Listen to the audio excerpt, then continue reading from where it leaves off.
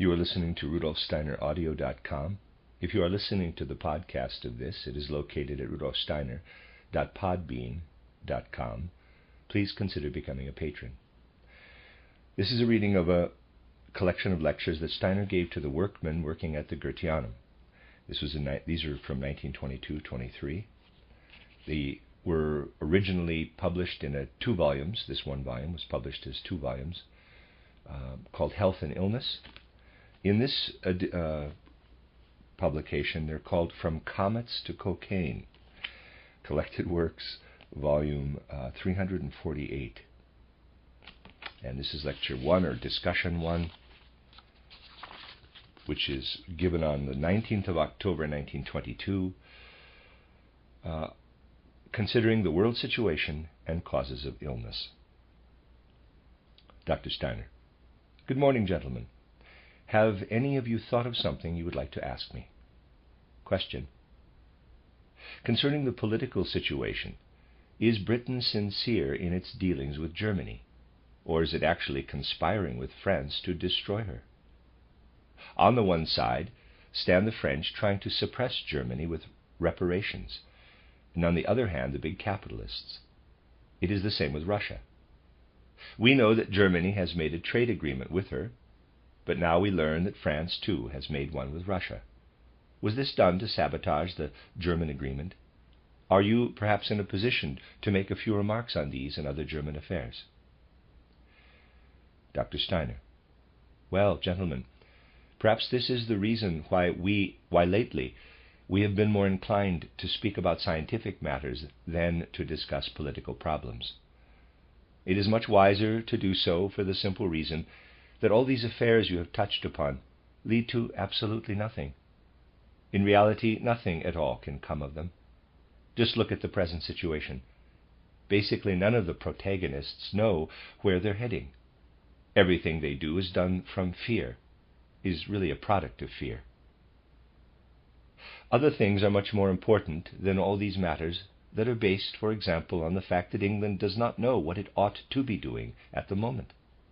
England cannot turn her back on France, because in England the opinion prevails that promises must be kept. It is the general attitude over there that a person is obliged to keep his promises. But to what extent this notion is sincere, well, that's something that has nothing much to do with actual circumstances.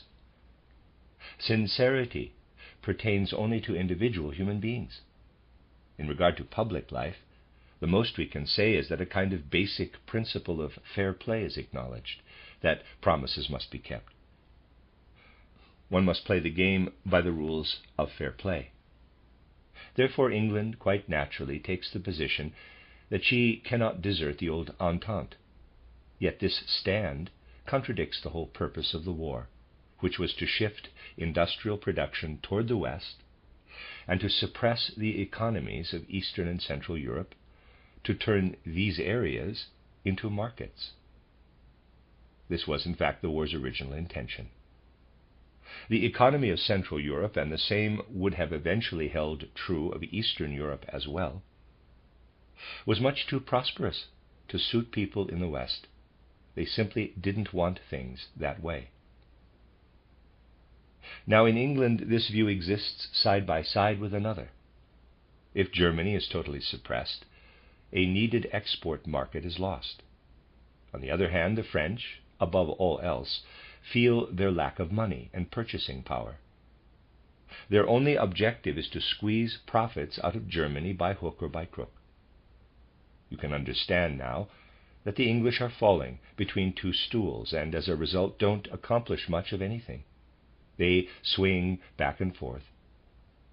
If they think that Germany has been hurt a bit too much, then a little something is done here or there to brighten the general mood again.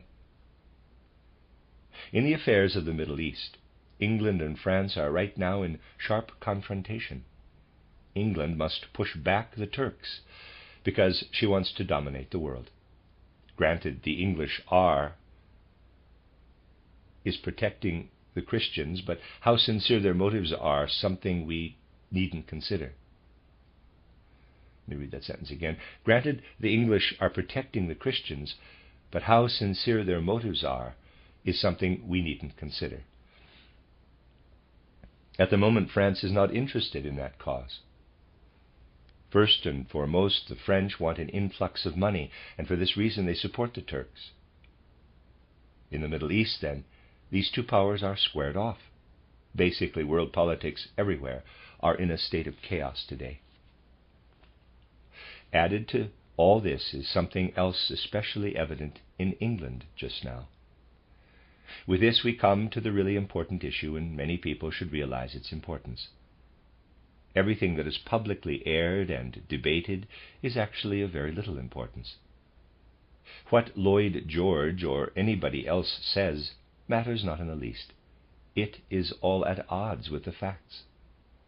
Of course, it isn't done consciously. People imagine they are talking about the issues, but in fact they are bypassing them. Another matter, however, is of much greater significance. In England, Lloyd George is the center of a controversy. Should he or should he not remain in office? Now, why is the position of such a man, who can express himself most eloquently in public, so precarious? Quite simply, he no longer has strong party support. His backing is minimal. Yet what would happen if Lloyd George were replaced? The minister taking his position would himself soon be ousted. Lord George has to be retained solely because he has no qualified successors. The crux of the matter is that no new people of real ability are coming along, and so we must settle for individuals whose past performances are a matter of public knowledge, because people can no longer discern whether or not candidates are competent and have a real grasp of the issues. Not even the Social Democratic Party can find capable people anymore. It just continues to support the old guard and shuts the door against aspiring younger members. Because everywhere people cannot recognize human ability, graybeards, who have lost the faculty to comprehend the present situation, are being kept in office. This is why nothing is accomplished anywhere. So, today it doesn't matter what a party a person joins. What matters is that we bring about an environment from which individuals arise who have insight into existing conditions and whose words and actions are based only on facts. People's awareness for what is required diminishes daily. Comments like, quote, "Well, it would be better if the English did this, the French that, and the Germans and the Turks thus and so," close quote, are so much idle chatter. Whatever is done merely from the standpoint of the past cannot succeed. Take an issue of the last 2 days. You'll agree that Germany has suffered greatly from speculation in foreign currency. Even schoolboys have bought foreign money and have, in quotes, made deals in foreign exchange. Somebody with 50 marks one day could buy foreign currency and have 75 the next. Huge sums of money could be made from speculation. So what does the German government do? As you know, it passed an emergency law controlling speculation in foreign currency. Now, let's assume that the government agencies are so clever that they themselves can succeed in speculation. I don't believe they are, but let's assume so. In the next few weeks, there would then be less private trading in foreign currencies in Germany. It is no exaggeration that boys 13 and 14 years old were trading in foreign money. What would happen if all this were stopped for a few weeks? A huge gap would arise between the price of necessities like groceries and the amount of money people could afford to spend on them.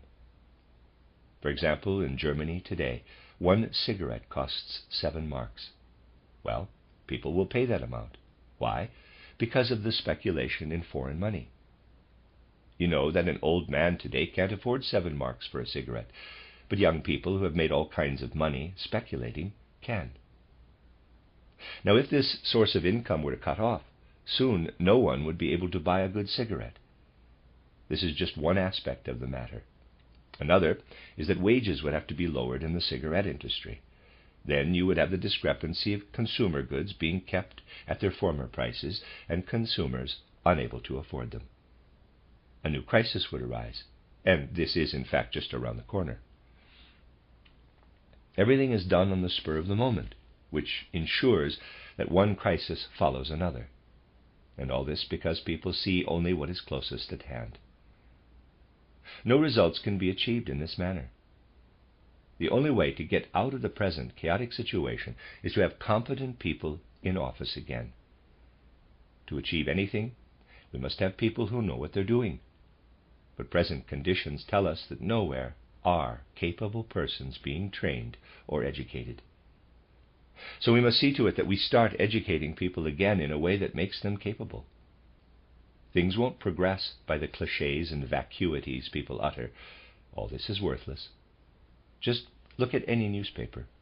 You may even happen to like one because it represents your party. But regardless of their political persuasions, the facts they publish are worthless and lead to nothing. For this reason, it's almost a waste of time to occupy oneself with world politics. The field is barren. The only thing that needs to be considered is that once again education should produce competent people. Competence is what we should aim for, because today nobody knows anything. Those powers confronting the Europeans know the most. The Turks, for example, know exactly what they want, as do the Japanese. They want to further their own cultures, solely their own. Strangely enough, Europeans are indifferent about theirs. You can see now why one is reticent to talk about politics. It's like going to a party and discovering that everyone is indulging in platitudes. You lose interest in joining in. That's pretty much the situation in politics these days. Not long ago, Lloyd George delivered a speech. If you want to give a figurative description of it, and you said it resembled a pile of chaff in which a few grains of wheat yet remained, then this comparison would not be quite accurate. You should say, rather, that there was no substance to it at all, that every last grain had been flailed out. Only then would we have a true picture of the speech Lloyd George gave a few days ago. Yet I can say, without a moment's hesitation, that it was the most significant address delivered by a statesman in recent weeks. You see, even though his speech was vapid, he did have his fist where his mouth was. He did not actually do so, but one can imagine him pounding the table every so often. That's one thing he can do. His words are empty, but there is something in his fist. It's the same everywhere. I've stopped reading the speeches of Wirth, because the few lines that appear on the front page of the Basel newspaper tell me enough. It's quite clear that his whole speech amounts to nothing. It's also much hot air, and it's pointless to become elated or depressed about any of it. The thing is, anyone who is really sincere in his regard for humanity must say to himself that everything hinges on our finding competent people who can understand something of the world's problems and who can think, truly think. For if one considers the remarks of Lloyd George, and perhaps he is actually the most capable of all these politicians, one discovers that he has never had an original thought. He can hold on to his position just because he has no thoughts. Thus he can vacillate in one or the other direction, and what he says is really trite. Were he ever to utter a thought, were the Union Party, the Conservative Party, and the Labour Party to discover where they all stood with him, he would of course be thrown out of office. His whole skill consists in speaking in such a way that the others can't discern how they fare with him.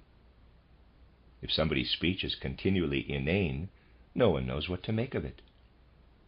His great asset is his lack of thoughts, one he can only make use of because he himself does not know where he stands. These are the conditions today, but this wasn't the case a few years ago. 2 or 3 years ago, one always had to say, quote, something must be done before it's too late, close quote.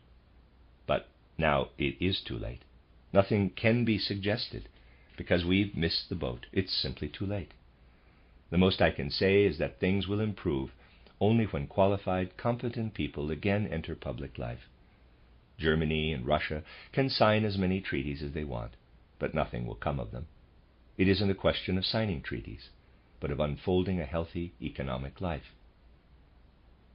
The Stinnes conglomerate is a good example. Did you think for a moment that Mr. Stinnes could accomplish anything within the German labor force? Readers aside, Stinnes, I'm pronouncing it that way, is spelled S-T-I-N-N-E-S, Stinnes. End of readers aside. Of course not. That's impossible. Stinnes is an industrialist who has advanced through skillful manipulation of foreign currency. But that is all he knows, how to advance himself, nothing else. Many people today have noticed that the government is getting nowhere, that all its treaties have had no effect on the economy. Since Stinnes acts independently of the government, the results are probably better, some say. But in any event, his ideas are based solely on the manipulation of his interests in Germany and France. This is their only basis. Look at the Stinnes agreements, and you'll see what heavy financing they would require. What Stinnes intends to do must be financed somehow. Things are at such a pass, however, that to finance such ventures would just about deplete all one's resources, would mean felling all Austria's forests. Naturally, a person can talk about all the things he would like to do, when in reality none of them can succeed. As soon as he tries to carry one out, it won't work. People have seen that government treaties lead nowhere. No economic growth results from them. Stinnes's ventures are independent of government help, so it is hoped that they will produce results. But it won't work.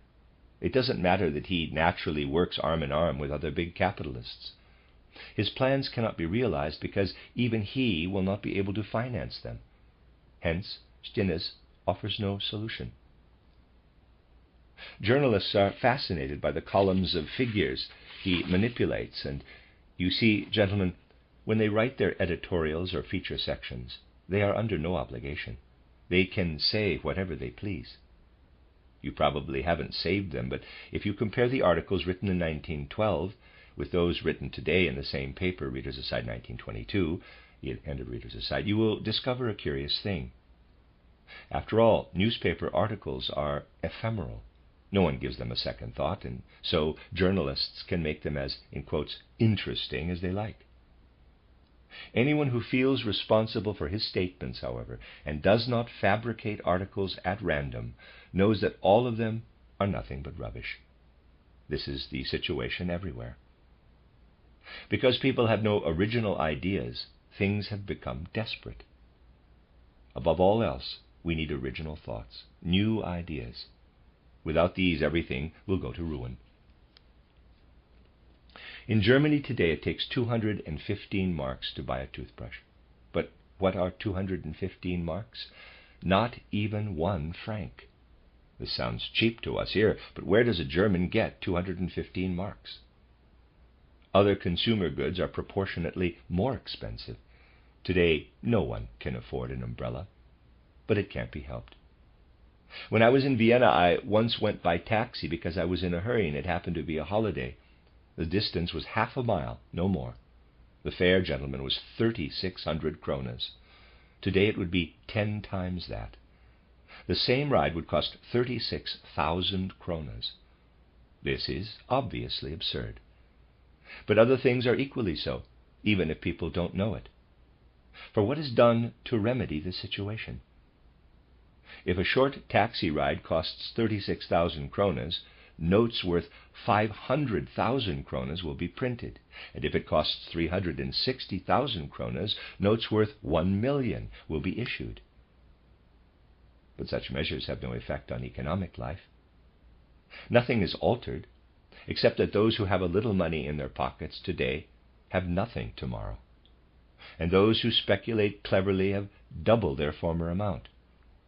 But speculation with currency accomplishes nothing as far as the foreign currency exchange market is concerned. It merely enables some people to make money without thought or effort, and when work comes to a halt in the world, hampered by usurious speculation, then things will have indeed reached breaking point. So it accomplishes nothing at all. People simply have to realize that capable persons with insight into the affairs of the world must again take things in hand There is no other way forward. To accomplish this, we must start with the right kind of education. Today, people must begin to learn to understand the world in school.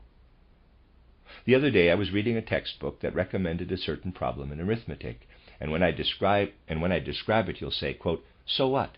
close quote. But the arithmetic problem posed in this textbook is something of utmost importance. It goes like this. One person is 85 and 2/12 years old. Another is 18 and 7/12 years old. Another is 36 and 4/12 years old. Another is 33 and 5/12 years old. What is the total number of years of these four persons? The children are asked to add all this together. This is what the textbook recommends. Of course, they will do so and arrive at the total of 173 and 6/12 years. Now, I ask you, gentlemen, what bearing has this sum on reality? When would you ever need to figure out something like this? For the problem to have any meaning at all, it would have to be posed so that the first person happened to die just when the second person was born, and the third died when the last was born, how many years elapsed from the birth of the first person to the death of the last. The former problem is unrealistic. No one will ever have to figure it out in actuality. Giving children problems like this amounts to giving them the most abstract arithmetic imaginable. Children are required to apply their good sense to working out things that are quite unreal. Well, the person who dreamt up this problem knew no more than that things could be added up. Now let's consider this case. Someone was born on a certain date, went to school until he was 14.5 years old, and then served as an apprentice for 5.5 years. Following that, he worked under various masters for 3 years and then got married. 4 years later, he had a son, and when the son was 22, the father died.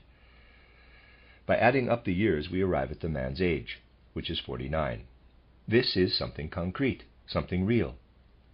Children are led out into real life when they are given problems like this, and this applies to all situations. Otherwise, they sit for an hour over something that never occurs in actuality. But no one is shocked by this. If you point this out to people, they reply, quote, "It doesn't matter how children learn arithmetic," close quote. They don't think it's terribly important. But it happens to be of prime importance. For the people who read rubbish in textbooks as children will eventually spout it as adults. They'll talk nonsense, nothing but nonsense. From all this, you can understand the need for a renewal in education. The educational method I have spoken of bases everything on reality. From the very beginning, it leads the human being into reality. This is what actually counts, and this is also why conditions will invariably worsen if people do things as they have in the past. You can start as many newspapers as you like, but if they are written in the same tired spirit, the same chaos will remain. This is why it is so important today for us to occupy ourselves with matters that will turn people into thinking human beings. For this to happen, however, we must see to it that teachers and textbooks do not present arithmetic problems like the ones cited, but only those that apply to life. Unfortunately, children are also learning languages, science, and social studies in that unrealistic way. Everything is divorced from reality. I've told you that in England it is customary to give those who receive a Master of Arts degree a medieval gown. This had meaning a few hundred years ago and was a reality.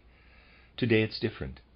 Today someone can be a consultant to the government or something else, and it means absolutely nothing. Things are just the same in those countries that underwent revolutions. You must realize that a complete change in education is called for. Everything depends on that. Does anybody else have a question that concerns you? Question. It is claimed that the appendix may be removed without harm to the patient. We know that frequently this and other organs are taken out in operations. Earlier we discussed the significance of the internal organs, and I would like to know what effect it has on a person if he is missing any. Dr. Steiner: I can only answer this question after we have considered something else first, which I shall gladly do now. Additional question. In recent lectures we have discussed the influence of the planets on man. I am interested in hearing more about this. Dr. Steiner: What I have to say now will have a bearing on it. I shall answer these questions today and see how far we get. But first I would like to tell you a story to demonstrate the kind of knowledge we will be pursuing from now on. In the early 90s of the last century, about 30 or 31 years ago, an official North American trading and transport company held a convention. Invited to this meeting was a prominent financier named William Wyndham. By the standards of those gathered there, he was a brilliant man, a person whom one immediately recognized as an authority. He was expected to give an address at this convention, and indeed he did so. Wyndham began his speech by saying, quote, "We need to reform our whole trade and transport system, for as they are today, they contain something unhealthy." Close quote. He then went on to explain what money is. In his fairly short speech, he touched on the significance of money. He said, quote, "Well, gentlemen, I have now analyzed national economic matters for you, but the point is that one realizes that the whole thing does not work. However much the currency circulates due to commerce and passes from hand to hand, that does not determine what in fact makes national industry sound. What does make an industry sound are the moral concepts that people have. Unless moral concepts also flow through commerce, and money circulates in such a way that moral concepts are tied in with it, we get no further." Close quote. That is what he said. Wyndham said that immoral concepts in commercial and industrial life is like having poison in the human bloodstream. If immoral concepts accompany the circulation of money in transportation and industry, it is as if poison were to contaminate the blood in the arteries. Just as a person becomes ill from poison in his system, so does the economic body become unhealthy when poison, that is, immoral concepts, runs through its network. Now, it struck his listeners that Mr. Wyndham became a bit gray as he spoke of arteries in the context of economic life. They were surprised that someone who had previously spoken only of matters pertaining to economy and finance, who had in fact begun his speech on these subjects, should suddenly use this rather apt analogy and even elaborate on it. He described in detail how poison penetrates the blood and referred to moral concepts. This was indeed a change of subject, and after uttering the words, quote, "Immoral concepts go like poison through the arteries of industrial commerce," close quote, he collapsed. He had a stroke and died on the spot. Here you have an example of the phenomenon I have often mentioned, and from which we may learn a great deal. It is quite obvious what happened here. The speech certainly did not kill him, because he was not even excited at the time. He would have had a stroke even if he had been doing something completely different. The conditions for it were simply present in his system. By no means was the stroke brought on by the speech, although it conceivably hastened it by an hour. In any event, his system had been predisposed to a stroke for a long time, and he would have had it anywhere else as well. The other point to be observed here is that he suddenly left his topic and began to describe his own inner condition. This he did quite logically and within the boundaries of his talk. Imagine, the man stands before his audience and speaks to them about something thoroughly economic. Suddenly the course of this thought changes as he turns rather gray. He keeps to the theme of his address, but what he describes now is his own condition before death. This is what he turned to. His speech took this direction on account of his own inner condition. Much can be learned from this, which also happens in other less drastic forms. Let us suppose a speaker loses his train of thought. This is something I have witnessed more than once. The speaker usually faces his audience confidently at first, But having lost his train of thought, he makes a slight movement and glances downward, to where he has placed his top hat, which his speech is under. After he has found the thread of his thought again, he can resume talking. Something like that can happen. I once saw a mayor who got stuck after the first 10 words pick up his hat and bravely proceed to read the speech right off. The mayor could read, but if he had continued to talk without his notes, if he had spoken impromptu, well, nothing but twaddle would have come out. He could read, otherwise his speech would have amounted to nothing. How did William Wyndham fare? The conditions for the imminent stroke were in his system. And if we consider man's whole constitution, it makes little difference whether we are in the situation of William Wyndham or of the mayor.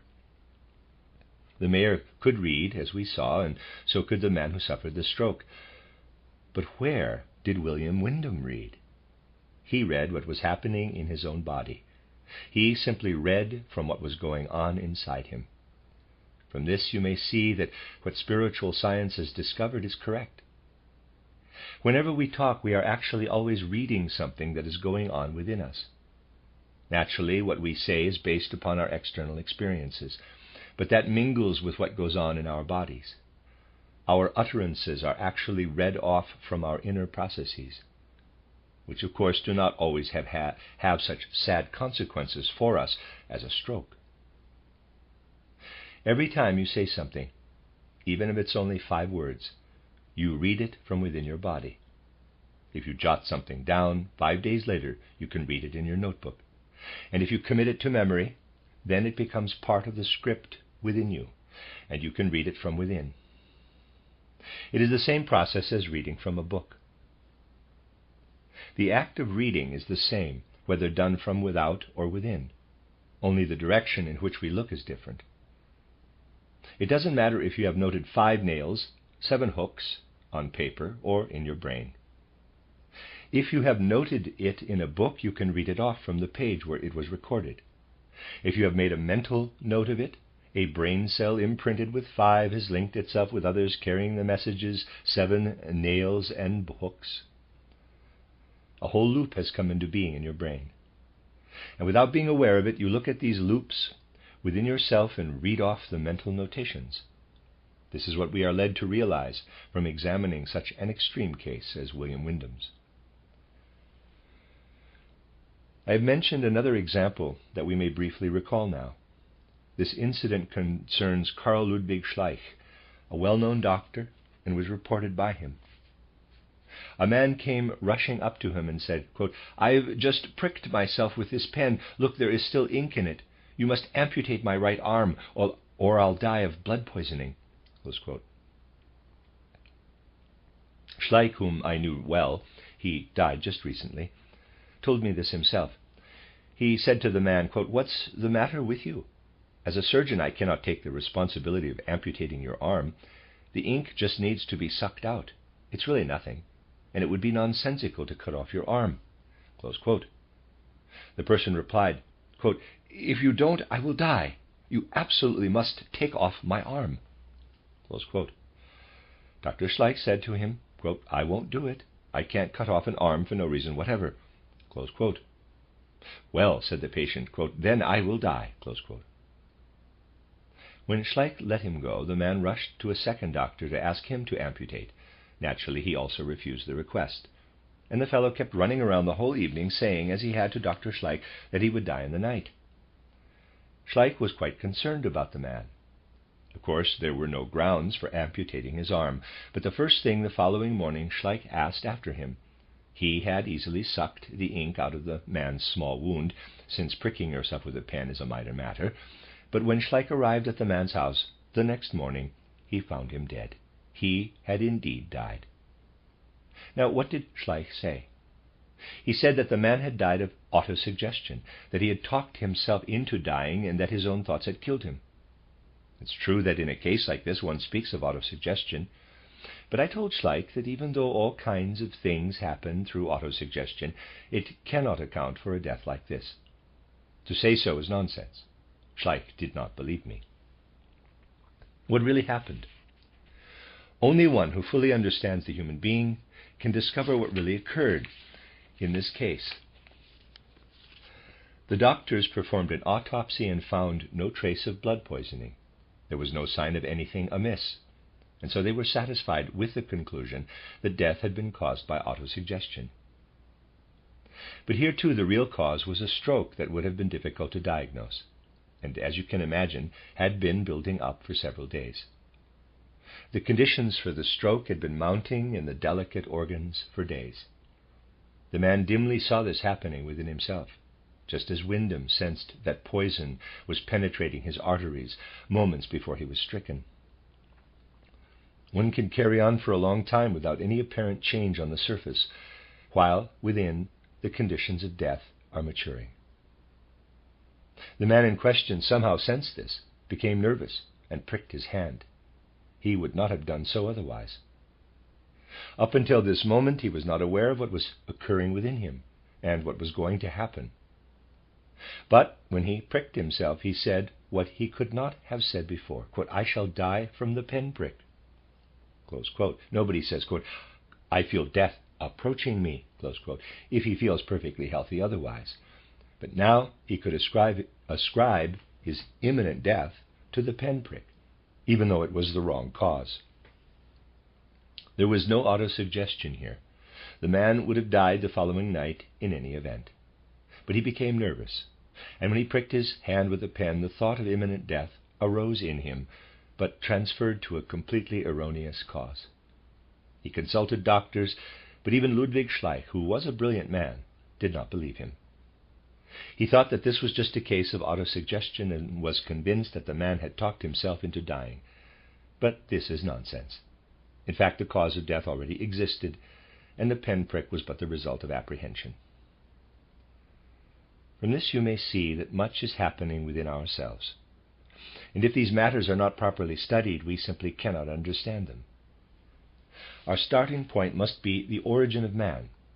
We must know in what form he existed when the ichthyosauri, the plesiosauri, and the megatheri swam about in a thick fluid on what was then the earth.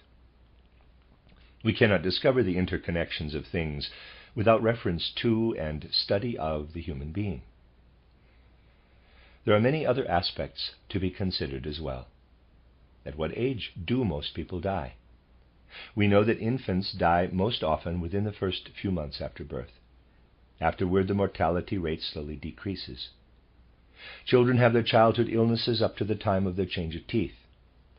And if people were more sensible, children would suffer fewest illnesses during their school years, 7 onward. Some illnesses which do occur then can even be caused by poor posture while sitting. Even so, the fewest illnesses occur between the ages of 7 and 14. Then it starts up again. There is a great difference, however, between the diseases of infancy and those of puberty. If we look at the illnesses that children die from during the earliest periods of life, we always find a quite definite form of blood disorder. The blood becomes infected. The child has a delicate constitution at that age and can die before the cause can be established.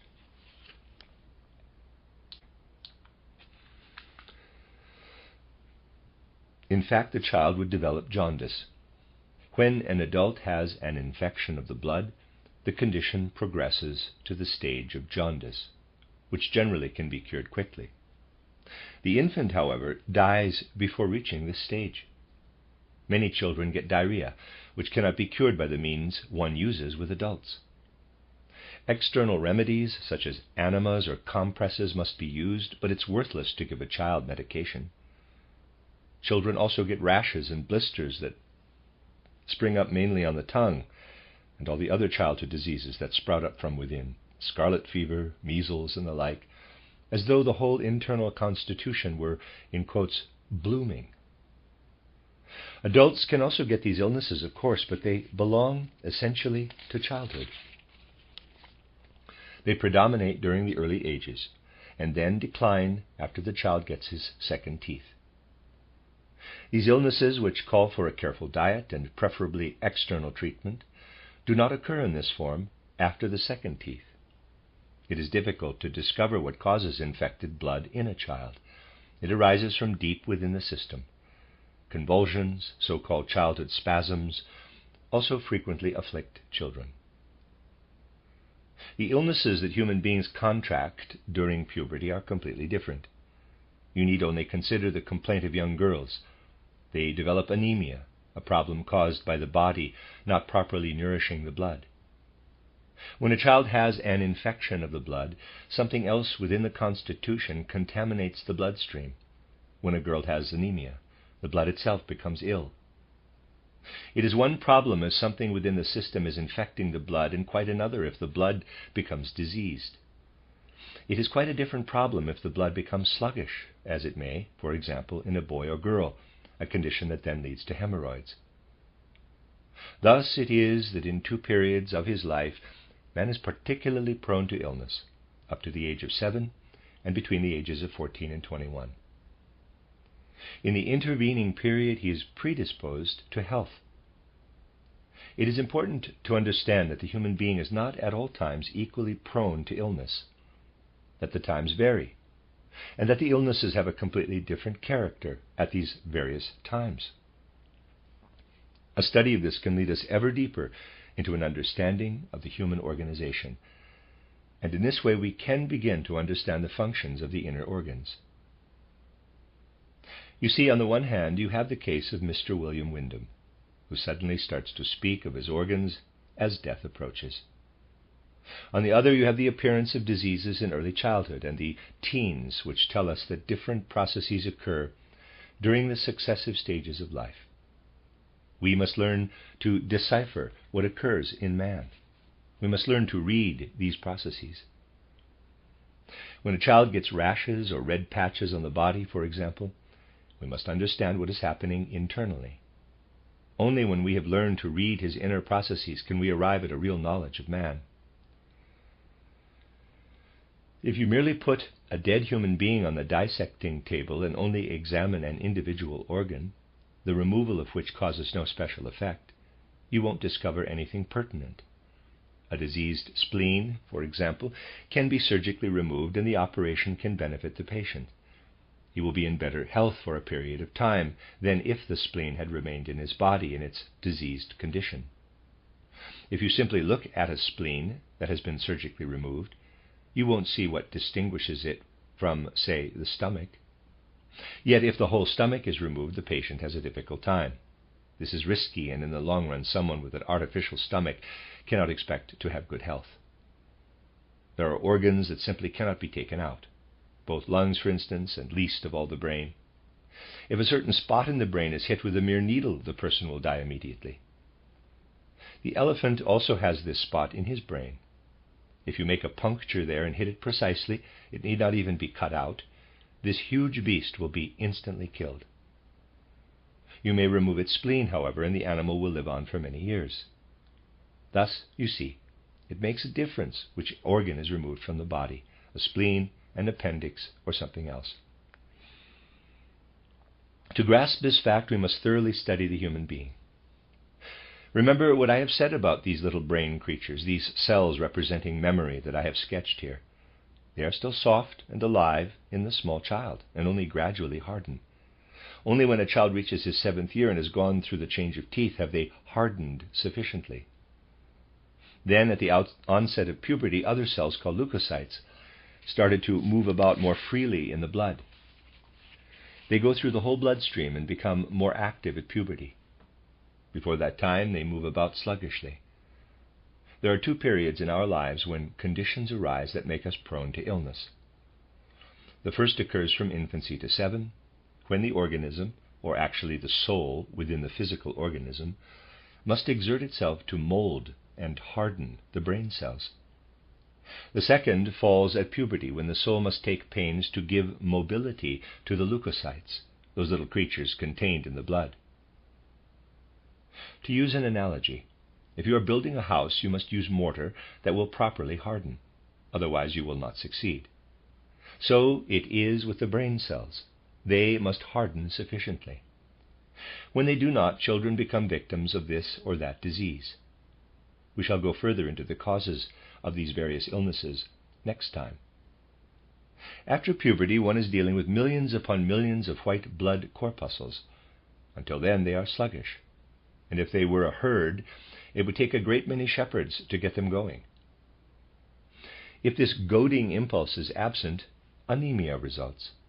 So we see it depends on these aspects that in the early years of childhood and again at puberty, certain illnesses may appear.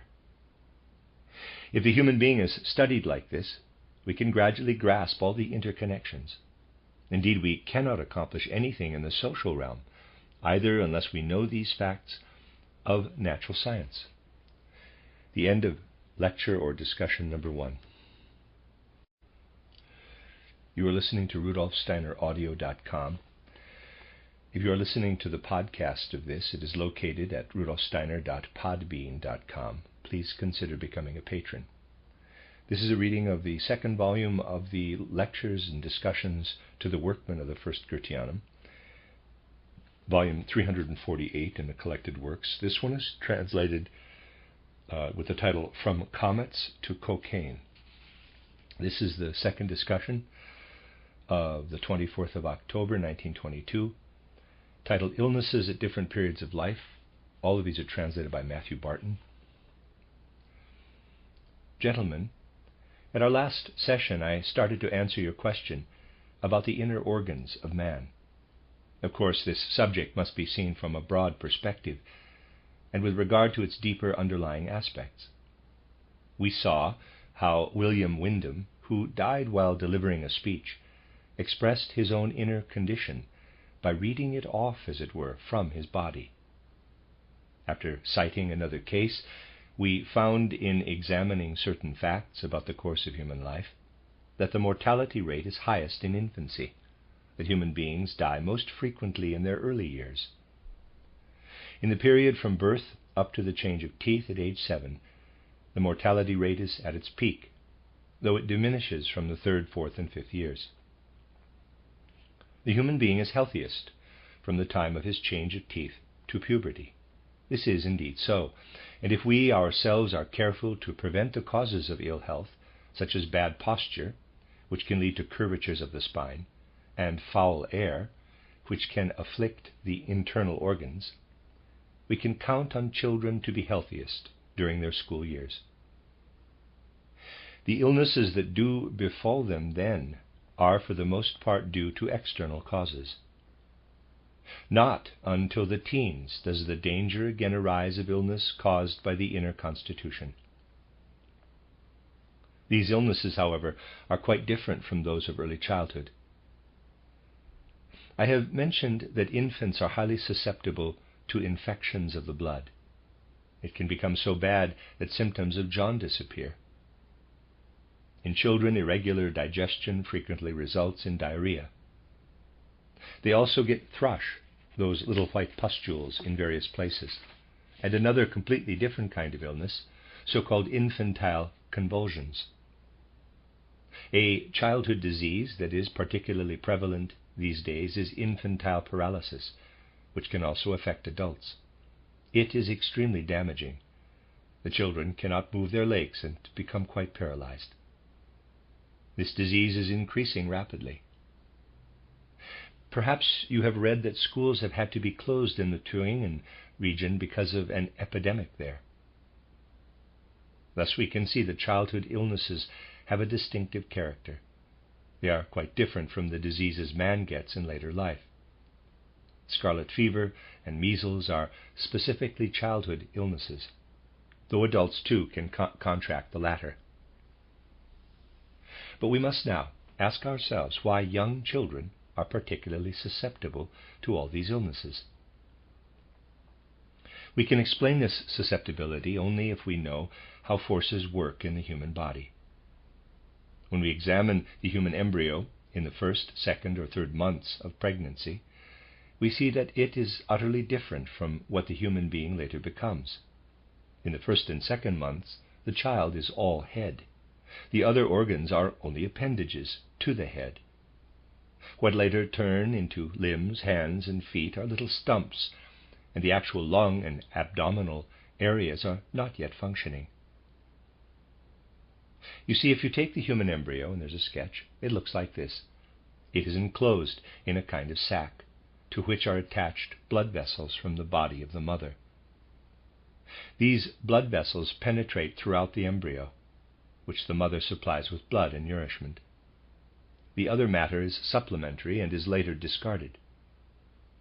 In comparison to the rest of the body, the embryo's head is huge. See, this is the head.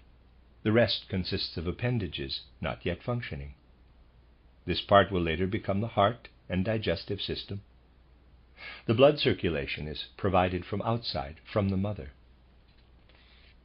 These little stumps will develop into hands and feet. So we can say that the embryo is all head. Its other organs are insignificant because the mother's system provides all the nourishment and air. Hence, during the first few months, the embryo consists primarily of a head. People are surprised that mental illnesses are hereditary. In fact, mental illnesses are always based on physical ailments. They arise from a malfunctioning of the body. Neither the spirit nor the soul can fall ill. Though mental illnesses are always rooted in physical problems, people wonder how they can occur through heredity, which indeed they can do. If a parent, particularly the mother, suffers from tuberculosis or another disease like arterial sclerosis, which admittedly occurs rarely in younger persons, the children do not necessarily become afflicted with these illnesses, but instead can suffer from mental deficiencies. People are surprised about this, but need it puzzle us, gentlemen? Whatever the child can inherit must be inherited, first of all, from its head. Therefore, if the mother is consumptive, one need not be surprised that her condition is not passed on to the lungs of the unborn child, which, after all, are not even functioning yet. The condition is rather carried over into the head and comes to expression in the brain. Thus, nobody should be surprised that the disease inherited is quite different from that of the parent. Venereal disease, for example, can appear in children as an eye disease. It is no wonder, for when the child's head is developing, its eyes are exposed to what afflicts the parents. Its eyes are in an environment that is venereally diseased, so it is not at all surprising. When the child is born, everyone knows that the most completely formed part of it is its head. In the succeeding years, it is the rest of the body that grows the most. The head has much less growing to do than the other organs. This fact tells us how, in reality, the inner organs of man function. Materialistic science cannot form an accurate conception of this because it fails to realize that all growth proceeds from the head. In the child, everything is regulated from the head. We can see this most clearly in the embryo, which is nothing more than a head. But even after birth, all inner processes are regulated from this part of the body. The digestion, the blood circulation, and all other activities in human organization are directed by the head. Suppose that a child is born whose blood circulation is too slow. For some reason, through some hereditary factor, it can happen that the child's blood circulation is too slow. Let us imagine this case. There's another figure. Here is the child's heart, and here its arteries. Through both, the blood is traveling too slowly. The heart is being formed from the head, but even when the head functions perfectly, the circulation can still be too slow. Thus, even though the heart is properly developed, the blood doesn't flow into it correctly. This is often the case in earliest infancy. The head is perfectly developed, but the blood flows too slowly into the heart. Poor circulation may result simply from keeping the child in stifling air. It cannot breathe properly, and its circulation slows down. The blood circulation may slacken also if the baby is not properly nourished. Then its blood cannot thoroughly penetrate the body. The head may be in excellent shape and try to form the heart aright, but the blood circulation remains sluggish. What happens in such instances is that because the blood is not circulating well enough, certain substances that normally would be pushed down from the heart into the kidneys and expelled remain in the body. They stay in the blood. When these substances that should have been discharged stay in the system, the blood becomes infected. In the 7th, 8th, or 9th years, this danger is not so acute as it is in the earliest years of childhood. You see, the fact that a child has its second set of teeth shows that its body is sufficiently strong. If it were not, the teeth would not come in properly. Why? Well, you must understand that what is contained in a tooth comes out of the whole body. The second teeth emerge from within the whole system. They are the product not just of something in the jaw, but of the whole body. This is true only of the second teeth, however. For the first teeth, the so-called milk teeth, are completely different. They are the result of heredity, of the fact that the child's mother and father have teeth. Only after the milk teeth are expelled in the course of the first 7 years does the child get its own teeth. The body must make the second teeth for itself. Actually, a child 9 or 10 years old already has its second body. It has already completely discarded the one it had inherited, and comes into possession of its own body only around the age of 7. During these first 7 years, it demonstrates that it was born with enough resistance to tolerate air and nourishment. After it has built up its body and produced its second teeth, the danger of falling ill is no longer so acute. The danger is most acute in earliest infancy, while it is learning to cope for itself in breathing, eating. That is everything that once was done for it within the protection of the mother's womb. In these early years, the head is actually in good shape. Only with age does it become less perfect. In old age, the head doesn't work as well as it did in infancy. It must think and occupy itself with its surroundings, and so something often goes awry. But the infant does not yet need to learn anything, go to school, or possess skills. The head works only on the child's own body, and in most cases it does this quite well.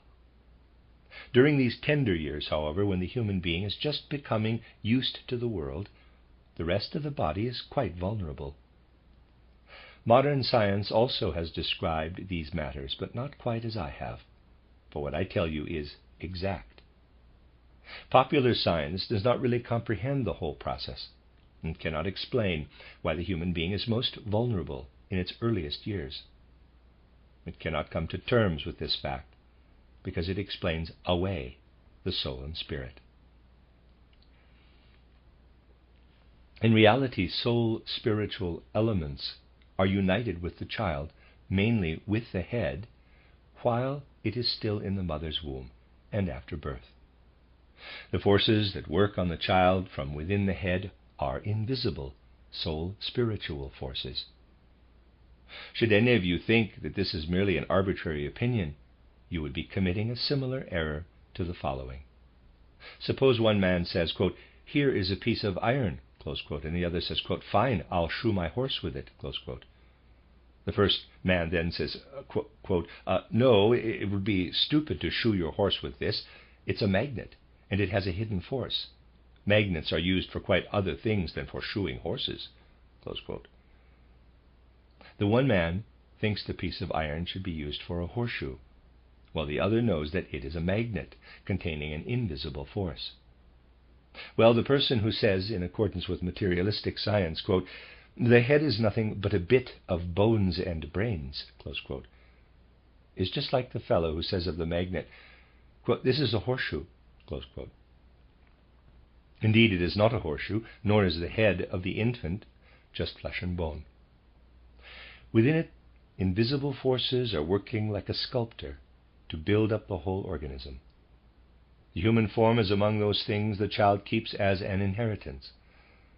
But the forces which, during the first 7 years, tirelessly build up this form from the head are brought into the world not from the parents, but from quite another source.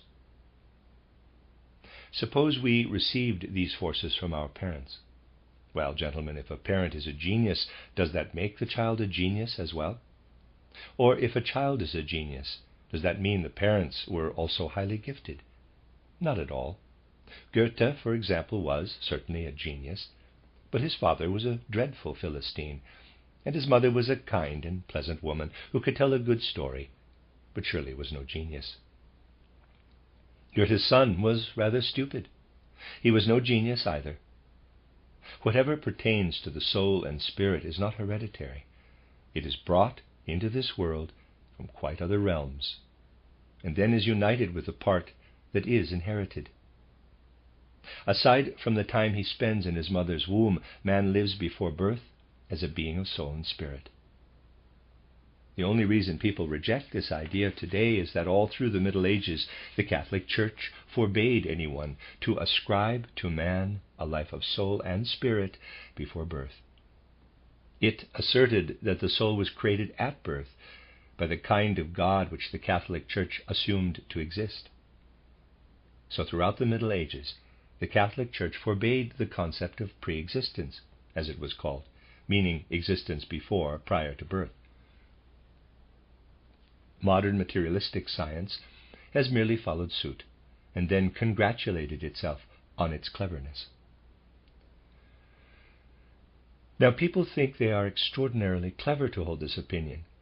Unfortunately, they fail to realize how they were conditioned to do so. In truth, man not only inherits a physical existence from his parents and forebears, but also brings into the world a soul spiritual element that works within him. If one does not acknowledge that the soul spiritual aspect is present before birth, one cannot see that the same soul and spirit remain after death. At most one can believe it. Knowledge of the immortality of the soul is dependent on knowledge of its existence before birth. If one maintains that the soul came into being with the creation of the body, then, of course, a divine creator would equally be happy to let the soul disappear upon the soul's dissolution. If, however, it is the soul that builds up the body in the first place, then it certainly remains unaffected when the body dies. Thus, the existence of the human soul follows readily from all the aspects that one can correctly observe. Indeed, how could the soul die, since it is the soul itself that builds up the physical body? One would have to enter quite other spheres to discover whether or not the soul can perish. In future lectures we shall consider this question and find that it cannot die in these realms either. It certainly cannot die with the body, because it is the soul which builds this body up. We have now become acquainted with illnesses that originate because the soul spiritual element working out of the head meets a body that is malfunctioning. But the blood circulation can also be too slow. Stagnation sets in, and the blood then suppurates. Still, something entirely different can happen too.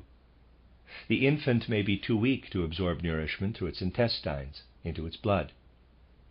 Because the body is too weak, nourishment does not pass through the villi, and the child becomes afflicted with diarrhea. What should have been absorbed so as to remain longer in the body is expelled. Because the food was not properly digested, diarrhea results, and the substance is discharged unchanged. This is connected with something else. Obviously, a child can get diarrhea in different degrees, and it may even get summer cholera. Whatever the degree, however, it is only the last stage. If the child cannot digest its food for a considerable length of time, its inner organs cannot be built up properly. The head constantly wants to work on them, but the inner organs cannot be correctly constructed because the necessary substances are lacking. Say you were working on a statue and ran out of clay, but continued to make empty-handed motions in the air. In like manner, the head starts to move and fidget around when the child lacks the substance from which its organs can be built. It wants to form the heart or stomach, but can only aimlessly fidget about, because the substances the head should have received have been eliminated, causing diarrhea. The educated but materialistic scientist faces a complete puzzle here. He examines the child, discovers diarrhea, and prescribes some medication to stop it. As a result, food will merely accumulate in the intestines because it cannot be absorbed, and the child will get nothing more than a swollen stomach. If one were to examine the organism further, one would discover that the heart is malformed, that it is an empty pouch, or that the lungs are empty sacs. They want to be formed, but lack the necessary substances.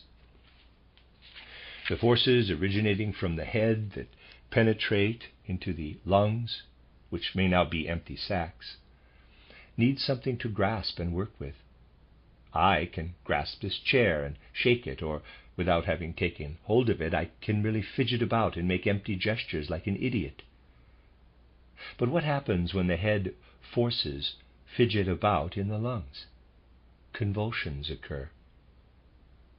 A rational explanation of convulsions must acknowledge that the head forces are fidgeting around and find nothing to take hold of. Diarrhea may be explained materialistically, but convulsions can no longer be accounted for along such lines. All this demonstrates that in the infant, soul-spiritual processes are at their height of activity. Later, this activity subsides. Up to the child's 6th or 7th years, however, these spiritual forces are so active that they can separate minute amounts of matter from food, from which the second teeth are then formed. Imagine having to do that yourself. You would have to be clever enough to distinguish the magnesium salts and carbonates contained in the food. Even if you could do that, you would first have to analyze the teeth chemically and learn from them themselves. The teeth made artificially today are not living teeth. No one really knows how teeth are produced. Yet, minute portions of the nourishment the child receives up to its 7th year are separated out to make the second teeth.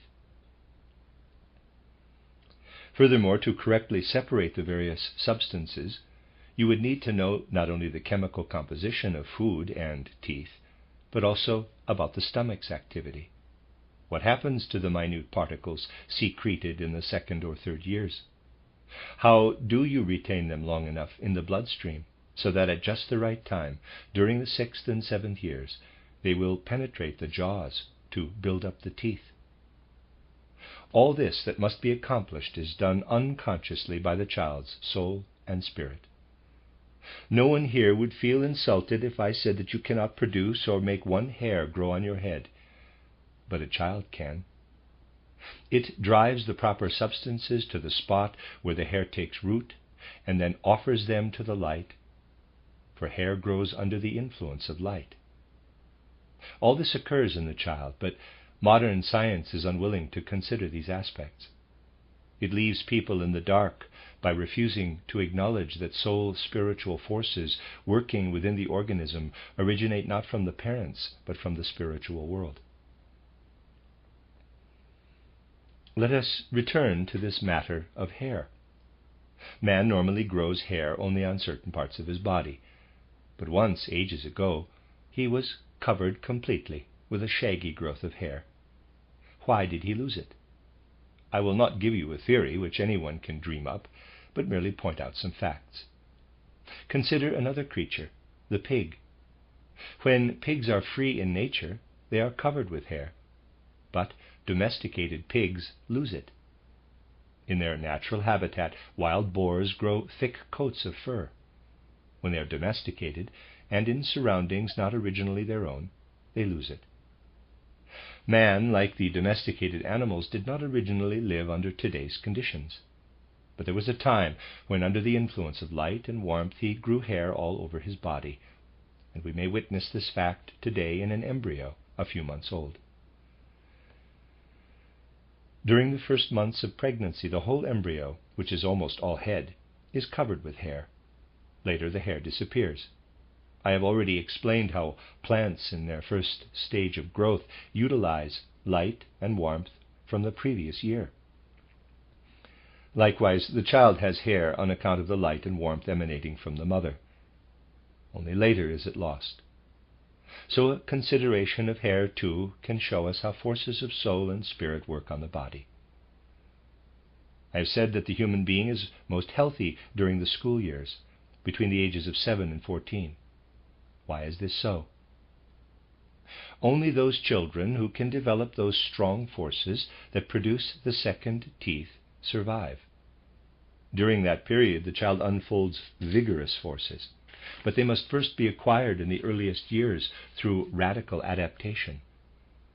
Everything that the head accomplishes within the organism is most pronounced during those early years.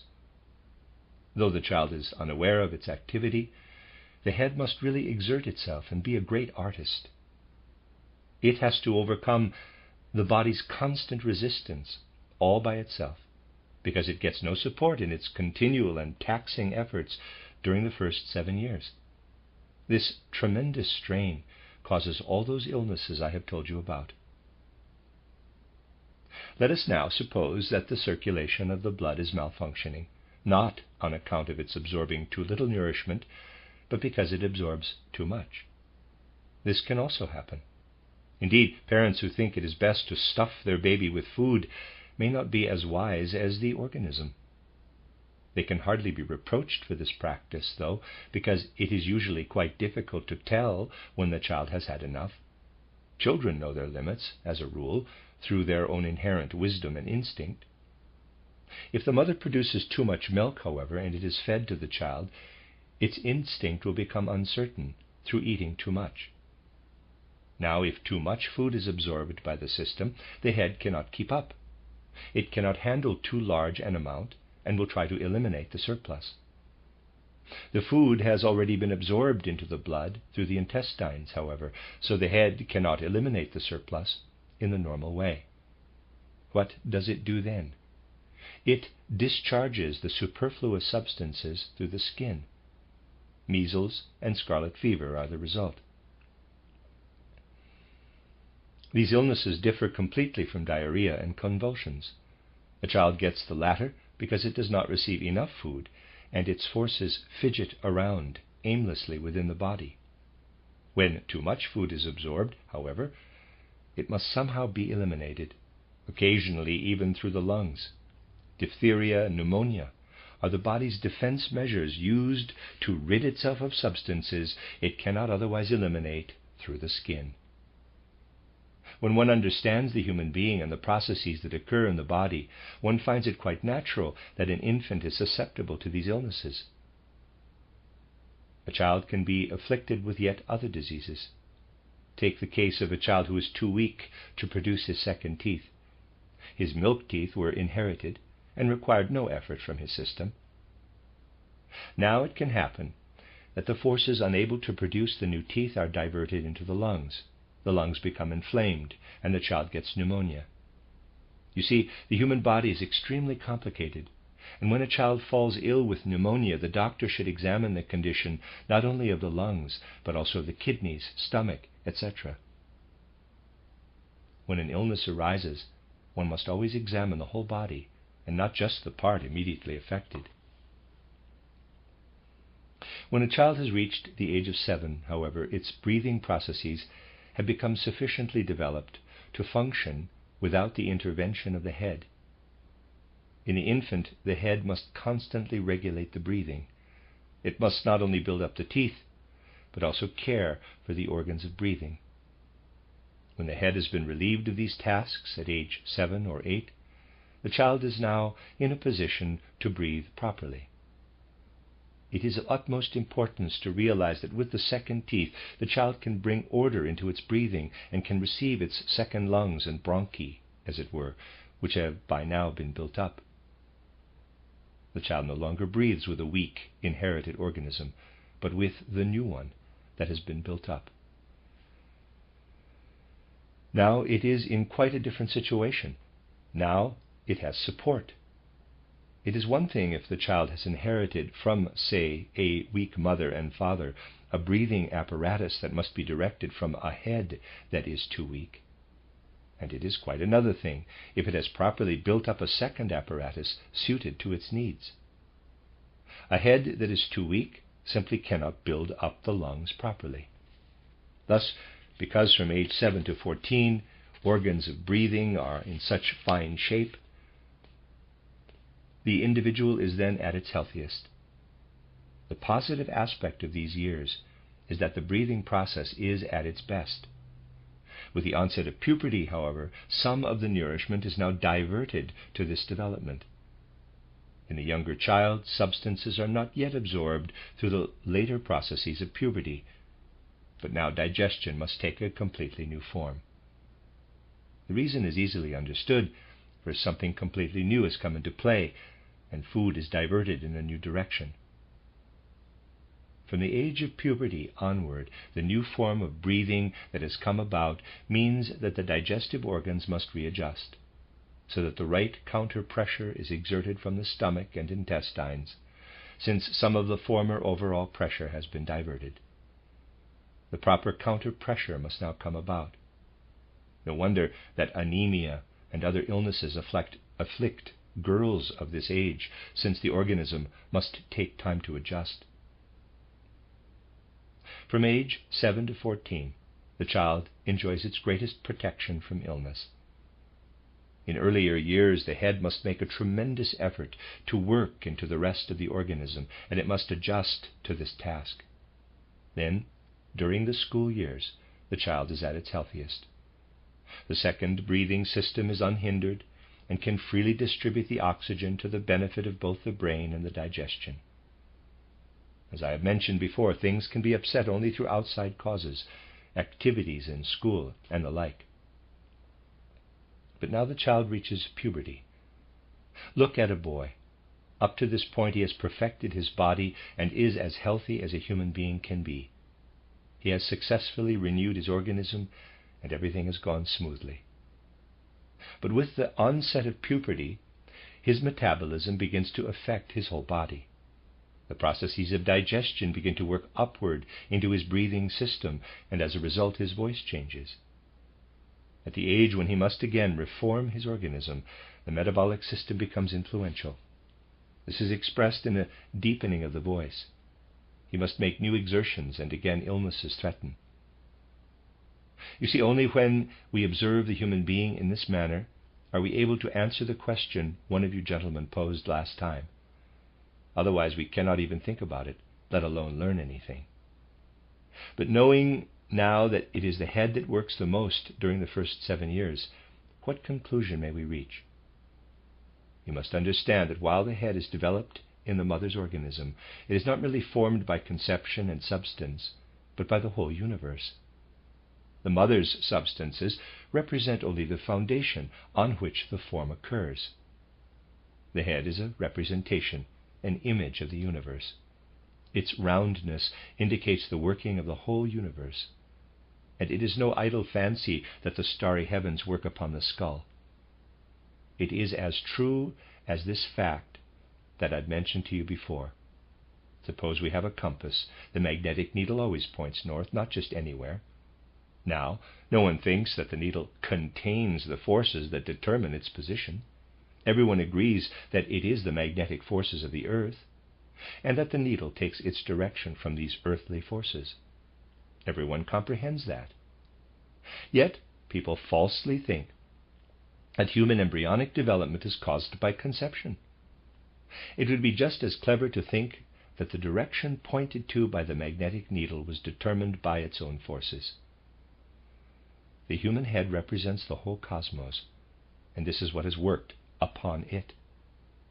In addition, these forces bestowed by the universe continue to work within the child through its head. To build up the lungs, for example, the head must receive the right forces from the universe. To perfect the kidneys, forces must be received from far-off regions, from Jupiter, for instance. This is no idle fancy. It can be investigated just as other physical matters can be investigated. Thus, when a child is born, it carries within its head all the forces of the universe. Of course, it is nonsense to say that the moon, sun, or Jupiter have an influence on an organ, or to cast a horoscope thinking the planet Jupiter, for example, is dominant. The head is formed from the whole universe, and the forces that work on the human being during the first 7 years have been given to the head from the cosmos.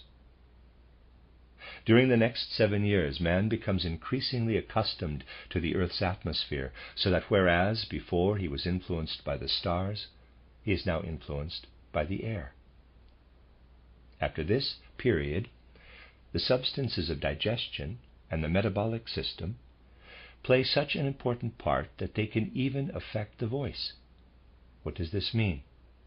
It is all a result of what we absorb through digestion from the earth. I have already explained this process to you, how, for example, substances from the earth must first be made lifeless within the intestines. This becomes man's main task when he reaches puberty. At that time he becomes dependent on the earth. As males, we owe our voices first of all to the air, but the deepening results from the action of earthly substances. We can be born on earth because originally we were beings of the stars. After birth, we let the forces we have brought with us from the starry worlds echo within our organisms. Then we become beings of the air. Only at puberty are we assigned to the earth to become its beings. Only then do we become attached to those things that fetter us to this planet. Thus you see the course of man's descent to the earth from the cosmos. Often materialists blindly fantasize about human development. They do not realize that man gradually accustoms himself to the earth and then, in old age, grows away from it. For what happens in old age? The forces we possess in advanced age we also possessed in youth. They hardened the bones while the other parts stayed pliable. But in old age, the forces contained in the bones pass into the rest of the body, and the initial result is arterial sclerosis. The arteries harden, and the brain can calcify. Actually, the brain must always contain a minute amount of what arises through calcification. The child would be dull if its brain lacked these minute traces of calcium secreted by the pineal gland. The soul could not act. It would not have the substances in which to work. But if later in old age too much calcium is secreted and calcification occurs, this hinders the soul and stops it taking hold. This can result in paralysis or apoplexy or some other kinds of stroke. One can also become senile, since one can no longer take hold of and use the brain. Calcification in other parts of the body has the same effect, denying one access to the region of earthly forces. Thus we can see how man, up to the end of puberty, grows into the forces of the earth, and how, later, when the secreted deposits become increasingly resistant and the soul's activity is impeded, he grows away from the earth again. So you see that it is in fact possible to discover what man has received and brought down from the universe. But one must not fall for superstitions, such as that a certain star is influencing the lung of, let's say, a 35-year-old man. What is true, though, is that the lung has indeed been built up by the forces that initially descended from the stars into the head of the infant. By examining such things scientifically, one arrives at a real science of the spirit. A spiritual science exists, and it can be studied just like any other science. We can belittle ancient times as much as we like, but in those days people did know something. Granted, we cannot bring back the past. What was right for people then is not so for us today. But if, once again, we have people who understand the world and man, people who know that the human head is not produced in the mother's womb as merely a kind of physical ball, then we shall also have better politicians. You see, gentlemen, a person who knows nothing of these matters and of the nature of the human being cannot be a good politician, simply because he will not know what people need. It is absolutely essential that once more there be people who really know something about the world. This is what we must strive for. Schools must again teach people something of value. Today, much importance is placed on learning the skills required for making machines. Nothing can be said against this from the standpoint of spiritual science, because it is quite worthwhile, but the skills needed to live together and understand one another are neglected. An abstract social science, ignorant of man's needs, was invented, and this is taught instead. Above all, one must study man as we have done here. But unhappily, what I told you is not taught. Look back on your own school days. Where is something like this taught today? That is what our age lacks. Teaching people the things they learn today is about as good for them as feeding them stones instead of bread. Maybe the stomach of a goose can take stones, but that of a human being cannot. To do so would ruin the digestive system, and when you teach people what is being taught today, you actually ruin their heads. You know that the arm becomes weak if it is unused, and the head also becomes weak if it is not used in the right way. While the head is developing in the mother, it receives forces from the stars. If it is later told nothing about them, if it entertains no thoughts of them, it grows weak, just as muscles do when they are not exercised. If the child learns nothing of the real world, it remains weak. The worst thing about conditions today is that people have weak heads and do not understand anything about one another. They separate themselves according to social standing and do not speak to those of other classes. This is like training a person to become an athlete while neglecting his biceps. If in educating people I leave their heads weak, they will not know the very thing that matters most. This is how things stand. When children have finished building up their organisms with inherent, unconscious wisdom and have received their second teeth, it is of utmost importance to impart to them something that they have previously employed unconsciously. Then do they become proper human beings, people who can direct their thoughts properly and conceive of spiritual science in the right way. Once social thinking is ruined, nothing rational can be achieved. But if we make use of a genuine science of the spirit, much can be improved in that respect. The end of lecture discussion number 2. You are listening to RudolfSteinerAudio.com. If you are listening to the podcast of this, it is located at RudolfSteiner.podbean.com. Please consider becoming a patron. This is a reading of volume 348 of the collected works of Rudolf Steiner, which is a set of lectures and discussions to the workmen of the First Goetheanum. And it is entitled in this edition From Comets to Cocaine, and was previously published as Health and Illness Volumes 1 and 2.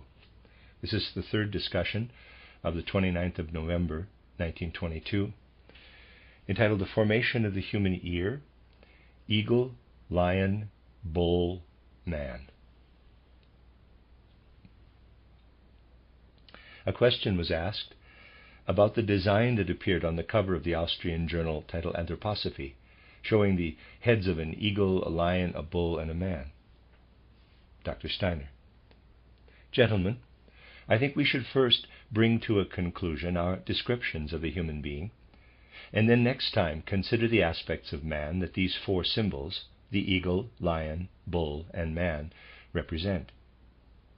Before we can say anything about them, we must build a foundation, and this is something I shall try to do before the end of today's lecture. These 4 creatures, including man, spring from an ancient knowledge of the human being. They cannot be explained as the ancient Egyptians, for instance, would have done, but today they must be explained differently. One must interpret them correctly, of course, but nowadays one must begin from slightly different suppositions. I would like now to direct your attention again to the way the human being evolves from his embryonic stage. I would like you to look once more at the very first stage, the earliest period. Conception has occurred, and the embryo is developing in the mother's womb. At first it is just one microscopic cell containing proteinaceous substance and a nucleus. This single cell, the fertilized egg, actually marks the beginning of man's physical life. Let us look, then, at the processes that immediately follow. What does this tiny egg, placed within the body of the mother, do? It divides. The one cell becomes two, and each of these cells divides in turn, thus creating more and more cells like the first. Eventually, our whole body is made up of such cells. They do not remain completely round, but assume all manner of shapes and forms. We must now take into account something I have mentioned before, which is the fact that the whole universe acts upon this minute cell in the mother's body. Nowadays, of course, such matters generally cannot be met with the necessary understanding, but it is nonetheless true that the whole cosmos works upon this cell. It is not at all the same if the ovum divides when, say, the moon stands in front of or at a distance from the sun. The whole starry heavens shed an influence on this cell, whose interior forms itself accordingly. I have said before that during the first few months, only the head of the unborn child is developing, and there's a drawing. The head is already formed to this extent, and the rest of the body is really only an appendage. There are tiny little stubs, the hands, and other small protrusions, the legs. As it develops, the human being will transform its little appendages into hands, arms, and feet. How does this come about? How does it occur? The reason lies in the fact that in the early embryonic stages, the influence of the starry heavens is greater. As the embryo develops and grows during those months in the mother's womb, it becomes increasingly subject to the gravity of the earth. When the world of the stars acts upon man, the emphasis is always on the head. It is gravity that in time draws out the other parts. The farther back we go, examining the second or first months of pregnancy, the more do we find these cells exposed to the influence of the stars. As more and more cells appear and millions gradually develop, they become increasingly subject to the forces of the earth. Here is convincing evidence that the human body is magnificently organized. I would like to make this evident by considering one of the sense organs. I could just as easily take the example of the eye, but today I shall speak about the ear. You see, one of these cells develops into the ear. The ear is set into one of the cavities of the skull bones, and if you examine it properly, you will find that it is quite a remarkable structure. I shall explain the ear so that you can get some idea of it. You will see how such a cell molds itself while it is still partially under the influence of the stars and partially under the influence of the earth. The ear is formed in such a marvelous way so that man can actually make use of it. And there's a drawing. Let us proceed from the outside inward. To begin with, each of you can take hold of your auricle, the outer ear. We have sketched it as seen from the side. It consists of gristle and is covered with skin. It is designed to receive the maximum amount of sound. If we had only a hole there, the ear would capture much less sound. You can feel the passage into your ear. It goes into the interior of the so-called tympanic cavity, the interior of the head's bony system. This passage, or canal, is closed off inside by the eardrum, the tympanic membrane. There is really a thin, delicate, tiny skin attached to this canal, which might be likened to that of a drumhead. The ear, then, is closed off on the inside by the eardrum. I'll continue by drawing the cavity that one observes in a skeleton. Here are the skull bones. here are the bones going to the jaw. Inside is a cavity into which this canal leads that is closed off by the eardrum. Behind the outer ear, the auricle, you have a hollow space, which I shall now tell you about. Not only does this canal, this outer passage that you can put your little finger into, lead into the head cavity, but another canal also leads into this cavity from the mouth. In other words, two passages lead into this cavity, one from the exterior that extends inward to the eardrum, and one from the mouth that enters behind the eardrum, which is called the eustachian tube, though the name does not matter. Now, we come to a strange-looking thing, a veritable snail shell, the cochlea. It consists of two parts. Here is a membrane, and here is a space, the vestibule. Over here is another space, the tympanic cavity. The whole thing is filled with fluid, a living fluid, which I have described to you in another lecture. So within all this fluid is something made of skin that looks like a snail shell. Inside this snail shell, called the cochlea, are myriad little fibers that make up the basilar membrane. This is quite interesting.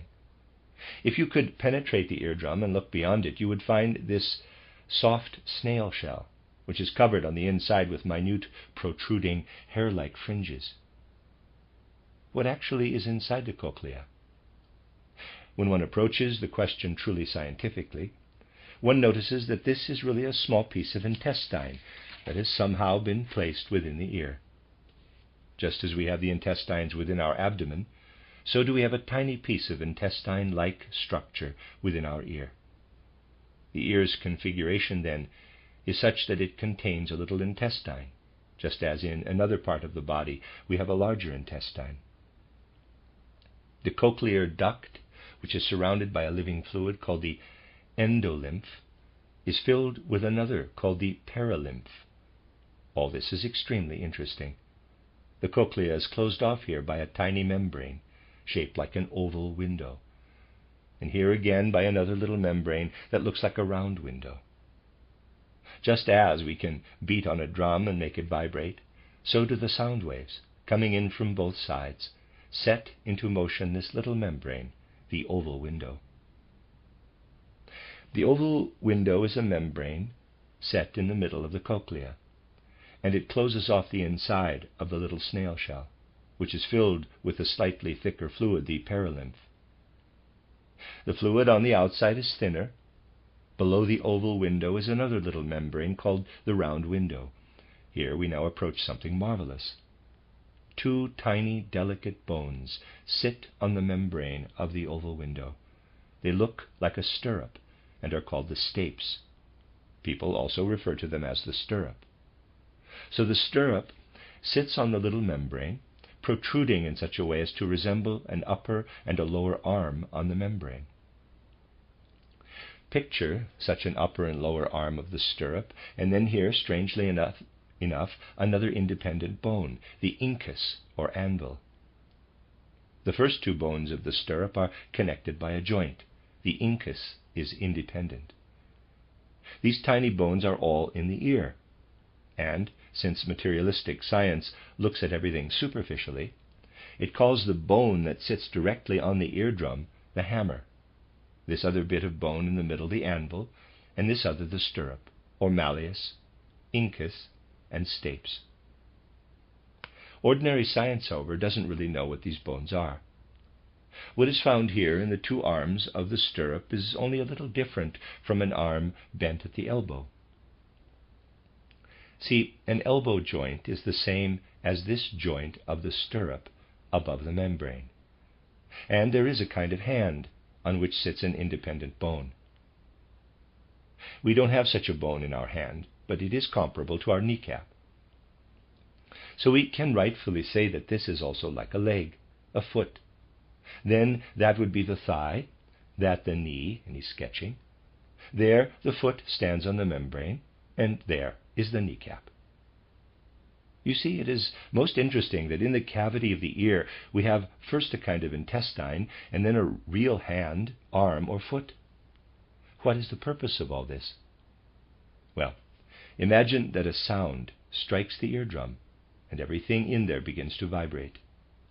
Without being aware of it, the person is determining within the ear what kind of vibration it is. Now think of this, which you may have experienced at some time. You are standing somewhere on a street when something explodes behind you. You feel the explosion inwardly and may feel sick to your stomach from the shock.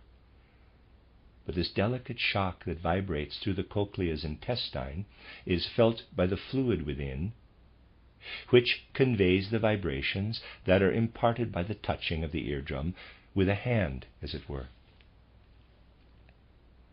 Now I would like to point out something else to you.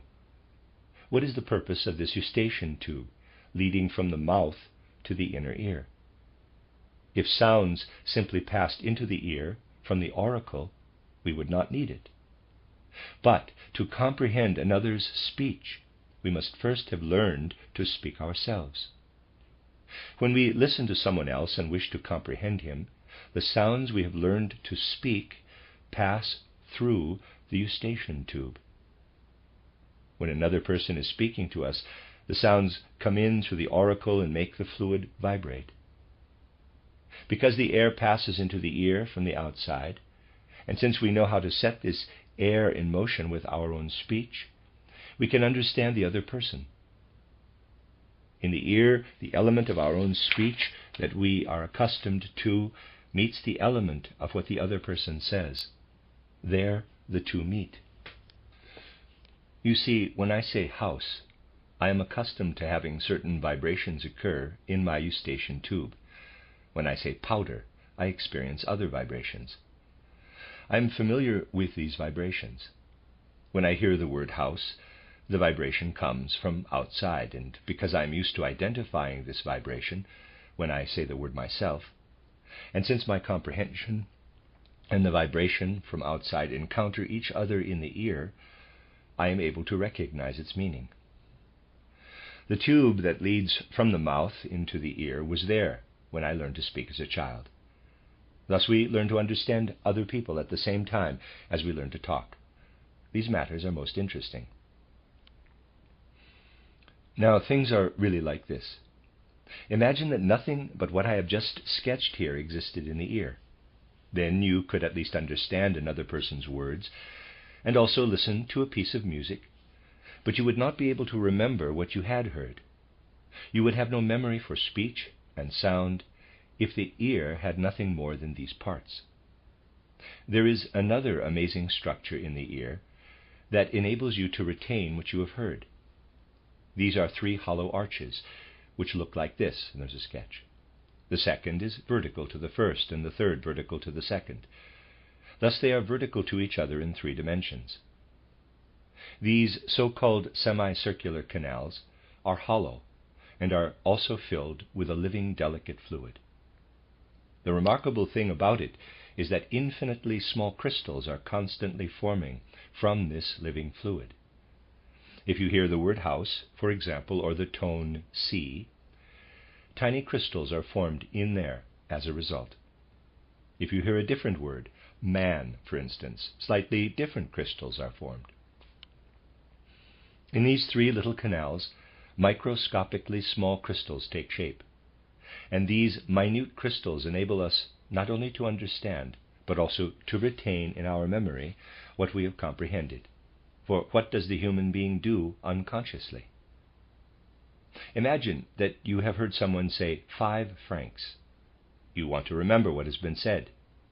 So, with a pencil, you write it into your notebook.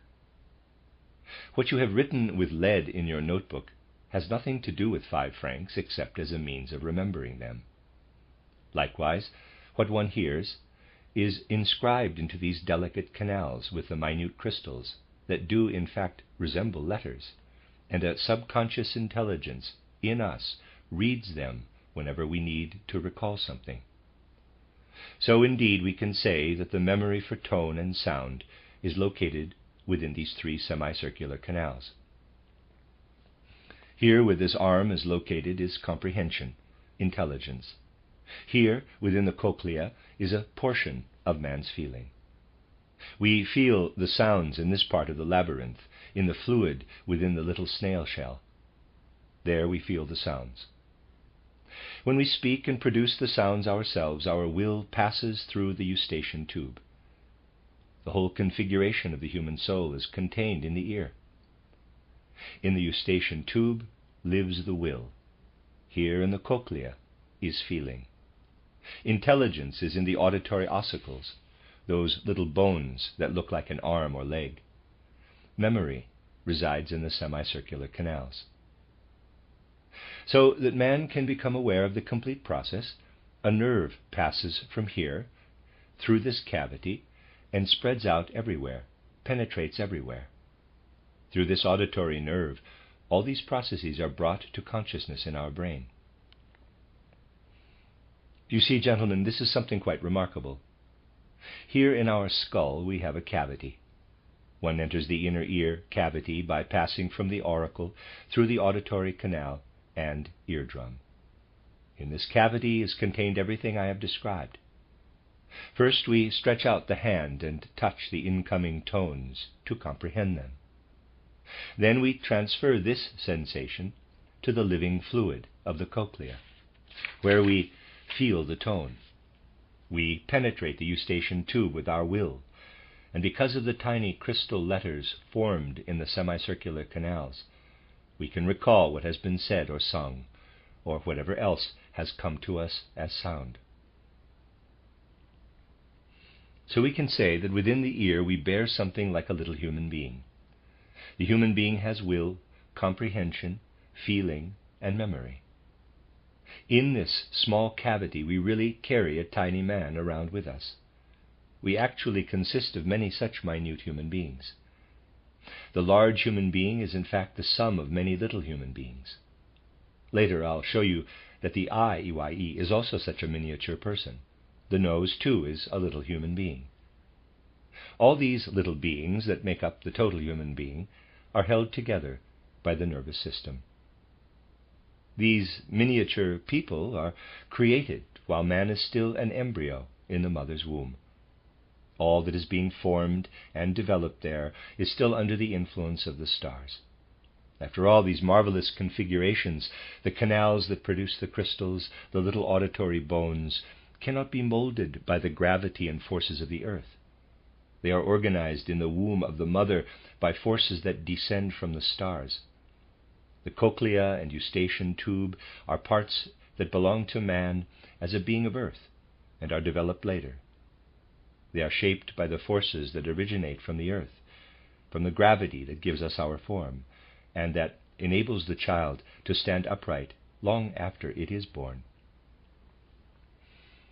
You see, if initially one knows how the whole human being originates from one small cell, and how one cell is transformed into an eye, while another becomes an ear, and a third the nose, one understands how man is gradually built up.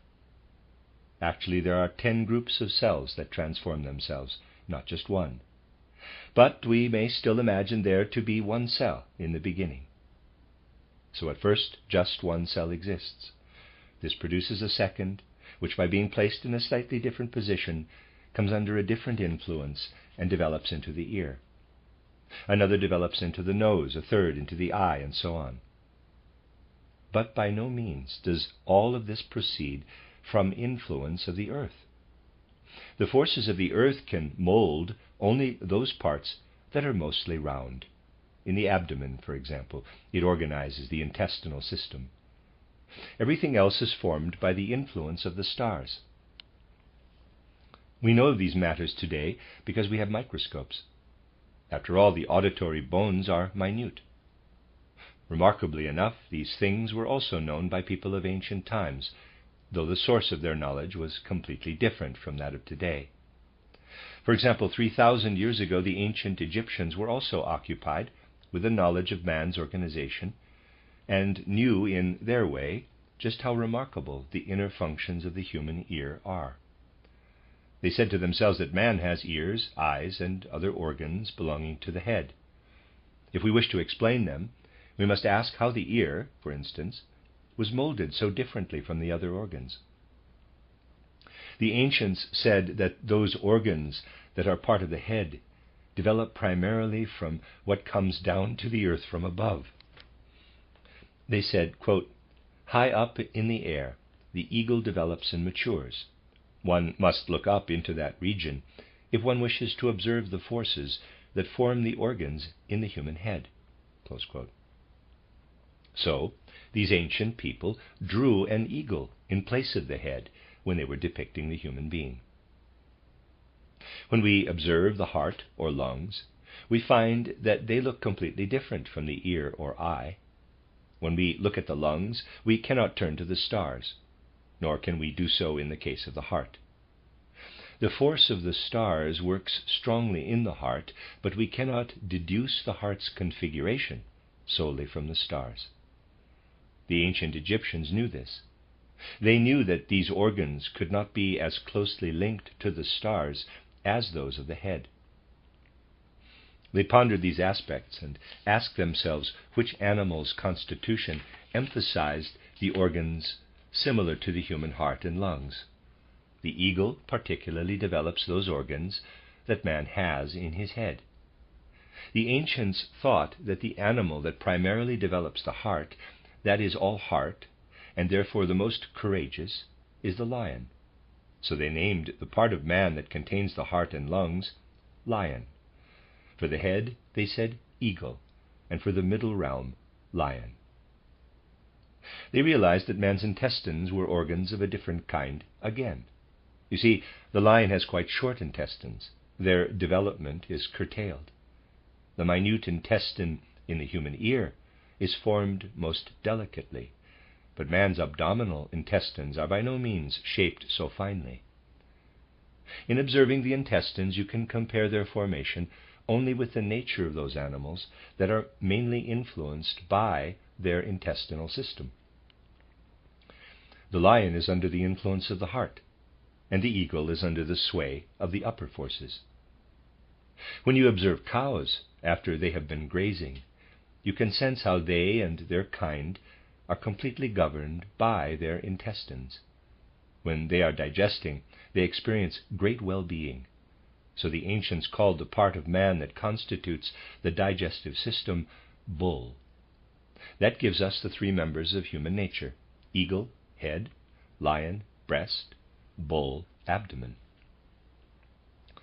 Of course, the ancients knew when they studied the head that it was not an actual eagle, nor the middle realm a lion, nor the lower part a bull. They knew that, and they said that if there were no other influence, we would all go about with something like an eagle for our head above, a lion in our chest region, and a bull down below. We would all walk around like that. But something else comes into play that transforms what is above and molds it into a human head, and likewise with the other parts. This agent is man himself. Man combines these three aspects. It is most remarkable how these ancient people expressed in such symbols certain truths that we acknowledge again today. Of course, they could form these images easier than we, because though we modern people may learn many things, the thoughts we normally acquire in school do not touch our hearts too deeply. It was quite different in the case of these ancient people. They were seized by the feeling emanating from thoughts, and therefore dreamed of them. These people dreamed true dreams. The whole human being appeared as an image to them, and from his forehead they saw an eagle looking out, from the heart a lion, and from the abdomen a bull. They combined this into the beautiful image of the whole human being. One can truly say that long ago people composed their concept of the human being from the elements of man, bull, eagle, and lion. This outlook continued in the description of the Gospels. People frequently proceeded from this point of view. They said that in the Gospel of Matthew, the humanity of Jesus is truly described. Hence, its author was called, in quotes, man. Then take the case of John, said the ancients, who depict Jesus as if he hovered or flew over the earth. John actually describes what happens in the region of the head. He is the eagle. When one examines the Gospel of Mark, one will find that he presents Jesus as a fighter, the valiant one, hence the lion. Mark writes like one who represents primarily those organs of man situated in the chest. How does Luke write? Luke is presented as a physician, as a man whose main goal is therapeutic, and the healing element can be recognized in his gospel. Healing is accomplished by bringing remedial forces into the digestive organs. Consequently, Luke describes Jesus as the one who brings a healing element into the lower nature of man. Luke then is the bull. So one can picture the four Gospels like this: Matthew, man; Mark, lion; Luke, bull; John, eagle. As for the journal whose cover depicts the four figures that you asked about, its purpose is to present something of value that can be communicated from one human spirit to another. So the true human being should be depicted in it. In rendering this drawing, the eagle is represented above, then the lion and bull, with man encompassing them all. This was done to show that the journal represents a serious concern with man. This is its aim. Not much of the human element is present in the bulk of what newspapers print these days. This drawing was intended to draw attention to the fact that this newspaper or journal could afford man the opportunity to express himself fully. What he says must not be stupid, the eagle. He must not be a coward, the lion. Nor should he lose himself in fanciful flights of thought, but rather stand firmly on earth and be practical, the bull. The final result should be man, and it should speak to man. This is what one would like to see happen, that everything passed on from man to man be conducted on a human level. Well, I did have time, after all, to get to your question, after looking at those subjects I started with. I hope my answer was comprehensible. Were you interested in the description of the ear? One should know these things. One should be familiar with what is contained in the various organs that one carries around within the body. Question: is there time to say something about the lotus flowers that are sometimes mentioned? Dr. Steiner: I'll get to that when I describe the individual organs to you. The end of lecture discussion number 3. You are listening to RudolfSteinerAudio.com. If you are listening to the podcast of this, it is located at RudolfSteiner.podbean.com. Please consider becoming a patron. This is a reading of a collection of lectures that Steiner gave to the workmen who were working at the first Goetheanum. It was originally published in 2 volumes as Health and Illness. It's Collected Works, volume 348, and in this edition it is entitled From Comets to Cocaine. This is discussion 4 of the 2nd of December, 1922, entitled The Thyroid Gland and Hormones, Steinach's Tests, Mental and Physical Rejuvenation Treatments. Dr. Steiner: Gentlemen, someone has handed in a written question concerning the thyroid gland. Question: the thyroid gland can become enlarged, and when it does, a goiter is formed. Since goiters may exert pressure on the windpipe and thus cause a problem, operations have been performed on this gland whose function is unknown. Soon after surgery, however, a strange phenomenon was observed. Persons whose whole thyroid gland had been removed exhibited both physical and mental changes. Growth stopped, limbs became enlarged, and perspiration ceased. There also was evidence of some mental retardation. When the cause for this was realized, people sought to remedy the defects by feeding the unfortunate patients thyroid glands taken from freshly slaughtered calves or wethers. The result was astonishing. All negative effects subsided. But these results were short-lived, and within a few weeks the trend was reversed again. The patient's stomach also rebelled. Then sections of thyroid glands were introduced into the throat. Again, the results were amazing. But signs of deterioration reappeared. Injections made with preparations from thyroid glands were not much more successful. An English firm has achieved surprising results with certain tablets, even in cases of cretinism. A short interruption in their use, however, reverses the process of recovery. What is to be expected with the continued use of these tablets?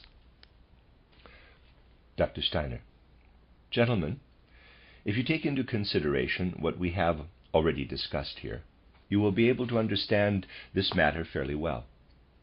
You see, until about 70 years ago, until about the middle of the 19th century, no particular significance was attached to the thyroid gland, which is located here in the front of the neck. It was thought to be like the appendix or some other organ that had had a function in man's ancestors but was no longer needed. In short, no special importance was attributed to this gland. Then it was noted that its degeneration with the formation of a goiter had a specific effect even on mental faculties. Its purpose and pathological enlargements were studied in cretins, that is, retarded and mentally deficient people. One can observe that in certain geographic regions, persons afflicted with goiters are also retarded. It is known throughout Europe that in Halberstadt the retarded population has goiters so large that in some cases they extend over the shoulders. Now, it was thought at first that if pathological enlargement of the thyroid had such a pronounced influence on the mental faculties, surgical removal was indicated. This is how they think today. A great preference is shown for surgery because significant progress was made in surgical methods in the 19th century. This has become the most important aspect of medicine, that most deserving of recognition. So the first thought is to remove those organs that apparently have no significance. This is the procedure followed in the case of the appendix. It is surgically removed if it shows any pathological symptoms. This manner of thinking ignores something I have repeatedly emphasized here. You will recall that when you observe man in his totality, you often note that something is present in certain processes of the child that has effects much later on, even in advanced age. Ordinary medical opinions are concerned only with what is needed at any one particular moment. Therefore, steps are taken that seem most beneficial at the given moment, but no attention is paid to the future course of events. It is difficult to make an overall judgment about these matters because if a patient is not operated on when he exhibits symptoms of appendicitis, for example, he may immediately die. Then, of course, the doctor is held responsible. The point is to investigate other than surgical means to solve these problems. You are familiar, perhaps, with the fad these days of letting youngsters go about as much as possible with bare feet and legs even up to the knees. Well, this habit contributes to the degeneration of the appendix. Of course, once the appendix has been inflamed, it must be removed. But when you see matters in a larger context, you know how to prevent such problems from arising in the first place. Now, it is correct that the thyroid gland has great significance and important implications for the whole human organism.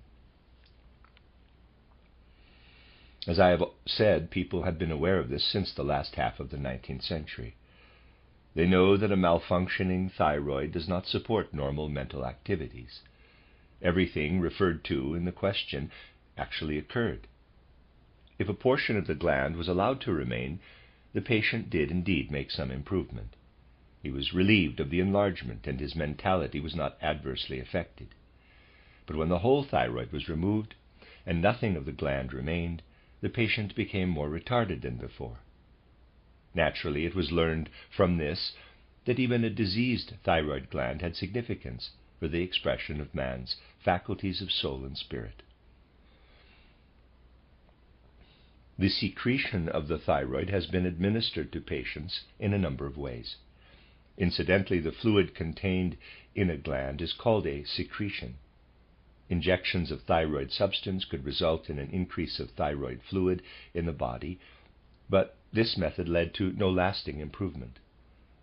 The organization of the body did not seem to respond favorably to what was being administered. So far, the best results have been obtained by administering thyroid fluid in the form of tablets, which are absorbed by the digestive system. Introducing the substance of the thyroid into the stomach and hence into the bloodstream permeates the body with the secretion of this gland. This remedy proves that the body needs such a secretion. It shows, too, that when the thyroid is functioning properly, its secretion passes into the blood in minute amounts and penetrates the entire body. If the thyroid secretion is introduced into the stomach rather than directly into the body, it also finds its way into the bloodstream. But you understand, of course, that administering thyroid by way of the stomach is effective only as long as it comes to circulate in the blood. If the tablets are discontinued, the amount of thyroid in the blood will decrease. So persons who receive thyroid substance in this manner must take it continually. Then it does remain effective. It can be said that this does indeed offer concrete proof for materialism, because we see that we only need to administer certain substances to man in order to increase his mental faculties. The same is true when the substance is manufactured within the body, as is the case with thyroid secretion. By thoroughly checking all the experiments made in this area, however, we discover something else.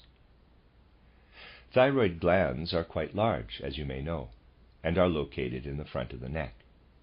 Within them are many small glands, to the right and left, that are no bigger than the head of a pin. They secrete a substance that is similar also in other parts of the body. Similar, but not identical, substances are secreted by small glands in various parts of the body. Though it differs from the substance produced in the small glands of the thyroid, such a substance, for instance, is secreted in the adrenal glands. Tiny glands like these are found in other parts of the body as well. In other words, the body contains traces of substances secreted in various parts of its organization. These substances are called hormones. Such a hormone that permeates the body in minute amounts is also contained in the tiny glands within the thyroid. You may picture it this way. If you take a fish out of its watery environment, it will die because it cannot exist in air. Likewise, these hormonal glands, which resemble minute living organisms, can survive only within the thyroid, the real purpose of which is to provide a place where they can function. When the thyroid is surgically removed, the body is deprived of the hormones it produces.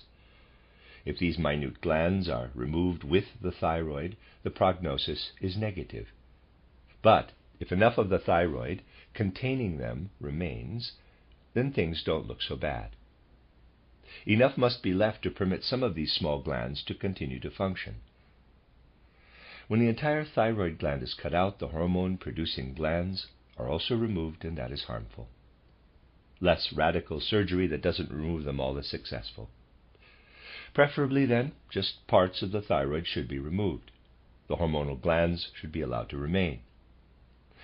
But if the secretion from the missing amount of thyroid substance containing these glands is replaced with tablets, so that the blood receives what it needs from them, and also from passing through the remaining glands, the patient's general state of health may be expected to improve. The matter is really rather complicated, and much depends on how the thyroid secretion is produced. When an experiment is performed on a wether, reader's aside, spelled W-E-T-H-E-R, and a reader's aside, in which only part of the thyroid is removed, leaving behind the part containing the hormonal glands, then it is found that the secretion does not have the medicinal value for human beings it would have had if the entire gland had been removed. When the entire gland is taken, however, the hormone produced by the hormonal glands combines with the thyroid secretion, permeating the blood of the thyroid, and an effective extract can be obtained. But if only parts of the wether's thyroid is removed, leaving the hormonal glands behind, the thyroid extract will be less effective. Then such tablets will not work as well. So you see that not everything depends on the thyroid gland as such. Its purpose is only to nourish the minute hormonal glands, which, as you can imagine, were not discovered for a long time. Being so small, how could they have been noticed? From all this you can understand that man's well-being simply requires certain substances. You need only recall that his mental faculties are altered also when he drinks wine, for instance. Cheerfulness is engendered by drinking wine, but later things are likely to change. The next day his mood is usually quite the opposite of cheerfulness. So it is with this substance that is contained in the hormonal glands and that is required in minute amounts throughout man's body. He makes use of this substance, and animals need it too. Much can be accomplished by working with such substances in the organism. Well, in recent times, this has led to a more attentive examination of these delicate substances. What is the basis of the efficacy of such substances as those secreted by the hormonal glands? Gentlemen, you can understand this only when you realize that the body is constantly subject to processes of deterioration. It is a peculiarity of the organism that harmful substances are forever being formed in it. The substances secreted by the hormonal glands neutralize the destructive effect of these poisons that form in the body. It is a most interesting phenomenon that the processes of life consist in man's constantly poisoning himself, and then continuously counteracting the effects of the poisons by means of these little glands placed within his system. Take the case of the adrenal glands. If those little hormonal glands work properly, man appears the way you all look. But when they malfunction, his complexion turns brown, a yellowish brown. Such an affliction is called Addison's disease because a Dr. Addison was the first to observe it. We once had a patient who was a member of our society and who was looking for a cure here. This brown discoloration and darkening of the skin is caused by certain harmful substances in the body that are not neutralized by those substances normally produced in the adrenal glands. Likewise, mental retardation is caused by a lack of the substances normally produced in the hormonal glands of the thyroid. When administered in tablets, hormones that act as antidotes are transmitted to the body, and their effects have led doctors to pay closer attention to this entire sphere of problems. It is interesting that this question also arises in connection with Steinach's theory. Since this theory is somewhat related to our topic, it will be worthwhile to consider them together. Steinach's theory is just about 10 years old now. About 10 years ago, a professor in Vienna sent a report of his experiments to the Academy of Sciences. Now known as Steinach's theory, the report is based on the fact that the body is continually permeated with hormones, the products of minutely small glands. It is interesting that the body seems to be constantly out to poison itself through its organs, but tiny glands located everywhere in the system produce antidotes. Starting at the neck, we have the hormonal glands of the thyroid, which enable us to speak rather than to stammer, and to connect thoughts with our speech. The hormones produced in the adrenal glands prevent us from turning dark. Also, hormonal glands of the reproductive organs emit small amounts of delicate fluid. These glands, of the gonads, are found in animals and humans, both male and female. They are only slightly developed in the child, but when he or she reaches puberty in the 14th or 15th year, they become fully developed. In the case of the male, the gonads or testes are located in the scrotum. They contain small hormonal glands whose secretion penetrates the whole blood circulation in minute dispersion. Steinach's experiments have demonstrated that this particular hormone has the characteristic of suppressing the aging process. Scientists have been concerned with aging for a long time, and long before Steinach's theory became known, a physician-scientist in Paris named Metchnikoff published some interesting things about the phenomena of old age. His point of departure was that the body continually poisons itself. He emphasized the fact that poisons are constantly accumulating in the intestines and that man ages from the effect of the microscopically small animal or plant-like creatures that produce them.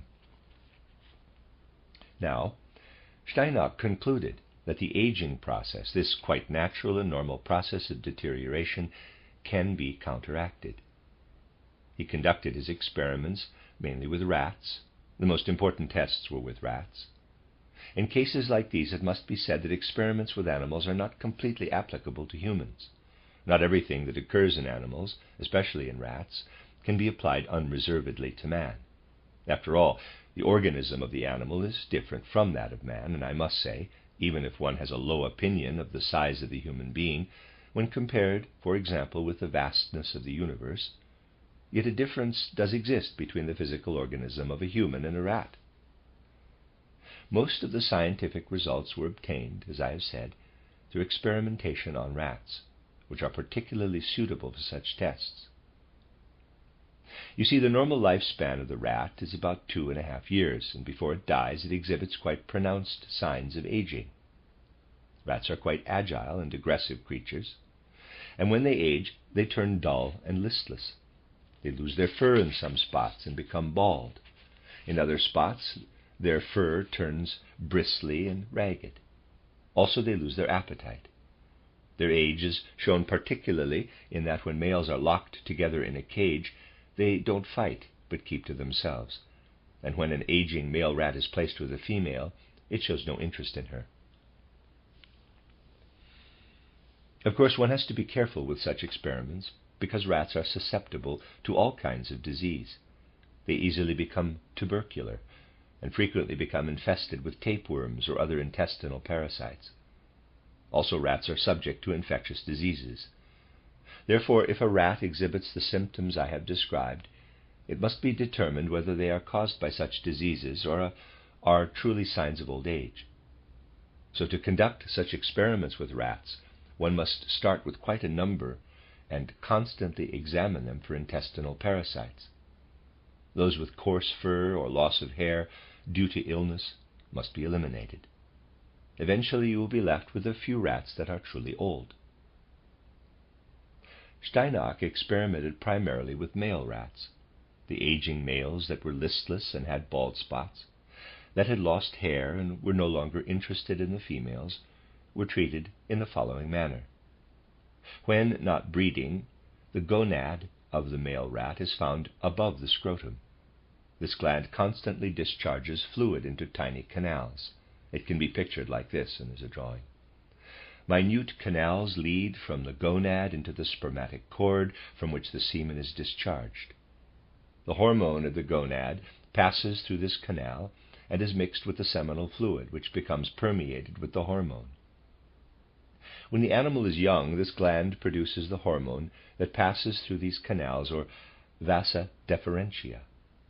From them it enters the spermatic cord, so that the semen ejaculated by the male that impregnates the female contains this hormone. It is also diffused throughout the body. The principal part of the hormone flows into the spermatic cord, while the rest is distributed in minute amounts throughout the rat's organism by the blood. Let us now take the case of a rat that is getting old and feeble. The feebleness and slackness of the body is indicated in that it can no longer control its excretory functions, having lost control over them. You may have heard that this also happens to people who are executed.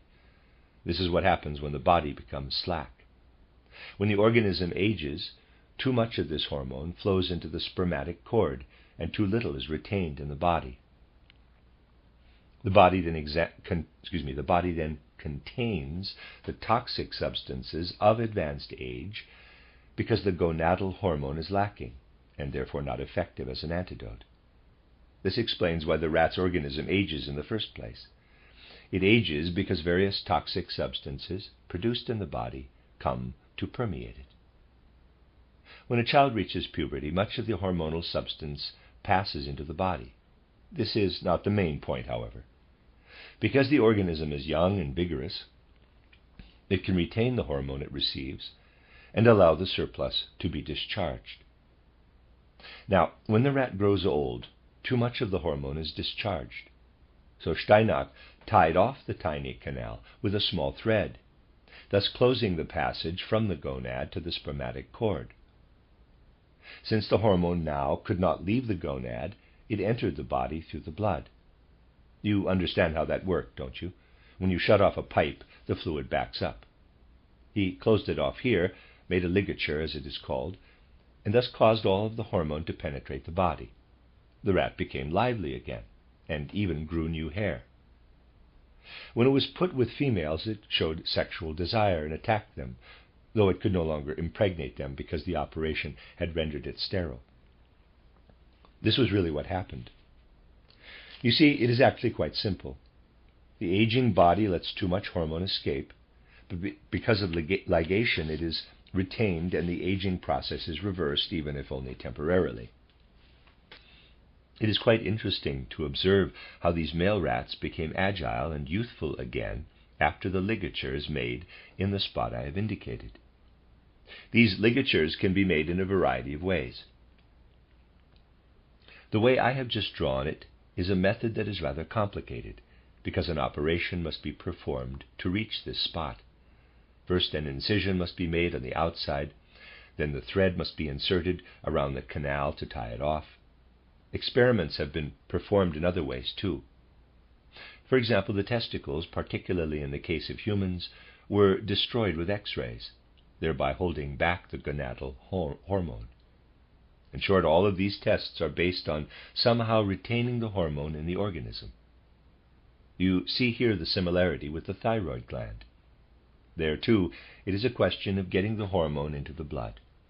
It is the same with the gonadal hormone, except that it is done by closing this canal when a person has become incontinent in old age. Steinach has successfully continued these experiments over the past 10 years, and today it can indeed be asserted that what was proven to occur in rats applies also to a certain extent in humans. Such experiments have been made on humans, and similar results obtained by using ligatures or by introducing the hormones of a young person directly into the gonads. This has been done with injections or by injecting directly into the testicles the seminal fluid of a young animal. In other words, all kinds of ways have been tried to reintroduce this hormone into the body. Results have indeed been attained, and although they have been generally somewhat exaggerated, they cannot be denied. Experiments were, in fact, performed not only on rats, but also on old people who had become feeble. They then regained some youthfulness. Of course, the effect doesn't last too long. The human body can live only a certain number of years, and it is not at all certain yet whether the lifespan can be lengthened by these means. A man can be somewhat rejuvenated, but at present one cannot lengthen his life. It is feasible, however, that the lifespan too will eventually be lengthened this way. You understand, though, that all these matters also have their negative aspects. It is true, is it not, that some people are poor sleepers. If one treats young people who do not sleep well with sleeping pills of opium or morphine, they will certainly sleep better, no doubt about it. One can't argue against it, but the fact is that if sleeping pills and related chemical medication is administered repeatedly to young people, it will, after a while, weaken the body. It will have an increasing need for the medication, and will come to be unable to live without it, thus becoming addicted to it. Then in later life one will have to deal with a person who is not in full possession of his health. So it is much better to try to cure insomnia by psychological means, combating it in a more inward way. If the patient is encouraged to think and concentrate on one word, he will gradually gain the strength from within to fall asleep. This method is much better, because this way man does not weaken himself. The effects of sleeping pills are uncontested. It is indisputable that a person sleeps better with them, but it should really be considered from another aspect. One should try to induce sleep from an inward mental direction. Of course, this method is more difficult and is related somewhat to education. If children are raised correctly, they can easily be induced to get the right amount of sleep every night. Then later in life, people needn't be given sleeping pills if they have been treated properly in school. These rejuvenation methods can really be compared to taking sleeping pills. Yes, gentlemen, the following is of particular interest. I have told you that Metchnikoff had already dealt with the symptoms of old age. As yet, Steinach's experiments were unknown. You may be surprised to learn that a thoroughly materialistic doctor recommended that his patients read things like Goethe's Faust. Really, they were told to read books like Faust. This was supposed to rejuvenate them. There is much truth in this recommendation. If in old age one has an interest that completely occupies one's soul and spirit, something that inspires and enthuses one, this will make one youthful. The meaning of inspiration is that something spiritual enters the mind.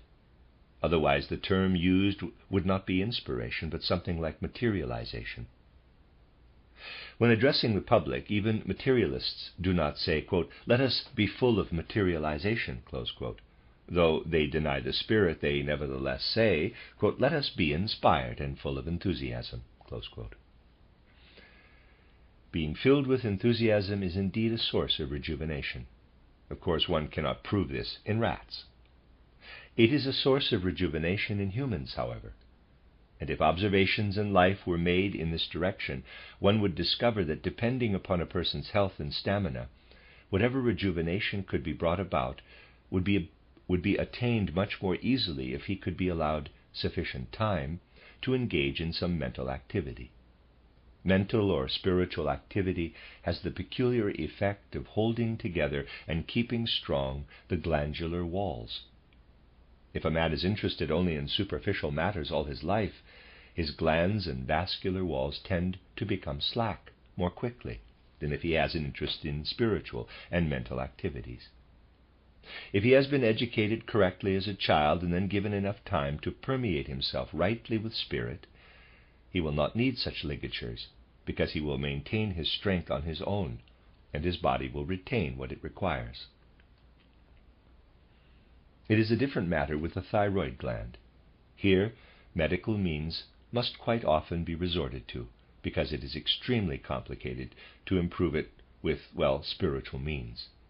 Yet, here too, results will be attained and have, in fact, already been achieved. If a patient repeats certain sayings day after day in a song-like speech, carefully prescribed in a definite way, the size of the thyroid gland will decrease. So it must be said that hormone therapy is just as effective as medications are for insomnia.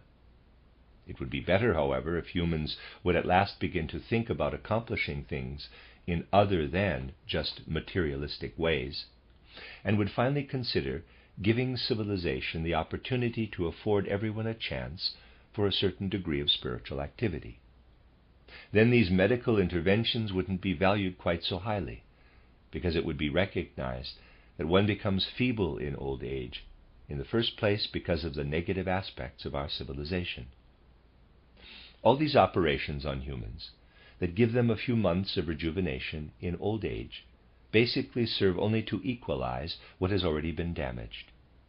From the medical standpoint, it is a brilliant, remarkable accomplishment, but when it is viewed in a larger cultural context, one sees its darker side as well. Of course, we must consider something else too. I said earlier that administering sleeping pills to younger persons actually weakens them. If rejuvenation treatments are resorted to in elderly persons who are shriveled up and can barely grope about, it is naturally a source of great happiness for them to be able to act a bit lively once more. At their age, one doesn't have to be quite so concerned that such a rejuvenation treatment could be harmful to them later on. Our materialistic world conception is attaining remarkable results today, but when they are seen in a larger cultural context, they take on a different appearance. This is why I always stress that people should be concerned with protecting children in school, and also, in later years, to prevent them from getting premature symptoms of old age. This problem is not confined to a certain segment of society. Nowadays, people hardly 30 run around with terribly bald heads, particularly those who belong to the so-called affluent professions. premature baldness is caused by our unnatural forms of higher education. It would be much wiser to educate people in such a way that the body itself would be capable of holding everything together for as long as it retains its life forces. This is what I can tell you about these matters. It is always interesting to view such things from the two or more angles which they always have. Anything else concerning this I shall talk about another time. The end of discussion, lecture number 4. You are listening to RudolfSteinerAudio.com. If you are listening to the podcast of this, it is located at RudolfSteiner.podbean.com. Please consider becoming a patron. This is a reading of a collection of lectures by Rudolf Steiner that he gave to the workmen of the First Goetheanum. It was originally published as Health and Illness, Volumes 1 and 2. This is volume Collected Works 348, revised translation by Matthew Barton. It is entitled From Comets to Cocaine, and this is lecture discussion number 5 of the 13th of December, 1922. Titled The Eye, EYE, and Hair Color. Dr. Steiner: Well, gentlemen, perhaps one of you has a question you would like to ask me today. Question: I would like to know why people with blonde hair are becoming increasingly scarce. Formerly there were many fair-haired people in the region where I was born, but now there are far fewer. Why is this so? Dr. Steiner: Your question fits quite well into our discussions, and I can consider it after I describe the human eye for you, as I promised to do earlier, EYE. We have already studied the ear. Now we shall look at the eye. You may have noticed that blonde hair is closely linked with blue eyes. As a rule, blondes have blue eyes. Your question relates to this matter, which you will understand fully when we examine the eye. Eyes have great significance for the human being. It might be assumed that people born blind do not benefit at all from their eyes. Nevertheless, they are still part of them, and they have the function not only of seeing, but also of influencing the entire nervous system, inasmuch as this originates in the brain. The eyes are still there in one who is born blind, even though they cannot see. They are placed in the socket, but something is wrong internally, especially with the optic nerve. In addition, the muscles that control eye movements exist also in a blind person and actually continuously influence the nervous system. Thus, the eye is indeed one of the most important organs of our body. The eye, which is really like a miniature world, is placed in a cavity formed by the skull bones. You might say that it is something like a tiny world. The optic nerve fills out the retina and terminates in the brain, which I shall outline here, and there's a sketch. So if this is the eye seen in profile, and sitting in the eye socket, then here on the right is a canal through which the optic nerve passes. The eyeball lies buried in fatty tissue and is surrounded by bony walls. Attached to it are 6 ocular muscles that extend back into the bony walls of the socket. These bones are directly behind the upper jawbone. In the anterior part of the eye is a completely transparent, clear tissue through which light passes. That the tissue looks black is an illusion. In reality, you see through the eye to its rear wall.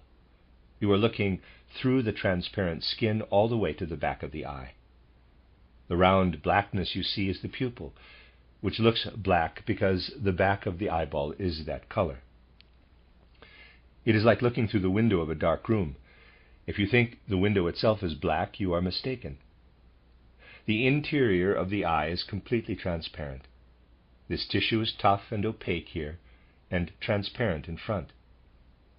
Within it, and toward the rear, is another layer of tissue possessing a network of fine, delicate blood vessels, which thicken here. Around the pupil is the iris, which in some people is blue and in others gray, green, brown, or black. Between the iris and the transparent tissue is a transparent fluid. Where you see the round blackness is the transparent skin, the cornea. Behind that is the anterior chamber. It consists of living fluid and is shaped somewhat like a little glass lens. The actual lens of the eye is located here, where these delicate blood vessels come together and where the iris is formed. This structure, called the crystalline lens, also contains a living fluid. Its outer cover is transparent, permitting you to see the blackness behind it. Unlike a glass lens, it is mobile. It moves, especially when you need to focus on something nearby. In that event, it is shaped like this. Thick in the middle. When you need to look into the distance, it is bent like this, thin in the middle. Next to the iris are delicate little muscles, which we tense to make the lens thicker when looking at something close up, or relax to make the lens thinner. A person's habits also affect the lenses. If you often use your eyes for close work, like reading or writing, gradually the lenses become permanently thick in the middle, and you become nearsighted. If you are a hunter, however, frequently looking into the distance, then the lenses become thin in the middle, and you will become farsighted. Another thing to consider is that in youth, the tiny muscles located in and around the iris are still strong and elastic, and we can accommodate to our field of vision. In old age, they become slack. This explains why many people become far-sighted with age, but this problem can be corrected. If a person's lenses are too thick in the middle, glasses are prescribed with lenses that are concave. These will compensate for the thickness of the eye's lenses. Some people even have a twofold problem, needing one set of glasses for clear distance vision and another set for close-up. If the lenses of the eyes are too thin, the glasses will have convex lenses. Their thickness is added to the lens of the eye and compensates for the defect. You could say that we are able to see because we can correct the defect of the lens. The lens in our eye is like that of our glasses, near and far-sighted. But the lens in our glasses stays the same, while that in the eye is living and can adjust and accommodate itself. Behind the lens is also something like a living fluid. It, too, is completely transparent, permitting light to pass through everywhere. This gelatinous and crystalline substance completely fills the interior of the eyeball. So here in front is something like transparent, in quotes, hard water, the aqueous humor. Next comes the transparent lens, and then comes the vitreous humor, which is also transparent. The optic nerve enters the eye here and reaches approximately to here. This optic nerve is extremely complicated. I have drawn it as if the main nerve fiber simply divides here, but there's more to it than this. There are actually 4 layers of nerves surrounding the vitreous humor. This is the outer layer of the nerve, and there's a sketch, which acts like a strong mirror. When light enters the eye and hits the layers of the retina, it is reflected everywhere. It does not go into this, bracket probably referring to the nerve canal, close bracket, but stays in the eye. The outer layer acts like the wall of a mirror and reflects the light. A second layer of nerves intensifies this reflecting capacity. As we have said, the nerve that lines our eyeball consists of 4 layers. The outermost layer and the second outer layer reflect back all the light into the interior sphere. Thus, within the vitreous humor, we have actually only reflected light. A third layer of nerves consists of the same substance that makes up the gray matter of our brain. The outer parts of our brain are gray matter, not white. Another, in quotes, skin constitutes the 4th layer. You see, the vitreous humor is placed within a complicated sac. This enables all the light that penetrates into the interior of the eyeball through the pupil to be reflected within the vitreous humor and to remain there. What we have in our eye is something that looks like a complicated physical apparatus. What is it for? Well, imagine that a person is standing somewhere. When you look at him, an inverted picture is produced in your eye because of the lens and vitreous humor.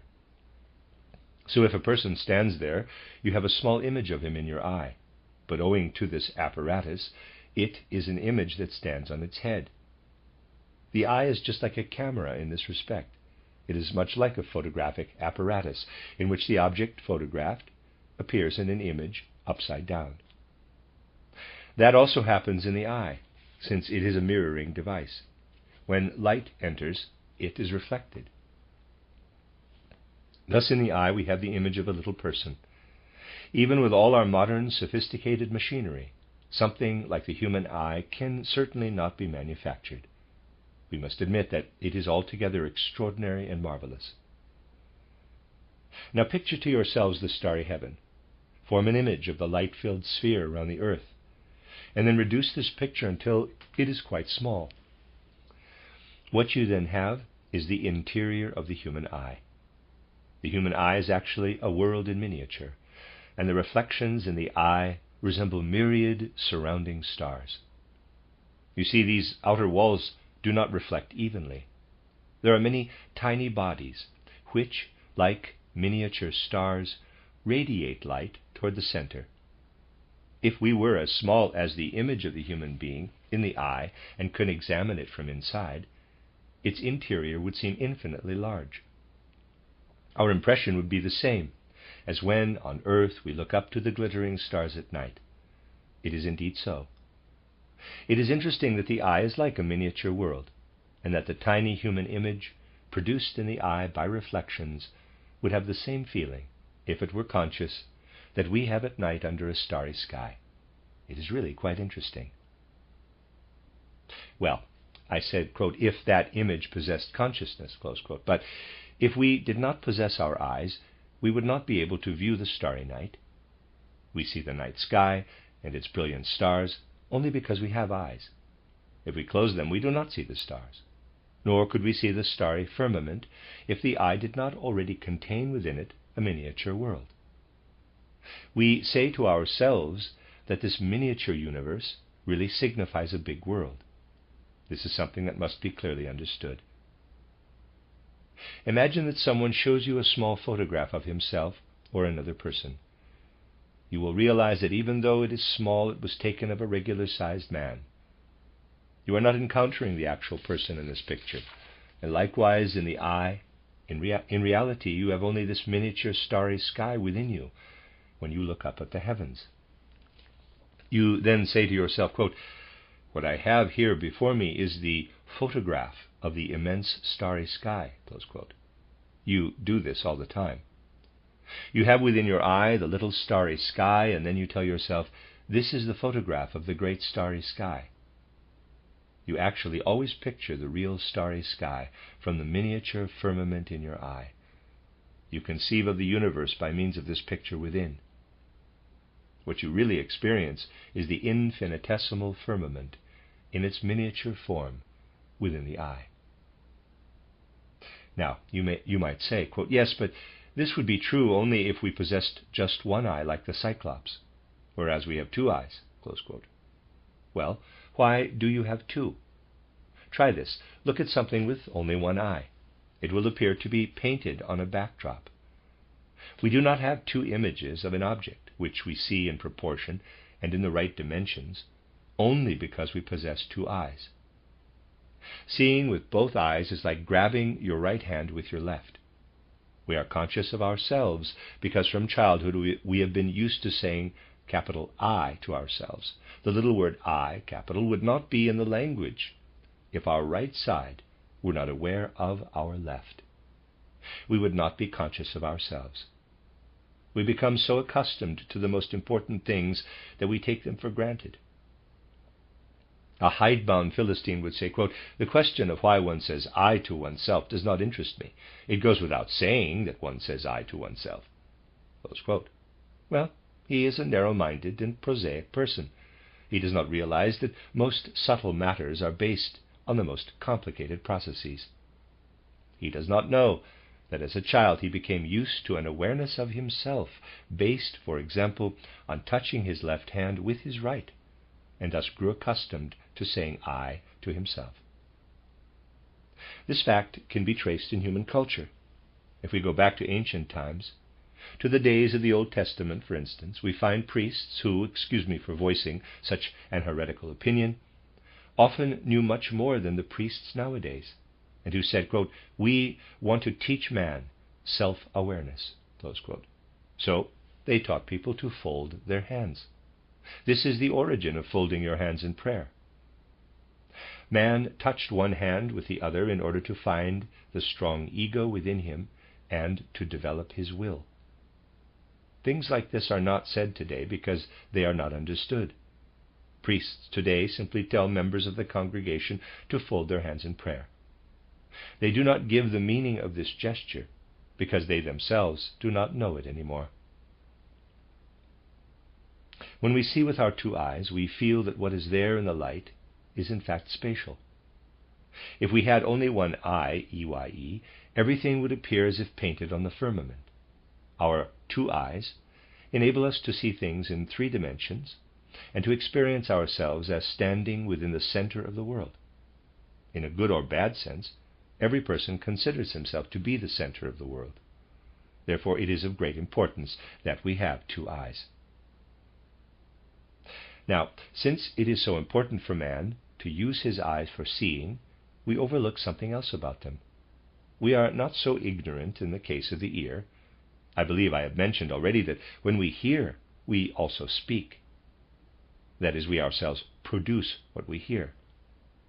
We can understand a spoken language only because of the eustachian tube, which runs from the mouth into the ear. You surely know that children born deaf cannot speak either, and that people who are not taught to speak a language cannot understand it. Special means must be used to gain an understanding of what has been heard.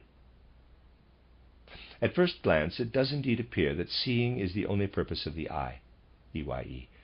But a child learns not only to see with its eyes, but also to speak with them, even if we don't pay much attention to this.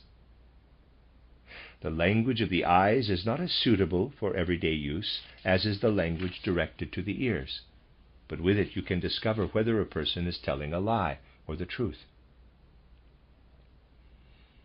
If you are the least bit sensitive, you can discover in the way he looks at you whether or not he is telling you the truth. The eyes do speak, and the child learns to speak with them just as it does with its mouth. In speech, the larynx, with its function of uttering sounds, is separated from the ear, and thus there are 2 separate aspects. In the case of the eye, EYE, there are muscles right within the organ and also around it. It is the muscles that make the eye into a kind of visible organ of speech. Whether we look someone straight in the eye or have a shifty look depends on the muscles that surround the eyeball. It is as if the ear were contained within the larynx, as in fishes. In man, the ear is separated from the larynx, but in fishes they are joined to form one organ. The act of speaking is separated from hearing, but with the eye it is as if the larynx with its muscles surrounded the ear. The eye is situated within its speech organ, as if the ear were placed within the larynx. In humans it is like this. There's a sketch. Here we have the larynx, the voice box, which goes down through the windpipe into the lungs and up into the palate. It enables us to speak. From the mouth we have a connection with the ear. Now imagine that the larynx is not like it is in humans, but that it spreads out much wider. Then we would have the broad larynx that Lucifer possesses in my wooden statue. The larynx is so large that the head fits in between, and it reaches up on both sides to surround the ear. With this organ we would both speak and hear. With the eye we do just that. We speak through the muscles that surround the eyeball, and through the eye we simultaneously see. So in some respects the eye is conceived like the ear, but in other respects it is of course quite different. This then is the purpose of the muscles I have drawn here. We can say that we speak of what we know, and we consider those who say things of which they know nothing to be more or less fools. We say of such people that they are talking to themselves, shooting their mouths off. As a rule, however, sensible and rational people express what they know. We do not speak consciously with the eye, however, for we would have to be shrewd fellows indeed if we could consciously speak the language of the eyes. This process is unconscious and accompanies our other behavior. The people in southern Italy, for example, still speak of an, in quotes, evil eye. They still know that a person who has a certain look about him is false. They talk of an evil eye because they sense that the eye expresses the whole nature of a man without his being aware of it. This superstition in southern Italy goes so far that some hang little charms or religious medals around their necks as protection from it. So you see how marvelously the eye is formed. A person who studies the eye in this way simply cannot say that there is nothing of the soul in it. It is simply stupid and Philistine to say that the eye has no element of the soul. People say that light penetrates through the pupil into the eye, passes through the lens into the vitreous humor, produces an image here on the retina, and then is transmitted into the brain. Modern science stops right there. Or it might perhaps go as far as to say that the light in the brain is used to produce thoughts. This description gives rise to all sorts of nonsensical statements that lead to nothing. In reality, the light does not reach the brain. I have explained how it is reflected in the eyeball as in a mirror. The light remains in the eye, and it is important to know that it stays there. The interior of the eyeball is like the illuminated starry expanse. The light remains within the eye and does not penetrate directly into the brain. If the light did enter the brain, we would not be able to see anything at all. We can see because it does not do so. Just imagine, gentlemen, you are standing here in this room all by yourselves. There are no chairs, nothing but the walls. The room is completely illuminated within, but you see nothing. You know only that it is illuminated, but you can see no objects of any kind. If the brain were only filled with light, we would see nothing, because it is not solely on account of light that we see. Everywhere the light is kept in the eye and illumines its interior. What does this mean? Well, imagine that we have a little box. I stand with my back to it. I have not seen it before. I must reach behind myself to be able to know that it is there. Likewise, when the eye is illuminated from within, I must first feel the light to know that it is there. I must first feel the light, and this is done with the soul. In other words, the apparatus of the eye produces something we can feel. The soul passes through the muscles and feels or senses the little person I have mentioned within the eye. Every organ within the human being shows us that the soul observes, feels, or senses what is within. If we examine everything carefully, we discover the soul and the spirit everywhere, especially in the eye. After a while, we can get the feeling that we are sitting in front of a peephole here. When I look at you, you appear within, but I form the conception that the image within is the person outside. This is how the eye works. Just imagine that it is a little peephole through which the soul forms the idea that what it observes is the vast world. We simply must recognize the soul's existence when we actually examine the matter. Now, I said that here is the choroid, parenthesis referring to his sketch of the eyeball, close parenthesis. It contains tiny blood vessels and lies under the optic nerve and its network. The optic nerve does not reach all the way to the front of the eyeball, but the choroid, with its muscles, does.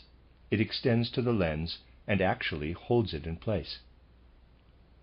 Here, as I have mentioned, is the iris surrounding the black pupil, which is nothing but an aperture. The iris is quite complicated. I will draw it a little larger as seen from the side.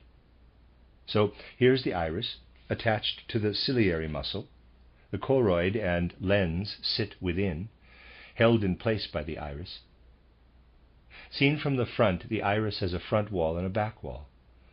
On the back wall are little colored granules, which are microscopically small sacs. In every one they are filled with a blue substance, and this is what one sees in blue-eyed people. In their case, the front layer is transparent, so you see the back layer of the iris, which is filled with this blue substance. In a blue-eyed person, you are really seeing the back wall of the iris. The front part is transparent. Brown-eyed people have the same blue substance in the back layer of their iris, but they possess also brown granules in front of it. These cover up the blue ones so that all you see are the brown. A black-eyed person has black granules. You see not the blue but the little black sacs. It is the iris that causes a person's eyes to be blue, brown, or black. The iris is always blue at the back, and in blue-eyed persons it possesses no colored substance at all in front. In brown-eyed and black-eyed people it contains colored granules in front that obscure the blue granules at the back. Why is that? Well, you see, these tiny little sacs are constantly being filled with blood and then emptied. The blood penetrates the tiny granules in minute amounts. In a blue-eyed person, they are constantly being filled with and emptied of a little blood. The same thing happens with brown and black-eyed persons. The blood enters, deposits blue or black-colored substance, then leaves again and takes the colored substance with it. This is a continual process. Now, some people have a strong force in their blood that drives the substances from food all the way into the eyes. This gives them brown or black granules. Those with black granules are people whose organisms can drive the blood most strongly into the eyes. The substances from nourishment easily reach into the eyes. This is less the case with brown-eyed people. Their eyes are not so well nourished. And a blue-eyed person's organism does not drive the nourishing substances far enough into the eyes to fill the front part of the iris with them. It remains transparent, and all we can see is the back part. Thus, a person is blue-eyed because of the way all the substances circulate through his organism.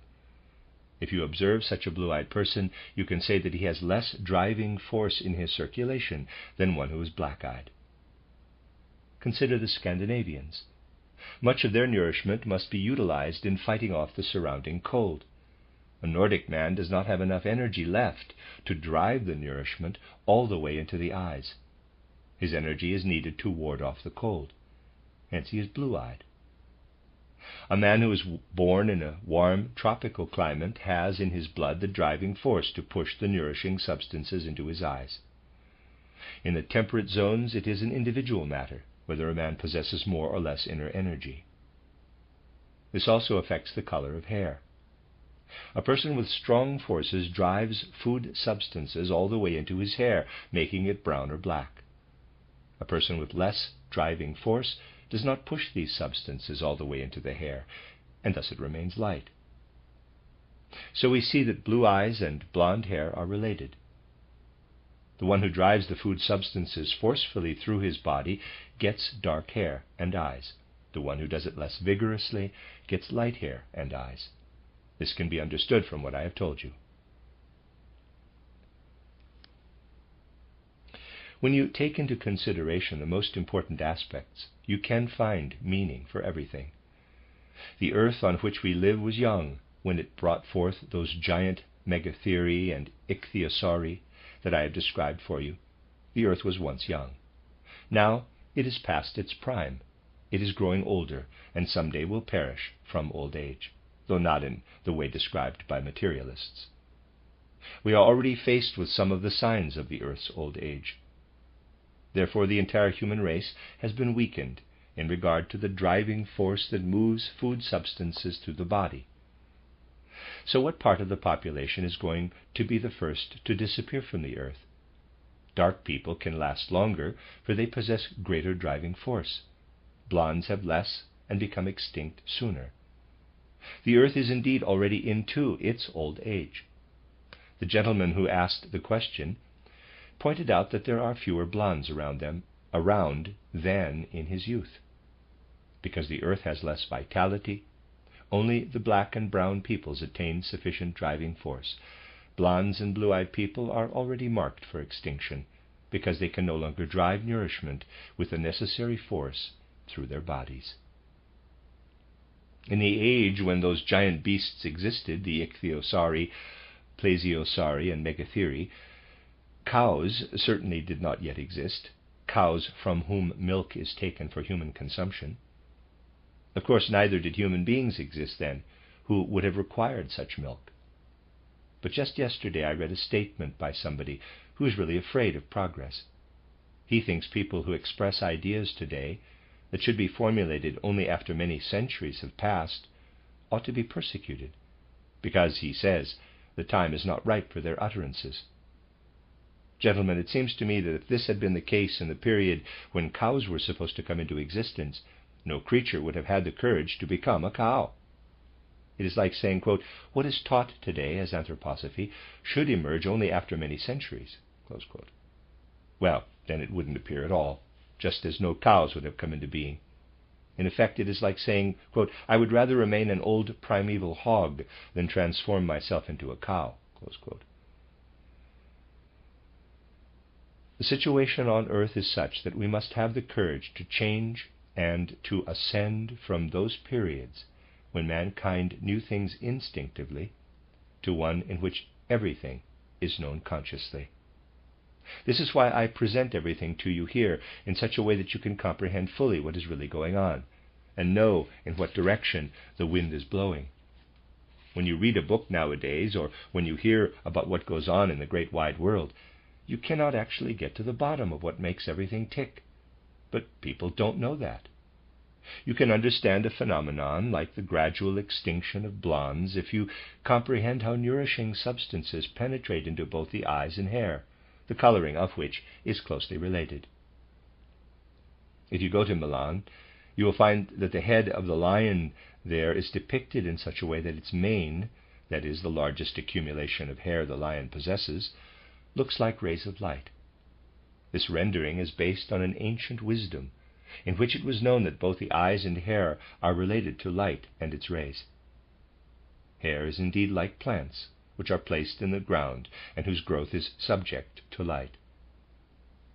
If light is unable to draw nourishing substances all the way into the hair, it remains blonde. If a person is more closely tied to matter, the food substances penetrate the hair completely and counteract the light. Then he gets black hair. Sages of old were still aware of this, just as were people even a few centuries ago. Thus they did not depict the lion's mane as being curly, but instead they gave it a radiating, straight form, as if the sun had shone its beams right into the lion's head. It is most interesting to observe such things. The end of lecture discussion number 5. You are listening to RudolfSteinerAudio.com. If you are listening to the podcast of this, it is located at rudolfsteiner.podbean.com. Please consider becoming a patron. This is a reading of a collection of lectures by Rudolf Steiner, formerly known as Health and Illness, Volumes 1 and 2. Lectures given to the Workmen at the First Goetheanum. It is translated here with the title From Comets to Cocaine. It is Collected Works, Volume 348, translated by Matthew Barton, revised. This is lecture or discussion 6 of the 16th of December 1922, titled The Nose, Smell, and Taste. As you recall, gentlemen, last time we talked about the eye, and we were particularly impressed with its marvelous configuration. Even in regard to its external form, the eye produces a whole world, reproduces a whole world. When we become acquainted with the interior of the eye, the way we did last time, we discover that there is indeed a miniature world within. That I have explained to you, and thus we have become familiar with two senses of man, sight and hearing. Now, in connection with other questions you have recently posed, we shall see that a particularly fascinating and interesting human sense is that of smell. This sense appears to be of minor importance in man, but as you know, it is of great significance in the dog. You could say that all the intelligence of the dog is, in fact, transferred to the sense of smell. You need only consider how much the animal can accomplish by smell. A dog recognizes people by smell long after it has last been with them. Anyone who observes dogs knows that they recognize and identify somebody with whom they have been acquainted, not by the sense of sight, but by that of smell. If you have heard recently how dogs can become excellent detectives and search for lawbreakers or for people in general, you will say to yourselves that here the sense of smell accomplishes rare things that naturally appear simple, but are in actuality not so simple at all. You need only consider these matters to realize that they are not so simple. Well, you may say casually, the dog merely follows the scent. Yes, gentlemen, that is true. The dog does indeed follow the scent. But think about it. Police dogs are used to follow, say, first the track of thief X and then the track of thief Y, one right after the other.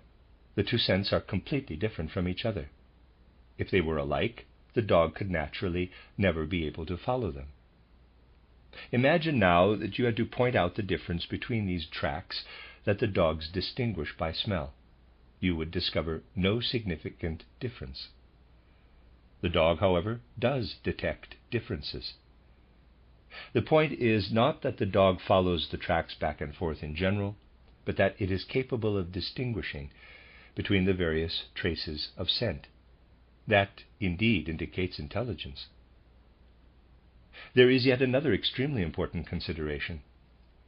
Civilized people use their sense of smell for foods and other external things, but it doesn't inform them of much else.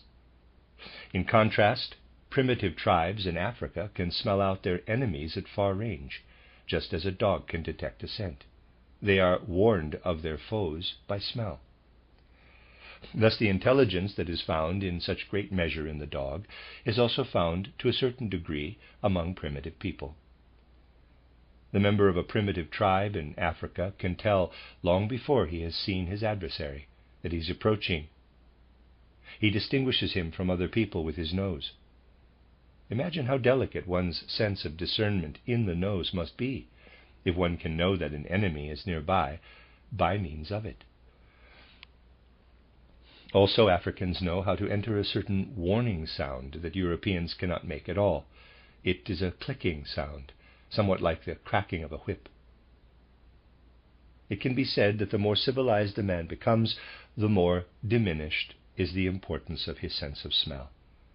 We can use this sense as an indicator of whether we are dealing with a less civilized species, like the canine family, and they are an uncivilized species, or one more civilized. If we were to follow up on this, we would probably make some priceless discoveries about pigs, which of course have an exceptionally strong sense of smell. There is something else in regard to this that will interest you. The elephant is reputed to be one of the most intelligent animals, and it certainly is. The elephant is a highly intelligent animal. Well, what feature is particularly well developed in the elephant? Look at the area above the teeth in the dog and the pig, the area that in man forms itself into the nose. When you picture an especially strong and pronounced development of this part, you arrive at the elephant's trunk. The elephant possesses what is nose in us to a particularly pronounced degree, and therefore it is the most intelligent animal.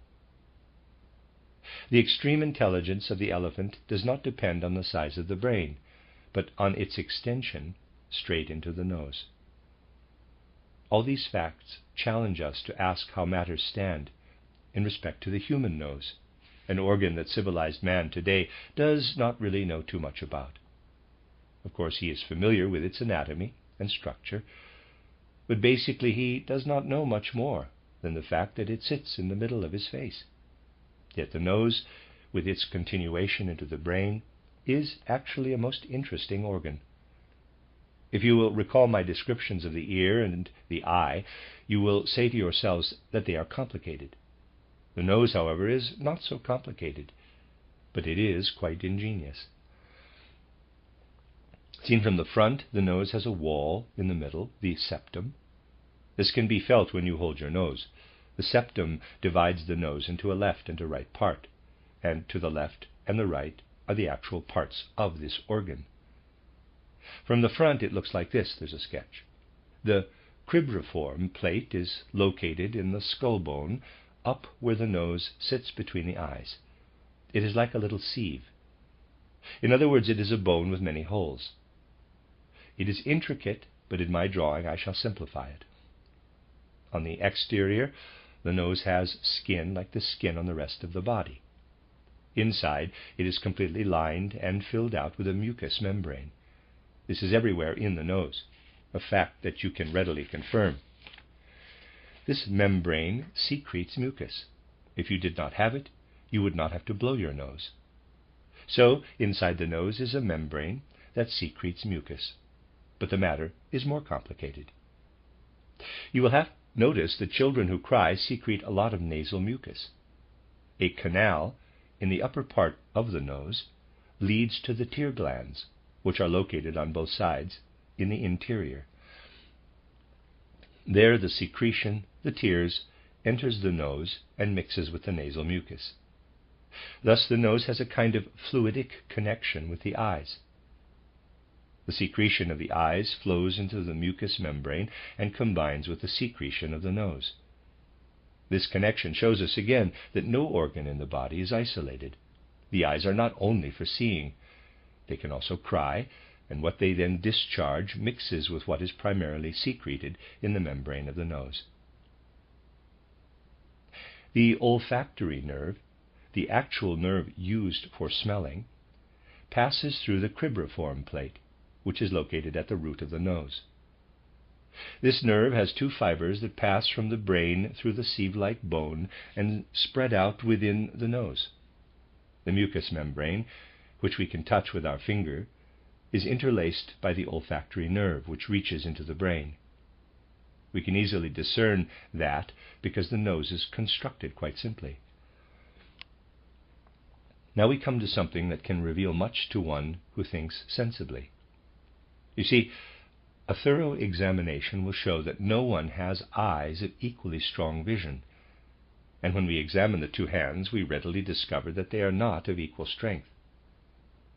The organs of the human being are never completely equal in strength on both the left and right side. So it is also with the nose. Generally, we simply do not smell as well with the left nostril as with the right, but it is the same here as it is with the hand. Some individuals are better at smelling with the left nostril than with the right, just as some people are left-handed. As you know, some people in the world are screwed together the wrong way. I am not referring to those people whose heads are screwed on wrong, but to those whose hearts are screwed on the wrong way. In the average person, the heart is located slightly off-center, to the left, as are the rest of the internal organs. Now, in a person whose heart is screwed on the wrong way, in quotes, as it were, whose heart is off-center a bit to the right, the stomach is also pushed over slightly to the right. But this phenomenon is much less noticeable than when one is not quite right, in quotes, in the head. The fact only becomes apparent when a person has fallen ill or has been dissected. Autopsies first led to the discovery that there are such odd people whose hearts and stomachs are shifted to the right. Of course, since not everyone who is a bit odd in the head is dissected after death, one often doesn't even know that there are many more such odd people than is normally assumed, whose hearts are off-center to the right. A truly effective pedagogy, however, must take this into consideration.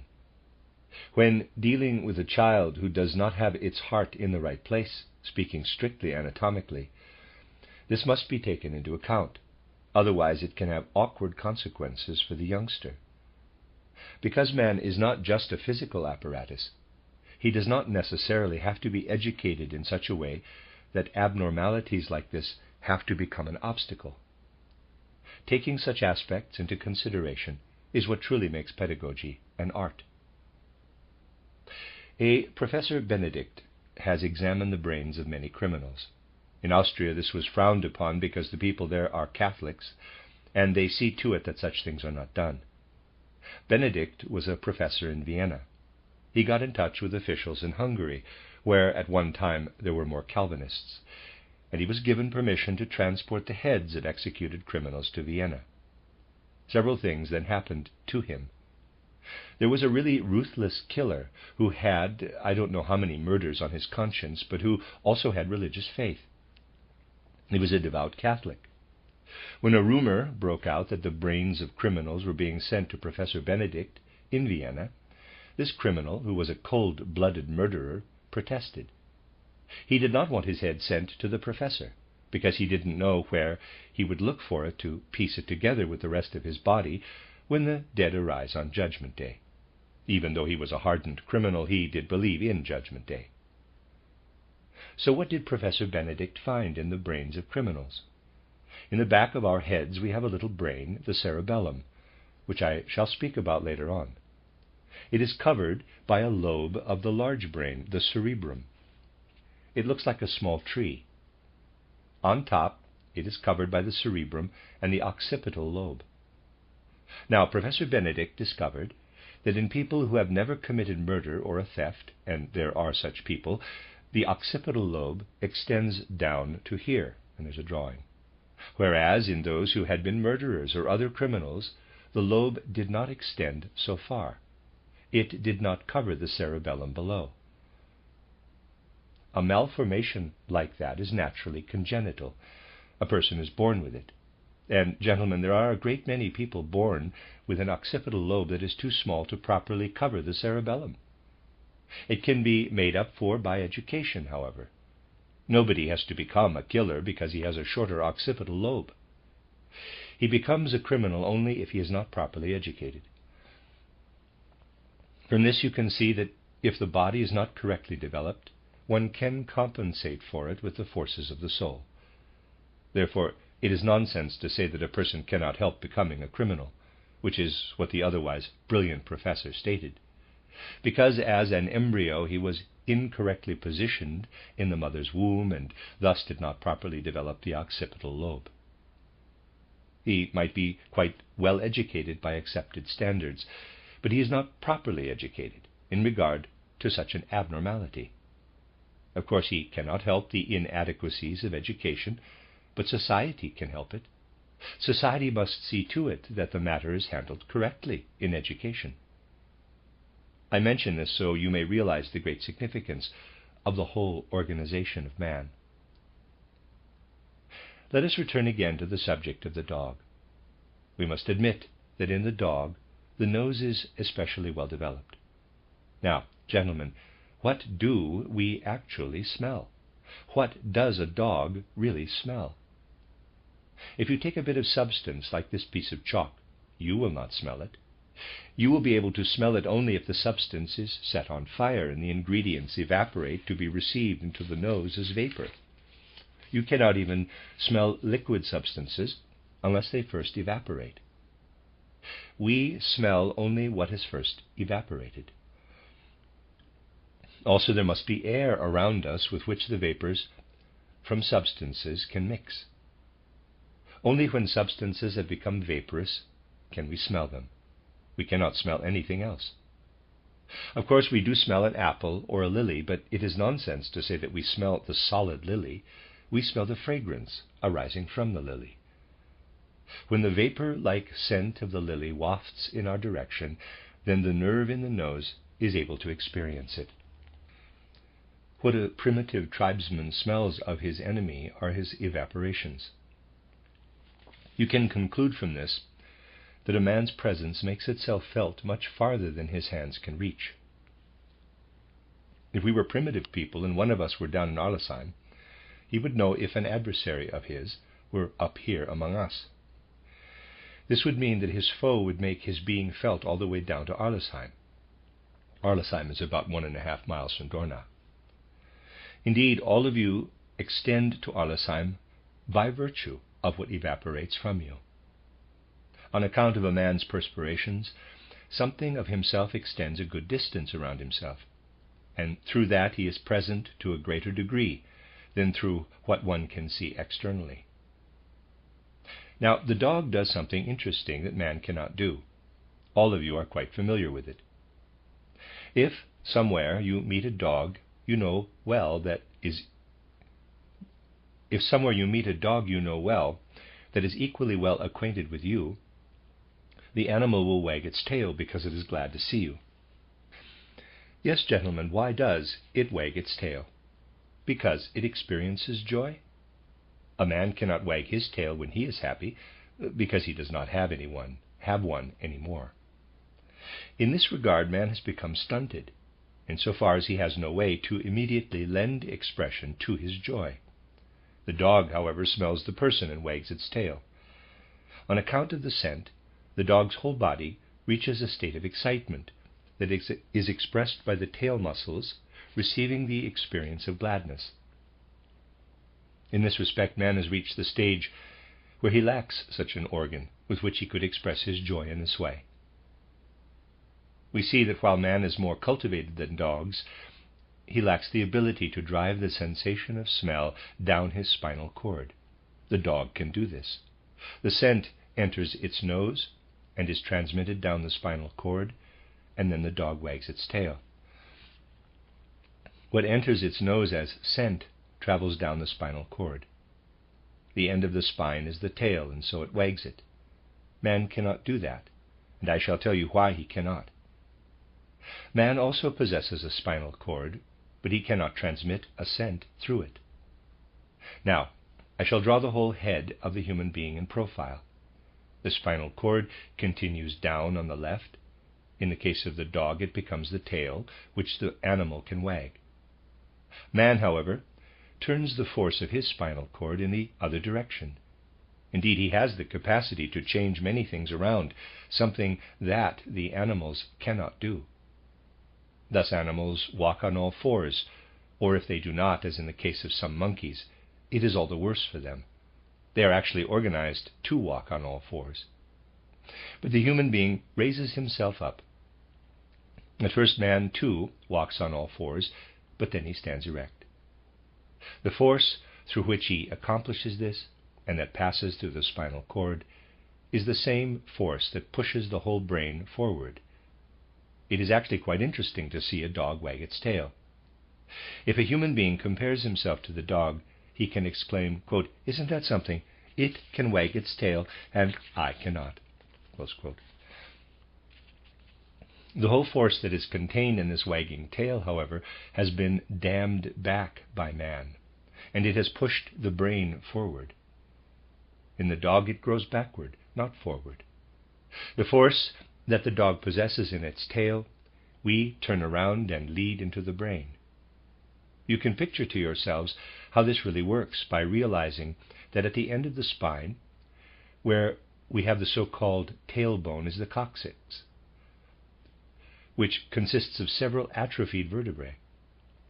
In the dog they are well formed and developed. In us they are a fused and completely stunted protrusion that we can no longer wag. It ends here and is covered by skin. Now, we are able to turn this whole wagging ability around, and if in fact the top of the skull were not up there, upon smelling a pleasant odor, we could wag with our brain, as it were. If our skull bones did not hold it together, we would actually wag with our forebrain when we are glad to see somebody. You see, this is what marks the human organization. It reverses the function found in animals. This tail wagging ability is still developed, but it is reversed. In reality, we too wag something, and some people have a sensitivity for perceiving it. Isn't it true that court officials fawn and cringe in the royal presence? Of course, theirs is not a wagging like that of a dog, but some people still get the feeling that they are really wagging their tails. This is because their wagging is on the soul level, and indeed looks like tail wagging. If one has acquired clairvoyance, something that is easily misunderstood, but that merely consists of being able to see some things better than others, then, gentlemen, one does not just have the feeling that a courtier is wagging his tail in front of a personage of high rank. One actually sees it. He does not wag something in the back, but he does indeed wag something in the front. Of course, the solid substances within the brain are held together by the skull bones, but what is developed there in the form of delicate substantiality, as warmth, wags when a courtier is standing before royalty. It fluctuates. Now, it is warm, now a little cooler, warmer, cooler. Someone with a delicate sensitivity for this fluctuating warmth, who is standing in the presence of courtiers surrounding lords, sees something that looks like a fool's cap wagging back and forth in front. It is correct to say that the etheric body, the more delicate organization of man, is wagging in front. It is absolutely true that the etheric body wags. In the dog or the elephant, all this is utilized to form the spinal cord. What remains stunted in both these animals is reversed and pushed forward in man. How is that? In the brain, two things meet: the, in quotes, wagging organ, which has been pushed forward and is present in this form only in man, and the olfactory nerve, which is also present in man. In the case of the dog, the olfactory nerve enlarges considerably because nothing counteracts it. What would restrain it is wagging in the back. The human being turns this around. The whole wagging force comes forward to the nose, and thus the olfactory nerve is made as small as possible. As it penetrates into the brain, it is compressed from all sides by what comes to meet it there. You see, man has within the head an organ that on the one hand forces back his faculty of smell, but on the other makes him into a human being. This organ results from the forces that are pushed up and forward. In the case of the dog and the elephant, much of the olfactory nerve is located in the forward part of the brain. A large olfactory nerve is present there. In man, this nerve is somewhat stunted. The nerves that were pushed upward from below spread out instead. As a result, this spot, where in the dog sensations of smell spread out much further, is located the noblest part of the brain in the human being. There, located in the forward part of the brain, is the sense for compassion, the sense for understanding other human beings, and that is something noble.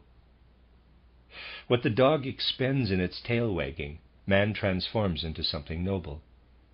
There in the forward part of the brain, just at the spot where the lowly nose would otherwise transmit its olfactory nerve, man possesses an extraordinarily noble organ. I have mentioned that we do not smell equally well with the left and the right nostrils. Now try to recall someone who is in the habit of making pronounced gestures. What does he do when he is pondering something? I am sure you have seen it. He reaches up with his finger or his hand and touches his nose. His index finger comes to rest directly over the septum, the inner wall dividing the nasal passages. For right here behind the nose and within the brain, the capacity for discrimination has its physical expression. The septum of the dog enables it not only to follow a lead precisely, but also to distinguish carefully with the left and the right nostrils how the scents appear to either one or the other. The dog always has in its right nostril the scent of what it is pursuing at the moment, while in the left it has the sense of everything it has already pursued. The dog therefore becomes increasingly skillful in pursuit, just as we human beings become more and more intelligent when we learn more and commit facts to our memory. The dog has a particularly good memory for scents, and that is why he becomes such a keen tracker. A trace of that still exists in human life. Man's sense of smell has become dulled, but Mozart, for example, was sometimes inspired with his best melodies when he smelled a flower in a garden. When he pondered the reason for this, he realized that it happened because he had already smelled this flower somewhere else, and that he had especially liked it. Mozart would never have gone so far as to say, quote, "Well, I was once in this beautiful garden in such and such a place, and there was this flower with a wonderful fragrance that pleased me immensely. Now, here is the fragrance again, and it makes me almost want to, well, wag my tail." Close quote. Mozart would not have said that, but a beautiful melody entered his mind when he smelled this flower the second time. You can tell from this how closely linked are the senses of smell and memory. This is caused not by what we human beings absorb as sense, but rather by what we push forward in the brain and against it. Our power of discrimination is developed there. If a person can think especially logically, if he has the proper thought relationships, then we can say that he has pushed his brain forward against his olfactory nerve, that he has actually adjusted the brain to what otherwise would have also been the olfactory nerve.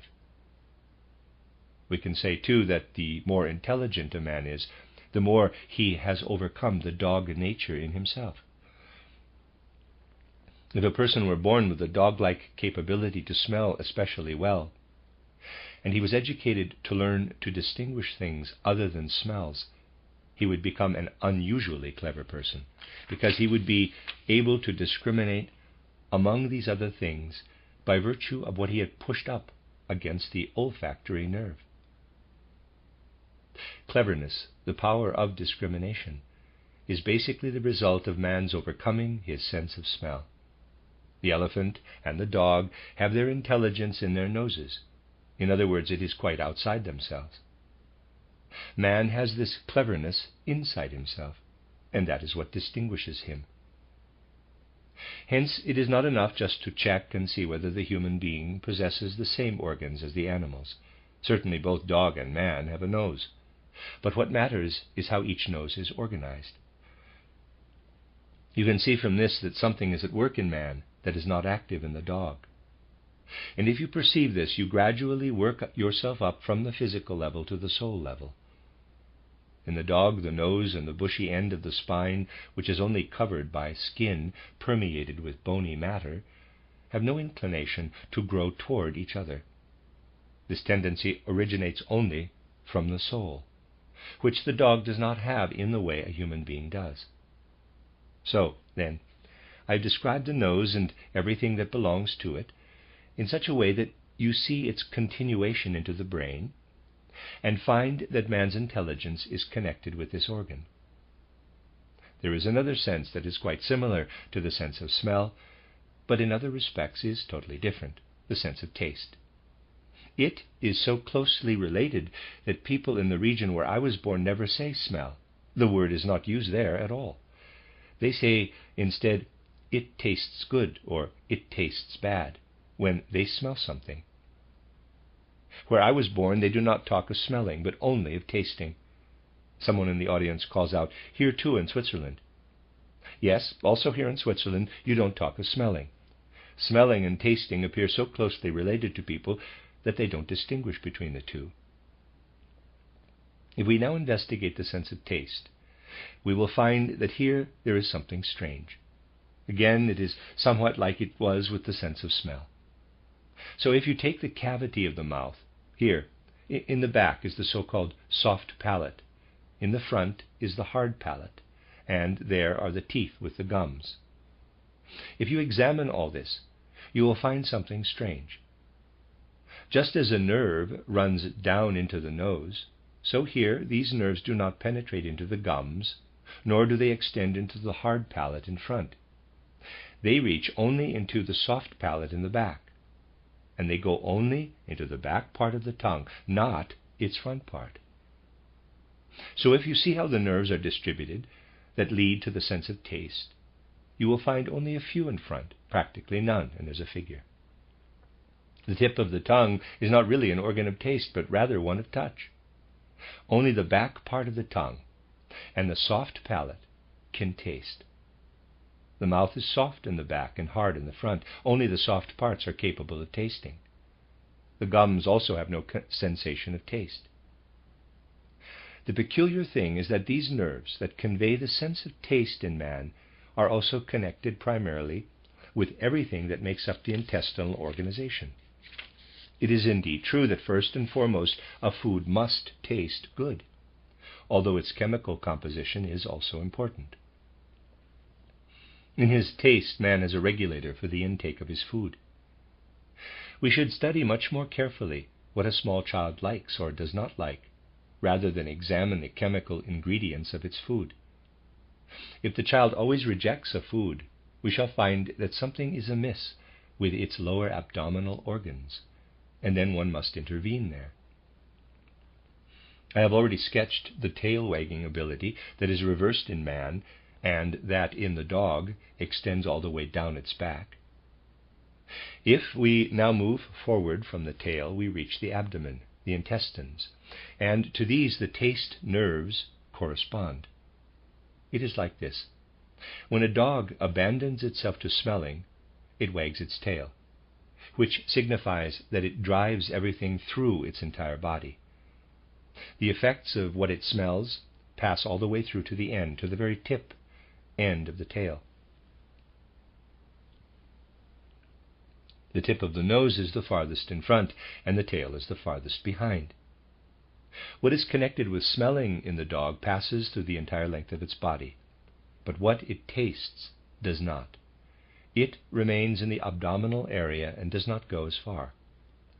We can see from this that the more something related to the nerves is located within the organism, the less far-reaching is its effect in the body. This will teach us to understand even better than we know already that the whole form of man depends on his nerves.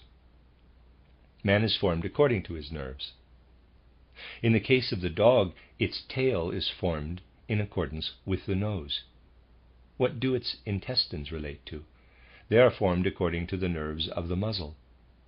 The nerves are situated on one end, and they bring about the form on the other end. This is something that you must take as a basis for further consideration. You will gain much from realizing that the dog owes its whole tail-wagging ability to its nose, and that when it feels good in the abdominal area, this is due to the nerves of the mouth. We shall learn more about this later. It is extraordinarily interesting how the nerves are related to form. This is why I said the other day that even a blind person benefits from his eyes, even though the eyes are useless for sight. Their nerves still help shape the body. The way a person appears is caused by the nerves of his head, and in part by the nerves of his eyes, as well as by many other nerves. Therefore, if we want to understand why the human being differs in form from the dog, we have to think of the nose. The nose plays an important part in the shape of a dog, but in the human being it is overcome and somewhat subdued in its functions. In the dog, the nose occupies a higher rung on the ladder. It is the headmaster, so to speak. In man, the function of the nose is forced back. The eye and the ear are certainly more important for the human form than is the nose. And that is the end of lecture discussion 6. You are listening to RudolfSteinerAudio.com. If you are listening to the podcast of this, it is located at rudolfsteiner.podbean.com. Please consider becoming a patron. This is a reading of a collection of lectures by Rudolf Steiner, originally titled Health and Illness, Volumes 1 and 2, which were lectures given to Workmen at the First Goetheanum. It is Collected Works, Volume 348, revised translation by Matthew Barton. This is lecture/discussion 7 of the 20th of December, 1922, entitled Spiritual Scientific Foundations for a True Physiology. Gentlemen, this time let us finish answering a question raised the other day. By virtue of his skin, man is an entire sense organ.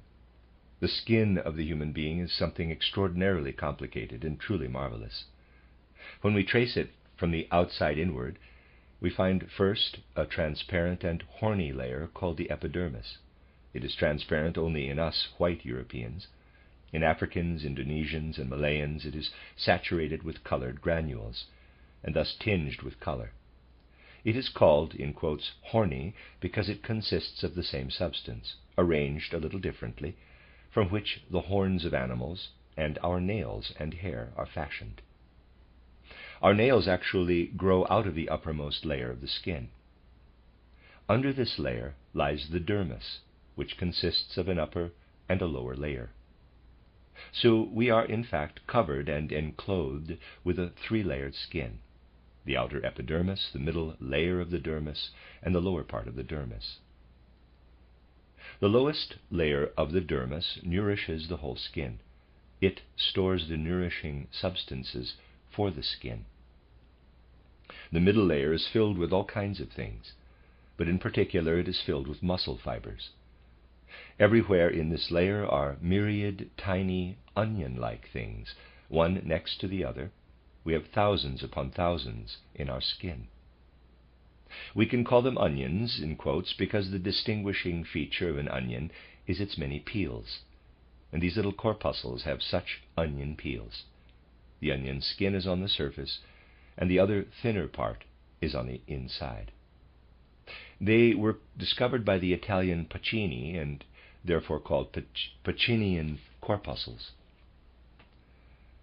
Around these microscopic corpuscles are from 20 to 60 such peels, so you can imagine how small they are.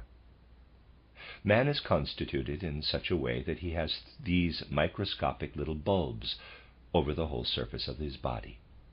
The largest number is found in snakes as well as in people, on the tip of the tongue. Yes, it is almost comical, but most are found on the tip of the tongue. There are many on the tips of the fingers, on the palms of the hands, and on other parts of the body, but most are on the tip of the tongue. For example, there are 7 times more such little nerve bulbs on the tip of the tongue than there are on the fingertips. A nerve fiber originates from each of these corpuscles and finds its way into the brain via the spinal marrow. All these nerve fibers radiate from the brain, and everywhere in the body they form such nerve bulbs on its surface. So these nerve fibers in the brain go everywhere and eventually form the onions within the skin or dermis.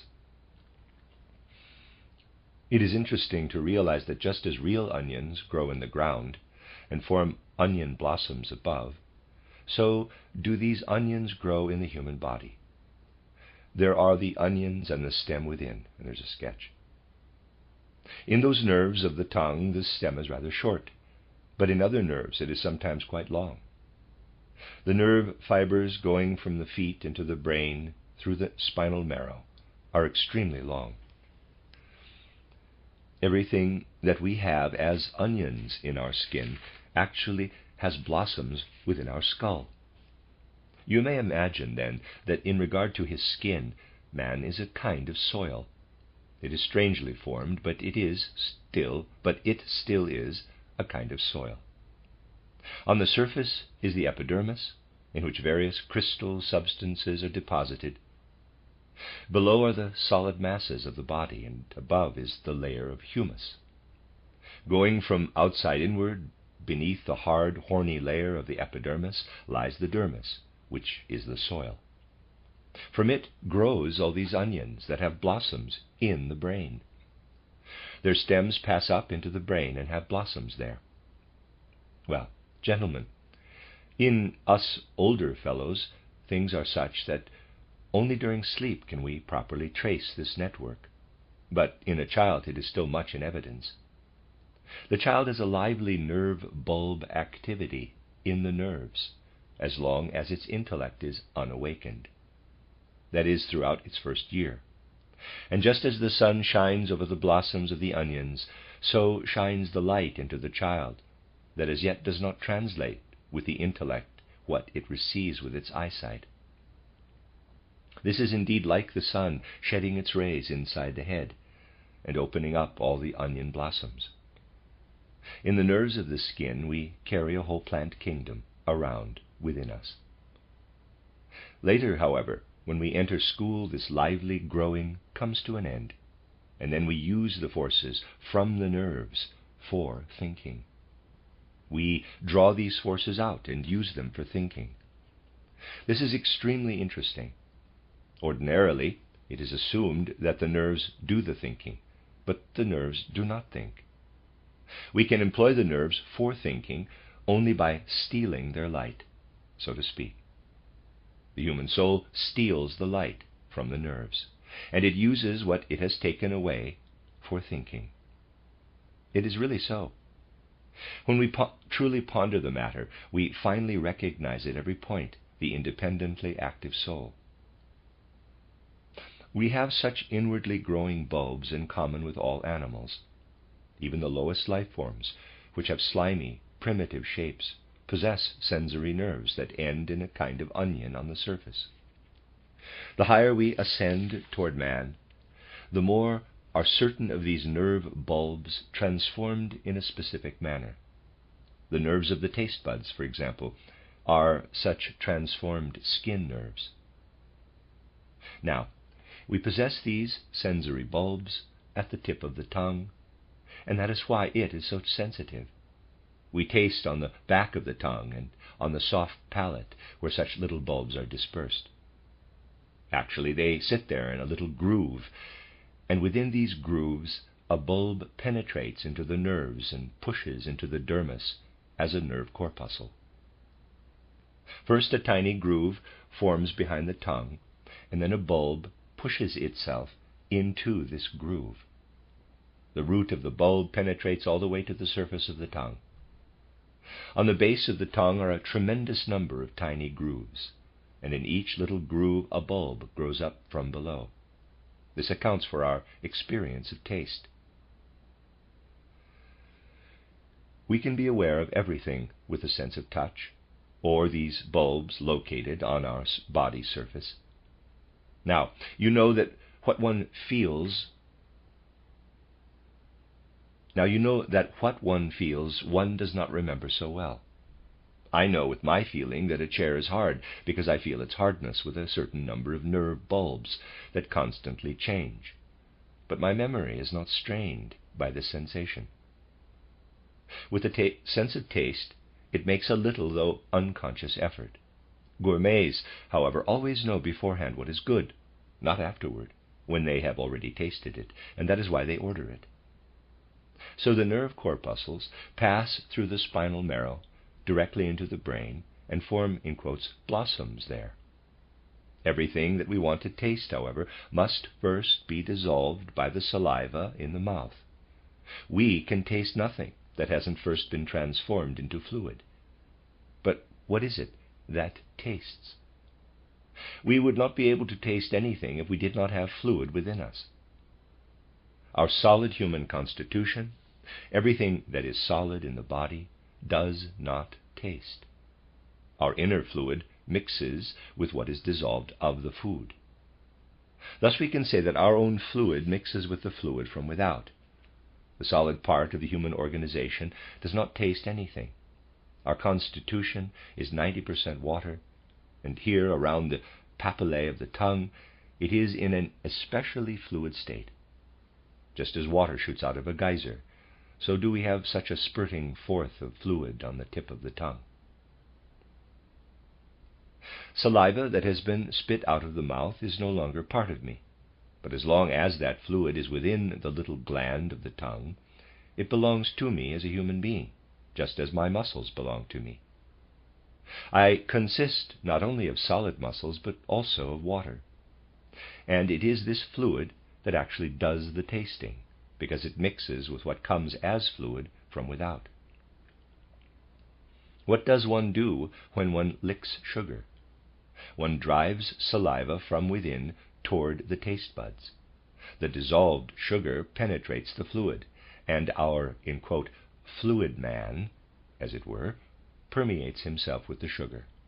The sugar is secreted delicately in the taste buds of the tongue and spreads out in one's own fluidity, giving us a feeling of well-being.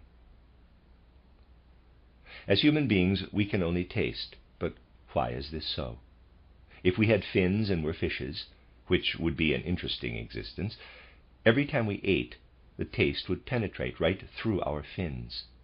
But then we would have to swim in water, where we would find everything, even the delicate substances, well dissolved. The fish tastes all the traces of substances that are in the water, and follows the direction of its taste, which is constantly penetrating into the fins. If something pleasant flows in its direction, the fish will taste it, and its fins will immediately move toward it. We human beings cannot do what the fish can, because we have no fins. In us they are completely lacking. But since we cannot use the sensation of taste to move around, we intensify it within. Fishes have a highly developed sense of taste, but they have no inward sense of it. We human beings have the taste within. We experience it. Fishes exist in the totality of the water and experience taste together with the surrounding water. People have wondered why a fish swims far out into the ocean when it wants to lay its eggs. They swim far out, not only into the Atlantic Ocean, but also into other parts of the Earth's oceans. And then the young slowly return to European waters. Why is this? Well, European fishes that swim around in our rivers are freshwater fishes, but the eggs cannot mature in fresh water. Fishes sense by taste that a trace of salt flows toward the outlet of a river. They then swim out into the sea. If the sun shines differently on the other side of the earth, they taste that, and by this sense swim halfway around the globe. Then the young taste their way back again to where the parent fishes have dwelt. So we see that fishes follow their taste in every way. It is extremely interesting that the water that flows in the rivers and is contained in the seas is full of taste, and the fact that fishes swim around in them is really due to the water's taste. It is actually the taste of the water that makes them swim around. The taste of the water gives them their directions.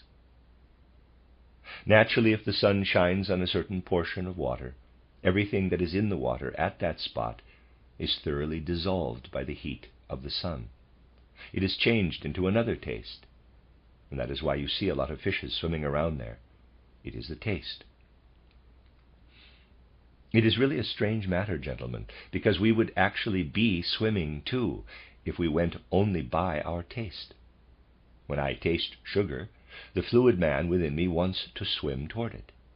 The urge to swim is indeed there. We want to swim constantly according to our taste, but the solid body prevents us from doing so. From that element which continually would like to swim but cannot, we really have something like a fish within us that constantly wants to swim but is held back.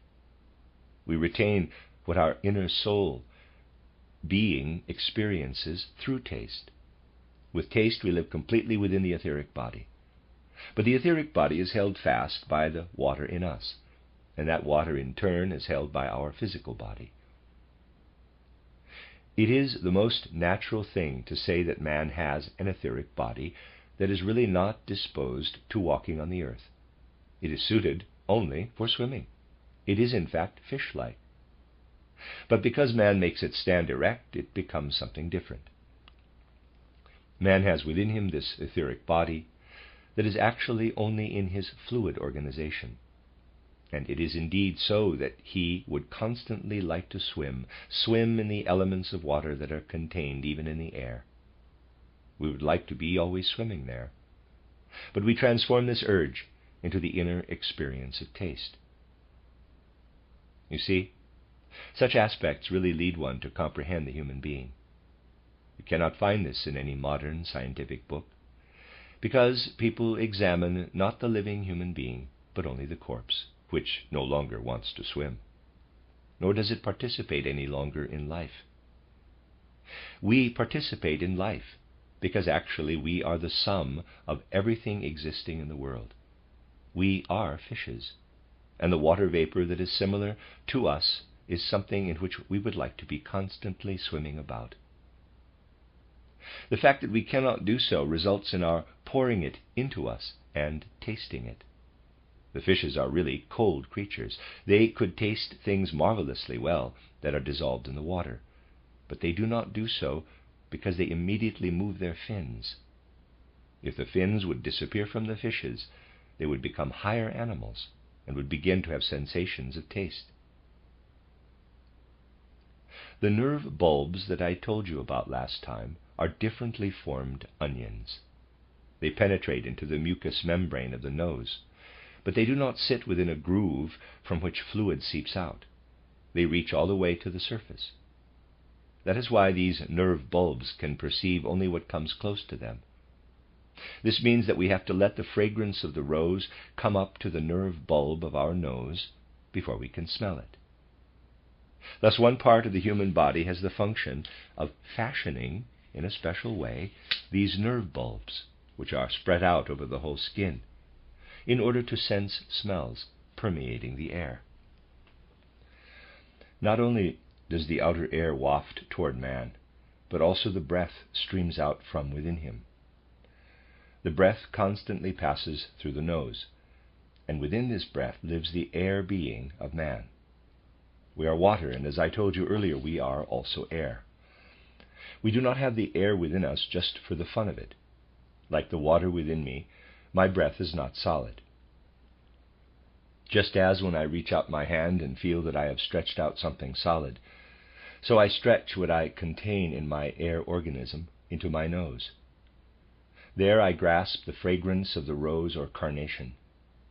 Indeed, I am not only a solid being, but continually a being of water and air as well. We are the air as long as it is within us and is alive. When we stretch our, in quotes, air hands through the nose and grasp the fragrance of a rose or carnation, bad odors too, of course, we do not touch it with our hand, but rather grasp it with the nerve bulbs, which attract the breath from within, so that it can take hold of the fragrance. This is something that is manifest also in the dog. I have told you that as soon as the nose smells, the tail wags. Just as in fishes the fins start to move about, so too in dogs the tail starts to move. But what does this tail that can only wag really want to do? This is most interesting. The tail can only wag.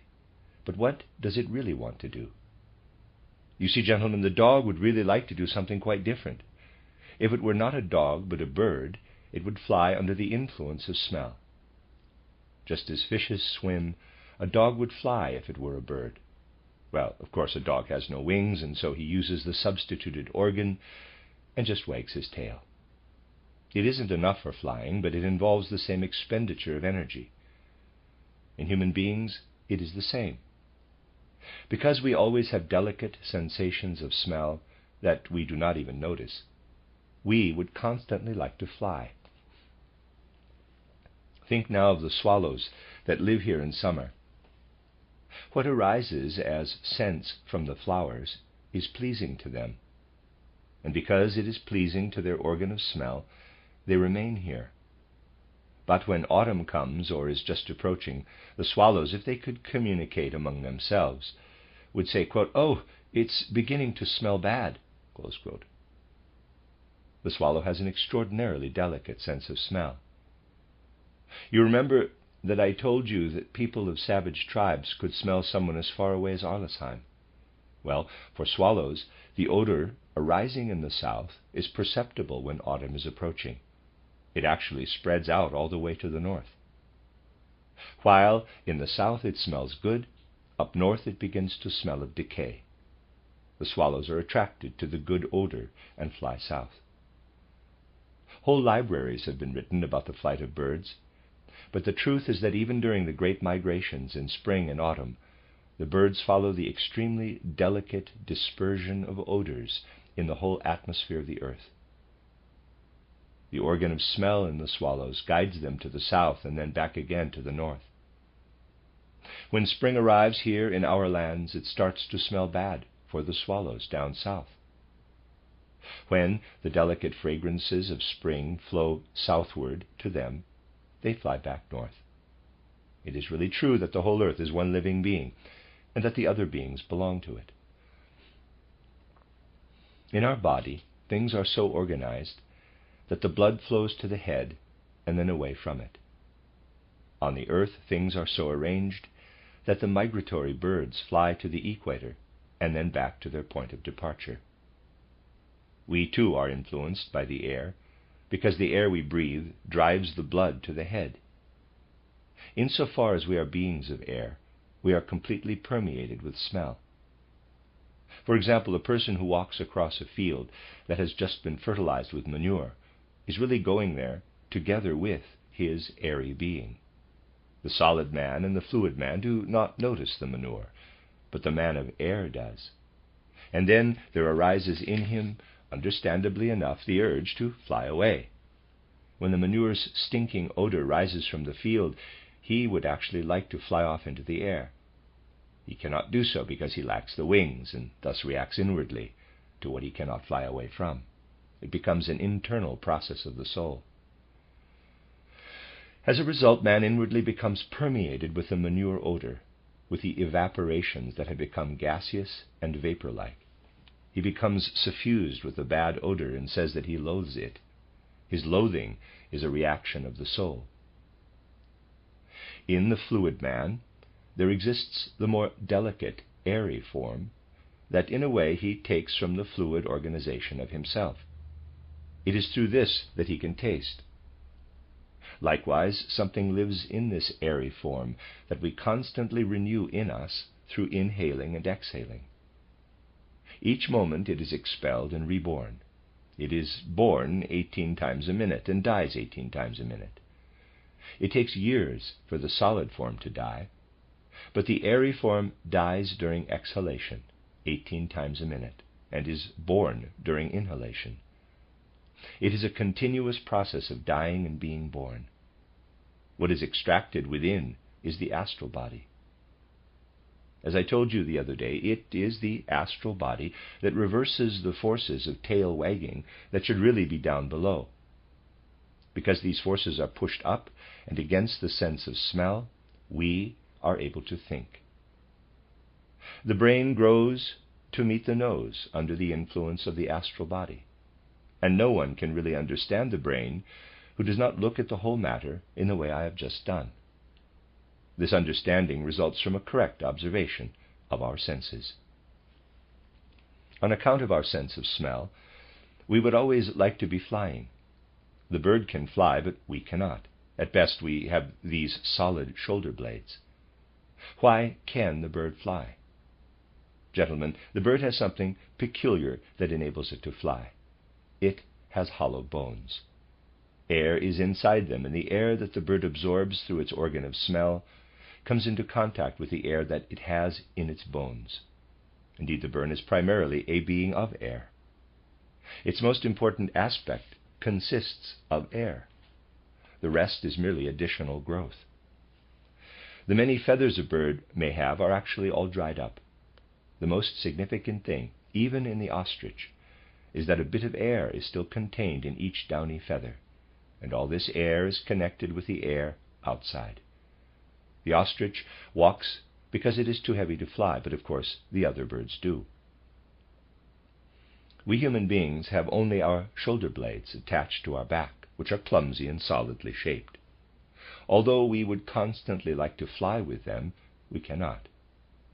Instead, we push the whole spinal marrow into the brain and begin to think. Birds do not think. We have only to observe them properly to realize that everything goes into their flight. It looks clever, but it is really the result of what is in the air. Birds do not think, but we do because we cannot fly. Our thoughts are actually the transformed forces of flying. It is interesting that in human beings the sense of taste changes into forces of feeling. When I say, I feel well, I would really like to swim. Since I cannot, this impulse changes into an inner feeling of well-being. When I say, the odor of the manure repulses me, I would really like to fly away. But I cannot, and so I have the thought, this is disgusting, this odor is repulsive. All our thoughts are transformed smells. Man is such an accomplished thinker because he experiences in the brain with that part I described earlier, everything that the dog experiences in the nose. As human beings, we owe a lot to our nose. You see, people who have no sense of smell, whose mucous membrane is stunted, also lack a certain sense of creativity. They can think only through what they have inherited from their parents. It is always good that we inherit at least something. Otherwise, if all our senses were not rudimentarily developed, we could not live at all. A person born blind also has inherited the interior of what the eye possesses. He has this primarily because he is not only solid, but also a person of fluid and air. We have now seen how strange all this is. We perceive solid substances with our sense of touch through the nerve bulbs that penetrate the skin everywhere. We become aware of watery substances with our sense of taste.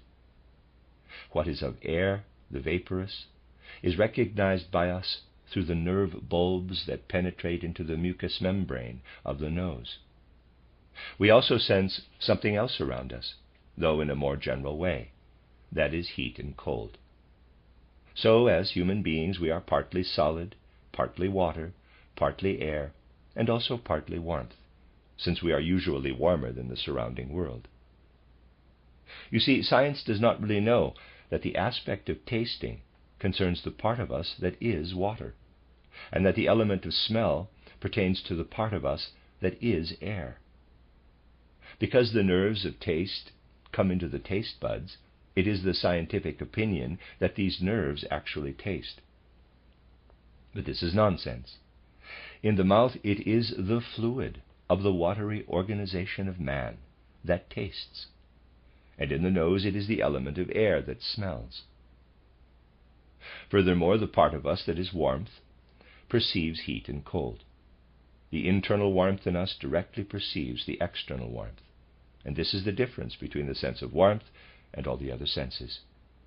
Warmth is produced by all the organs, and as human beings we harbor a world of warmth within us. This element of warmth perceives the other world of warmth around us. When we touch something that is hot or cold, we naturally perceive it just on the spot where we have touched it. But when it is cold in winter or hot in summer, we perceive this coldness or heat in our surroundings. We become a complete sense organ. We can see how science errs in this regard. According to scientific books, the human being is some kind of compactly shaped form. All the bones are drawn on the paper. The muscles and nerves are all there.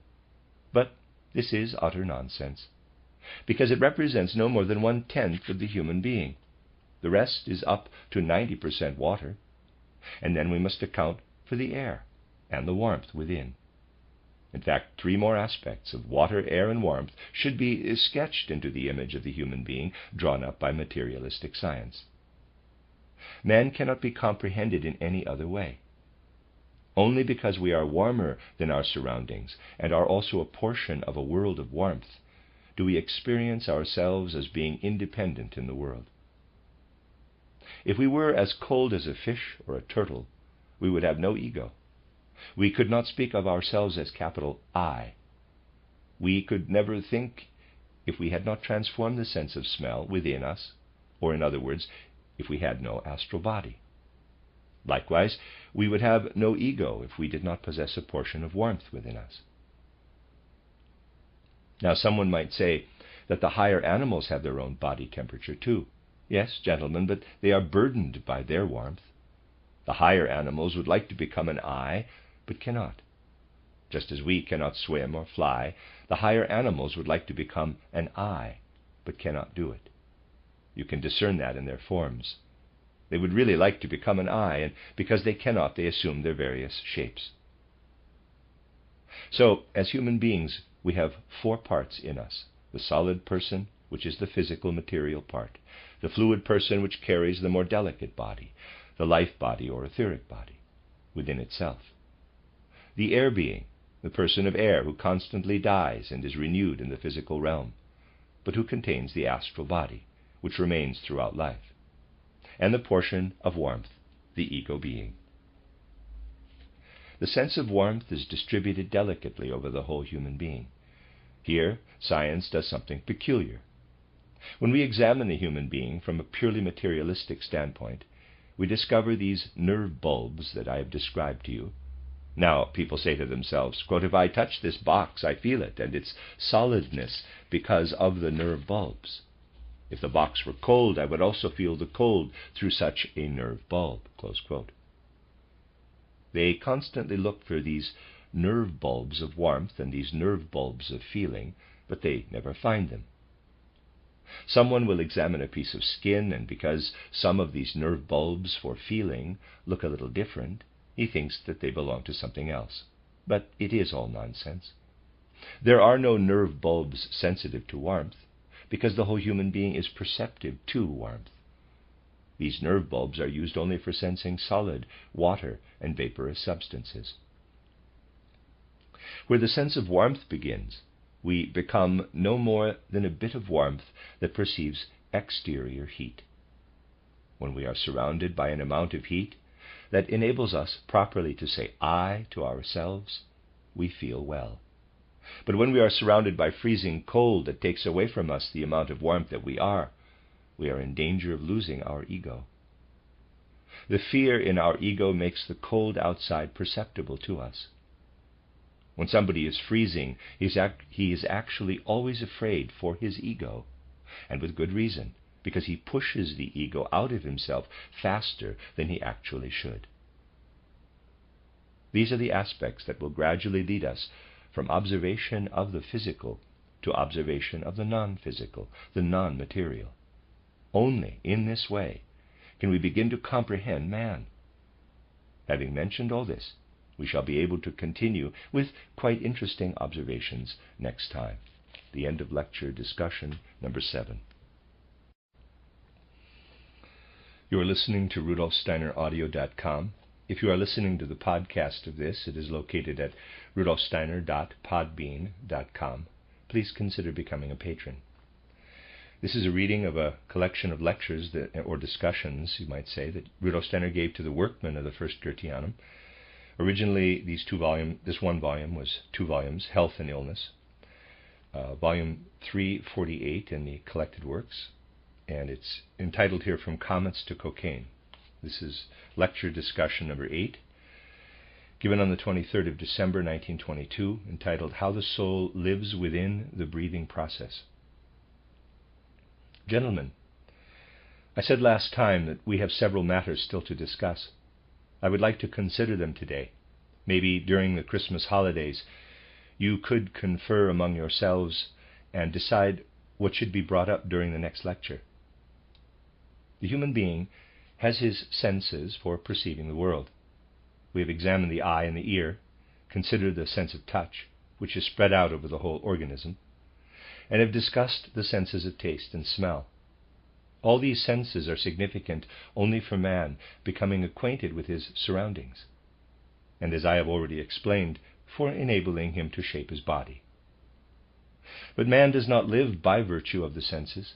He lives through the process of breathing. If you ask why he is an erect being, why his nose is in the middle of his face, for example, you have to answer that it is because of his senses. But if you look for the reason why he is alive, you have to consider his breathing, because the breath is related to all aspects of life. In one respect, human beings breathe just as the higher animals do, although many animals do breathe differently. A fish, for instance, breathes while swimming and living underwater. If we now look at human breathing, we first need to consider the process of inhalation. The breathing process is initially one of inhalation. From the air around us, we inhale the oxygen that is required for our existence. This then permeates our whole body, in which carbon in minute particles is deposited, or rather in which it swims or floats. The carbon that we contain in our bodies is also found elsewhere in nature. As a matter of fact, carbon exists in a great many forms. For instance, carbon is found in coal and in every plant which consists of carbon, mixed with water and so on. But carbon is the main component of the plant. The graphite in a pencil contains carbon, and the diamond, which is a valuable gem, is also carbon. The diamond is transparent carbon. Hard coal is opaque carbon. It is rather interesting that something like coal exists in nature. It is certainly not elegant or attractive, yet is of the same substance as a valuable gem, which, depending on its size, for example, is fit for a crown. Coal and diamonds contain the same substance in different forms. We too have in ourselves carbon of various forms. When we breathe in oxygen, it spreads out everywhere in our body and combines with the carbon. When oxygen combines with solid coal, a new gas, carbon dioxide, arises. This is a combination of oxygen and carbon, and it is this gas that we then exhale. Our life involves integrating our body into the rest of the world by inhaling oxygen and exhaling carbon dioxide. If we inhaled only pure oxygen, however, and never exhaled, we would have to contain an immense amount of carbon, and the carbon dioxide would have to remain in us. Yes, we would be forever expanding, finally becoming gigantic, as big as the earth itself. Then we could always be inhaling. But we do not possess that much carbon. It must be constantly renewed. We could not survive if we only inhaled. We have to exhale to acquire carbon anew. And the carbon dioxide we produce is lethal. Indeed, if oxygen is life for us, carbon dioxide is death. If this room were now filled with carbon dioxide, we would all perish. Our life alternates between life-giving air of inhalation and the deadly air of exhalation. Life and death are constantly within us, and it is interesting to see how they initially enter into the human being.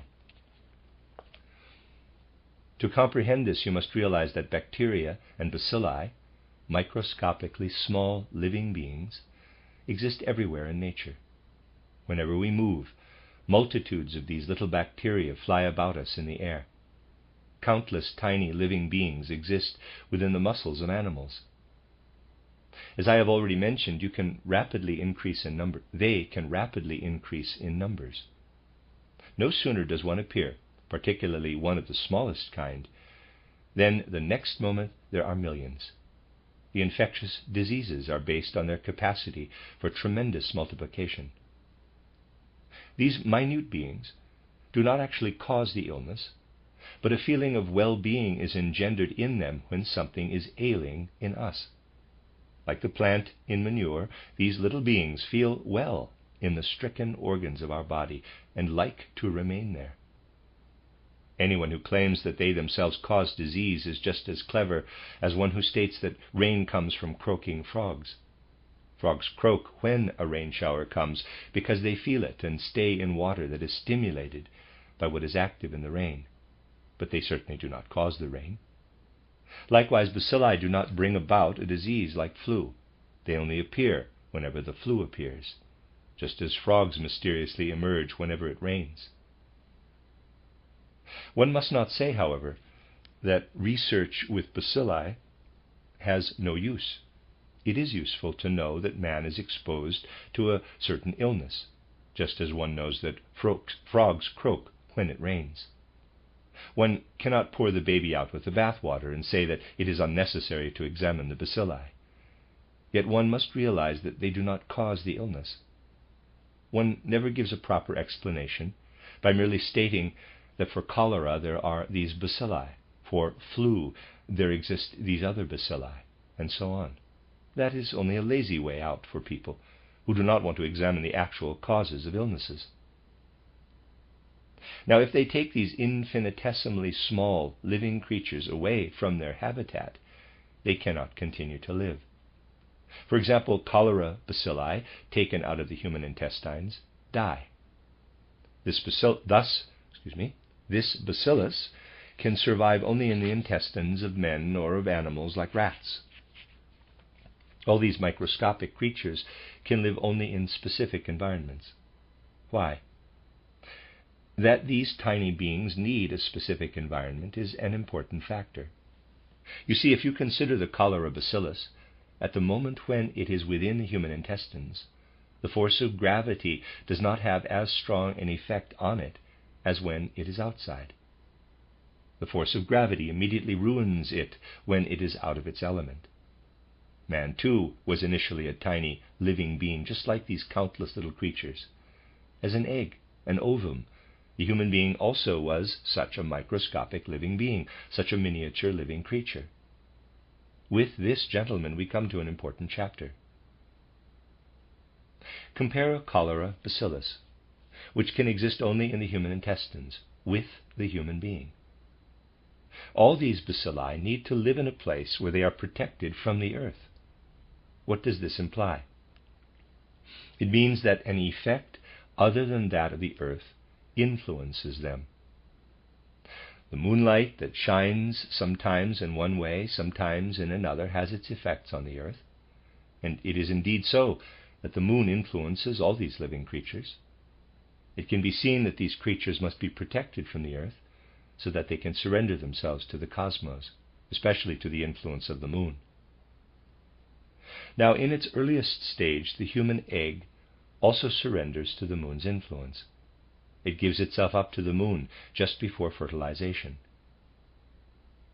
Just as the cholera bacillus exists in the intestines, so this tiny human egg exists in the female and is initially protected there. The female organism is so constituted, however, that the human egg is protected only in the beginning. The moment it passes too far out of the body, it becomes vulnerable. Then the earth begins to affect it. Women discharge such human eggs every 4 weeks.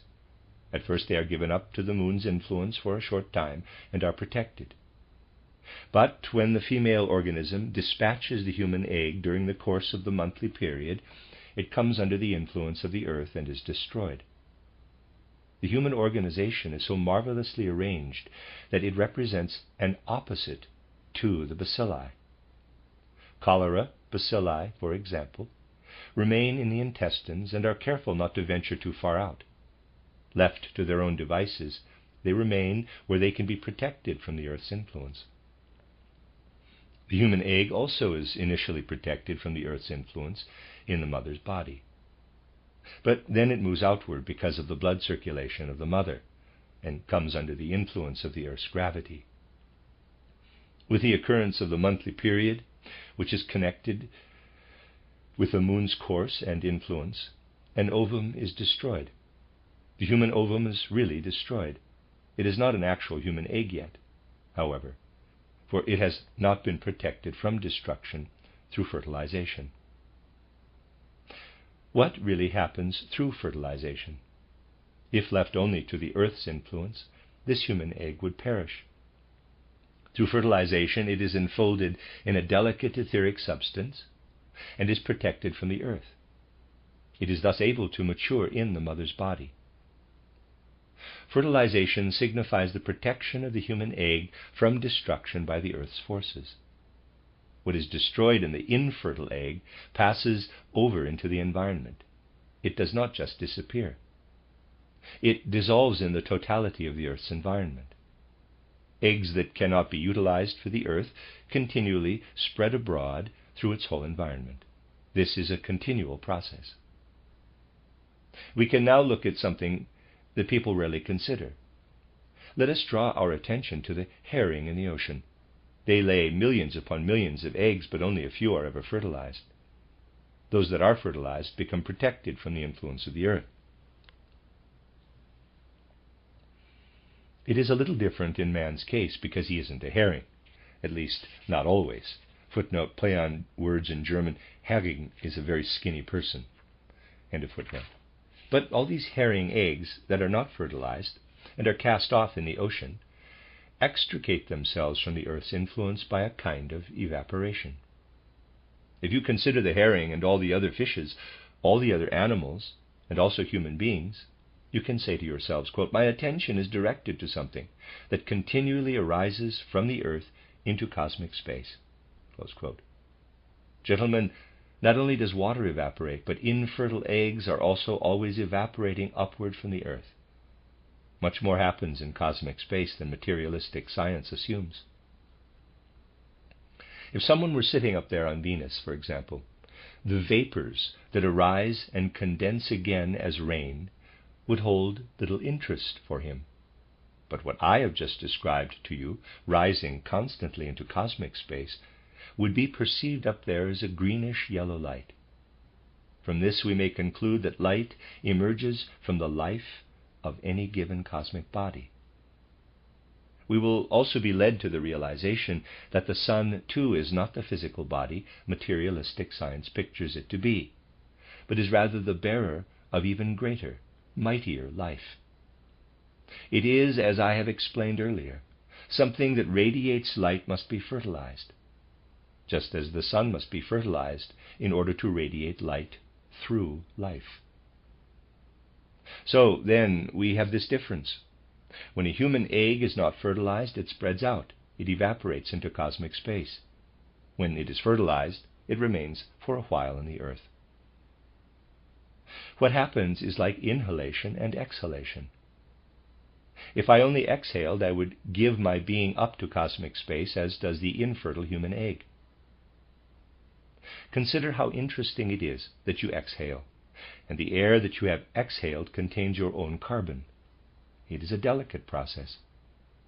Just imagine that today you have a tiny bit of carbon in your big toe. You inhale and oxygen spreads out. The small amount of carbon that today is in your big toe combines with the oxygen. And tomorrow, this little particle of carbon is somewhere out there in the atmosphere as carbon dioxide.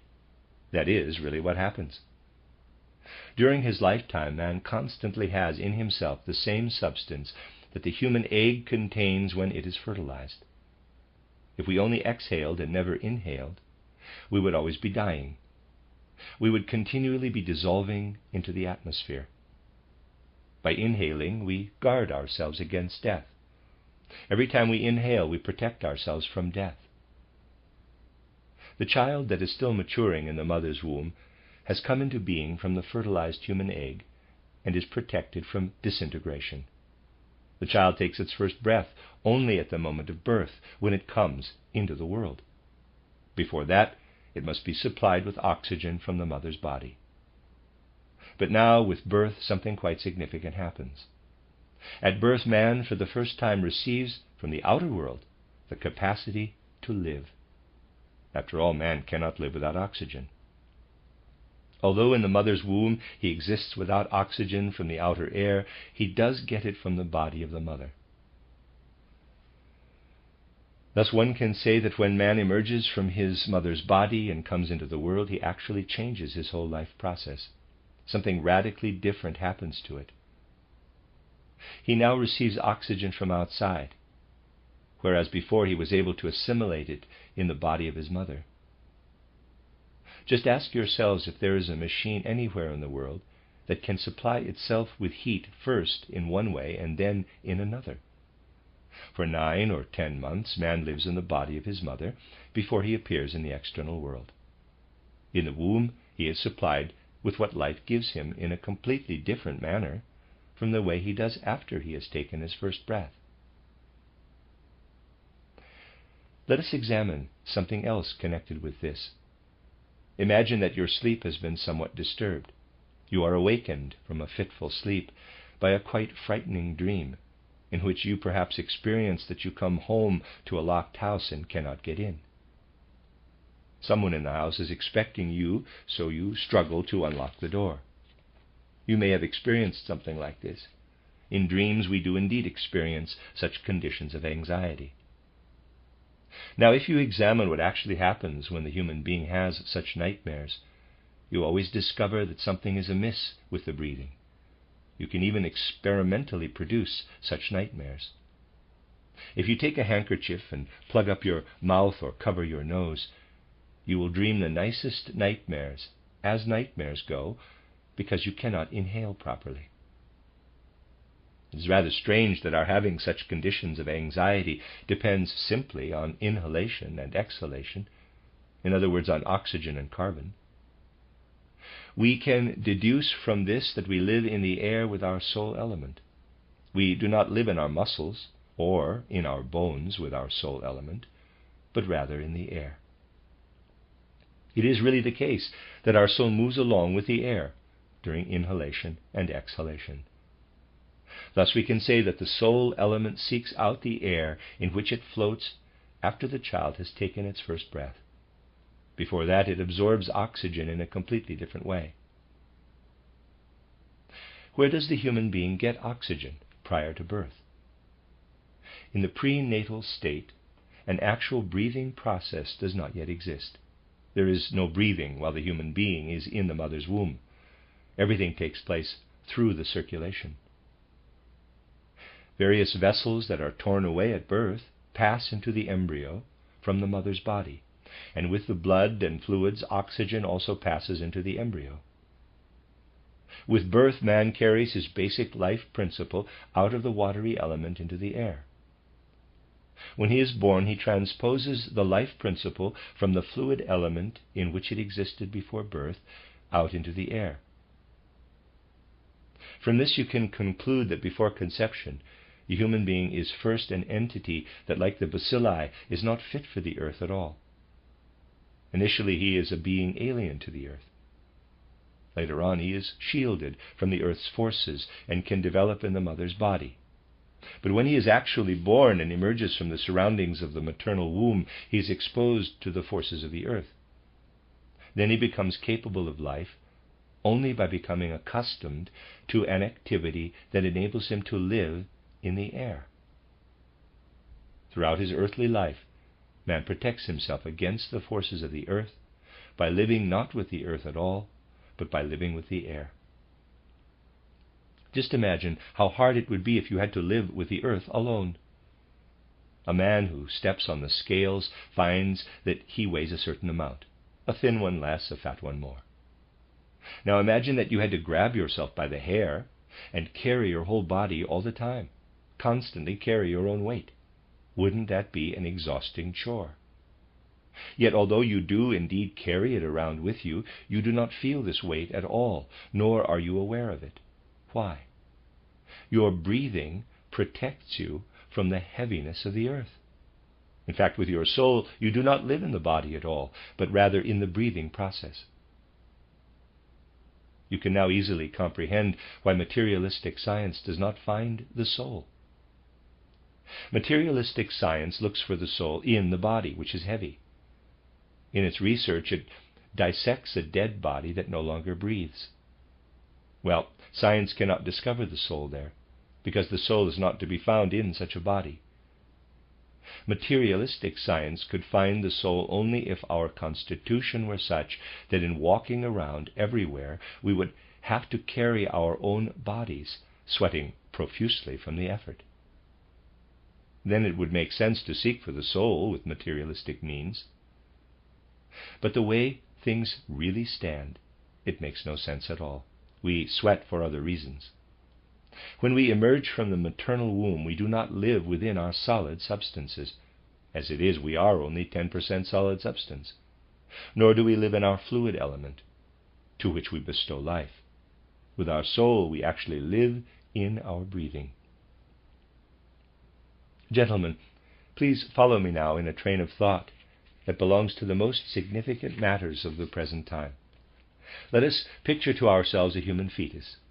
Through birth, it emerges into the outside world and becomes a fully fledged human being who now inhales air with his lungs and exhales again through his nose. It should be quite self-evident to you that when a person is born, he actually lives with his soul in the breathing process. As long as he exists in the mother's womb, he lives in a watery element. In a sense, he emerges from the water into the air when he is born. As earthly man, you can live only in the air, not in water. But before birth you lived in water, and up until the 3rd week you were even shaped like a little fish to enable you to live there. You lived in water up to the time of birth, but the earth does not allow you to live in that element.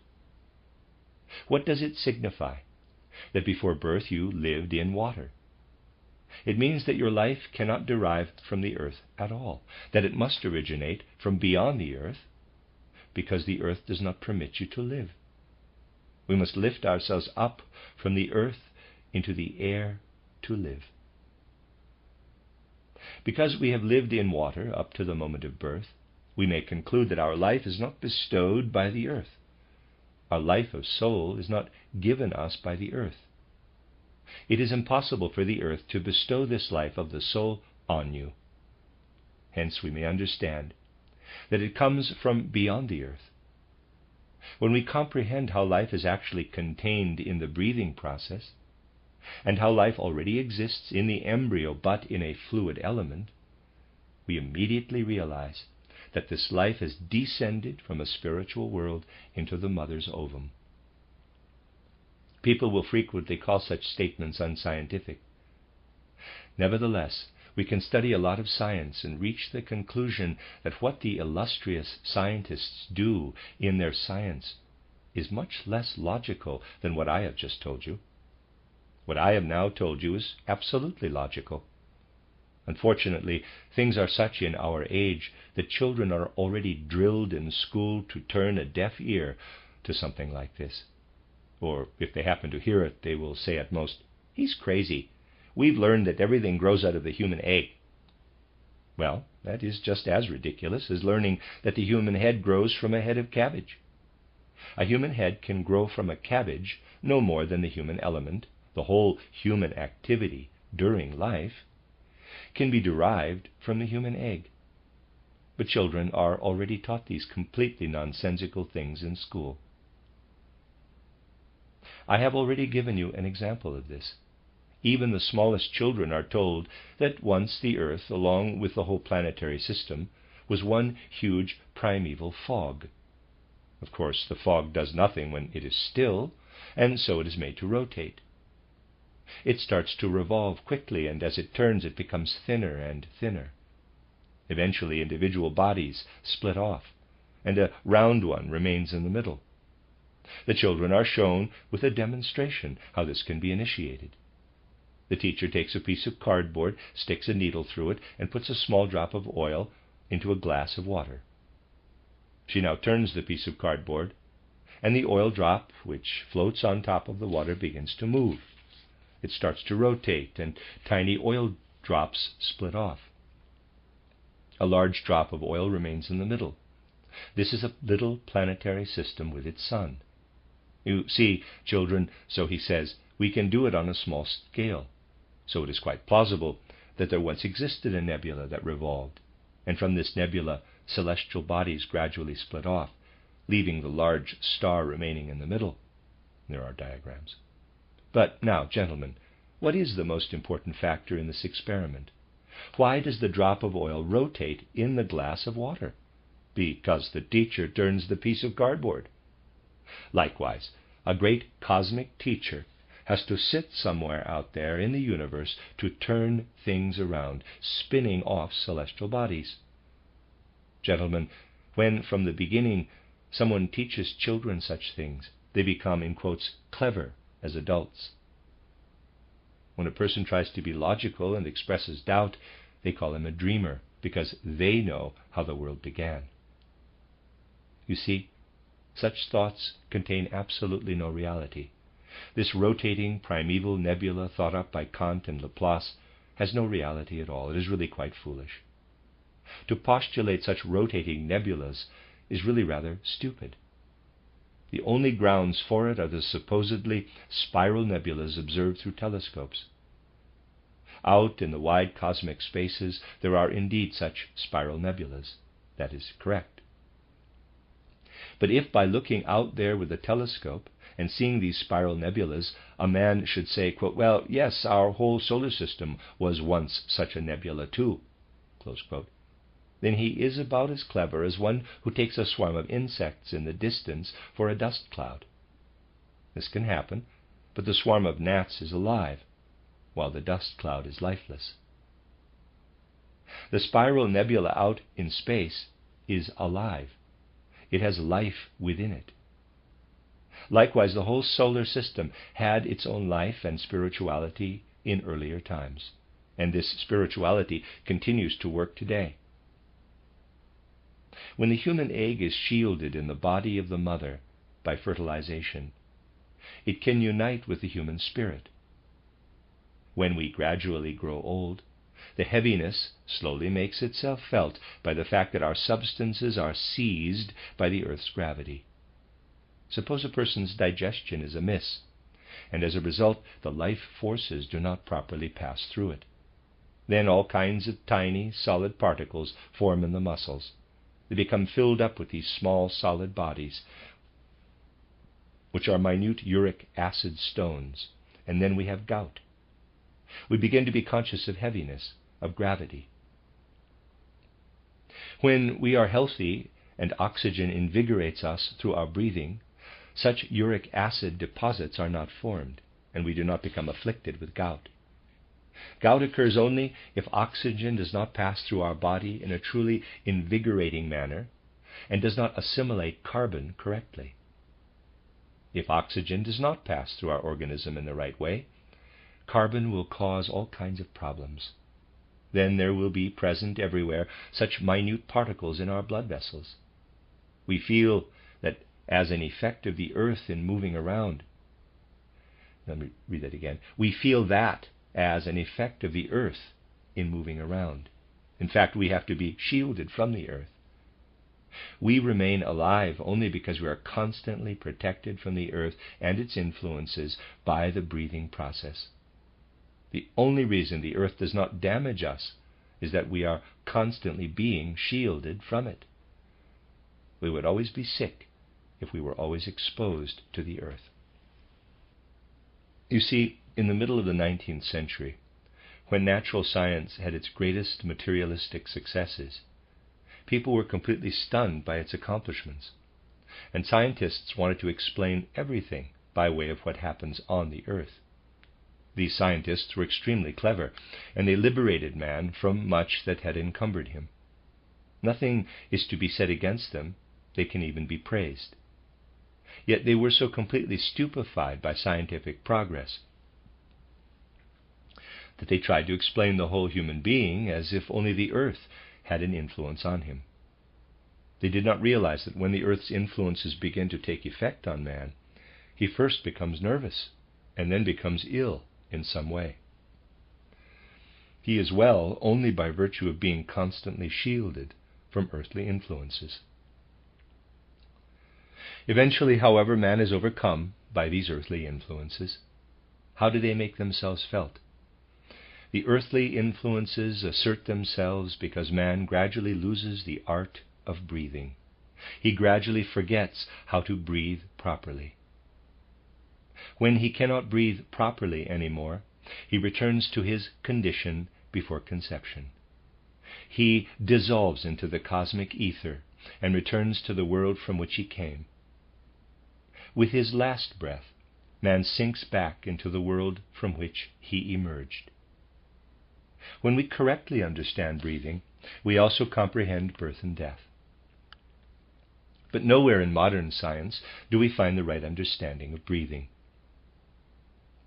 To sum up, man first learns to live with the world through the female ovum, then learns to exist independently on the earth for a certain length of time by virtue of fertilization through the male, and finally returns to the condition where he again can live on his own outside the earth. Gradually one learns to comprehend birth and death, and only then can one begin to have the right concept of man's soul, of what is not born and does not die, but comes from without, unites itself with the ovum in the mother, and eventually returns to the spiritual world. The situation today is such that we must comprehend the immortal soul element, which is not subject to birth and death. This applies especially to those who are active in science. This indeed is necessary for mankind today. For hundreds and thousands of years, men have had a faith in immortality that they cannot possibly retain today, because they are told all kinds of things that actually are nothing and fall apart in the face of science. Everything that a man is asked to believe today must also be a matter of knowledge. We must learn to comprehend the spiritual out of science itself, the way we have done here in these lectures. That is the task of the Goetheanum and of anthroposophy in general, to correctly understand the spiritual through natural science. You see, it is difficult to get people, somehow, to comprehend something new. It is Christmas time now, and people could say to themselves, quote, "Well, we must find a new way to understand how the Spirit lives in the human race." Close quote. If people would stop to think how the Spirit lives in mankind, and if they would try to arrive at this understanding through real knowledge, we would find everything renewed. We could even celebrate Christmas anew, and because we would observe this holiday in a manner appropriate for the modern age. Instead, on the one hand, people continue to observe only what is dead in science, and on the other they perpetuate the old traditions to which they can no longer attach any meaning. I would like to know what meaning these people who exchange gifts can still see in Christmas. None at all. They do it merely from habit, as an old custom. Side by side with this, a science is taught that is full of contradictions. No one wishes to consider the fact that science presents something that can lead to the realization of the spiritual. Today, one can say that if Christianity is to have any meaning at all, one must once again embark on attaining a real knowledge of the Spirit. This is the only thing possible. It is not enough just to perpetuate the old. For what does it imply to read the Bible to people on festive occasions, or even to children in school, if along with this one tells the child that there was once a primeval nebula that simply rotated? The head and the heart end up completely opposing one another. Then man forgets how to be a human being on the earth, because he no longer even knows himself. Anyone is a fool who thinks that as human beings on the earth we consist only of what is heavy, of the body that is put on the scales and weighed. This part we do not need at all. It is nonsense to think that we consist of these material substances that can be weighed. In reality, we do not become aware of the body at all, because we shield ourselves from it in order to stay well. The curing of illness consists in expelling the earthly influences that are affecting the sick person. All healing is actually based on removing the human being from the earth's influence. If we cannot remove man from the earth and its influences, we cannot cure him. He then lies down in bed, allows himself to be supported by the bed, and gives himself up to weight. When one lies down, one does not carry one's own self. So, we have the old customs on the one hand, and on the other a science that does not enlighten man as to what he really is as a human being. Nothing positive can come from all this. It is true that the World War, with all the consequences that still afflict us today, would not have occurred if human beings had been aware of their own humanity in some degree beforehand. Even now they do not want to know. Even now they still want to get together at congresses without any new thoughts and just repeat the same old things. Nowhere are they able to conceive new thoughts. What at first existed in mankind as confused ideas became a habit, and then became our social order today. We are not going to get anywhere in the world again until from within we really feel the true nature of the human being. This is really what those who understand the aims of anthroposophy conceive of as Christmas. Christmas should remind us that once again a science of the Spirit must be born. The science of the Spirit is the best spiritual being that can be born. Mankind is much in need of a Christmas festival. Otherwise it does away with the living Christ and retains only the cross of Christ. Ordinary science is only the cross, but we must arrive at what is living once more. We must strive for that. Well, gentlemen, that is what I wanted to mention on this particular day, in addition to the other things. With this, I wish you all pleasant holidays. The end of lecture discussion number 8. You are listening to RudolfSteinerAudio.com. If you are listening to the podcast of this, it is located at rudolfsteiner.podbean.com. please consider becoming a patron. This is a reading of a collection of lecture discussions that Rudolf Steiner gave to the workmen at the First Goetheanum, originally published in 2 volumes as Health and Illness. It is Collected Works, volume 348, here entitled From Comets to Cocaine. This is lecture discussion number 9, given on the 27th of December, 1922, entitled Why Do We Become Sick? Influenza, Hay Fever, Mental Illness. Question. For many years I have suffered from hay fever. Now I have heard that it must be treated early in the year. If injections are administered as early as January or February, before a person begins to suffer, they are supposed to be more effective. Should I go along with this remedy? Dr. Steiner. What you have said is correct, but there is one small catch. You see, the remedy that is in use here is meant to be applied prophylactically. That is, it is meant to work ahead of time. In fact, it should be used weeks before the symptoms of hay fever arise. The problem, however, is that patients come in only when they are already afflicted with the malady. Just today we received an interesting letter about another hay fever remedy. The inventor of this other remedy writes that his medication brings only a little relief to individual hay fever attacks. He believes that our remedy can permanently cure hay fever, especially if it is taken twice at wide intervals. Naturally, we would much prefer patients to be treated in January or February rather than in May or June. Understandably, however, people generally see a doctor only after an illness has been contracted. Yet our hay fever remedy works in such a way that if given to the patient even during the external appearance of the illness, which is only the final result of an inner affliction, it protects him from a renewed attack. It is particularly effective if applied again a year later. After that, the application need not always be repeated. Even though the illness affects only one organ, this remedy treats its basis in the whole bodily organization. To explain this, I would like to go into more detail concerning the causes of internal illnesses and how they arise in the first place. Of course, it is quite simple to comprehend why one becomes indisposed if one breaks a leg or sustains a concussion due to a fall. In these cases, the injury is external and the cause easily understood. The cause is externally visible.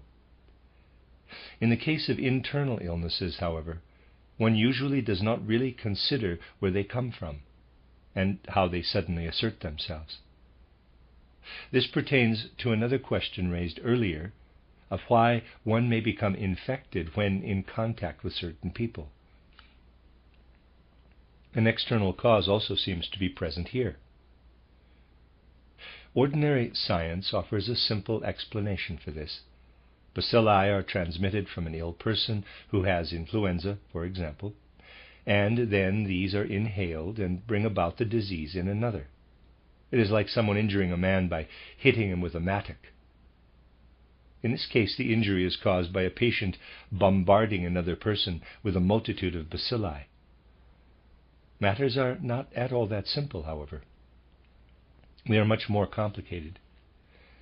You will understand this when you realize that in everyday life a person constantly becomes a bit indisposed and then must cure himself. The point is that all of us are really a bit sick when thirsty or hungry, and we cure ourselves by drinking and eating. Hunger is the beginning of an illness, and if it is allowed to continue, we can die from it. After all, we can die of starvation and even sooner of thirst. So you see that even in our everyday lives we bear something like the beginning of a disease. Every act of drinking or eating is in truth an act of healing. We must make clear to ourselves now what in fact happens when we become hungry or thirsty. You see, our body is inwardly always active. Through the intake of food, the body receives nutrients. External substances are absorbed through the mouth and the intestinal passages into some part of the body. Now you must understand that the human organization immediately rebels against these nutritional substances. It does not tolerate them in their original forms and destroys them. Food substances must actually be disintegrated. In fact, they are annihilated, and this begins in the mouth. The reason for this is that there is continuous, never-ceasing activity in our body. This activity must be observed in the same way as fingers or hands are. Ordinary science simply records how a piece of bread is eaten, dissolved in the mouth, and then distributed in the body. But we must also take into consideration that the human body is continually active. Even if nothing is put into it, if nothing goes into the body for 5 hours, say, still its activity does not cease.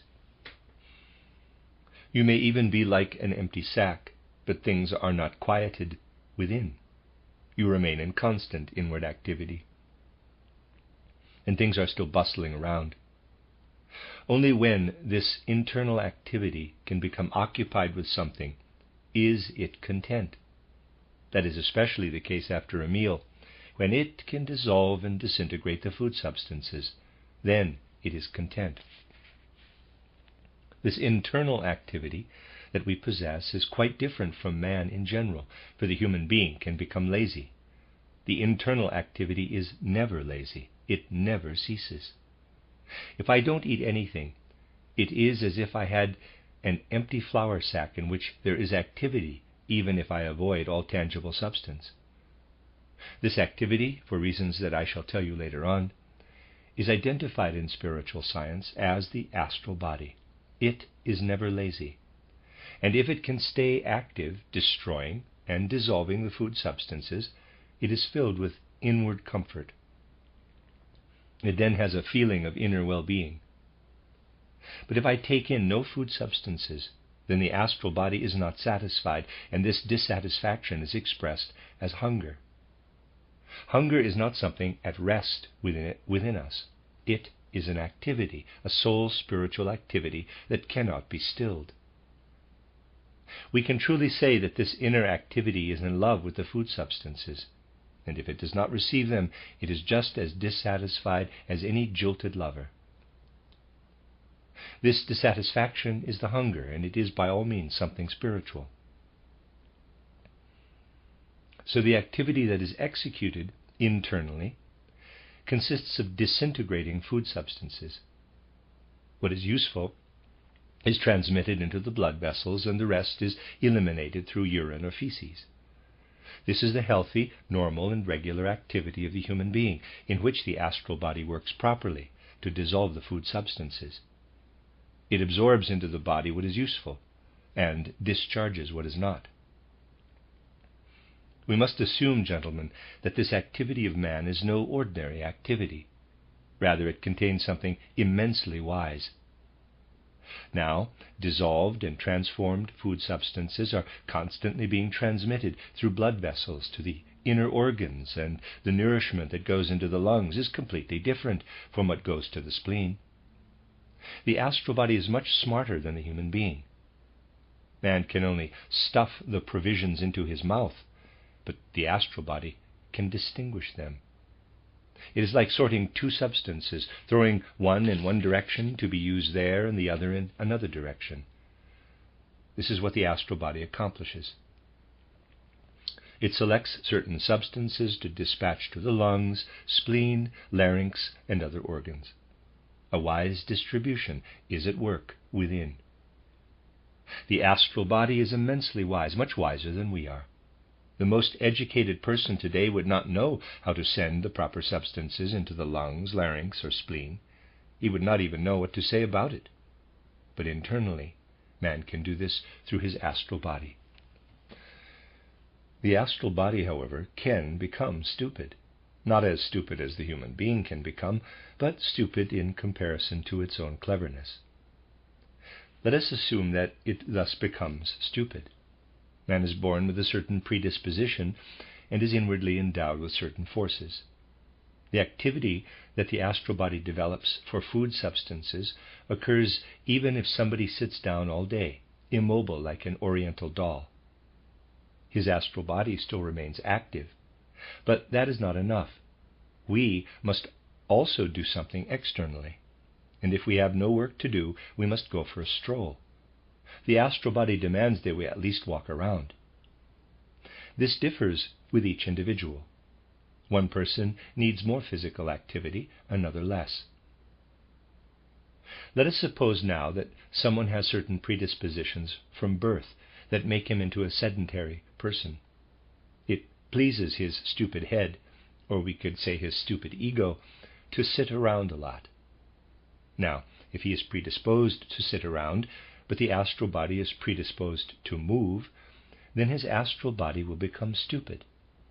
This will also happen if somebody overexerts himself walking. In both cases, the astral body will become stupid and will no longer accomplish things correctly. It will no longer properly sort out the food substances and transmit them to the appropriate organs. It will do all this clumsily instead. The astral body becomes too disorganized to send the right substances to the heart or larynx. Substances improperly transmitted to the heart, for example, will remain somewhere else in the body. They are not put in the organ where they belong, but since they are basically useful, neither are they eliminated with the feces. Instead, they are deposited somewhere else in the body. But a man cannot tolerate having something deposited in his body that is not part of its proper activity. He cannot stand that. So what happens with these improper deposits due to the malfunctioning astral body? What happens to us on account of that? Well, suppose we have in our body certain deposits that should have been directed to the larynx. Because someone's astral body does not function properly, larynx refuse is secreted everywhere in his body. The first thing that happens is that his larynx becomes weak. The organ does not receive sufficient sustenance, and thus the person suffers from a weakened larynx. But apart from that, his body contains larynx refuse, which is dispersed everywhere. As I have already told you, the human body is 90% water, and the refuse dissolves in this whole fluid organization. The pure animated fluid that a person requires within him is now polluted. This is what happens so often within ourselves. Deposits meant for certain parts of the body dissolve in our fluid organization, contaminating it. Say that the refuse of the larynx is dissolved in us and comes into contact with the stomach. It cannot cause damage there because the stomach has what it needs and was not deprived of anything. But the bodily fluids flow everywhere in the human organism and penetrate into the area of the larynx, which is already weakened. It receives this polluted fluid, this water in which the larynx refuse is dissolved, and specifically from this the organ becomes diseased. The larynx refuse does not affect the other organs, but it does cause the larynx to become afflicted. Let us now consider a simple phenomenon. A sensitive person finds it pleasant to listen to another person speak beautifully. But if someone crows like a rooster or grunts like a pig, he will not find this so pleasant to hear, even if he understands what is being said. It is not at all pleasant to listen to a person crowing or grunting. Listening to someone who is hoarse is a particularly uncomfortable and constricting experience. Why do we experience such sensations while listening to another? It is based on the fact that in reality we always inaudibly repeat whatever the other is saying.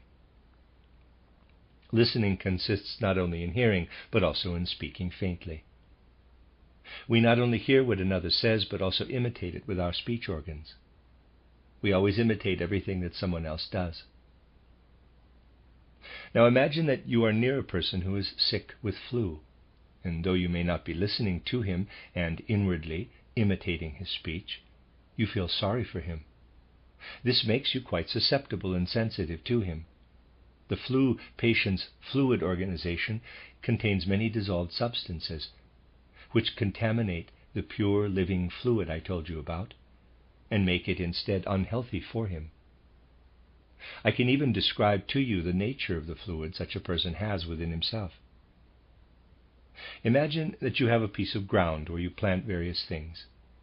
Not everything thrives in every kind of earth, but suppose you want to plant onions and garlic in this particular spot.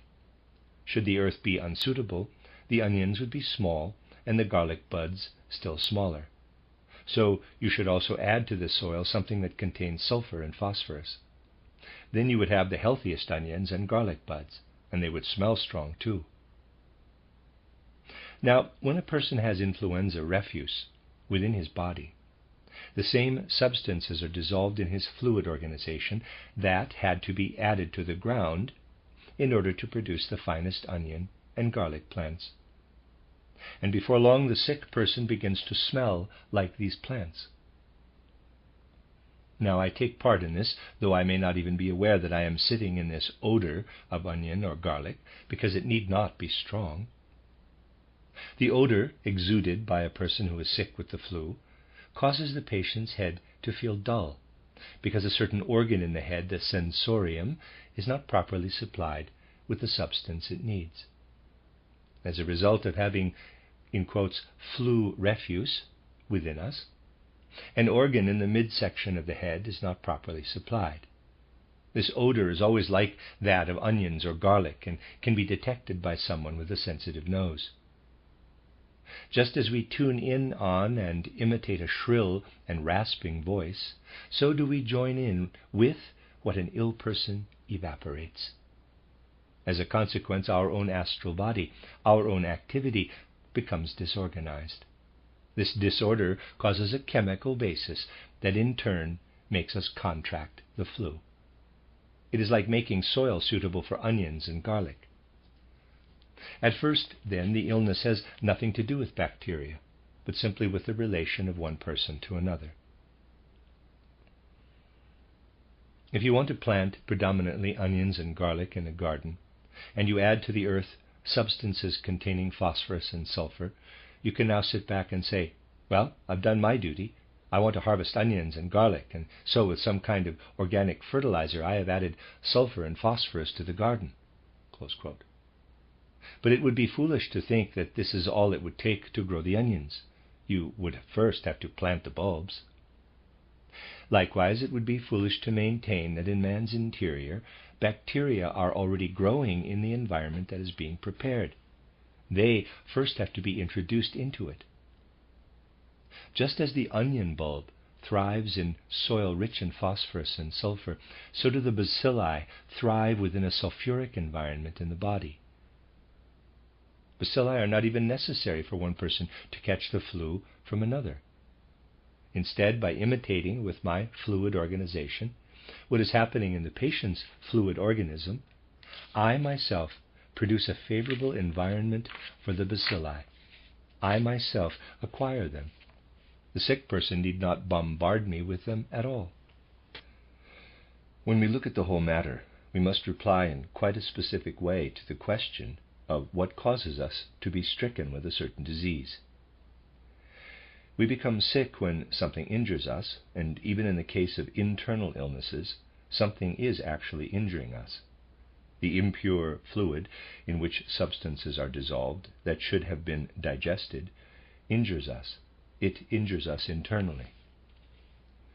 Now we can turn our attention to illnesses like hay fever. The incidence of hay fever depends much more on the time of year than on the pollen in the air. More than anything else, what makes a man susceptible to catching hay fever is the fact that his astral body is not properly excreting. It is not properly excreting the part of its activity that is directed more to the external surface. As a result, when spring approaches and everything begins to thrive in water, a person makes his whole fluid organization more sensitive and thus susceptible to this illness by dissolving certain substances in it. By dissolving various substances in this fluid organization, the fluids in a person's body always become a little diluted. The fluid organization in a man who has a tendency toward hay fever is always somewhat too large. The fluids are being pushed aside in all directions by what is dissolved in them. That is how a person becomes sensitive to everything that makes its appearance in spring, especially to pollen, those particles from plants that are now particularly irritating. If the nose were not enclosed, hay fever could be induced by many other irritants. Pollen does enter the nose, however, and it cannot be well tolerated if one already has hay fever. Pollen does not cause hay fever, but it aggravates it.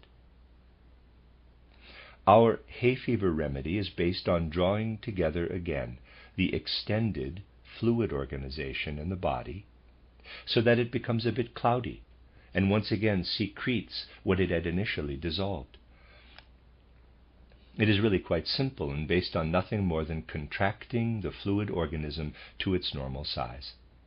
It first becomes a little cloudy, and you have to watch that what is secreted from the fluidity is not later retained in the body.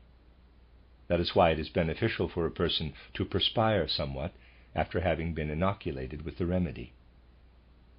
It is good if he can move about and do something that induces perspiration right after the inoculation. The inoculation is always somewhat problematic when given to a person who is suffering from constipation, and the patient should first be asked if he is constipated. Otherwise, if the fluid organization is contracted, things accumulate too much and are not eliminated right away. This, of course, is not good. A person who is constipated should be given a laxative along with the inoculation. Healing entails not only applying a medication, but also adjusting life accordingly, so that the human body reacts in an appropriate manner to what has been given it. This naturally is of tremendous significance. Otherwise, the person can be made even sicker. If you inoculate somebody with a remedy that is quite effective, even exceptionally good, but you do not see to it that the patient's digestion functions properly, and that everything the remedy brings about is eliminated, you naturally drive him further into the illness. With truly effective remedies, it is important that the doctor should know not only which medicine cures which disease, but also what questions to ask the patient. The greatest medical art lies in asking the right questions and in knowing the patient well. This is extremely important. Yet it is strange, for example, that we meet doctors who frequently have not even asked the patient his age, though this is significant. While he may use the same remedies, a doctor can treat a 50-year-old in a manner completely different from the way he treats one who is 40, for example. Doctors should not be so schematic as to say, quote, "This medication is right for this illness," close quote. For instance, it makes a great difference if you want to cure someone who is also constantly afflicted with diarrhea, or someone who has chronic constipation. Such remedies could be tested, and here experiments with animals would be much less objectionable than they are in other areas. Regarding constipation or diarrhea, you can easily learn how some remedy reacts in the general physical organism that human beings have in common with the animals, by giving the same medicine to both a dog and a cat. The dog regularly suffers from constipation, and the cat from diarrhea. You can acquire a wonderful knowledge by observing the degree of difference in the medication's effect in the dog or the cat. Scientific knowledge really is not attained by university training in how to do this or that with certain instruments. True science results rather when common sense is exercised a little. Then people know what kinds of experiments to conduct. In sum, it is of prime importance to realize that an illness has its basis in the whole human organization. The individual organ becomes afflicted because the activity of the astral body directs substances to it that have been precipitated from within. The development of certain inner diseases like influenza, hay fever, and even typhoid fever becomes comprehensible when we understand how substances improperly deposited in our bodies are dispersed in our fluid organism. We are not only a material being, but also a water being. And, as I have already explained to you, an air being too, whose form changes every moment. One moment the air is outside, and the next it is within. Just as the solid substances that we contain within our bodies as refuse dissolve in the water, so does that water itself constantly evaporate within us. Within the muscles of your little finger, for example, are minute evaporations of water. Water constantly evaporates throughout your whole body. Furthermore, what is evaporating in the fluid organism penetrates into what you inhale as oxygen, which is also a vapor or gas. When water on the ground evaporates, it rises up into the atmosphere. And when water constantly evaporates in delicate processes within our fluid being, it penetrates into the air that we inhale. We cannot tolerate solid substances being dispersed in the fluids, and neither can we tolerate fluids evaporating into the air organism. Take the case of a person whose lungs have become afflicted because something has occurred like the process that I have just described. This person can become afflicted with a lung disease, which can be cured if it arose from the wrong substances being deposited in the water organization. But let us assume that the lungs affliction is not pronounced enough to become apparent. After all, the human organs are sensitive. The condition does not reach the point where the lungs become so strongly afflicted that they are inflamed, but they do become a little indisposed. The person can tolerate this slight indisposition, but substances now enter into his fluid organism that really should penetrate the lungs. In this case, the fluids within the lungs have the wrong kinds of substances dissolved in them, and these substances evaporate, especially if the lungs are not completely well. Thus, in the case of quite obvious internal diseases, the water organization receives something inappropriate from the solid substances. And in this case, something inappropriate reaches the point of evaporation and mingles with the oxygen that is inhaled.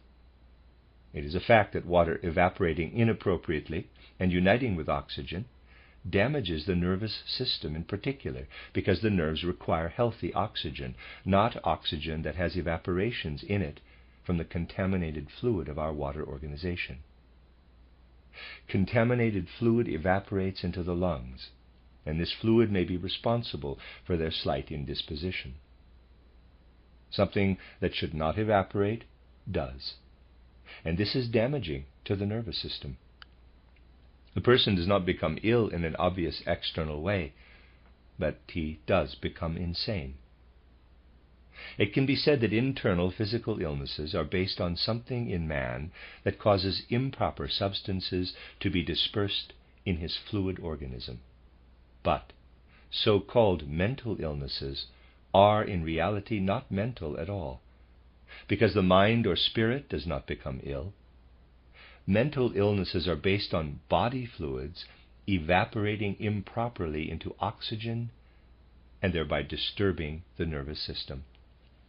This can happen when some organ is so slightly impaired or indisposed that it cannot be detected externally. You see, then, that man must continually process substances correctly, so that nothing inappropriate disperses in his fluids, and that his fluids in turn do not improperly evaporate. But even in everyday life, there is a process that causes improper evaporation of water, and this becomes noticeable when we are thirsty. We cure the thirst by drinking. We free our water, so to speak, from what is inappropriately evaporating within it and wash away what is incorrect. So, we can say that in hunger there is actually the tendency to physical illness, and in thirst there is the predisposition to mental illness. If a man does not properly nourish himself, he forms the basis for organic diseases. And if he does not quench his thirst rightly, he may bring about some form of mental illness. In some circumstances, the improper quenching of thirst is difficult to detect, especially if it occurs in infancy. At this stage, one cannot clearly distinguish between assuaging thirst and hunger, since both are satisfied by milk. Therefore, if through the mother's milk or that of a wet nurse something harmful comes into the organism, this can much later cause the fluid organism to evaporate incorrectly and thus lead to some mental disorder. Or let us say a person is wrongly inoculated. An ill-chosen inoculation with one or another cow lymph or diseased human lymph can afflict the organs that work upon the water, even though the water itself does not become directly diseased. As a result of an inappropriate inoculation, a person's evaporation processes may not function correctly, and later he may be disposed to some kind of mental illness. You will have noticed, gentlemen, that nowadays a great many people become afflicted with dementia praecox, so-called youthful insanity, which extends, however, quite far beyond the years of youth. This illness, in which people begin mentally to deteriorate in their youth, originates in great part from the wrong kind of feeding during the earliest years of childhood. It is not enough merely to examine chemically the baby's milk. One must look into completely different aspects. Because people have ceased to pay attention to feeding in our age, this illness arises with such vehemence. You will have realized from all this that it does not suffice simply to train doctors to know that a certain remedy is good for a certain illness. One must rather seek to make the totality of life healthier, and for that one must first discover all that is related to a healthy life. Anthroposophy can provide this understanding. It aims at being effective in the field of healing, and seeks to understand questions of health correctly. The end of lecture discussion number 9. You are listening to RudolfSteinerAudio.com. If you are listening to the podcast of this, it is located at RudolfSteiner.podbean.com. Please consider becoming a patron. This is a reading of a collection of lecture discussions that Rudolf Steiner gave to the workmen of the Goetheanum, and it was previously published as Health and Illness in 2 volumes. It is Collected Works, volume 348, translated by Matthew Barton, I believe. Let me make sure that's true, yes.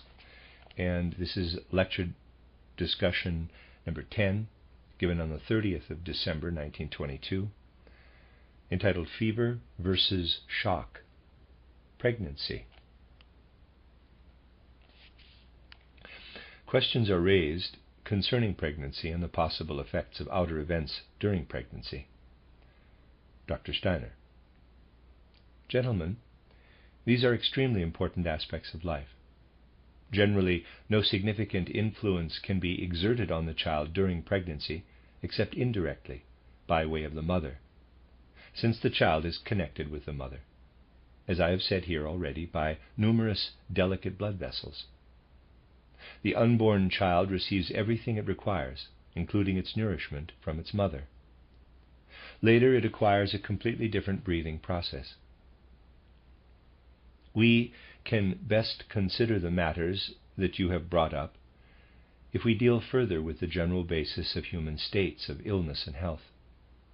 In pregnancy, it is even more difficult than in the case of common hunger and thirst to say where the tendency toward illness begins and where it ends.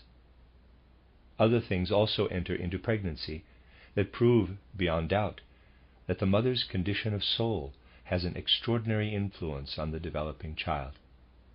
You only have to observe what happens, for example, if the mother, especially in the early months of pregnancy, is badly frightened. As a rule, the child will be affected for its whole life. Naturally, you cannot say that a physical change occurs in the child, but only that the mother suffers a fright. How can a mother's fright affect the child? Modern science basically gives the most inadequate answers here, because it really knows nothing, or claims to know nothing, of what influences the human soul and spirit.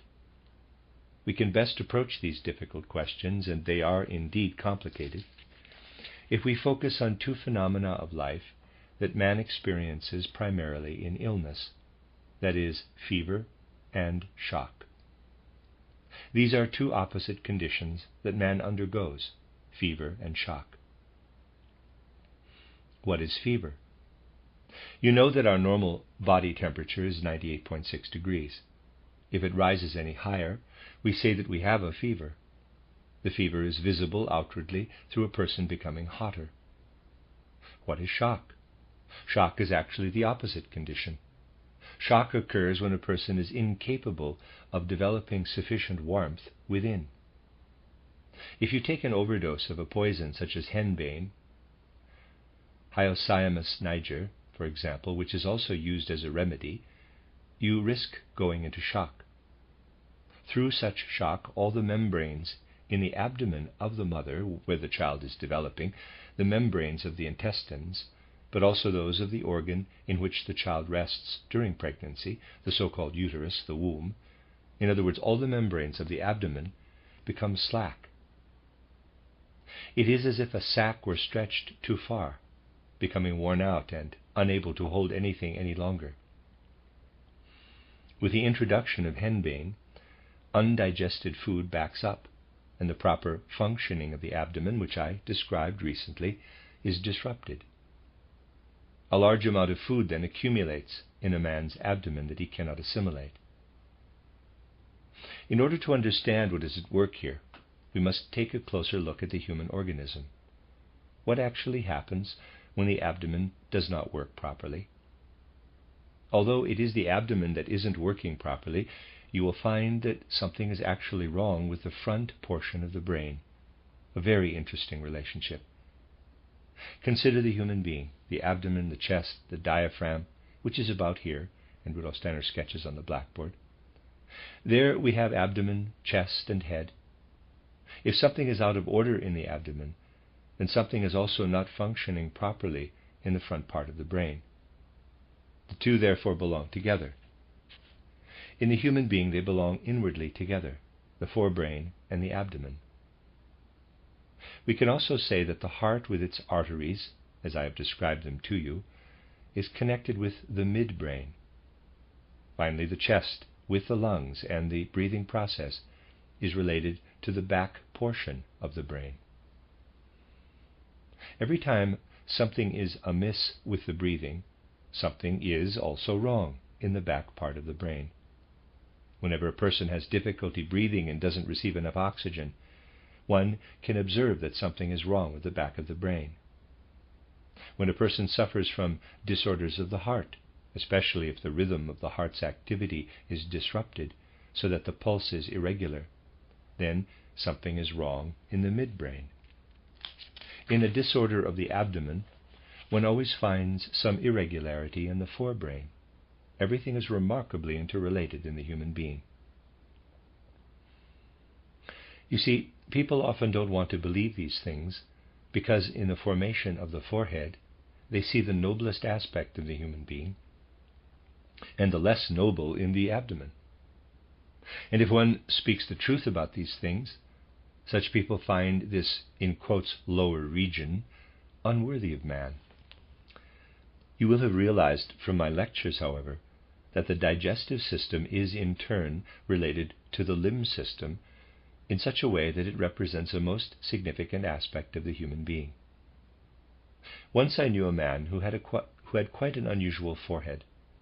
A Greek forehead is different, and there's a sketch. In Greek statues we find foreheads that slope backward. This man actually had a pronounced bulge, and his forebrain was actually pushed out. I am convinced that this man, whose brain was pushed forward so much, possessed a particularly well-formed abdomen and never suffered from diarrhea or constipation, for example. He never suffered from stomach aches and the like. The man in question was, in fact, a person of unusual sensitivity, but this sensitivity depended on his always feeling inwardly comfortable. This indicates that his powerful protruding forehead never permitted disorders of the abdomen. You can see from this that a man's forehead is related in a remarkable way to his abdomen. If I give someone too large a dose of henbane, he goes into shock. What causes this shock? Something goes wrong with the forebrain, because everything possible collects in his abdomen.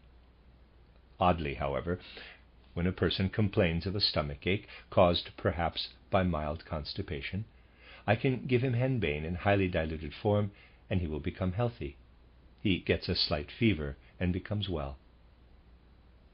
Here you see a strange fact. If I give too much henbane to a perfectly healthy person, he goes into shock. He will suffer severe abdominal distress. His head will feel cold, his abdomen will swell, the intestines will slacken, and the abdominal functions will cease. What do we see from this? You see that I have introduced too much henbane into the stomach. The stomach should react with vastly increased digestive activity, because henbane is extremely difficult to digest. Being poisonous simply means that a substance is difficult to digest. The stomach, therefore, must become furiously active. The brain is not strong enough, the front part of the brain. These things are thus related in the human body. The brain is not strong enough to stimulate the stomach sufficiently. The brain becomes cold and the person goes into shock. What happens now if I give a person a minute, diluted dose of henbane? In this case, the stomach has less to do, and the brain is strong enough to regulate this minor task.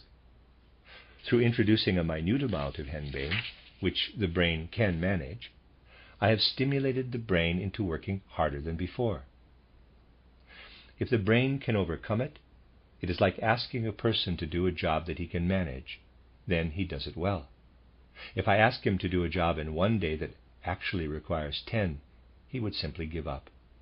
This is the case with the brain. It contains, as it were, the workman in charge of the abdomen. If I ask too little of the brain, the workman remains lazy. If he is stimulated through his activity, he does well. If I ask too much of the abdomen, however, he refuses to participate, and the person goes into shock. What is the cause of fever?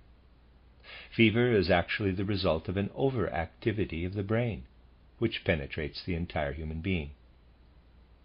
Assume that a person suffers from a disorder in some organ, say the liver or the kidneys, or especially the lungs, in the way I discussed with you recently. The brain begins to rebel against it. If the lungs no longer function correctly, the back portion of the brain rebels and stimulates the front part into rebelling against this lung disease, and hence fever occurs. This shows that man becomes warmer from his head downward and colder from below upward. This is very interesting. The human being actually is warmed downward from above. With fever, we are concerned with our head. If there is an inflammation in the big toe, we produce the ensuing fever with the head. It is interesting that what lies farthest down is regulated by the foremost parts of the brain. Just as in the case of the dog, whose tail is regulated by his nose, so it is with the human being. If he struggles with a fever in his big toe, the activity that begets this fever lies entirely in the front of his brain. It is no slight to his dignity that if man has an infection in his big toe, the fever originates entirely from the front, from a point above his nose. The human being thus always becomes warmer from above and colder from below. This is related to why shock can be induced if excessively large doses of certain substances are administered to the human being, but why a healing rise in temperature can be produced if we do not overtax the brain, but stimulate its activity only with small doses. The activity of the brain, however, is stimulated all day, not only by substances that we introduce into the brain, what we see and hear also stimulated constantly. Also, when you eat, you not only fill your stomachs, but you taste your food as well.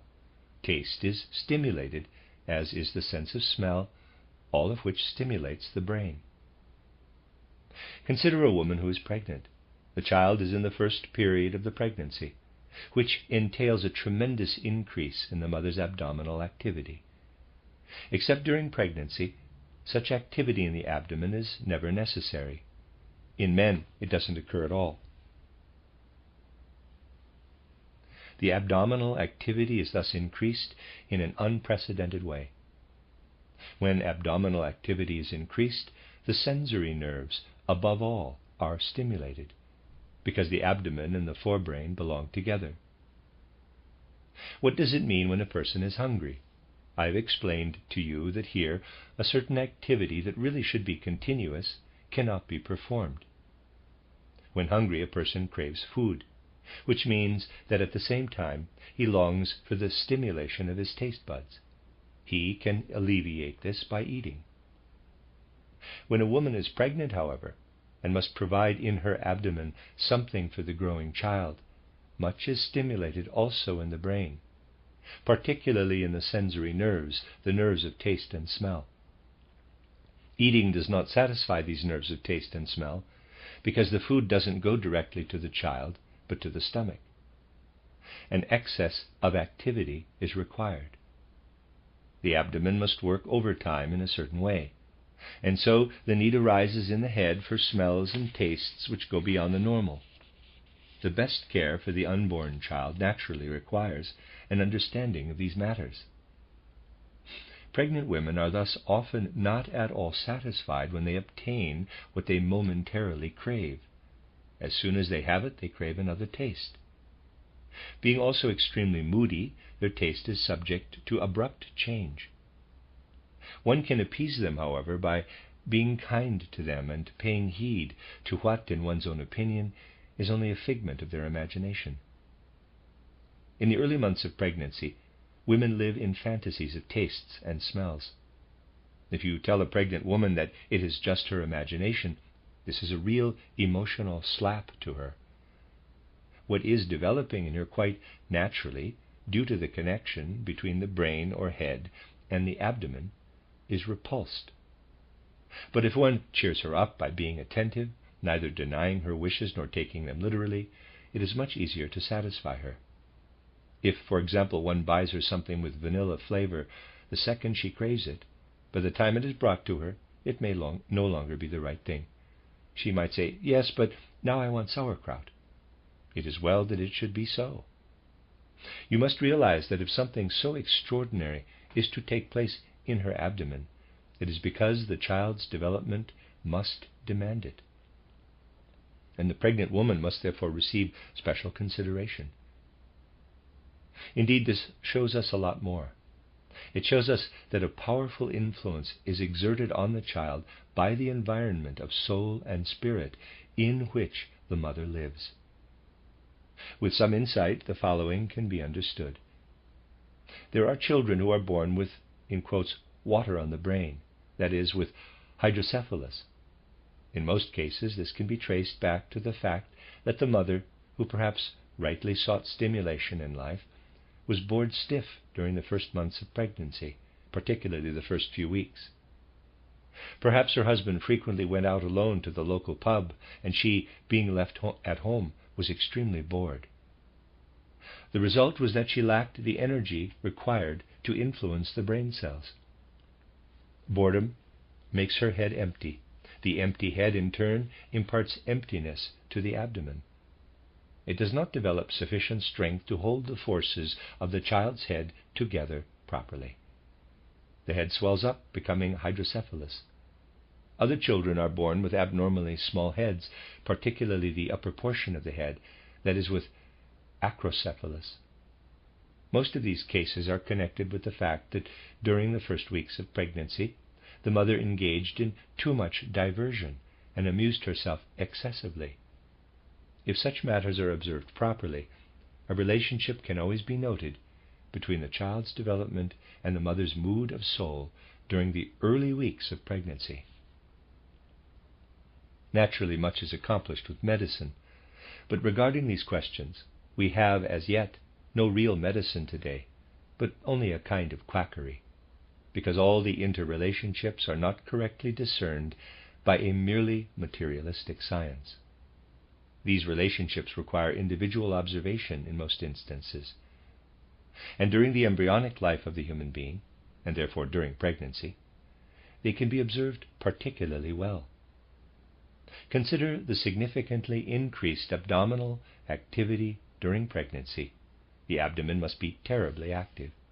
This, in turn, calls for the strongest possible activity of the forebrain. It is not surprising, therefore, that some mothers actually become a little crazy during the first stage of pregnancy. They become a little crazy because the abdomen and the forebrain, which actually thinks, are closely related. One arrives at very remarkable and interesting results if one looks for the relationships between the abdomen and what humanity accomplishes spiritually. It is curious and strange that spiritual science must call attention to these matters, whereas materialistic science completely fails in this area. It would be extraordinarily interesting, for example, to consider the following. You see, there were a great many philosophers in England: Hobbes, Bacon, Locke, Hume. These philosophers, even including John Stuart Mill, led essentially to the great rise of materialism. These philosophers all had such heavy thoughts that they could not penetrate the spiritual with their thoughts. They clung to matter with their thoughts. It would be extraordinarily interesting to examine the digestions of all these philosophers, these many philosophers. I'm convinced they all suffered from constipation. Starting with Hobbes in the 17th century and proceeding all the way into the 19th, this whole philosophy that brought us materialism was actually caused by the constipation of individual philosophers. This materialism could have been prevented. What I say now is not in earnest, I'm only joking. If one had given Hobbes, Bacon, Locke, and the others regular laxatives in their youth, then all this materialism most likely would not have arisen. It is indeed odd, you see, that something that people frequently call materialistic must be pointed out by spiritual science. But the reason for this is that when the human being is really observed, the spirit is revealed where others see only matter. Anthroposophy does not assume that the abdomen is only a chemical factory. I once told you that the liver is a wondrous organ, that the kidney, with its functions, is also a marvelous organ. Only by comprehending these organs will one find the spirit everywhere. If you stop finding the spirit in some area, if you think that digestion is a process that is too materialistic to be studied in a spiritual way, you then become a materialist. Indeed, materialism came into being through spiritual arrogance. I have told you this before, though it sounds remarkable. When the ancient Jews of the Old Testament had bad thoughts during the night, they did not blame these bad, unhealthy thoughts on their heads, but on their kidneys. When they said, quote, "This night God has affected my kidneys," close quote, they were more correct than today's medicine. The ancient Jews also said that God reveals himself to man not through man's head, but directly through the activity of his kidneys, and generally through his abdominal activity. Considering this viewpoint, it is most interesting, though I don't know if you gentlemen have seen it, to watch an Orthodox Jew pray. When a devout Orthodox Jew prays, he does not take his phylactery out of a pocket that he wears over his heart or that hangs over his head. He wears his phylactery over his abdomen and prays with it in this position. People today naturally no longer know what the relationship is here, but those who long ago gave the ancient Jews such commandments were aware of the relationship. In western regions of Europe, people don't have much opportunity anymore to see this, but in Eastern European regions it makes quite a special impression to observe how the old Jews pray. When they prepare for prayer, they take the phylactery out of their trouser pocket. It then hangs round them and they pray. This knowledge that humanity once possessed by means of various dreamlike ancient clairvoyant forces has been lost, and humanity today is not advanced enough to rediscover the spirit in all matter. You can comprehend nothing. If you simply take your ordinary thoughts into a laboratory and mechanically execute experiments, and so on, you are not thinking at all while doing this. You must experiment in such a way that something of the Spirit emerges everywhere. For that to happen, your experiments must be arranged accordingly. And so one can say that it is peculiar that anthroposophy, the science of the Spirit, has to point out how the human brain, the so-called noblest part, is connected with the lower abdomen. But it is simply so. Only a true science leads to these facts. Similarly, any number of things can cause a disorder of the heart. For example, it can come through an internal irregularity, but in most cases an irregular activity of the heart can be traced to some disorder in the midbrain, where the feelings are particularly based. It is interesting to discover that just as the abdomen is related to the forebrain, so this forebrain is related from the viewpoint of the soul to the will, and the midbrain is related to feeling. Actually, only the back part of the brain is related to thinking. If we look into the brain, we see that the hind brain is related to breathing and to thinking. Breathing has, in fact, a pronounced relationship to thinking. Picture the following case. A person lacking the benefits of Waldorf education, in which these things are frequently discussed, develops in his youth in such a way that he turns out to be a scoundrel. His feelings are confused, causing him to be malicious. What does this mean? It means that the soul does not work correctly in the midbrain.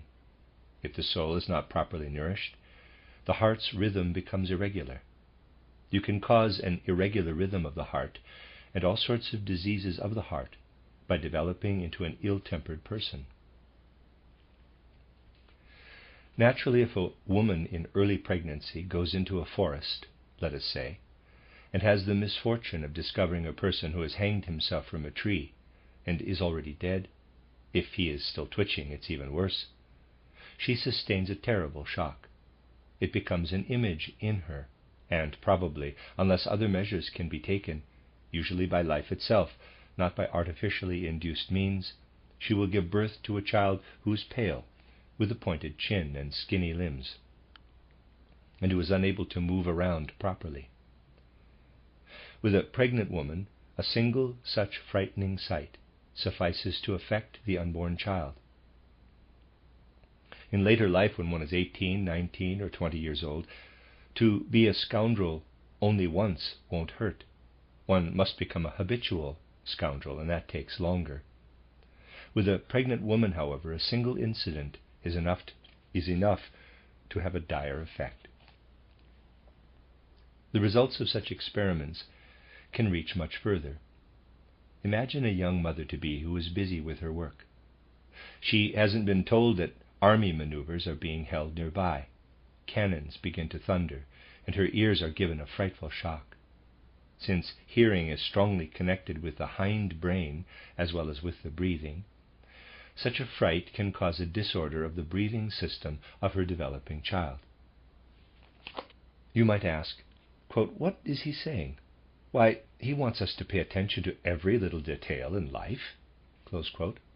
Yes, gentlemen, if a healthy educational system and healthy social conditions existed, you wouldn't have to think at all about many of these things, since they would develop by force of habit, like other routine matters.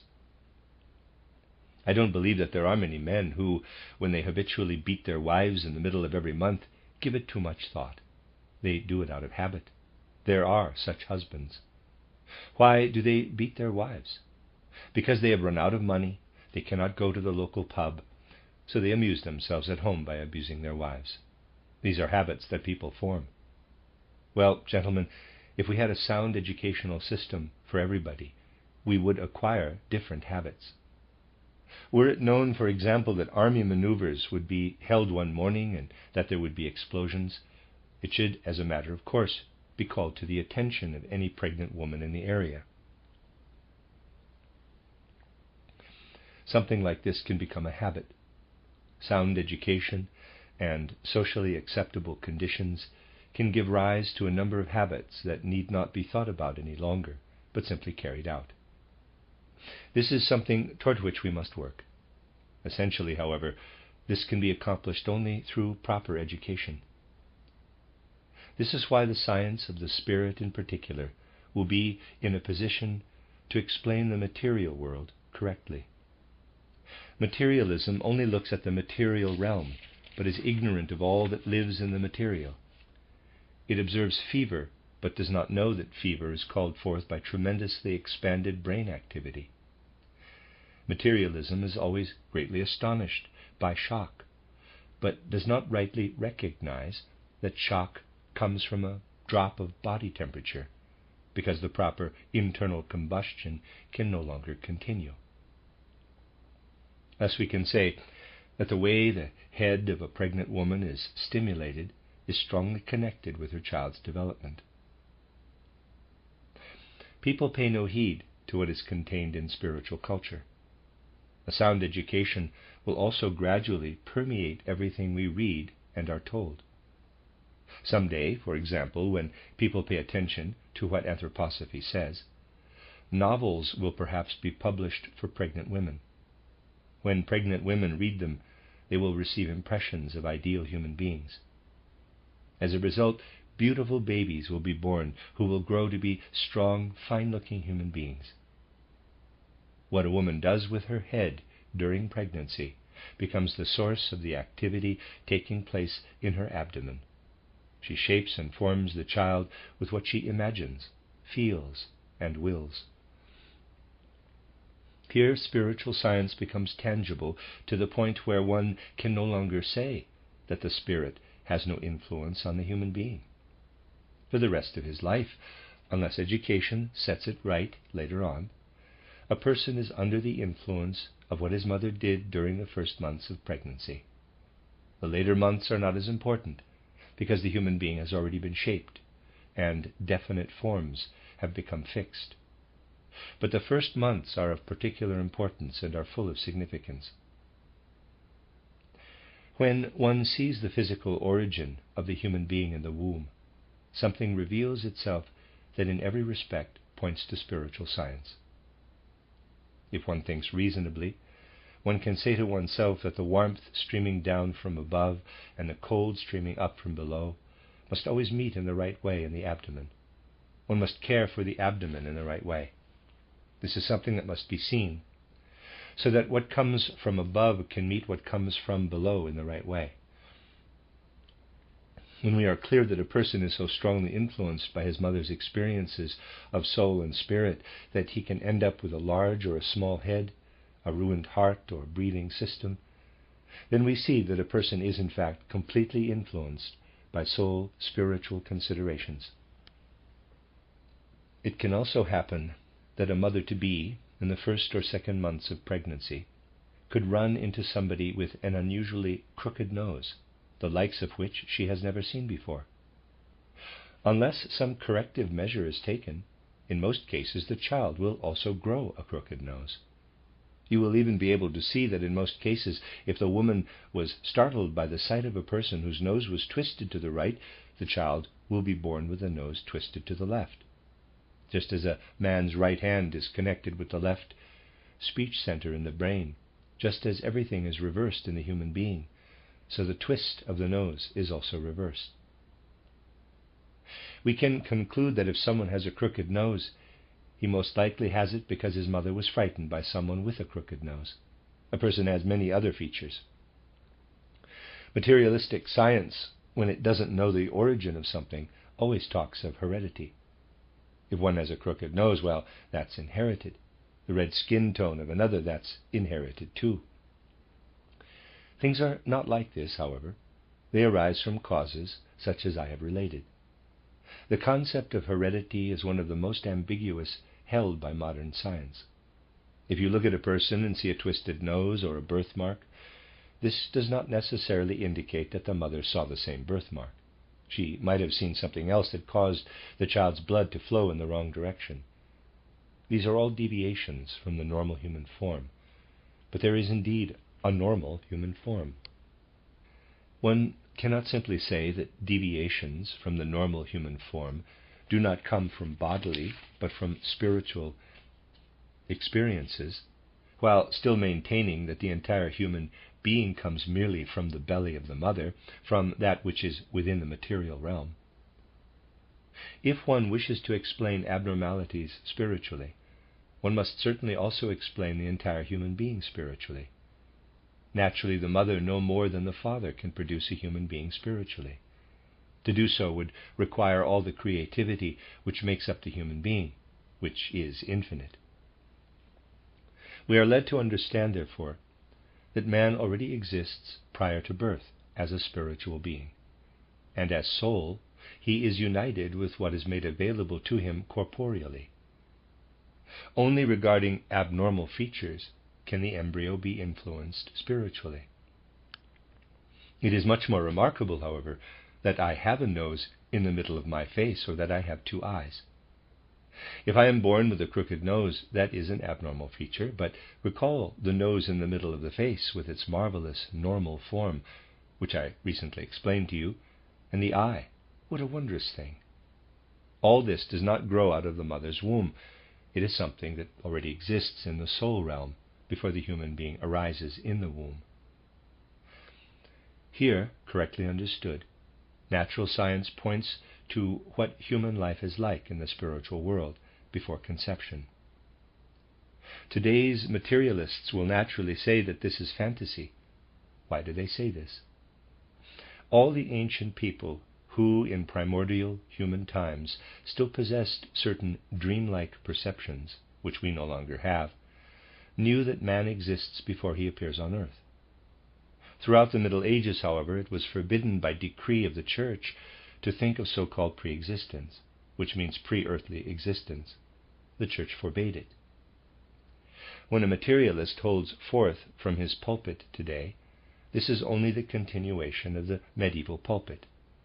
And though he no longer speaks the language of those preachers, using instead his own brand of propaganda, he only says what medieval sermons stated long ago.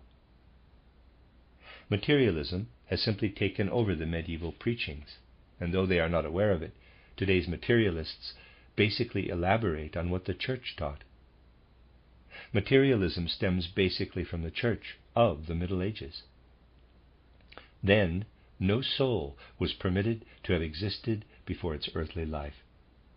The intention was to teach people that God creates the soul when conception takes place. If a couple were in the mood to let conception occur, we know that in many instances this can be a mood of the moment, the good Lord had to move quickly and create a soul for them. This is what the Church edict really implied and what one was supposed to believe. It is not a sensible viewpoint, however, to make God the servant of the moods of human beings, so that he must hurriedly produce a soul when they happen to be in a mood to let conception take place. If you give this some thought, you discover what is actually contained in the materialistic viewpoint, which undermines human dignity. A real and true knowledge of the human being leads us instead to the realization that the soul is already there, has always lived. It descends to what is offered it through the human seed and its fertilization. Anthroposophy has not, therefore, arrived back at the spirit because of some arbitrary fantasy, but simply because it must, because it takes scientific knowledge seriously, which others do not. People study natural science, which would lead to the spirit, but they are too lazy to come through natural science to the spirit on their own. That would require a little effort on the part of their heads. Instead, they allow some old teachers to deprive them of the spirit, and yet they still manage to be religious. Then they are dishonest, however. It is like keeping two different sets of accounts. A person who is consistent in his reckoning must ascend from nature to spirit, and matters such as those we have discussed today, for example, will lead us there. The end of lecture discussion number 10. You are listening to RudolfSteinerAudio.com, If you are listening to the podcast of this, it is located at rudolfsteiner.podbean.com. Please consider becoming a patron. This is a reading of a collection of lectures that Steiner gave to the workmen at the Goetheanum, previously published as in 2 volumes as Health and Illness. It is here 1 volume, Collected Works, volume 348, with the title of From Comets to Cocaine, translated by Matthew Barton. This is discussion lecture number 11, given on the 5th of January, 1923, entitled The Brain and Thinking. This was the first lecture given to the workmen after the burning of the Goetheanum. As a demonstration of their sympathy, all present stood when Rudolf Steiner entered. Dr. Steiner. It is difficult to put into words the sorrow I feel. I know of your deep sympathy, so let me be brief. May I take this opportunity to call attention to the fact that as early as 23 January 1921, here in this hall, I read from a brochure a statement made by an opponent, indeed one can already say an enemy, that went like this, quote, "There are plenty of spiritual sparks of fire that strike like lightning against the wooden mousetrap.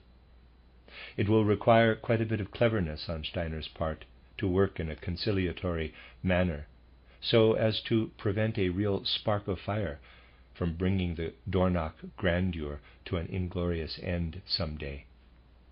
Close quote. You see, with such inflammatory talk, it is not surprising when something like the fire occurs. And in view of such vehement hostility, it was something that could easily be feared. You can understand why it was easy to fear. It is true, however, that even now one can see what certain groups think about the matter.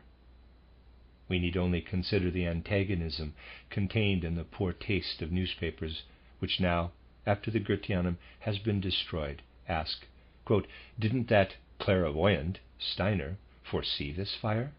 Close quote. That such attitudes are also evidence of a great stupidity is something I don't wish to talk about now. It points to a malicious degree of hostility, however, that some people find it at all necessary to publish such statements. One learns from this what people think and how crude things are today. It is indeed crude. You can be sure, however, that I will never let anything divert me from my path, come what may. As long as I live, I shall represent my cause and will continue in the same way as I have done up to now. Also, I naturally hope that there will be no interruption to any of our work, so that in the future we can work together here in the same way as we have before. At least, that is my intention. Come what may, my thought is that the building will have to be reconstructed in some form. To be sure, no effort will be spared toward that end. We must therefore go on in the same way as before. This is simply an inner commitment.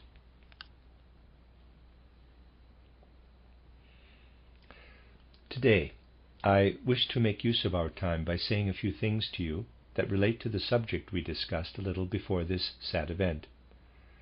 I tried to show you that a true science must work toward once more recognizing the soul spiritual aspects of the human being.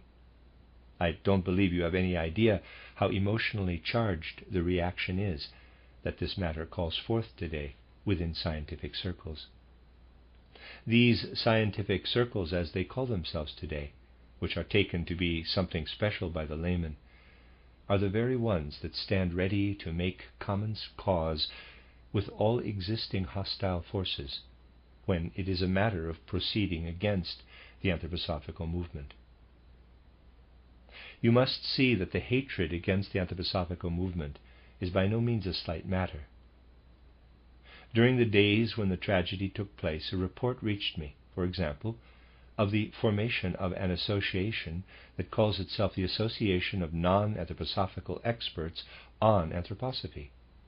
They are people who naturally have nothing to do with the accident here, but who are part of the whole opposition.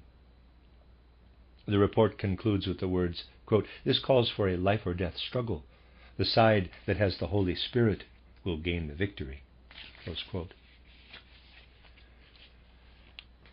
It is obvious from the idiotic things said by these people who want a life or death struggle that the Spirit, leaving the Holy Spirit completely aside, is not with these people.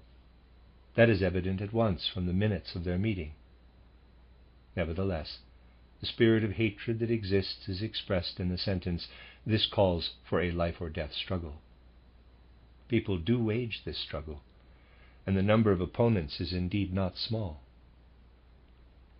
So-called scientific groups participate in these affairs today in a most intensive way. You see, I must continue to stress this because the authority of science is so strong today. In order to know something, one turns to a so-called scientific expert because this is the way things are arranged. Laymen don't know the means by which such persons become experts, and that one can be the greatest idiot and yet be an expert with certificates and so on.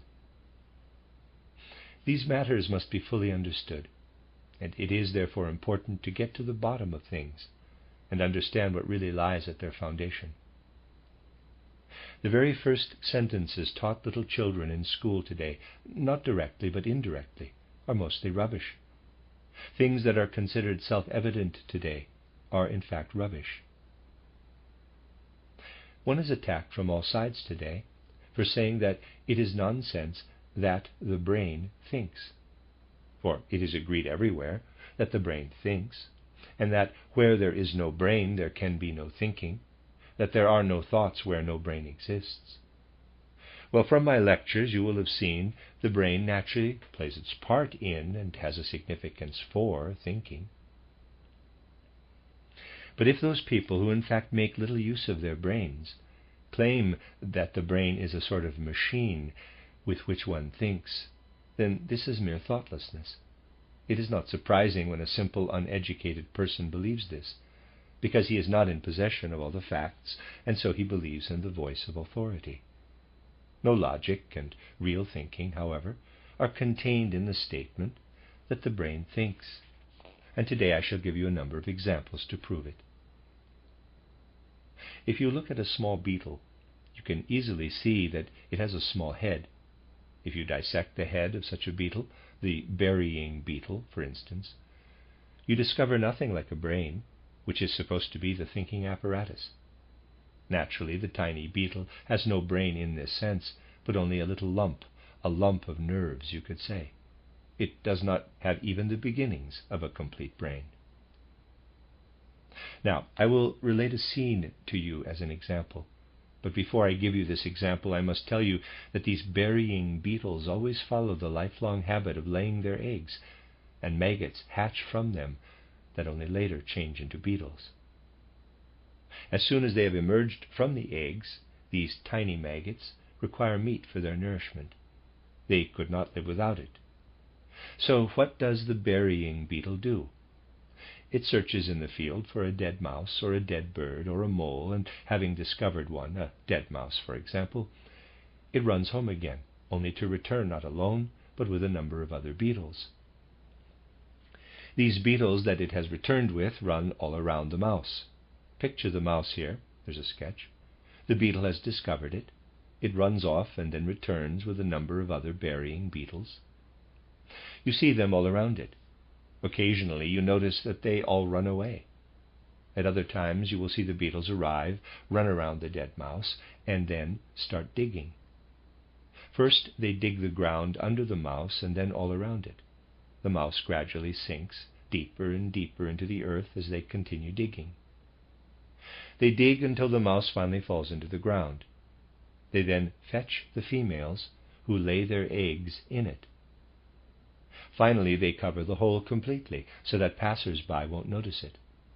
I mentioned earlier that sometimes you can observe the beetles leave without returning.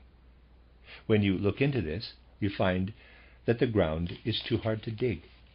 The beetles seem to have realized that here they could do nothing. Whenever they stay and begin digging, the ground is soft.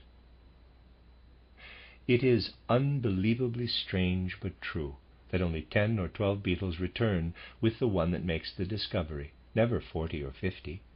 Only as many beetles return as are required to do the work. The first beetle doesn't bring more helpers than it needs, nor does it bring fewer. It arrives with just the right number to do the job. This sounds unbelievable, but what I am telling you is not a fairy tale. People have been able to demonstrate this phenomenon with all kinds of experiments. It's absolutely true. The person who first described the activity of these beetles wasn't a superstitious person, but one who had sound judgment. He was a friend of the botanist Gleditch, and was a scientist in the first half of the 19th century, an age when science was still on a sounder footing. He was involved in experimental work and once used toads in his experiments. These tests were intended for something completely different. You know that electricity was first discovered through work on a frog's thigh, and he needed to dry a dead toad. What did this natural scientist do? He took it outside and pinned the dead toad to a small piece of wood to let the sun dry it quickly. After a while he returned to check it and found a number of beetles around it, hard at work. He decided to leave the dead toad alone and watch what these fellows, the beetles, were up to. What did they do? They continued digging until the wood fell and the toad had a place in the ground, in the hole. Then the females came to lay their eggs in it. That done, the beetles covered the toad and the wood it was pinned to with earth. Now, if a human being were to do that, one would think he also buried the stick in order to hide every trace. So you see, the burying beetles do exactly what a clever human being would do. Indeed, I am convinced that a number of stupid people wouldn't do anywhere near as well. You see, therefore, that what is called cleverness, intelligence, is present without the beetles possessing it. One might call this nonsense and say that it need not be looked upon as intelligence, that it is stupid to say it is intelligence, since it is simply instinct. Of course, I consider it stupid for a person to use the word instinct in this case, thus getting on the wrong track. One needs a word, however, and instinct is used for everything, so that one need not think at all. One must learn to know the facts themselves. It is all the same what one calls them. One must learn to know the facts. Still, one might object by saying, quote, "All right, but what he has told us is still nonsense. The beetles are born with this ability. They pass it on genetically. One need not think of intelligence here. It is inherent in their physical nature, and there is no need to think that these beetles possess intelligence."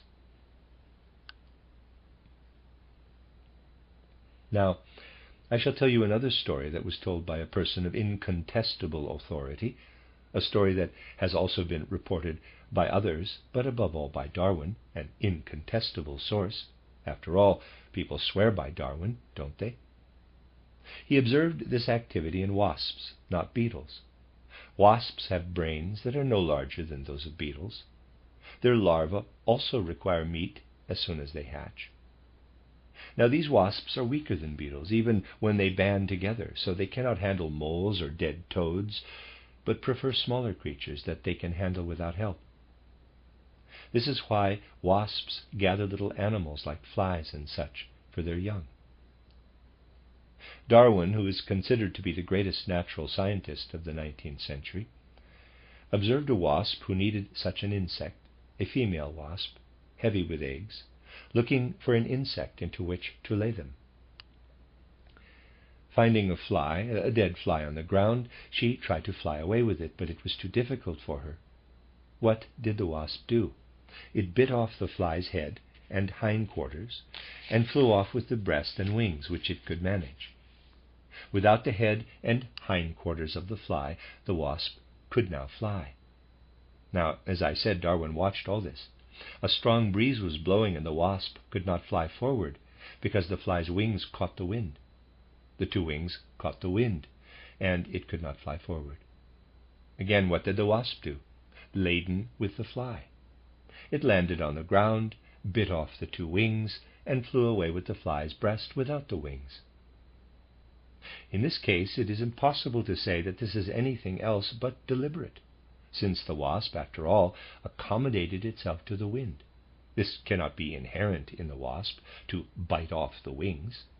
It must be what is called intelligence that motivates the insect. The wasp tells itself that if the wings are discarded, the wind won't catch in them. It is impossible for this to be inherited. What exists there is what one calls deliberation. Consequently, one must admit that intelligence is really at work here. Here, intelligence is at work. Now, you can see how scientists proceeded in the 19th century. I purposely mentioned to you Darwin, who observed this. What was his conclusion, however? Darwin said that everything that confronts us in animals is produced only through heredity and through natural selection, and so forth.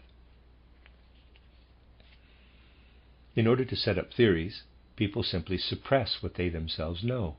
This is the essential point, that people suppress what they know to set up convenient theories. Such theories are by no means scientific, and only throw sand in the eyes of the public. Darwin was certainly a great man, and nobody has acknowledged his positive accomplishments in a more kindly way than I. I have written everything possible in Darwin's favor. But oddly enough, we must realize that even those who have made significant contributions have suffered from the malady of having no eyes for facts. In spite of the great scientific triumphs made in the external world, it is characteristic of scientists of the 19th century that people completely lost their sense for facts, and the facts were simply suppressed. Now, let's go further. Let's consider other insects. In these matters, one must study insects, because they can illuminate our subject particularly well. We can be quite sure that in their case, they do not owe their intelligence to having a large brain, because this they certainly don't have. Therefore, one must study insects in this matter. Indeed, not only are they able to illuminate the things I have just described, but many others as well. Insects lay their eggs, and a mature insect never emerges from them, but only little worms. With butterflies, which are insects, it is even more complicated. First a little worm appears, a caterpillar, it pupates, and finally from the chrysalis emerges the butterfly. This is certainly quite a transformation, but this transformation actually occurs with all insects. You see, there are some insects that, when they are fully mature, feed only on plants. I am not agitating for vegetarianism, as you know, gentlemen, but these insects are vegetarians. They eat only plants. The strange thing is that their larvae, the maggots, require meat when they hatch. These insects, therefore, have a great peculiarity, that they are born with a completely different food preference from that which they later require. They convert to plant food only when they are fully developed insects. When they are still little children and look completely different, like maggots or worms, they feed on meat. What do these mature insects do? They seek out other insects, mostly caterpillars, and lay their eggs on their backs. They themselves no longer have an appetite for meat, but they know that maggots requiring meat will hatch from their eggs. Therefore they lay their eggs in the body of such a caterpillar or some such animal. Though one can marvel at this cleverness, there is much more. One can even say that these newly hatched maggots are already clever. Consider that some maggot species depend on living flesh for food. When it is time to lay the eggs, this insect, which has a stinger, punctures another living insect that is larger and lays many eggs within it. Sometimes numerous eggs are deposited, filling the caterpillar's body, and from these the maggots hatch. The maggots are then within the body of this other insect. These eggs are only deposited in live insects, because if the animal in which the eggs are laid were to die, the eggs would be lost, since the maggots can only survive on living flesh. Consider, therefore, that if a maggot were to destroy a vital organ in the host insect, thus causing its death, all the other maggots hatching from the eggs would perish. These little creatures are so clever, however, that nothing is ever eaten in the living caterpillar except those parts not needed for its survival. All vital organs are spared, and the caterpillar stays alive. Regardless of how many eggs are deposited, only so much is consumed as to ensure the host insect's life. You see, these things are known but are simply suppressed. People know it but suppress it, and it isn't well received, naturally, when one points them out, because this not only shows up the incapability, but the downright dishonesty of official science. In the case of animals and insects, you can see that it is possible to say that they certainly do not possess intelligence, because they have no apparatus for intelligence, that is, brains. Nevertheless, intelligence is working in what they do. And it must be admitted that intelligence is there. The animals do not deliberate. Deliberation would require a brain. Animals don't deliberate. But what takes place in their activities is intelligence. Indeed, it happens that animals even have something similar to memory. They have no recollection, but something akin to it. You can observe this, for instance, if you are a beekeeper. Here stands a beehive. The bees hatch. For the sake of an experiment, you move the hive to a nearby spot. The bees return to the first location. Naturally, this is instinct, and there is no need to be surprised about it. They fly in the direction from which they flew away. Now, however, they begin to look everywhere for the hive and fly around seeking it. They arrive at the new location, but do not enter the hive immediately. Instead, they swarm around it for a long time, and one can definitely conclude that they are examining it to see if it is their own. The burying beetle does the same when it examines the ground, to see if it is hard or soft. While bees have no recollection, the above incident shows that they nevertheless possess something similar to memory, namely, they must determine whether it is the same beehive. We do this with our memory. Bees do it with something similar. You see, what works as intelligence through the human head is at work everywhere. Intelligence is at work everywhere. Even in insects, there is marvelous intelligence. Picture the wonderful intelligence at work when the larvae that hatch inside the caterpillar's body do not feed immediately on its stomach. If they did, all the maggots would perish. Compared with the tactics employed by humans during war, the intelligence ruling the insect arouses respect and exposes the foolishness of human beings. In this regard, human beings have no reason to claim sole possession of intelligence. I'll tell you something else now. You are all familiar with paper. You all know that the paper we have today was invented no earlier than 400 or 500 years ago. Before this, parchment and all sorts of materials were used for writing. Civilized man discovered so-called rag paper just 4 or 5 centuries ago. Before this, man wrote on leather, and so on. How was paper discovered? One had to discover how to mix together certain substances in a specific way. Perhaps one of you has been in a paper factory. At first, the paper is in a liquid form, and it is then solidified. It is produced in a purely artificial way through various chemical and mechanical means. Perhaps you've not only seen paper, but also, now and then, a wasp's nest. A wasp's nest is built like this, and there's a sketch. It is attached to something and formed so the wasps can fly into it. It is gray, not white, but paper can be gray too.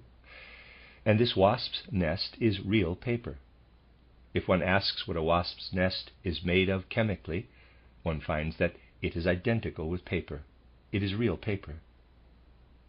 Wasps, however, have been building their nests for thousands and thousands of years, not just 400 or 500. You can see, therefore, that wasps manufactured paper much earlier than humans. That's simply a fact. The wasp's nest is made of paper.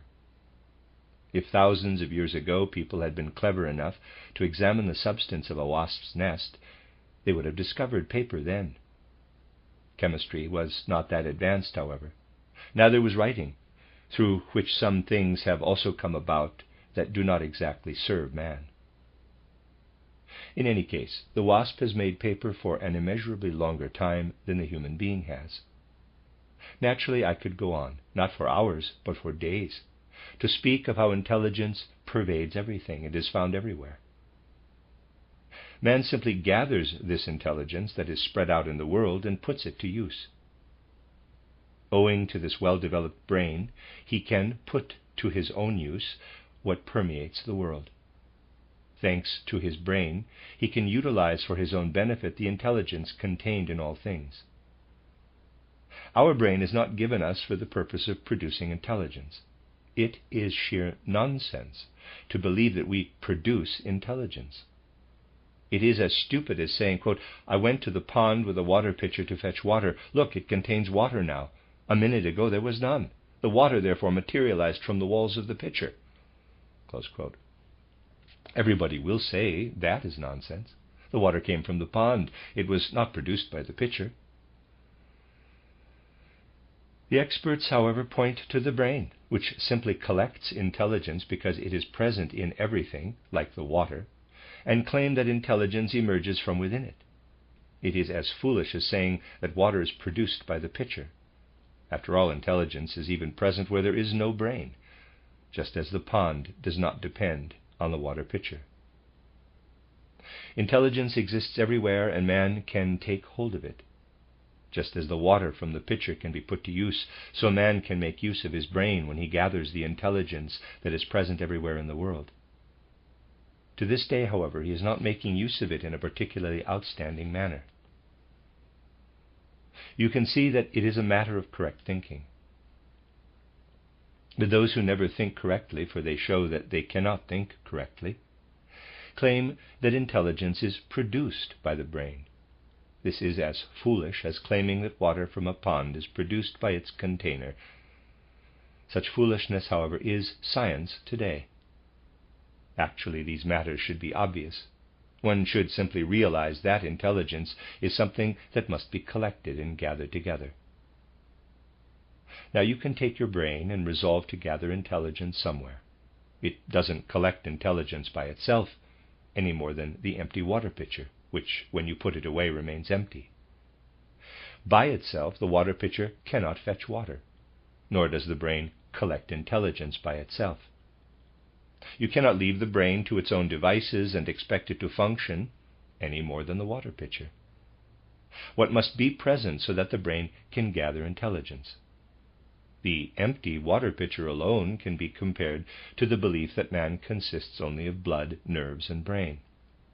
Something else must be present that does the collecting and that gathers intelligence by means of the brain. It is the soul spiritual element of man that does the collecting.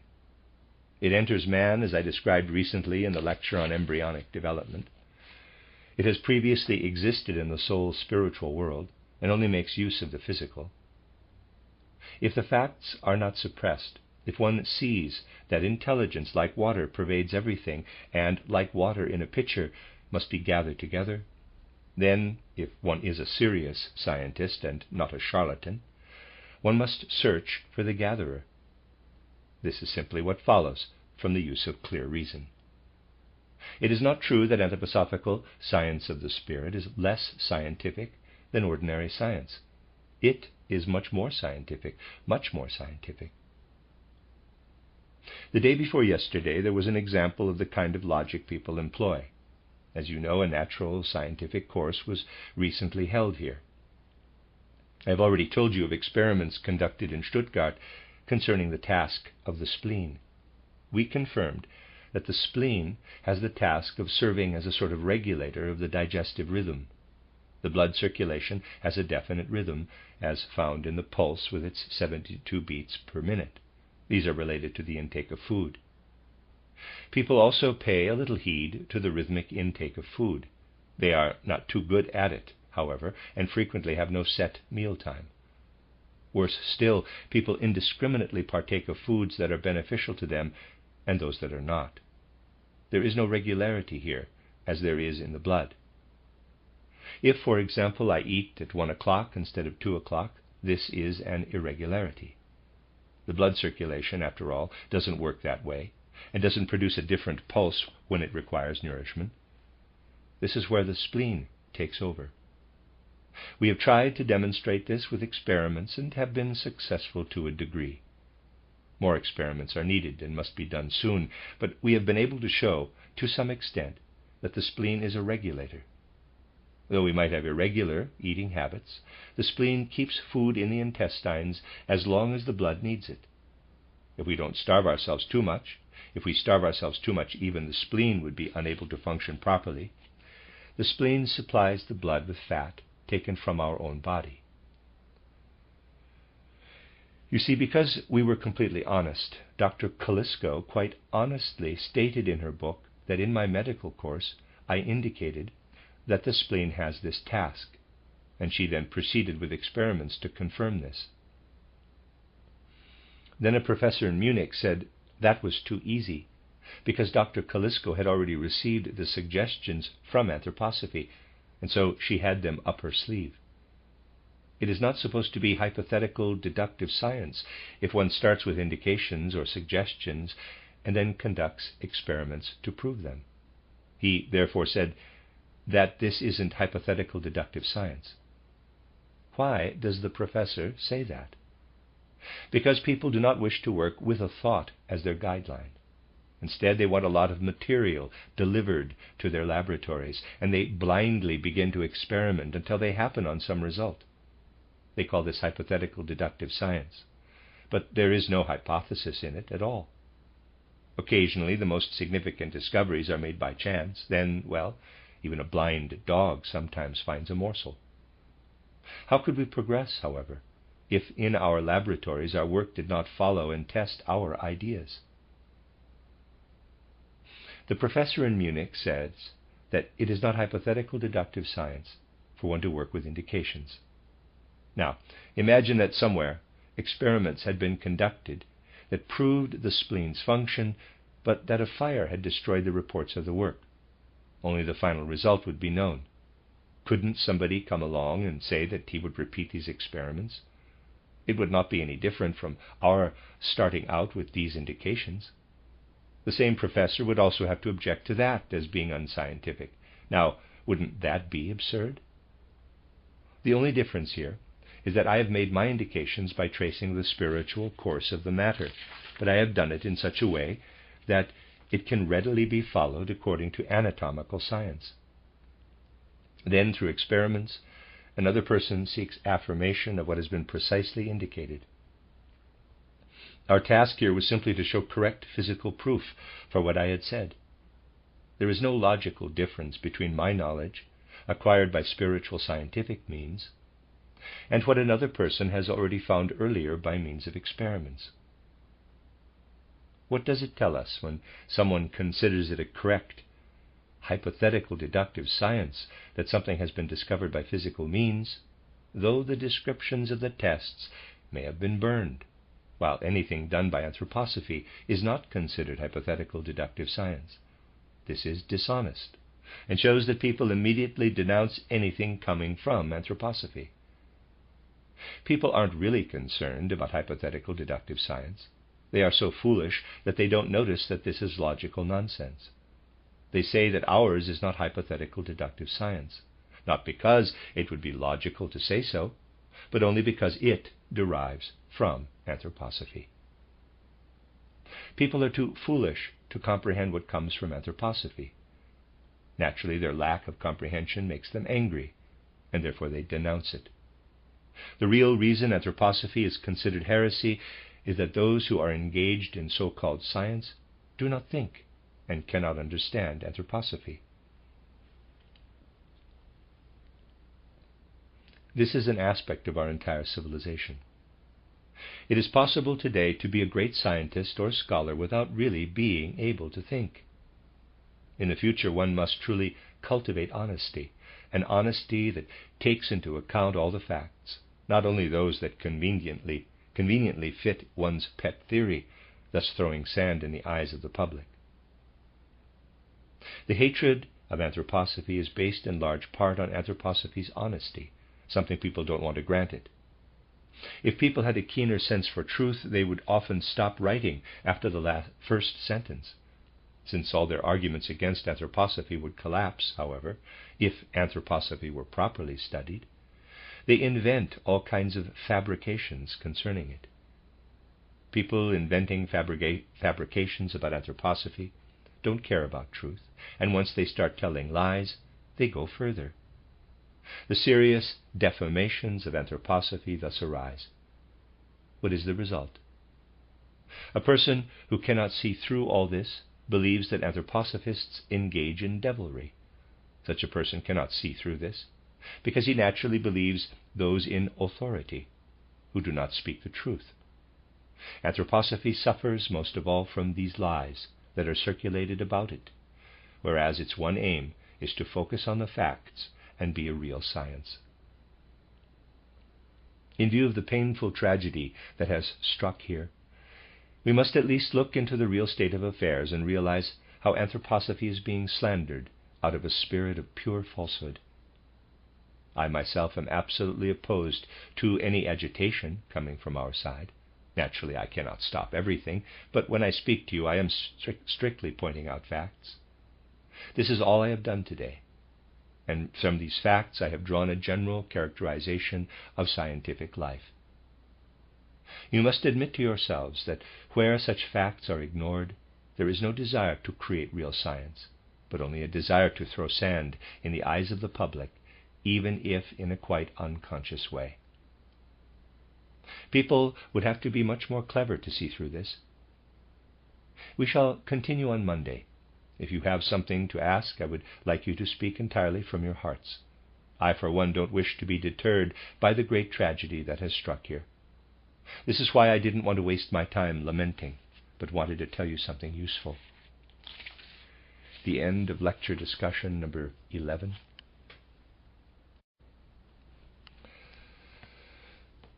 You are listening to RudolfSteinerAudio.com. If you are listening to the podcast of this, it is located at RudolfSteiner.podbean.com. Please consider becoming a patron. This is a reading of a collection of lectures Rudolf Steiner gave to the workmen of the First Goetheanum, previously published in 2 volumes as Health and Illness. Here it is in its collected works number 348, translated by Matthew Barton and entitled From Comets to Cocaine. And this is lecture discussion number 12 of the 8th of January 1923, entitled The Effects of Alcohol. Dr. Steiner: does anyone have a question on his mind? A question is asked concerning alcohol, its negative effects, etc. Do you mean the extent to which alcohol generally is detrimental to health? Well, alcohol's initial effect is quite obvious, because it influences what we have been describing in man all along, that is, the entire constitution of the soul. In the first place, through alcohol, a person suffers a form of spiritual confusion so strong that he becomes subject to passions that otherwise are weak in him and can easily be suppressed by his reason. A person thus appears more sensible if he has had no alcohol than if he drinks. To begin with, alcohol has a stimulating influence on the blood, causing increased blood circulation. This in turn arouses a person's passions. For example, he may more readily become furious, whereas otherwise he can control his anger more easily. So you can see that the first effect of alcohol is exercised on man's reason, indeed on his whole life of soul. After alcohol has remained for a certain length of time in the organism, it causes another symptom that you know well, called a hangover. The appearance of a hangover shows you that the entire organism objects to the initial effect of alcohol. What does it mean for a person to have a hangover? As a rule, it appears in the morning after an evening of too much drinking.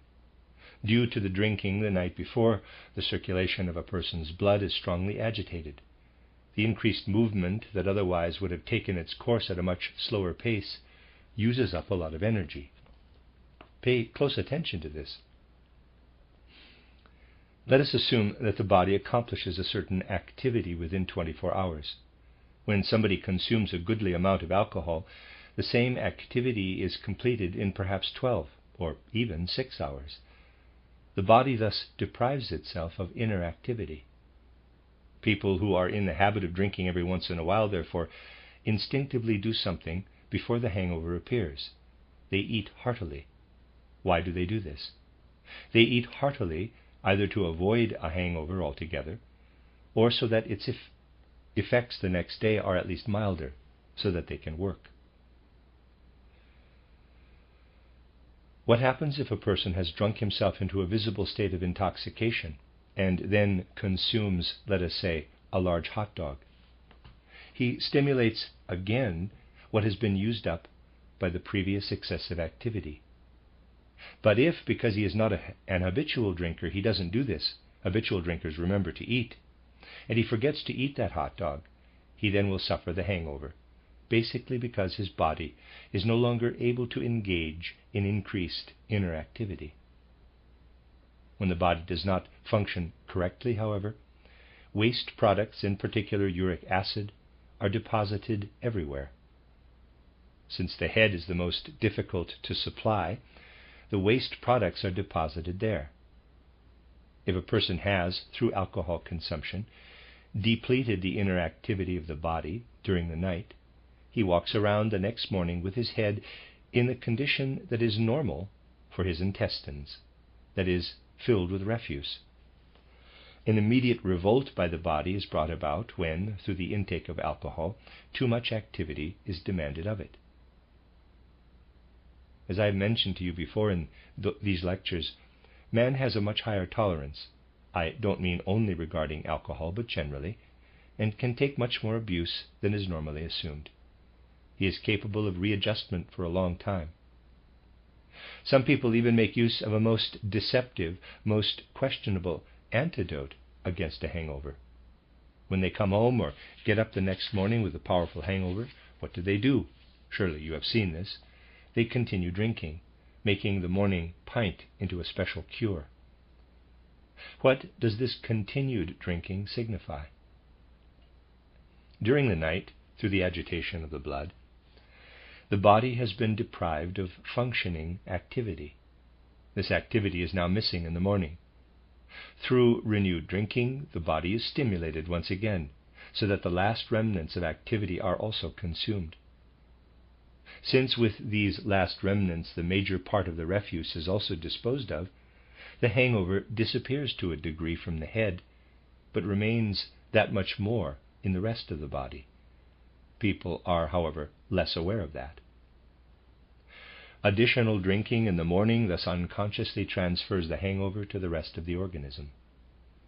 Only now, when this occurs, does the real misery for the body begin. Those alcoholics who drive away a hangover with more drinking are in the worst shape, because gradually, as this is repeated, the entire body is ruined. Still, however, because man can endure a good deal, it is almost impossible to ruin the body that quickly. Therefore, the first thing that happens to a real alcoholic is that he suffers from a form of delirium. This does not as yet indicate total ruin.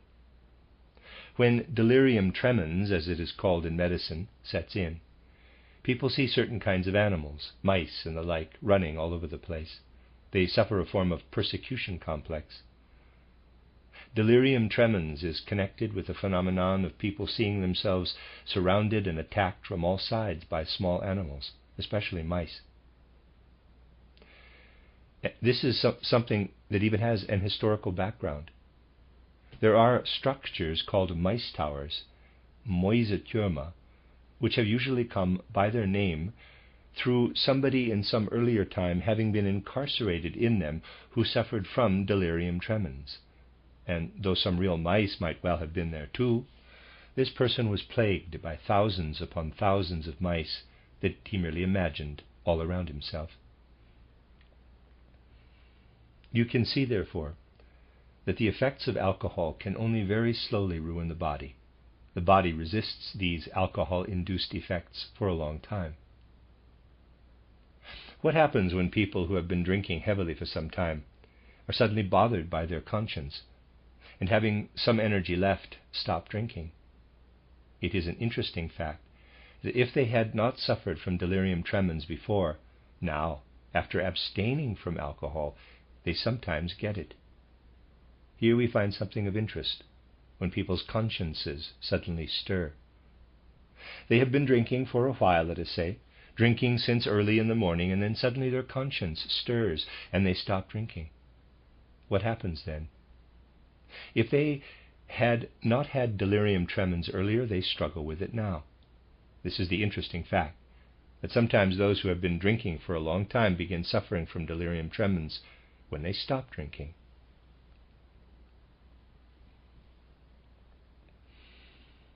This is one of the most important signs that man must be viewed in such a way that the head is seen to work differently from the rest of the body. In the last lectures I mentioned many aspects of this to you. As long as a person suffers only in his head from the side effects of drinking, his overall condition is still tolerable. The effects have not yet permeated the entire body. When they have penetrated, however, and the person gives up alcohol, the rest of the body really revolts by way of the brain, and he suffers from delirium tremens just because he discontinued drinking. One thus can say that it is the blood which bears the bodily counterpart for the most important functions of the soul. You probably know that some people suffer from persecution complexes, seeing all sorts of figures that are not there. Particularly in earlier times, such persons were bled. Not a bad remedy, really.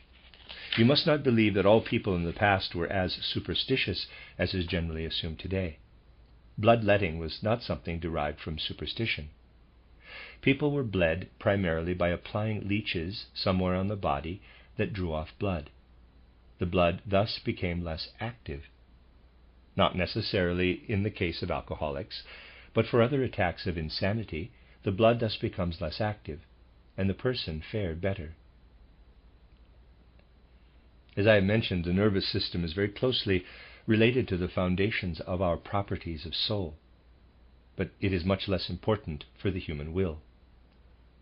The nervous system is important for reason, but for the human will it has much less significance than the blood. Now, when you see that blood preeminently attacks the blood, let me read that again. Now, when you see that alcohol preeminently attacks the blood, it is clear from the body's strong reaction to alcohol's effects that the blood is well protected against alcohol. The blood is extraordinarily well protected against the assault of alcohol on human beings. By what means is the blood so strongly protected against this assault? We must ask further then, where do the most important ingredients of the blood actually originate? Remember that I told you that blood consists of red corpuscles containing iron, which swim around in the so-called blood serum, and it also consists of white corpuscles. I told you that the most significant components of blood are the red and white corpuscles. We shall now disregard the corpuscles connected with the spleen's activity, which in our tests in Stuttgart we termed the, in quotes, regulators. There are many components in the blood, but we want now to focus only on the red and white corpuscles, asking where, in the body, these corpuscles originate. These corpuscles originate in a most special place. If you examine the thigh bone from the hip to the knee, if you think of the bone in the arm or any long bone, you will find in these bones the so-called bone marrow. The marrow is in there, the bone marrow. And you see, gentlemen, the red and white corpuscles originate in this bone marrow and migrate from it first into the arteries. The human body is arranged in such a way that the blood, at least the most important part of it, is produced in the inner hollows of the bones. If this is the case, you can say to yourself, insofar as its production is concerned, the blood is indeed well protected from harm. In fact, alcohol must be consumed for a long time and in large quantities to damage the bone to the point of penetrating it to the innermost part, to the bone marrow, and destroying the bone marrow so that no more red and white corpuscles are produced. Only then, after the effects of drinking alcohol have reached the bone marrow, does the really ruinous process begin for the human being. Now, it is true that regarding their intellects and soul qualities, human beings are in many ways alike. Regarding the blood, however, there is a marked difference between man and woman. It is a difference that one is not always aware of, but that is nevertheless clearly evident. This is that the influence on human beings of red and white corpuscles that are produced within the hollows of the bone is such that the red corpuscles are more important for the woman and the white are more important for the man. This is very important. The red corpuscles are more important with the woman and the white with the man. This is because the woman, as you know, has her menstrual period every 4 weeks, which is actually an activity that the human body undertakes to eliminate something that must be eliminated, red corpuscles. A man, however, does not have menstrual periods, and you can easily tell that his semen is not directly derived from red blood. It has its origin in white corpuscles. Although considerably transformed, in the end they turn into the main ingredient of semen. Thus, regarding what affects human reproduction, we must go to the protected bone marrow to investigate the means by which the human reproductive capacity can be influenced physically. Indeed, the human reproductive capacity can be physically affected precisely through the bone marrow within the bone. After having been produced in the bone marrow, the red and white corpuscles naturally enter the bloodstream. When a woman now drinks alcohol, it is the red corpuscles that are particularly affected. The red corpuscles contain iron, are somewhat heavy, and possess something of the earth's heaviness. When a woman drinks, it affects her in such a way that there is too much heaviness in her. When a pregnant woman drinks, therefore, her developing child becomes too heavy and cannot inwardly form its organs properly. It does not develop properly inwardly, and its inner organs are not in order. In this roundabout way, gentlemen, the harmful influence of alcohol is expressed in the woman. In men, alcohol primarily affects the white corpuscles. If conception takes place when a man is under the influence of alcohol, or when his system is generally contaminated by the effects of alcoholism, a man's semen is ruined in a way, becoming too restless. When conception takes place, the tiny egg is released from the mother's organism. This can only be seen with a microscope. From the male, a great number of microscopic sperm are released, each one of which has something resembling a tail attached to it. The seminal fluid contains countless numbers of such sperm. This tail, which is like a fine hair, gives the sperm great restlessness. They make the most complicated movements, and naturally one sperm must reach the egg first. The one that reaches the egg first penetrates it. The sperm is much smaller than the egg. Although the egg can be perceived only with a microscope, the sperm is still smaller. As soon as the egg has received it, a membrane forms around the egg, thereby preventing penetration by the rest of the sperm cells. Generally, only one sperm can enter the egg. As soon as one has penetrated, a membrane is formed around the egg, and the others must retreat. You see, therefore, it is most ingeniously arranged. Now, the sperm's restlessness is greatly increased through alcohol, so that conception occurs under the influence of semen that is extraordinarily lively. If the father is a heavy drinker when conception occurs, the child's nerve sense system will be affected. The woman's drinking harms the child's inner organs because of the heaviness that ensues. The man's drinking harms the child's nervous system. All the activities are damaged that should be present in the right way as the child grows up. We can therefore say that if a woman drinks, the earthly element in the human being is ruined. If a man drinks, the element of movement, the airy element that fills the earth's surroundings, and that man carries within himself, is ruined. When both parents drink, therefore, the embryo is harmed from two different sides. Naturally, conception is still possible, but proper growth of the embryo is not. On the one hand, the egg's tendency toward heaviness tries to prevail. On the other, everything in it is in restless motion, and one tendency contradicts the other. If both parents are alcoholics and conception occurs, the masculine element contradicts the feminine. To those who understand the entire relationship, it becomes quite clear that in the case of habitual drinkers, exceedingly harmful elements actually arise in their offspring. People do not wish to believe this, because the effects of heavy drinking in men and women are not so obvious, relatively speaking.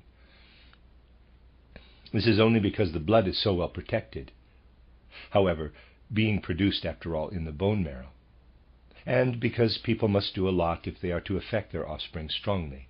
Weak effects are simply not admitted by people today.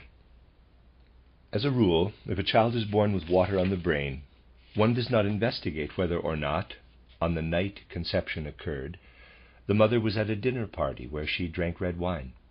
If that were done, it would often be found to be the case, because wine causes an inclination toward heaviness, so that the child can be born with hydrocephalus. If, however, the baby has a congenital twitch in a facial muscle, one normally does not check to find out if the father had perhaps been drinking too much the evening conception occurred. Seemingly insignificant matters are not investigated. People therefore assume that they have no effect. Actually, alcohol always has an effect. The really disastrous effects, however, occur with habitual drinkers. Here, too, a very remarkable thing can be noted. You see, the children of a father who drinks can develop a weakness somewhere in their nervous systems, and thus have a tendency toward tuberculosis, for example.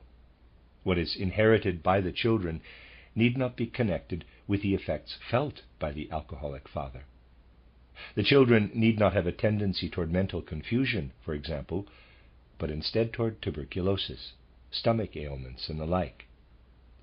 This is what is so insidious about the effects of alcohol, that they are passed on to totally different organs in human beings of the next generation. In these matters, the great effect on human development of minute amounts of substances must always be taken into consideration. Not only that, but in each instance one must consider how these substances are introduced into the human being. Consider the following example. Our bones contain a certain amount of calcium phosphate. Our brain also contains some phosphorus. And you will recall from earlier lectures that phosphorus is most useful, since without phosphorus, the brain actually could not be used for thinking. We therefore have phosphorus in us. I have already told you that phosphorus has a beneficial effect when the proper amount is consumed in food, so that it is digested at a normal rate. If too large an amount of phosphorus is introduced too quickly into the human stomach, it is not useful but instead harmful. Something else must also be considered, however. You know that in earlier days matches were made with heads of phosphorus, but they are rarely seen anymore. When I was 13, 14, and 15 years old, I had an hour's walk from our home to school every day. There was a match factory about halfway, where phosphorus matches were manufactured by workmen. At any time, one could see that a number of these workmen had corroded jaws. This was in the 1870s. And starting from the jaw, their bodies were gradually destroyed. Beginning with the upper and lower jaws, especially the upper, the bones were eaten away. Knowing the harmful effect that phosphorus can have on people, one realizes that such a match factory is actually about the most murderous place there is. In matters connected with the progress of human civilization, it is always necessary to look at the numerous harmful effects that man can suffer in this way. I always saw a number of these workmen going into this match factory with bandaged jaws. That is where it started, and then it spread. Of course, phosphorus was obviously already contained in the upper jawbone, but what kind of phosphorus was it? You see, the phosphorus that first enters the stomach along with food, and then travels internally through the body into the jaws, is not harmful. provided the amount is not too large. Matches, however, are manufactured first by cutting long wooden strips into tiny sticks. These are then fitted into frames so that one end sticks out. They are dipped first into a sulfur solution and then into a phosphorus solution. The workman who dipped the matches simply held the frame in his hand and always got splattered. Just think how often in a day a person who cannot wash his splattered hands might touch his face during working hours. Though the amounts of phosphorus with which the person comes in contact in this way are minute, they nevertheless penetrate his skin. This is a mystery of human nature. A substance that is often extraordinarily useful when taken internally and assimilated first through the body can have the most poisonous effect when it comes in contact with the body from outside. The human organism is so wisely arranged inwardly that an overdose of phosphorus is eliminated in the urine or feces. Only the small amount required is allowed to penetrate the bones. The rest is eliminated. There are, however, no provisions for the elimination of externally absorbed influences. This problem could, of course, have been alleviated. Remember that in the last century, little thought was given to humanitarian considerations. It would have helped if bathing facilities had been made available so that every workman could have had a hot bath before leaving work. A great deal could naturally have been accomplished by such an arrangement, but it simply was not done. I only mention this to you to illustrate how the human body works. Minute, detrimental influences from outside, even substances that the body otherwise needs to sustain itself, can undermine human health. Indeed, can generally undermine the entire organization of the human being. Man can withstand a good deal, but beyond a certain point, the organism fails. In the case of drinking alcohol, the organism fails at the point at which alcohol prevents the correct functioning of life-sustaining activities, the invisible life-sustaining activities. When a person is exposed to phosphorus poisoning, the inner activity that otherwise would assimilate phosphorus is undermined. It is undermined from outside. It is actually quite similar in the case of alcohol. When a person drinks too much alcohol, drinking always more and more so that imbibing alcohol is no longer merely acute but has become chronic, the alcohol works directly as alcohol in the human being. What is the direct effect of alcohol? Remember that I once told you that man himself produced the amount of alcohol he requires.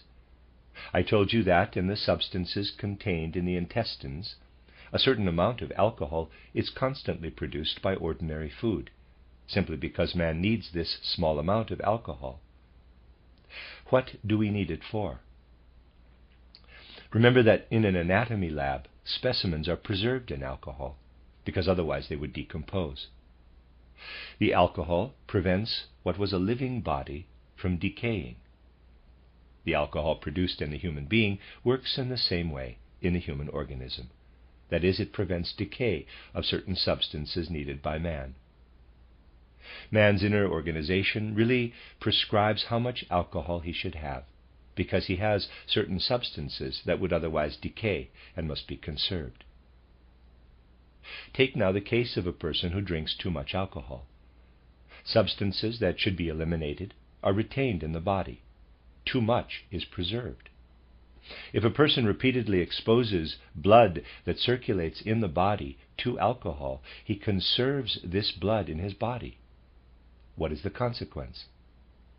This blood, having a counteracting influence, blocks the canals in the bones. It is not eliminated quickly enough through the pores and so forth. It remains too long in the body. The marrow in the hollows of the bone is consequently stimulated too little to make new blood, and it becomes weak.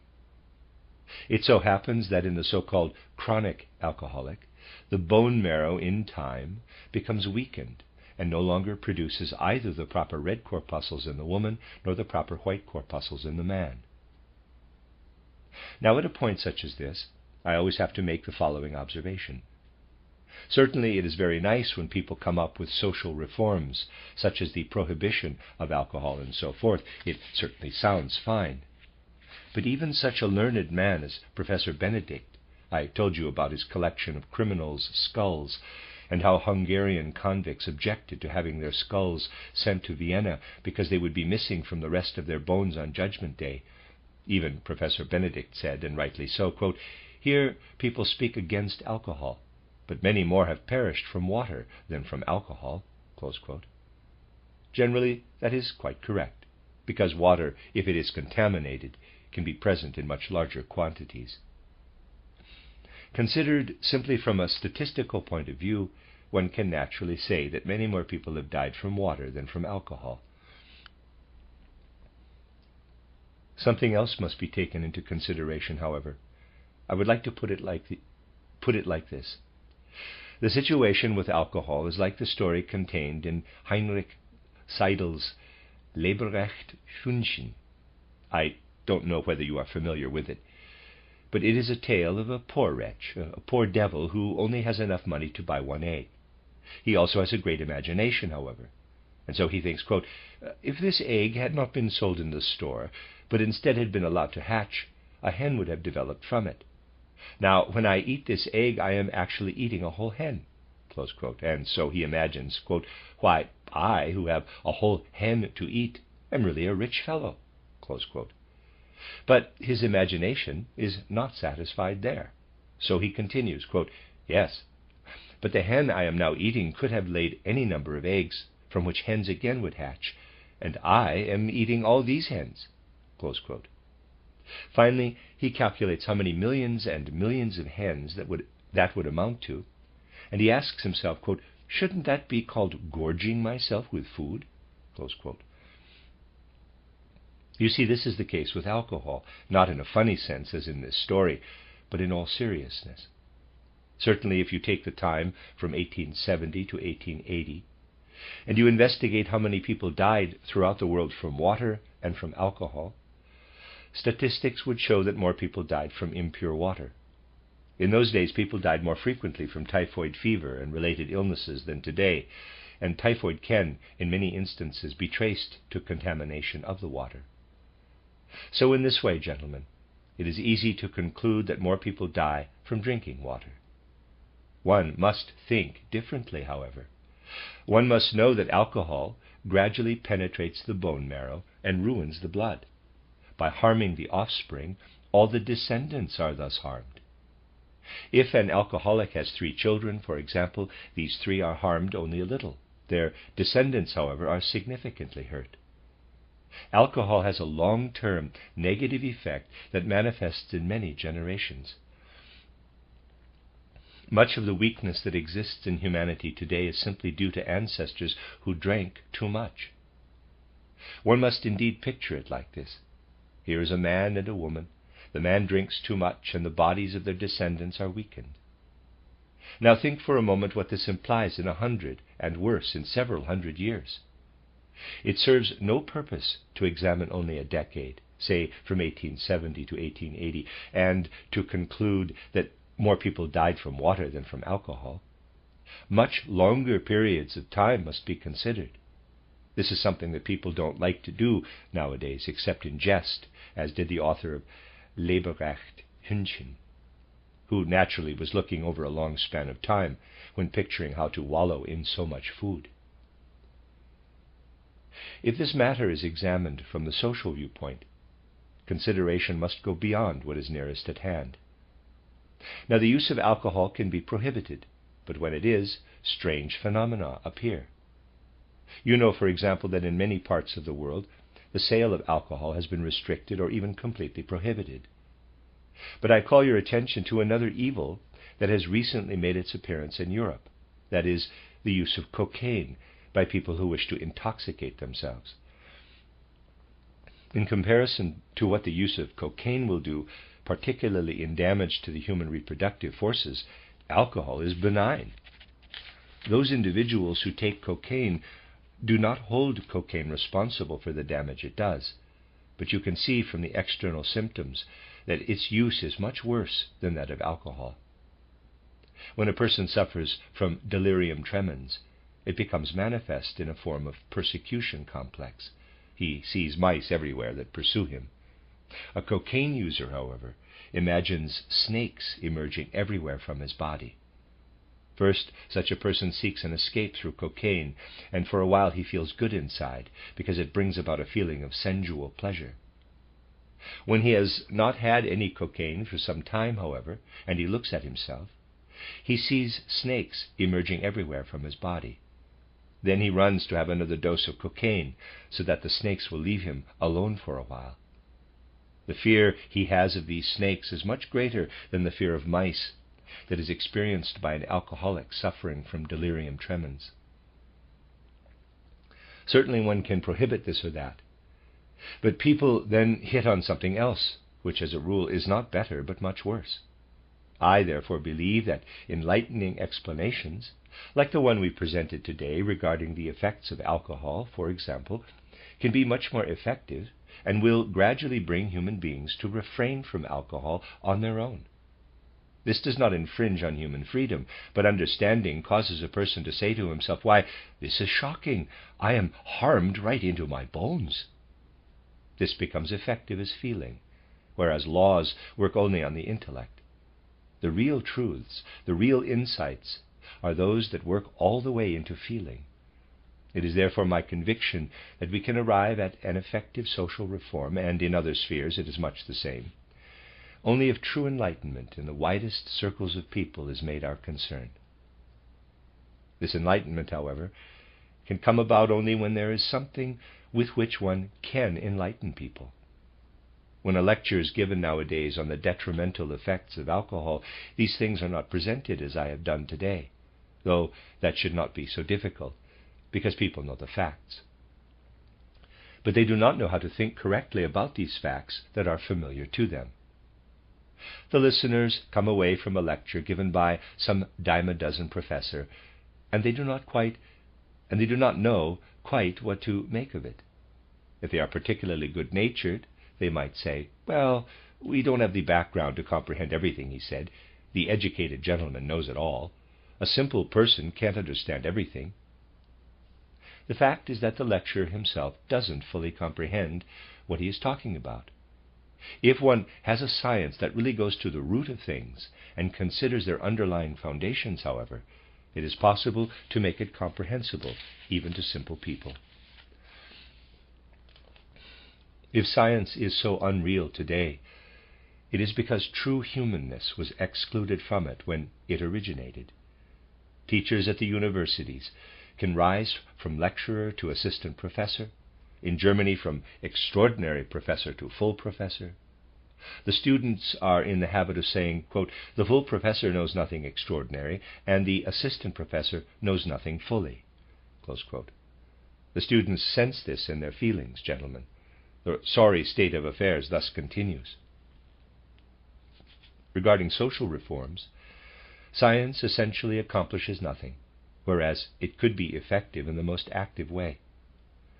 A person who is sincerely concerned about social life, therefore, must emphasize again and again that dry laws on paper are much less important, though naturally they too are needed.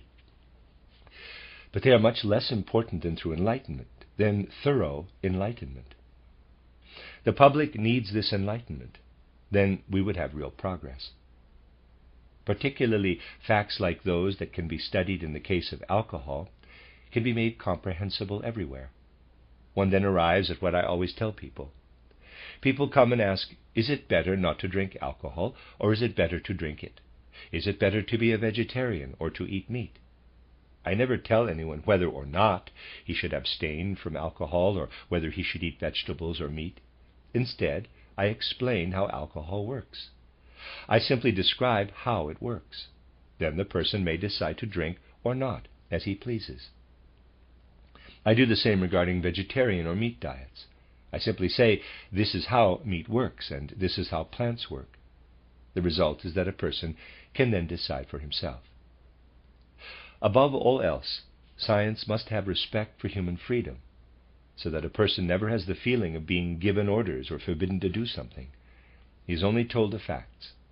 Once he knows how alcohol works, he will discover on his own what is right. This way we shall accomplish the most. We will come to the point where free human beings can choose their own directions. We must strive for this. Only then will we have real social reforms. If I am here on Wednesday, we will be able to have the next lecture. The end of lecture discussion number 12.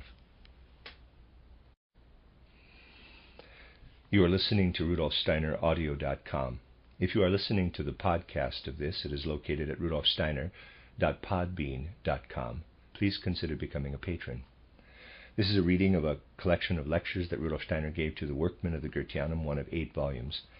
This one had been published as Health and Illness in 2 volumes, and now it's in its single German volume Collected Works number 348, translated by Matthew Barton, entitled here From Comets to Cocaine. This is lecture discussion number 13 from the 10th of January 1923, titled The Power of Intelligence as the Effect of the Sun, Beaver Lodges and Wasps' Nests. Dr. Steiner: much knowledge is required to really answer a question like the one posed last time, and we have already considered it from a number of different angles. Because anything relating to reproduction of living beings must be thoroughly understood, I wish to make use of the time today to speak a bit more about this question from a completely different perspective. There's something peculiar about a remark recently made by an American who came to the conclusion, based on statistics, a favorite innovation of our time that is increasingly pursued in America, that the people who acquire the greatest intelligence are always born in the winter months. Naturally, these statistics should not be taken to mean that a person born in the summer months would have to be stupid. The statistics refer only to the majority. In any case, this American made the statement that according to statistics, those born between December and the middle of March grow up to be the smartest people. Something is indicated here that is difficult to study in humans, because with human beings, everything possible can interfere. It does indicate, however, that living beings in general, and man is first of all a living being, depend in a certain respect on the course of the year and its influence on them.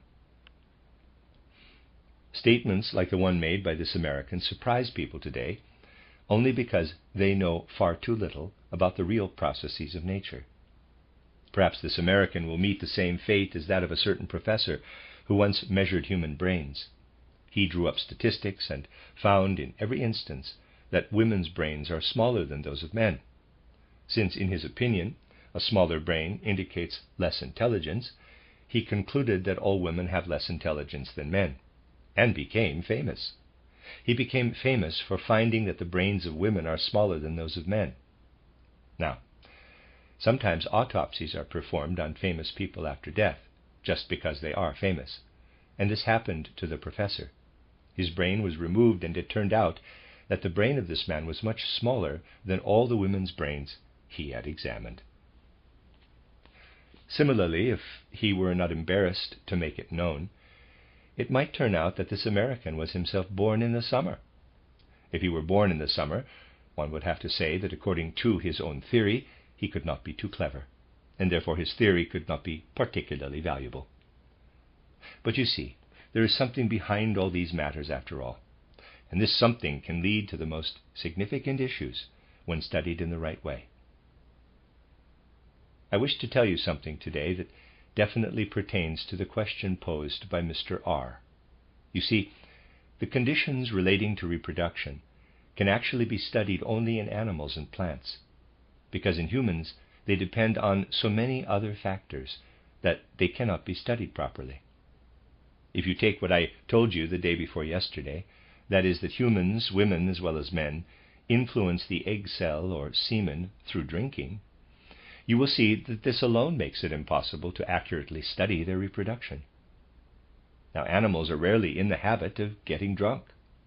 In them, conditions thus remain much more pure, and one can study the matter more purely. The most important aspects of the problem make dissection of animals for the purpose of such study quite unnecessary. Through dissection, one really discovers the least of all. To begin with, I shall tell you something that is not based on dissection, but on positive results that were obtained by people who did not work according to theories, but with practical experience. What I will relate to you has to do especially with the beavers in Canada.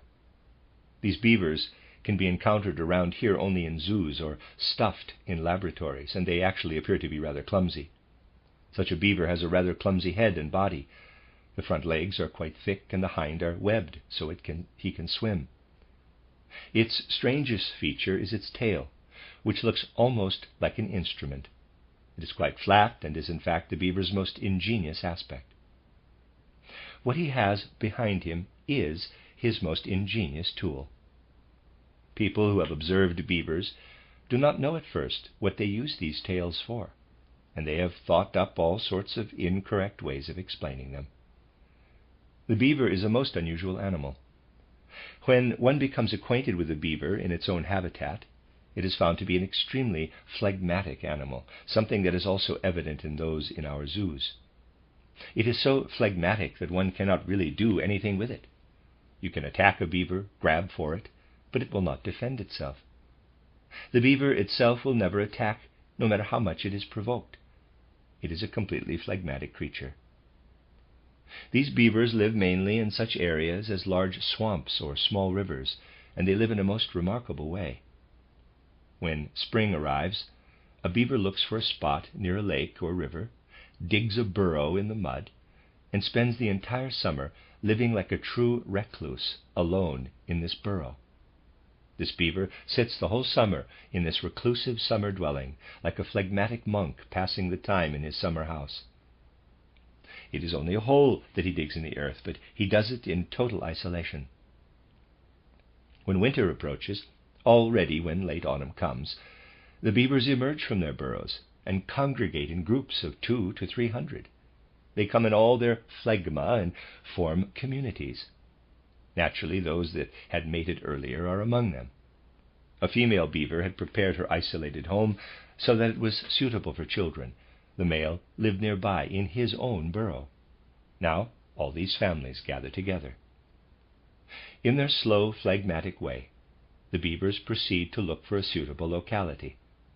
Though it is sometimes difficult to observe because of their phlegmatic temperament, one group will prefer a lake, another a river, which they follow downstream, to a point that appears particularly suited to their purposes.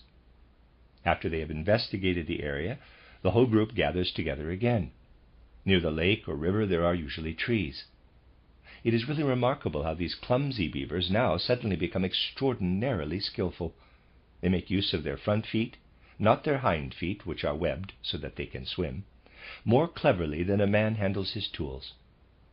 Using their front paws and sharp teeth, they gnaw branches off trees and even cut through tree trunks.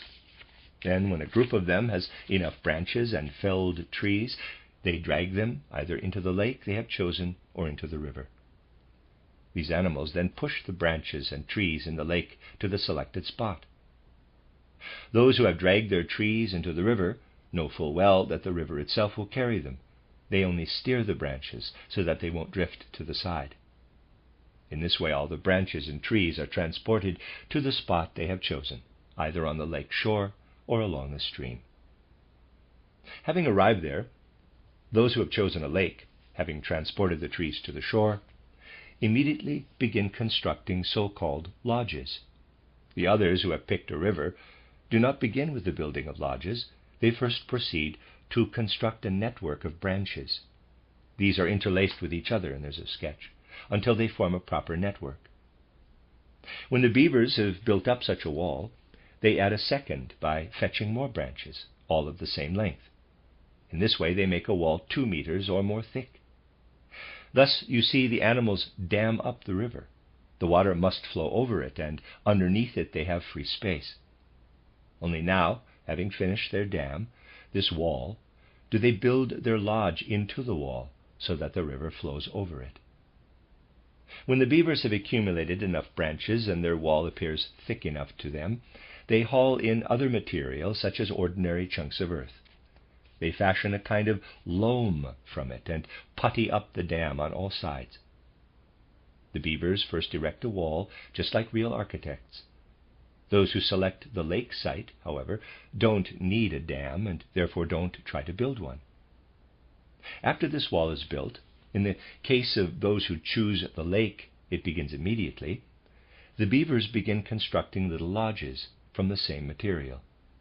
They look like clay barrels, and there's a sketch, but they are real little houses constructed like braided mats.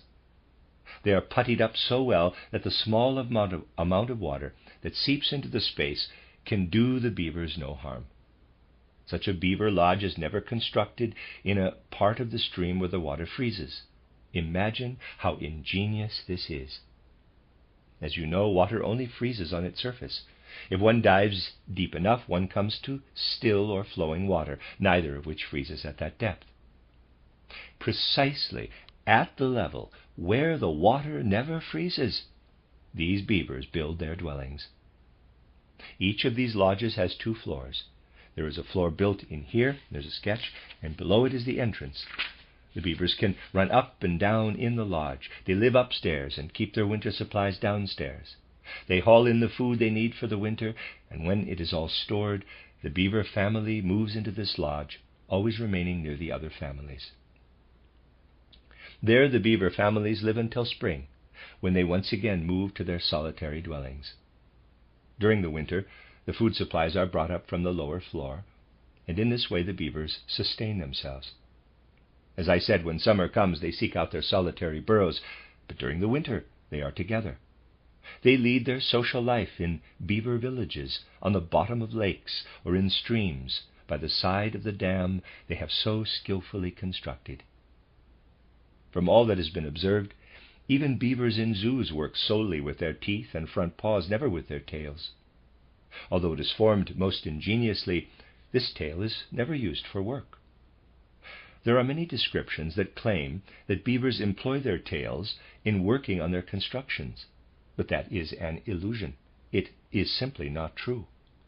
Beavers do possess especially well-developed front legs and teeth, and they use them more cleverly than a man uses his tools.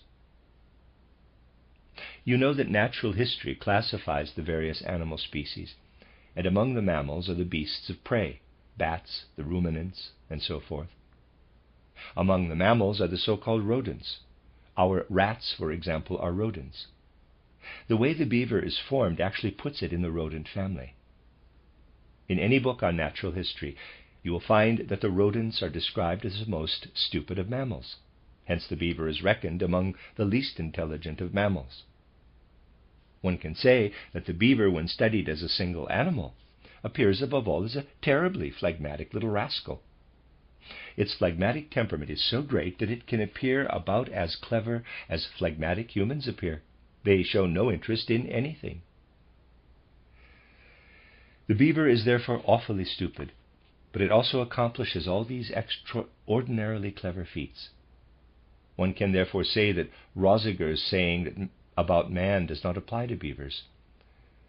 Quote, "One's human, 2 are a crowd, and 3 a bunch of animals," close quote. Roziger said this not about beavers, but about human beings. He means that when many people meet together, they become stupid. There is something true in this. In a crowd, people become confused and can do stupid things, though there certainly are intelligent people among them. We can say that the opposite is the case with beavers. One is stupid, but several are a bit brighter. When 200 or 300 gather together in the autumn, they become most clever. They become real architects.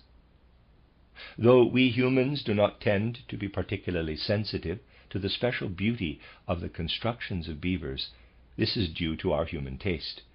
But the beaver lodge is really as trim as the beaver is clumsy.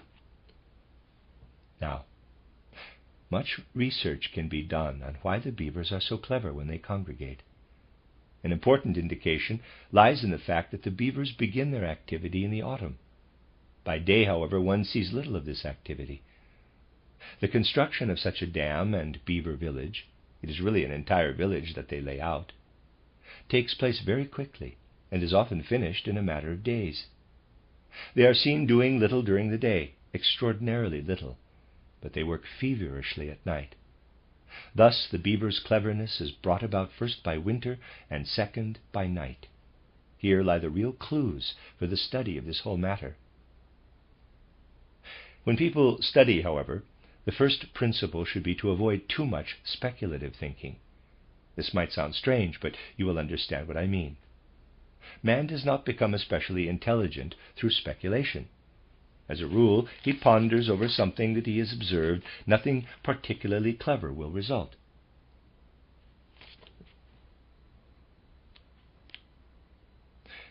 Let me read that again. As a rule, if he ponders over something that he has observed, nothing particularly clever will result. If one wishes to understand the phenomena of the world, therefore, one should not rely too much on speculation. One's speculation is not at all the important thing. Should the facts call for it, one should think, but one's main attention should not be directed toward brooding over something one has observed as a means of figuring it out.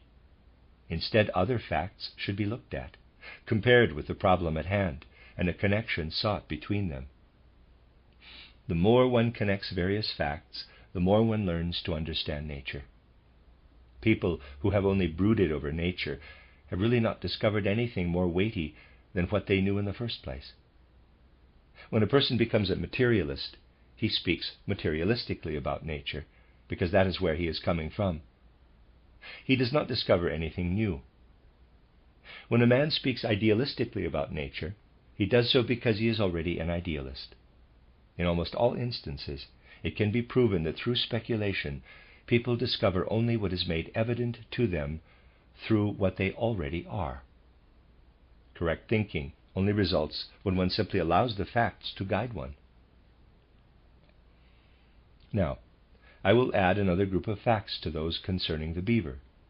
Facts that will lead you to the correct clues, not through speculation, but simply through a comparison of the facts. I have already referred to the wasps and told you of an observation about wasps made by Darwin. Today I would like to point this out again. The wasps make ingenious nests for themselves.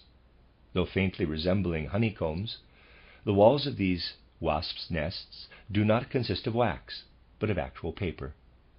Secondly, the whole process differs from that of the bees. There are wasp nests, for example, that are built first by digging up the ground. Then something resembling a pouch is made. It is constructed somewhat like a beaver lodge, but it is put together with tiny twigs or whatever wood the wasps can find, which they work and shape in the right way, so that they end up with a covering, a pouch-like covering, that is somewhat thick. It is in this that they build their little nest. There they build their different floors. The cells are hexagonal, just like the bee's honeycomb, and are enveloped by a paper covering. They are like the floors in a building, and there are sometimes many of them, one above the other. Everything inside the nest is fashioned of paper. The pouch-like outer covering, however, is not made of paper but of other materials, that is, of tiny twigs or bits of wood that are first split before being used. All this is woven into a network and then puttied up. That is what the outer covering consists of. And it is either built in a hole in the ground or fastened with a natural putty to something up in the air. Within the pouch are the individual cells, into each of which an egg will be laid. This is the story, then, with wasps. You can imagine that wasps are extraordinarily susceptible to the weather. Only some of 1 year's wasps survive until the following spring, but it doesn't matter if the others don't survive, as long as 1 or 2 females from a nest remain. In winter, the females seek out a sheltered little nook where they can just about get by, and they hibernate there. In spring, these females emerge from their hiding places and are ready to lay their eggs. Interestingly enough, a special variety of wasp hatches from all these eggs in spring. These wasps that are hatched in spring, growing very quickly and not yet having cells, immediately begin to construct such cells. Lying around in whole swarms, they look everywhere for materials with which to build a nest properly. This work continues all summer long. These wasps construct cells. The wasps that hatch from eggs laid in spring have a specific characteristic. That is, they are all sterile and cannot reproduce. With these wasps, there is no reproduction. The reproductive organs are so stunted that reproduction is out of the question. So the first thing the wasp does in spring is to produce an army of workers for itself that are sexless and terrible drudges. They toil throughout the summer. I have known natural scientists who considered it a goal worth striving for to manipulate humans so as to produce sexless individuals. They would not have families and would only toil, leaving reproduction to a select few, as with the wasps. Well, the fact is that the sexless wasps toil away all summer. When summer is over, the female begins to lay eggs that produce males and females. As a rule, it is the same female that laid the sexless eggs earlier. Now she lays eggs from which in autumn males and females emerge. The males develop into rather puny creatures. By comparison, the sexless wasps are quite robust workers. The males turn out to be stunted and cannot do much of anything. They have just enough time to feed for a while, mate, and then die. Truly, these male wasps play a rather sorry role. They are hastily hatched in autumn, they must feed a little, and then they impregnate the females. After that, having accomplished their goal, they die. That is all they do. Among some types of wasps, the males are a bit hardier. Here things are really curious.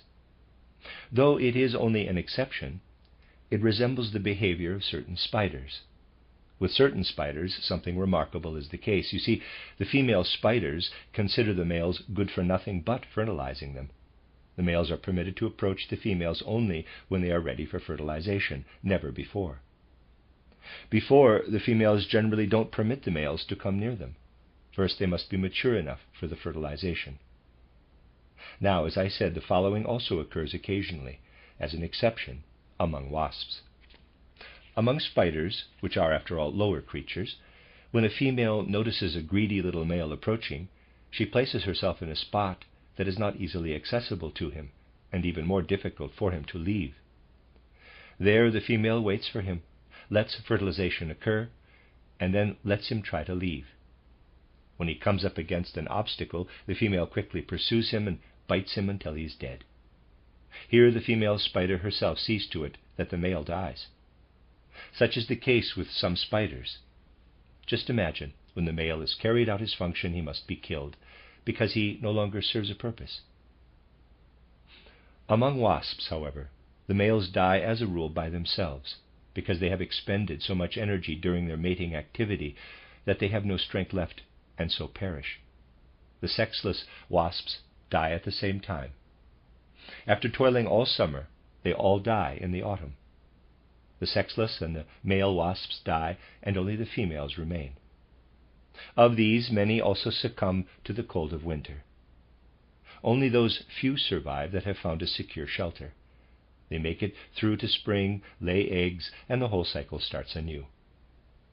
So, in spring and summer, only sexless wasps are born. Not until late autumn, approaching winter, can the sexually active wasps be born. These are the facts, you see, that must be observed. It is very important to connect these with other facts, since this shows us how much the sex life of animals is connected with the seasons of the year. The sex life of animals is very strongly connected with the course of the year. Let us assume that it is summer. The earth is extraordinarily exposed to the sun's effects. The sun sends down light and warmth to the earth. Direct exposure to sunlight causes one to sweat. One notices the sun's effects by one's own condition. Neither the beaver nor the female wasp expose themselves directly to sunlight. They are always in some cave-like dwelling. In their holes, they benefit from the sun's light and heat only indirectly through the earth. Thereby, as winter approaches, they receive quite definite qualities. Just think, toward winter, the wasps receive a quality that makes them capable of producing sexually active offspring. What does this signify? The female wasp is exposed throughout the summer to the sun's heat and light and produces sexless wasps. You can therefore say that the effects of the sun are such that they actually destroy the sexuality of the wasps. It is quite obvious from this fact that the sun, with its light and heat, which are reflected by the earth, has the effect of destroying the reproductive tendencies. This is why when spring comes and warmth and sunlight prevail, the wasps produce sexless offspring. Only when winter approaches, when therefore the sun's heat and light no longer have the same intensity, do the wasps gain the strength to produce offspring with reproductive organs. This clearly demonstrates that the seasons of the year have a definite influence. Now, if we turn from the wasps to the beavers, we must say that the beaver is an extremely stupid, phlegmatic animal. It is stupid and phlegmatic to the highest degree. Fine. But where does it spend the summer? It stays in the ground, in its solitary burrow, allowing heat and light that comes into the burrow to penetrate its body, so that it actually absorbs all the summer sunlight and warmth. When this absorption is completed in the autumn, the beaver begins to look for other beavers, and together they become clever. It employs a cleverness that it does not possess as a single animal. Now, suddenly, as they gather together, the beavers become clever. Naturally, as single animals, they could never construct all those beaver villages. The first step of choosing a suitable site is clever in itself. This clearly illustrates what I pointed out last time. The cleverness that is in a creature must first be gathered, just as water is collected in pitchers. What does the beaver do while, as a single animal, it lives like a hermit in its summer house? The beaver gathers sunlight, and the sun's warmth for itself. Or so we say, because all we can perceive is the sun's light and warmth. In truth, the beaver gathers its intelligence. Along with sunlight and warmth, intelligence streams from the cosmos down upon the earth, and the beaver gathers it for itself. Now the beaver has it, and it builds. With the beaver you can see in reality what I recently presented to you as a picture. Something else now becomes comprehensible: the beaver's tail. Compare it with what I said about the dog's tail. The dog's tail being its organ of pleasure, and therefore the sole organ of the dog, S-O-U-L. The dog wags its tail when it is happy. In the beaver's case, it is so that within its tail, which the animal does not use as a tool, but which is formed most ingeniously, the beaver has its accumulated intelligence. The animal directs itself by means of this. This means that the beaver is really directed by the sun's warmth and light. These are contained in the tail and have become intelligence. This is really the communal brain of the beaver colony. These tails are the means by which the sunlight and warmth produce cleverness. The beaver does not employ its tail as a physical instrument. It uses its front paws and teeth as physical instruments. The tail, however, is something that has an effect. It has an effect just as when a group is being driven forward by somebody from behind. In that case, it is somebody driving them. Here it is the sun, which through the beaver's tails still has an after effect in winter and constructs the beaver village. It is this intelligence which comes down from the sun to the earth with light and warmth that does the building. Naturally, what descends as soul and spirit from the universe affects all the other creatures, including the wasps.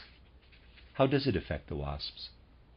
When the female is exposed to the sun, meaning the sun's earthly effect, which it enjoys in its earthen hole, the force in the wasp's offspring that can bring forth more offspring is destroyed. The wasp can produce only sexless insects under the sun's influence. Only when the wasp is not so strongly exposed to the sun's heat in autumn and is still full of vitality, not subdued as in winter, does the force develop in it to bring forth sexually active wasps. This once again demonstrates plainly that what comes from the earth produces the sexual forces, whereas that which comes from the universe produces intelligence and kills sexual forces. In this way, a balance is brought about. When the wasp is more exposed to the earth, it develops sexual forces. When the wasp is exposed more to heaven, if I may use this word here, it does not develop sexual forces but produces sexless wasps instead.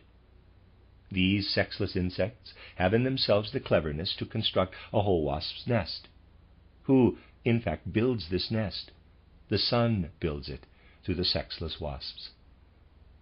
This is a most important point, gentlemen. In truth, the wasps' nests, as well as all the beaver's constructions, are built by the cleverness that flows to earth from the sun.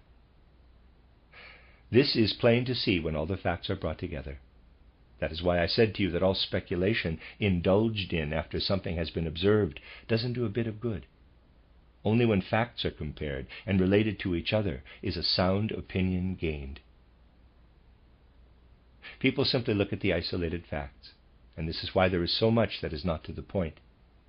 They think to themselves, quote, now, when one observes beavers, and afterward one speculates about beavers. When one observes beavers, what does one care about wasps? But, close quote. But one discovers nothing if one fails to observe something that is seemingly so far removed from the beaver as the wasp. If one were to look at the wasp, one would see that wasps' nests are also constructed through the cleverness that comes to us from the sun. The sun's effects can still be observed in a tame beaver in a cage, although the animal need not be tamed because it is so phlegmatic, but needs only to be in captivity. When the sun's effects cease to be so strong, and instead the earth influences it, even the caged beaver begins its winter activities. It tries to bite through the wires of its cage. This is said to be the beaver's instinct. Anybody can say instinct, in quotes. That is just a word. Such words are like empty containers into which everything is poured that one knows nothing about. If one wishes to explain something like instinct, however, one reaches the point where one must say, it is indeed the sun. Gentlemen, it really is so. In this manner, through the pure facts themselves, one comes to recognize how the cosmic surroundings of the earth affect living beings. Now, it is no longer so surprising that some American chap comes along and says that those humans born in the months from December to March most readily acquire intelligence. In the case of human beings, matters have become quite complicated. Everything in man tends toward his becoming independent from all that animals are still dependent upon. You must therefore consider the following. Persons born between December and March were conceived between March and May. Their births date back to conceptions that took place in the spring, 9 months earlier, between March and May, and hence to a time approaching summer. According to everything I have explained today, the sun's effects are always stronger then. So what does the sun do? It subdues human sexual forces just a little, not completely, because man is more independent than the animals, and these subdued sexual forces become forces of intelligence. That is why such a person has an easier time of it, while those born in summer must work somewhat more at acquiring their cleverness. That can happen, but it is true that humans have different predispositions. Those conceived in spring and born the following winter tend to acquire forces of intelligence more easily than those born at other times. All this must be known, so that these differences can be compensated for through education. In man this can be done. Wasps, however, cannot be educated to produce sexless offspring that build nests in winter, nor can beavers be educated to overcome nature, as we say, to a certain degree. You can see from this that man differs from animals in this respect. In the animals, the soul spiritual element depends completely on cosmic development. It simply depends on the sun for wasps' nests and beaver lodges to be built. Something else can be seen in the beaver. In the autumn, these beaver hermits that have spent the entire summer in seclusion come together in groups of 200 and 300, and only then as groups can they employ the intelligence bestowed by the sun. They can use it as groups, not individuals. Individually, they could never accomplish this. It must be the work of the group. With human beings, much can be accomplished by the individual that animals can only accomplish in groups. This is why in anthroposophy we say that the soul life of animals exists only in groups, hence group souls. Man, however, has his individual soul. Now, this is most interesting. I once told you what the human thigh bone looks like, for example. In the beaver, it really is not the same. But a human thigh bone looks like an extraordinarily delicate, beautiful work of art. In it there are beams, quite ingeniously constructed. A human being is actually built up in such a way that when observing him correctly, one can say he builds up everything in himself that the beaver builds outwardly. By nature, he builds everything in himself that the beaver builds outwardly. The question then arises, where does all that is so wisely and ingeniously constructed within a human being originate? If the beaver construction originates from the sun and its surroundings, the human organization also originates from the sun. We are indeed not earthly beings, but sun beings, and have only been placed on the earth. What for? You can see when you consider the following. From the earth, the wasps have the power to produce sexual offspring. Man must be on the earth in order to have his reproductive force. By comparison, he has another force that is more rational, which he gets from cosmic surroundings. We can see quite clearly that man gets his intelligence from cosmic surroundings, and the reproductive force he gets from the earth. One could go further and show how the moon is related to the earth, but there is no more time today. We can go into that another time. You can see, however, that if facts are viewed correctly, they lead you to realize that the world is really a unity, and that we are dependent also upon the earth's surroundings, which consist not merely of a shining, warming sun, but also of a clever sun, an intelligent sun. This is extremely important, because the individual questions that you pose can be answered better in this way. You see that the reproductive force, which I described to you last time, is affected by drinking. Why are they related in such a way that a little drinking does not make such a difference, but heavy drinking does? You can figure this out from the following. What is alcohol? Wine demonstrates what alcohol actually is, because wine, which only wealthy people can afford to drink, has the most harmful effect. Beer is less harmful for the reproductive organs than wine. Beer affects other organs more, the heart, kidneys, and so forth. But the alcohol in wine, and of course especially the alcohol in hard liquor, affects the reproductive organs. Where does the substance contained in wine and hard liquor originate? It originates through the influence of the sun's forces. This substance needs the whole summer to mature. Now you can see why it becomes harmful to the reproductive organs. When one drinks, the reproductive organs are subjected to what has been internally absorbed in the way food is, to what should be absorbed solely by way of the sun itself, the sun shining. This takes its toll. Man drinks something that the sun produces outside of him. It becomes a poison through this. When the warmth of the sun is taken into the system in the right way, however, the organism itself produces the small quantity of alcohol it needs, as I've explained. In drinking alcohol, man really admits an enemy into his system, because what is introduced externally in the right way turns into a poison when it is internally consumed, and vice versa. I have demonstrated this to you in the case of phosphorus. So what works in alcohol is what the sun has produced in it, because the sun has matured it. When the sun shines on us, it is the other way around. Then we must absorb warmth and light from outside.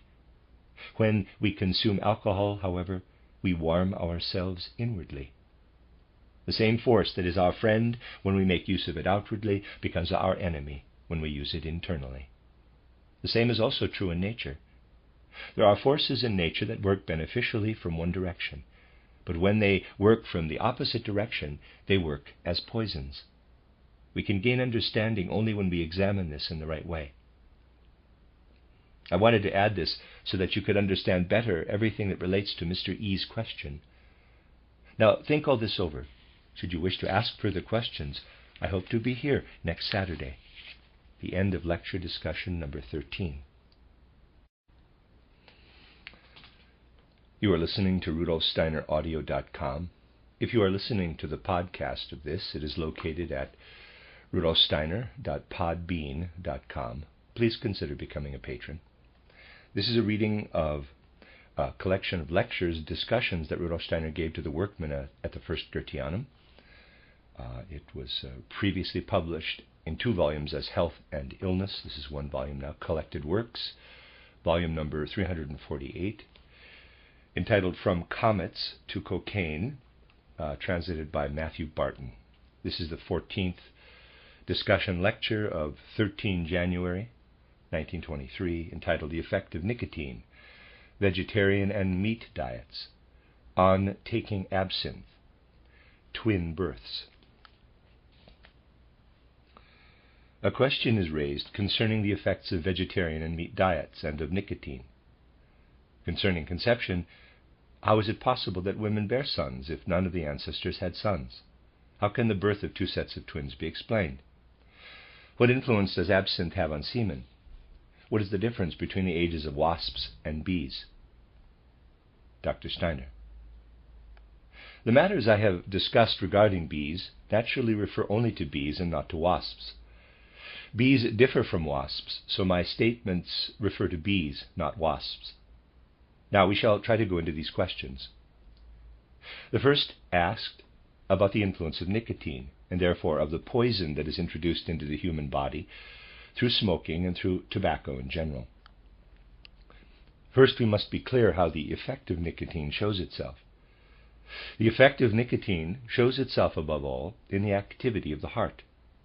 Through nicotine, an increased, stronger activity of the heart is called forth. The heart is not a pump, however, but only reflects what goes on in the body. The heart beats faster when the blood circulates faster. Nicotine, therefore, actually affects the blood circulation, animating it. One must therefore be clear that through the introduction of nicotine into the human body, the blood circulation is stimulated. This in turn calls forth a stronger activity of the heart. Now this whole process in the human organism must be traced. You must be clear that everything occurring in the human organism is actually carefully regulated. One of the most important points regarding the human organism, for example, is the fact that the pulse rate of the adult is 72 beats a minute, and this holds true even into old age. By comparison, as I have mentioned to you before, man takes about 18 breaths a minute. When you multiply 18 by 4, you get 72. This means that, on average, the blood substance pulses 4 times as quickly through the body as does the breath. Of course, these are average figures. They differ slightly in each human being. The fact that this ratio varies in people accounts for the differences between them, but on average it is 1 to 4. That is, the blood circulation is 4 times more intense than that of the breathing rhythm. If I now introduce nicotine into the human organism, I can do it for 2 reasons. First, because of a strong liking for tobacco, and second, as a remedy. Every substance that is poisonous is also a remedy. Everything, one can say, is both poisonous and healing. If, for example, you drink several buckets of water, they naturally have a poisonous effect, whereas the proper amount is a means of sustenance. And when it is introduced in unusually small amounts, it can even be a remedy. As a matter of fact, water is generally a potent remedy when certain methods are employed. It can therefore be said that even the most commonplace substances can be poisons as well as remedies. This is why the effect that a given substance has on the human organism must be known. If I introduce tobacco into the human organism, it first stimulates the blood circulation. The blood becomes more active, circulating more vigorously. Breathing, however, is not stimulated to the same degree by tobacco. The breathing rhythm remains the same. The blood circulation is therefore no longer synchronized with the breathing. When people introduce nicotine into their bodies, they really need a blood circulation different from the one they normally have. Let us, for example, imagine someone whose system was adjusted to the exact average of 18 breaths and 72 pulse beats. There aren't any such people, but let's assume it. Now, nicotine causes his pulse rate to increase to, let us say, 76 beats. The correct ratio between pulse and respiration is thus altered. The result is that the blood doesn't receive enough oxygen, since a certain amount is supposed to be absorbed into the blood with each pulse beat. The consequence of nicotine poisoning, therefore, is that the blood demands too much oxygen. The breathing process does not supply enough oxygen, and a slight shortness of breath occurs. This shortness of breath is, of course, so negligible that it escapes notice. After all, as I have told you, the human body can take a lot of abuse. Nevertheless, the use of nicotine always calls forth a definite, very slight shortness of breath. This slight shortness of breath causes, with each breath, a feeling of anxiety. Every shortness of breath causes a feeling of anxiety. It is easier to control the normal sensation of anxiety than this terribly slight anxiety, of which one is completely unconscious. When something like anxiety, fear, or shock remains unnoticed, it is a direct source of illness. Such a source of illness is constantly present in a person who is a heavy smoker, because without realizing it, he is always filled with a certain anxiety. Now, you know that if you suffer from anxiety, your heart pumps more quickly. This leads you to realize that the heart of a person who constantly poisons himself with nicotine continuously beats somewhat too fast. When it beats too quickly, however, the heart thickens, just as the muscle of the upper arm, the biceps, grows thicker when it is constantly strained. Under some circumstances, this is not so bad, as long as the inner tissue doesn't tear.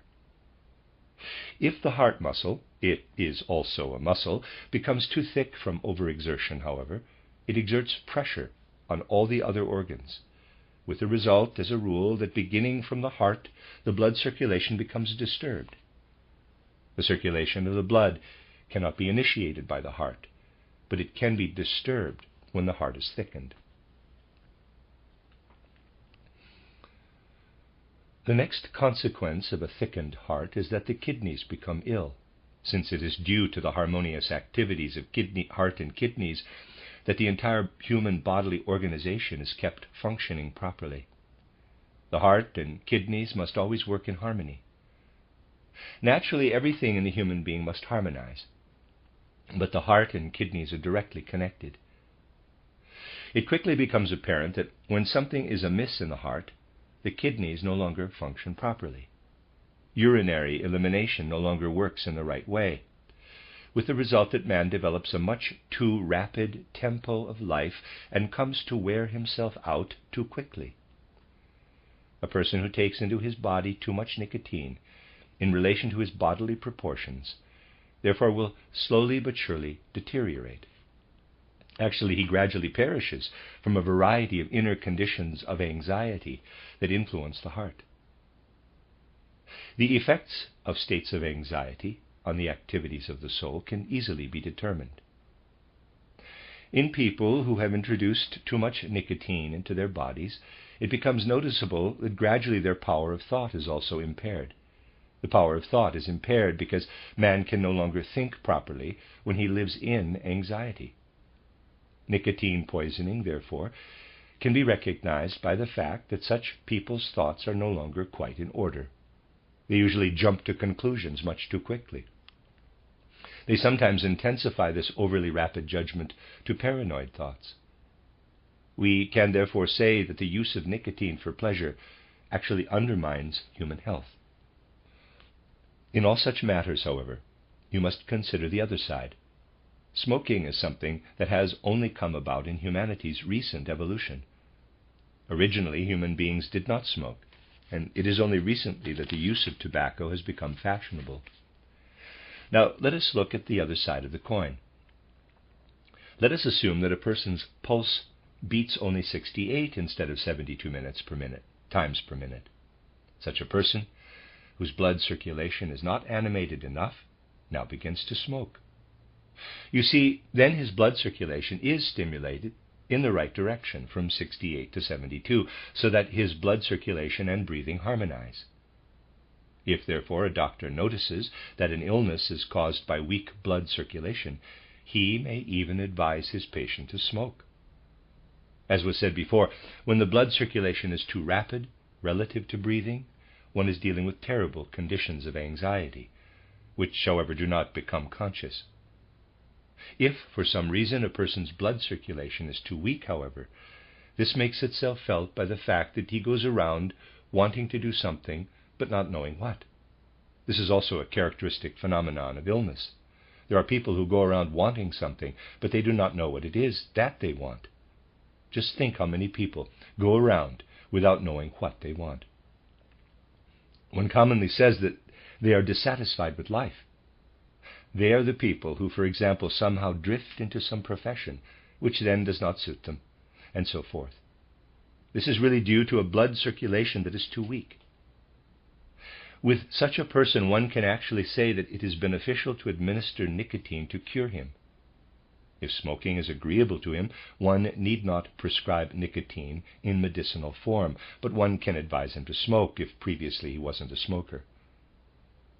It is actually true that in recent times, people who really do not know what they want have become more and more numerous. It is indeed easy in our modern age for people not to know what they want, because for the last 3 or 4 centuries, the majority of them have become unaccustomed to occupying themselves with anything spiritual. They go to their offices and busy themselves with something they actually dislike, but that brings in money. They sit through their office hours, or are even quite industrious, but they have no real interests except going to the theater or reading newspapers. Gradually, things have been reduced to this. Even reading books, for example, has become a rarity today. That this has all come about is due to the fact that people don't know at all what they want. They must be told what they want. Reading newspapers or going to the theater stimulates the senses and the intellect, but not the blood. When one must sit down and read some difficult book, the blood is stimulated. As soon as an effort has been made to understand something, the blood is stimulated. But people do not want that anymore. They quite dislike having to exert themselves to understand something. That is something quite repugnant to people. They do not want to understand anything. This unwillingness to understand causes their blood to thicken. Such thick blood circulates more slowly. As a result, a remedy is constantly required to bring this increasingly thick blood into motion. It is brought into motion when they stick a cigarette into the mouth. The blood doesn't become thinner, but the blood circulation becomes ever more difficult. This can cause people to become afflicted with various signs of old age at a time in life when this needn't yet occur. This shows how extraordinarily delicate the human body's activity is. Diagnostic results are obtained not only when the blood is examined, but also when the manner in which a person behaves, whether he thinks slowly or quickly, is studied. You therefore can see, gentlemen, that if you wish to know something about the effect of nicotine, you must be thoroughly familiar with the entire circulatory and breathing processes. Now, remember what I recently told you about the blood, about how the blood is produced in the bone marrow. Essentially, it comes from there. If the blood is produced in the bone marrow and the blood is made to circulate too quickly, then the bone marrow must also work faster than it should. As a result, the bones cannot keep up with their work. And then those creatures develop within the bones, those little creatures that devour us. Doctors such as Metchnikoff believed that these osteoclasts, as such little fellows are called, are the cause of human death. Metchnikoff said that if there were no osteoclasts, we would live forever. He held that they literally devour us. The fact is that the older we get, the more osteoclasts are present. It is true that our bones are gradually eaten by the osteoclasts, and seen from the opposite angle, it is like fertilizing a field well. More will grow on it than if it were badly fertilized. For man, the introduction of nicotine into the body has a detrimental effect on the bones.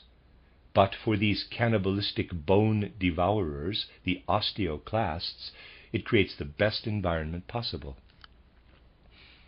This is how it is in the world. A lazy thinker assumes that the world is fashioned by the good Lord, and so all must be well. Then one can ask why God allowed the osteoclasts to grow alongside the bones. If he had not allowed the osteoclasts to grow, we would not be slowly devoured throughout life. Instead, we could abuse our bones so terribly that something else could finally make them deteriorate. In any case, they could last for centuries if these little beasts were not contained within them. It serves no purpose, however, to think lazily this way. The only useful thing is to examine the facts truly, to know that the delicate forces instrumental in building up the bones have their adversaries. These osteoclasts, too, are part of creation, and we have them within us by the millions. The older you get, the more of these osteoclasts you have. You have cannibals, though they are minute, always within you. Actual cannibals are not the most clever. The cleverest are those that we carry around within us in this way, and they find fertile ground when nicotine is introduced into the body. You can recognize the extraordinary importance of thoroughly understanding the entire human being in order to determine how a given substance works in the human body. Now, man constantly eats. He eats animal substances and he eats those of plants. I have told you before that I have no intention of promoting one or another form of diet. I only point out the effects. Vegetarians have frequently come to me saying they are prone to slight fainting spells, and so on. I have told them that it is because they don't eat meat. These matters must be viewed quite objectively. One must not desire to force something. What is the, quote, objective view, close quote, however, regarding eating plants and eating meat? Consider the plant. A plant manages to develop the seed that is planted in the earth all the way to green leaves and colorful flower petals. Now, you either receive your nourishment directly from grains, or you pluck a cabbage and make soup or something. Compare what you get from the plant with what is present in meat, usually in animal's muscle. Meat is a completely different substance from the plant. What is the relationship between these two substances? You know that there are some animals that are simply gentle vegetarian beings. There are animals that do not eat meat. Cows, for example, eat no meat. Neither are horses keen on meat. They also eat only plants. Now, you must be clear that an animal not only absorbs food, but is also constantly shedding what is inside its body. Among birds, you know that there is something called molting. The birds lose their feathers and must replace them with new ones. You know that deer drop their antlers. You cut your nails and they grow back. What appears outwardly so visible here is part of a continuous process. We constantly shed our skins. I have explained this to you once before. During a period of approximately 7 to 8 years, our entire bodies are shed and replaced with new ones. This is also the case with animals. Consider a cow or an ox. After some years, the flesh within it has been entirely replaced. With oxen, the exchange takes place even faster than with human beings. A new flesh is therefore made. From what did this flesh originate, however? You must ask yourselves this. The ox itself has produced the flesh in its body from plant substances. This is the most important point to consider. This animal's body is, therefore, capable of producing meat from plants. Now, you can cook cabbage as long as you like, but you won't turn it into meat. You do not produce meat in your frying pan or your stew pot, and nobody has ever baked a cake that became meat. This cannot be done with outer skills, but the animal's body can accomplish inwardly what one can't do outwardly.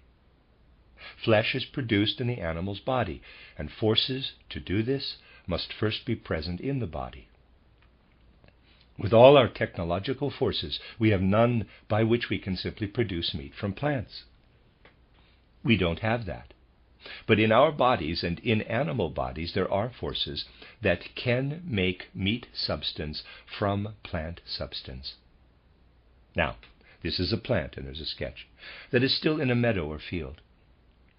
The forces that have been active up to this point have brought forth green leaves, berries, and so forth.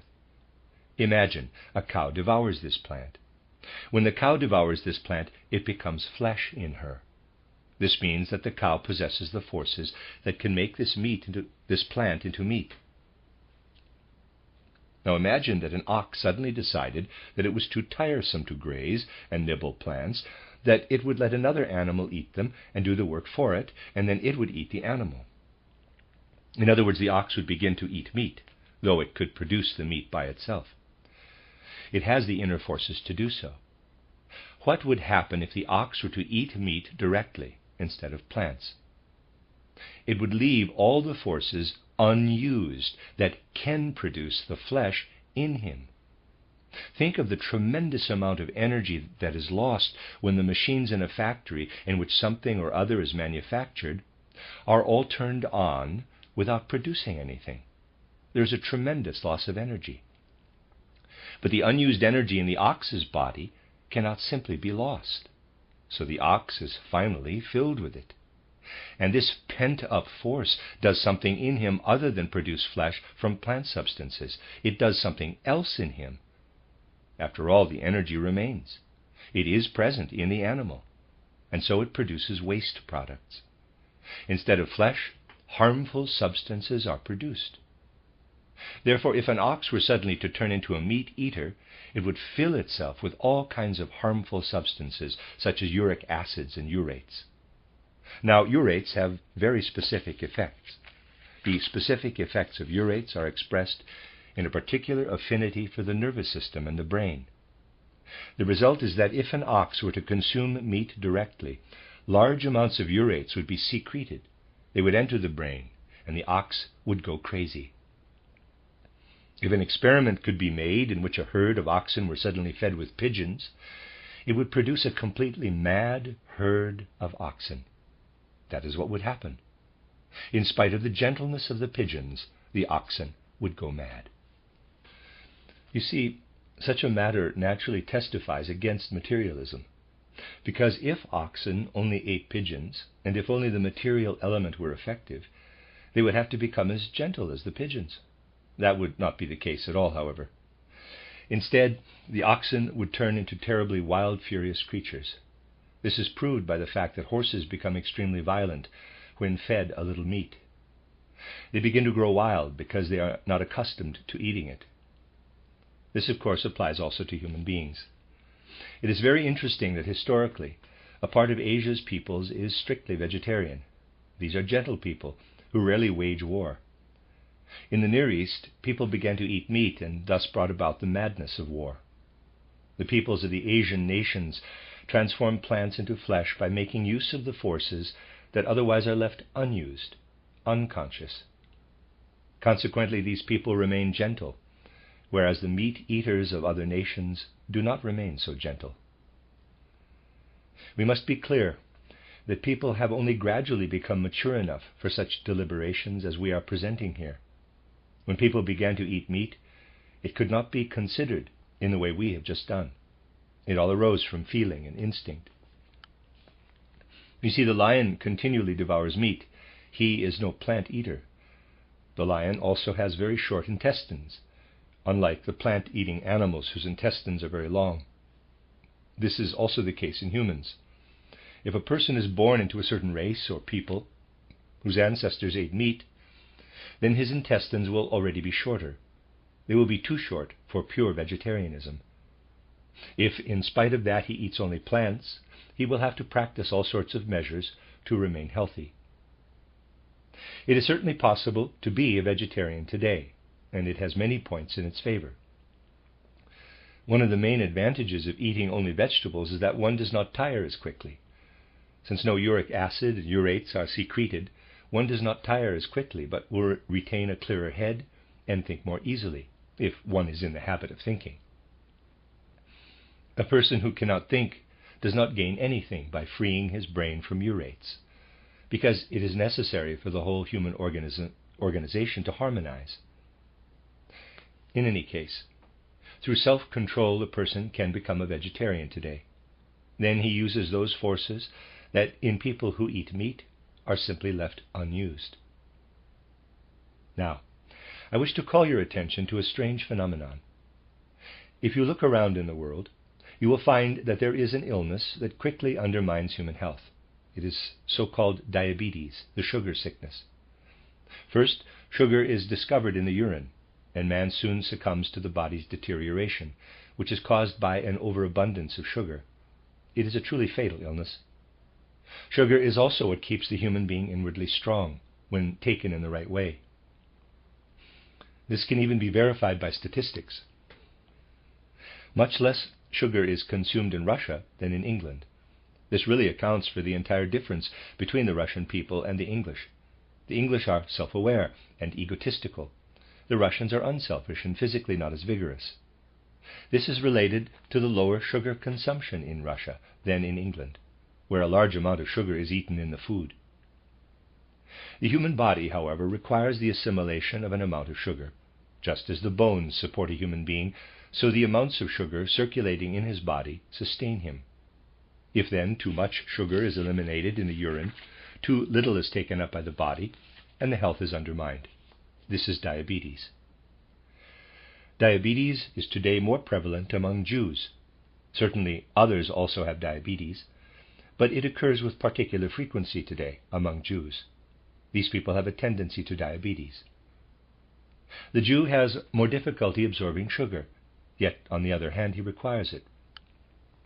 The Jewish diet should therefore actually tend to make it as easy as possible for the human body to make use of sugar and not to eliminate it.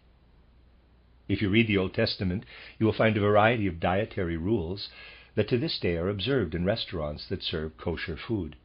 Kosher cooking follows the ancient Mosaic dietary laws.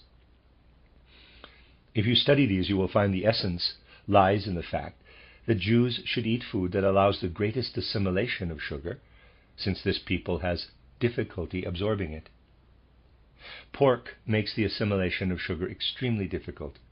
Pork aggravates diabetes unusually in the human being. So the prohibition of pork was calculated particularly to prevent diabetes. You see, you must read the Old Testament even from a medical standpoint. Then it becomes terribly interesting. It is fascinating to trace what the various prohibitions and kosher preparations of foods are intended to accomplish. Even the so-called shechten, the special way of butchering and killing poultry, for example, is intended to retain just the right amount of blood in the meat a Jew consumes, so he can assimilate from it the right amount of sugar. In recent times, Jews have gradually neglected their dietary laws, although they still remain within their racial relationships. Since the dietary rules are really rules for a specific racial group, to abandon them is detrimental, and they therefore succumb more readily to diabetes than other people. That is how it is. We can therefore say that a meat diet produces unused forces in the human being that work in the human body improperly to produce waste. Naturally, this waste can then be eliminated again, but it is often a quite complicated task. One can say that when some matters are rightly expressed, they look quite peculiar. Some people work in their own particular way all winter long and eat in their own way too. They consume with pleasure just enough food to give them a slight stomach upset every day, which they keep under control by drinking the necessary amount of alcohol. Come April or May, they are ready for Carlsbad or some other health spa, since by that time they have accumulated a goodly amount of waste in their organisms, in their bodies. What they really need now is a thorough cleansing. The system must be cleaned out. They go to Carlsbad. You know, the waters of Carlsbad cause vigorous diarrhea, which purges the system.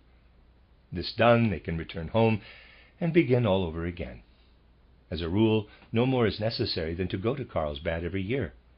But if they are kept from going once, they suffer from diabetes or some related problem.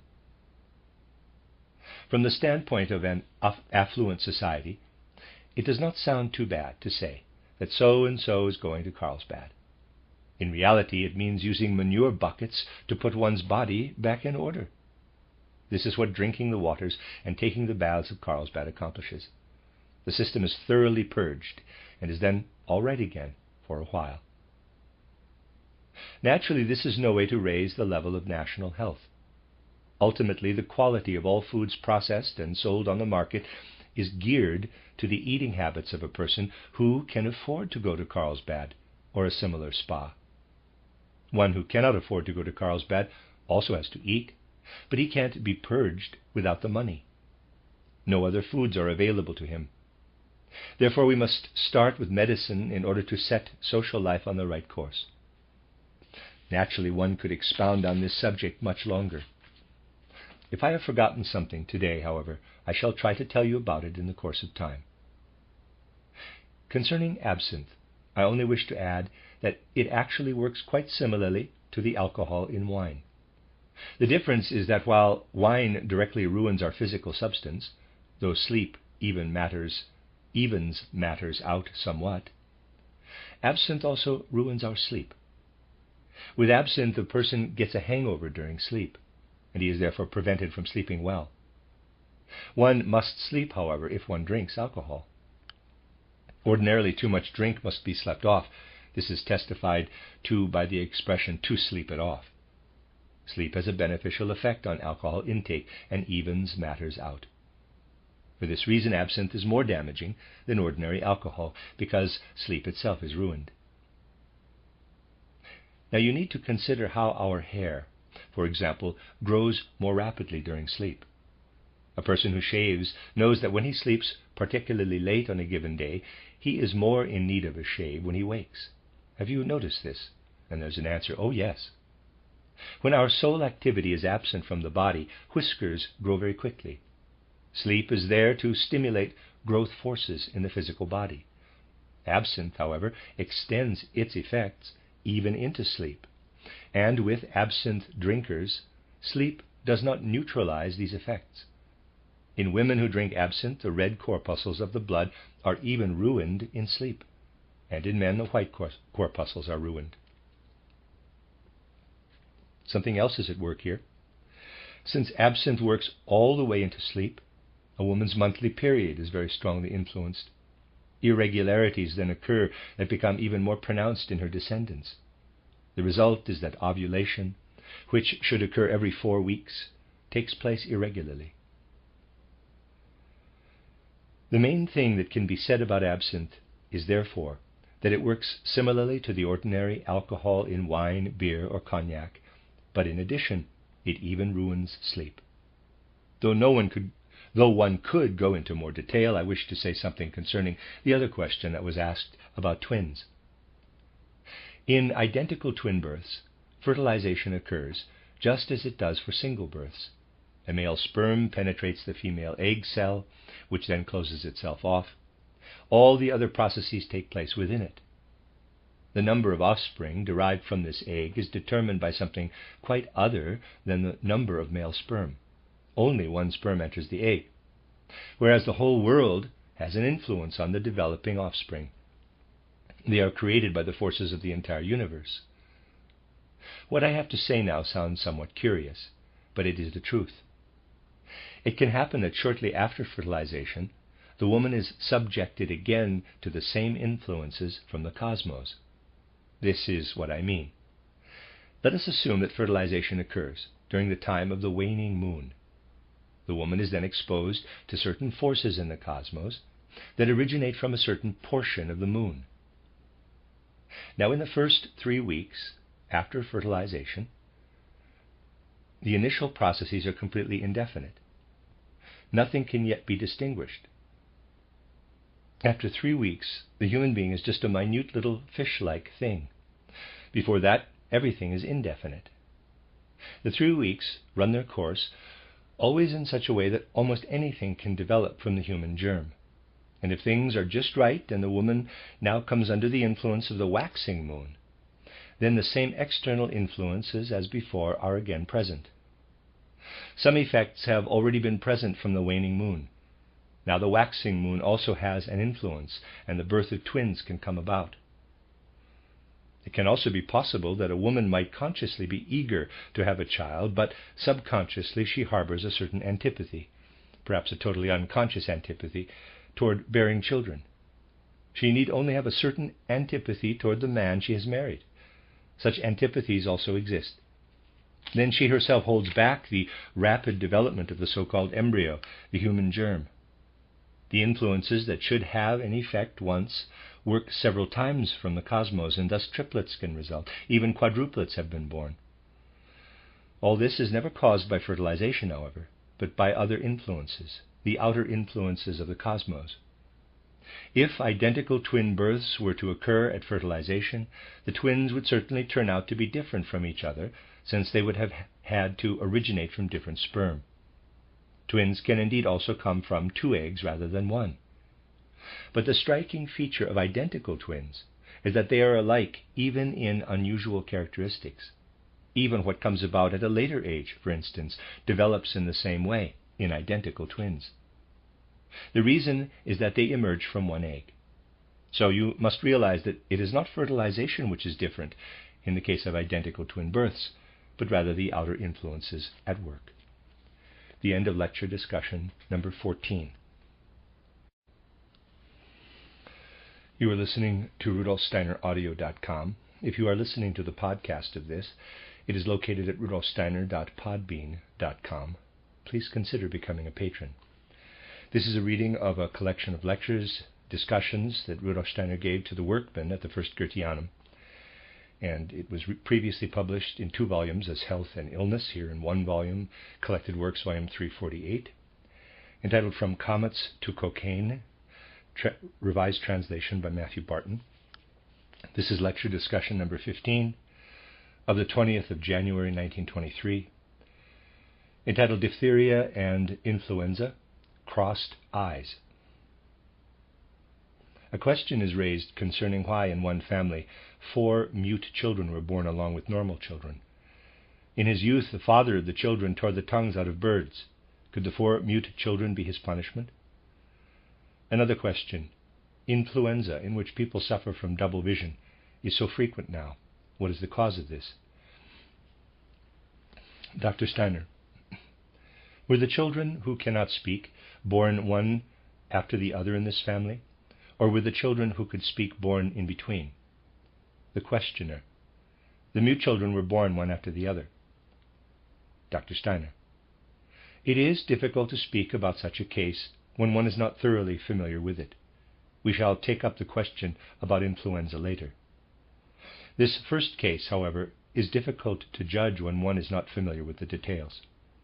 Much depends, for example, on whether a speaking child was born between the mute children, whether, after a certain moment in time, the speaking children were born and the mute children after, or whether the mute children were born first and the normal children after, or whether they were born alternately.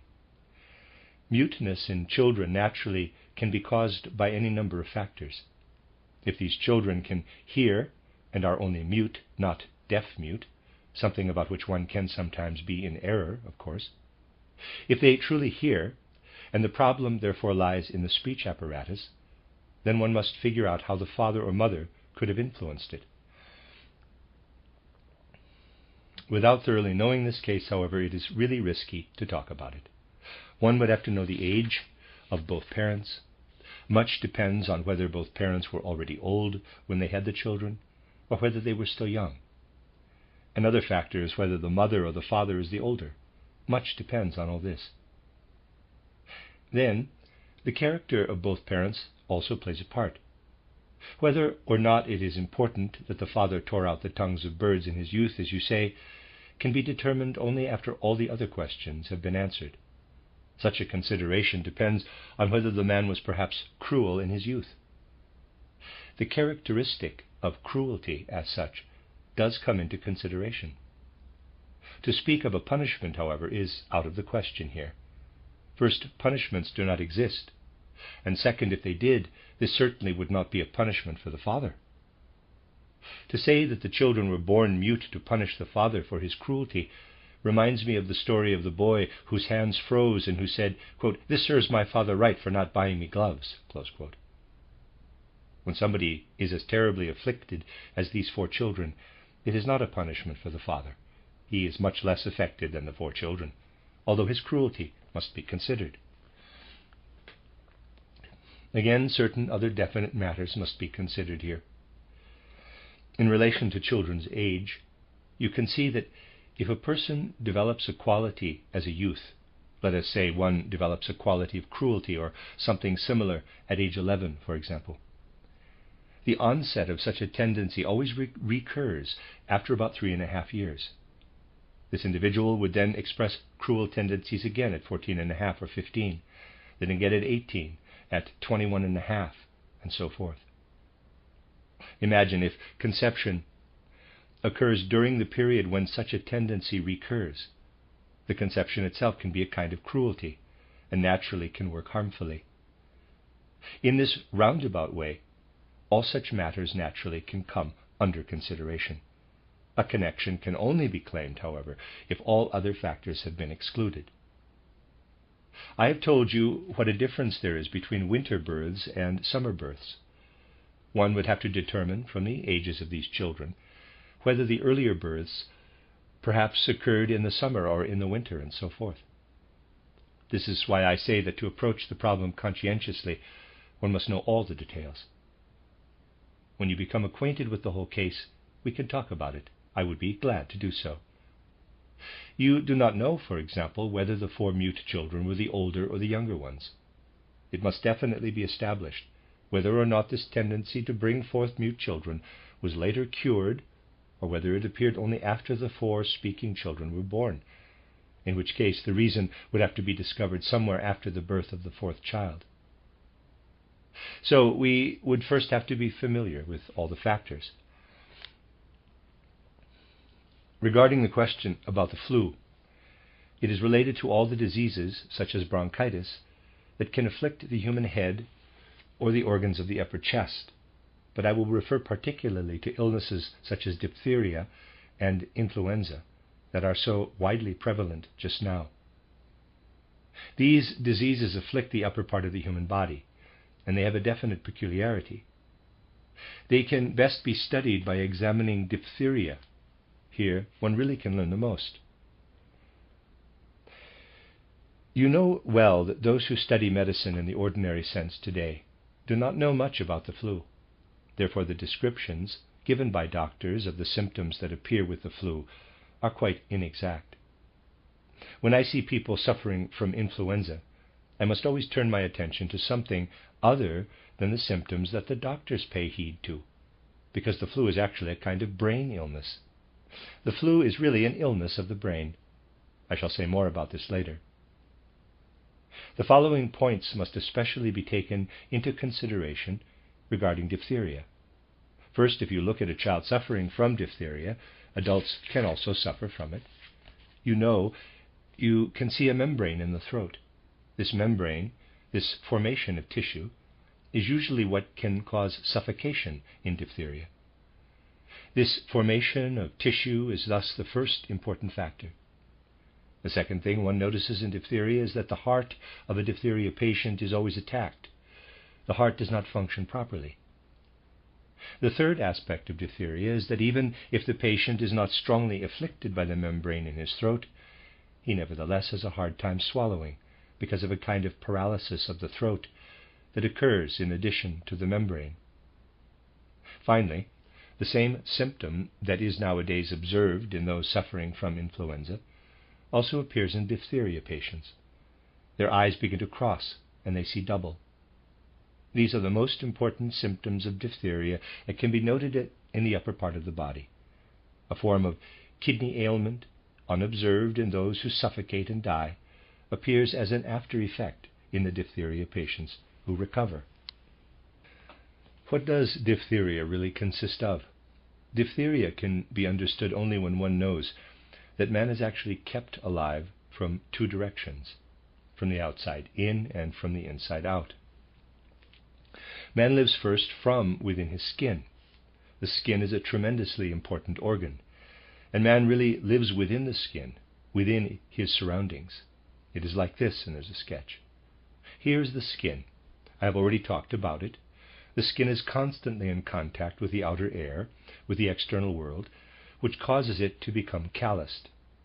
In humans, it only becomes a little calloused and then sloughs off. The skin all over man's body constantly sloughs off. Man is continuously sloughing off his entire body. He is continuously exchanging his physical body because of outside influences. You can imagine what a tremendous influence the air has on the living body when you consider the following. Think of a being that lives entirely in water. The skin it forms will be quite soft.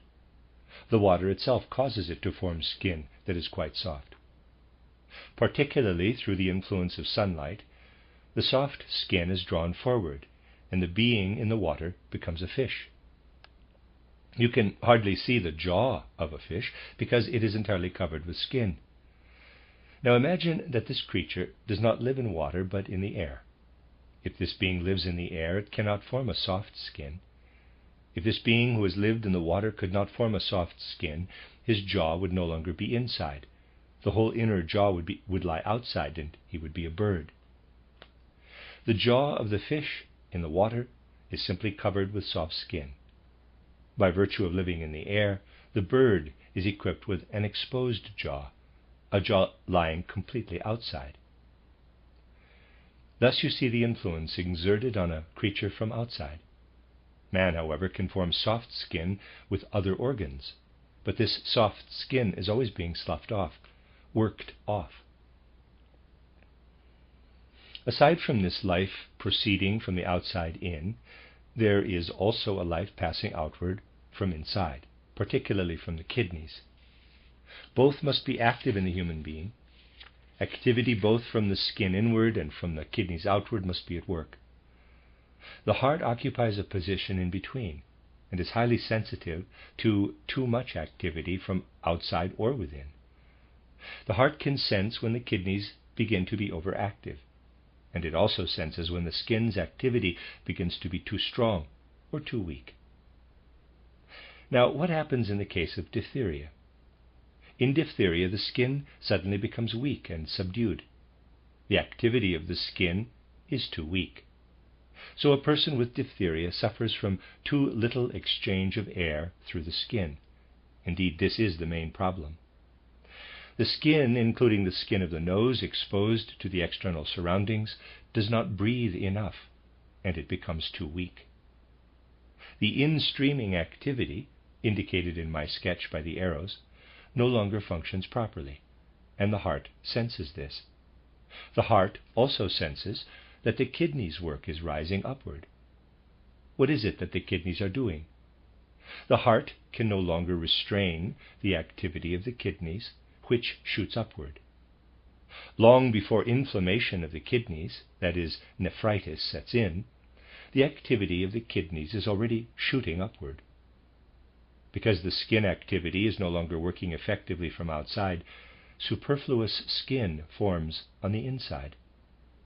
Because the skin's activity from the outside is not working properly, a superfluous skin is formed, filling everything out, because the kidney's activity is too strong. When a person becomes afflicted with shrunken kidneys, which can occur when the kidney's activity is deficient, you can see an indentation here on the head. There is a connection between the kidneys and this section of the head. As soon as the kidney's activity is not working properly, this indentation occurs. You can see it in every person who has kidney disease, this indentation in the head. Beneath it lie the optic nerves. When the indentation occurs, the optic nerves become inactive. In the case of ordinary kidney shrinkage, the patient begins to see unclearly. When shrinkage does not occur but nephritis sets in instead, the kidney activity shoots up into the head and exerts an influence on the optic nerves. Now, you see, the optic nerves are such that when the head is viewed from above, they proceed back from the eyes. They cross in the brain, the two optic nerves, and continue on to the hindbrain. The optic nerves must be in good condition if we are to see well, because we see with both eyes. The moment these optic nerves that cross are not working properly, we see double. The optic nerves only need to be a little numbed and the crossing not made properly for us to see double. You know how a person who enjoys drinking can tell whether or not he is still functioning when he gets home. He places his hat at the foot of the bed, gets in bed, and if he sees one hat, he is still all right, but if he sees two, he is not. This is easily done. So because the blood circulates too fast, too much alcohol numbs the optic nerves, with the result that a person who has drunk too much has double vision. The kidney's activity also has a stimulating effect on the optic nerves.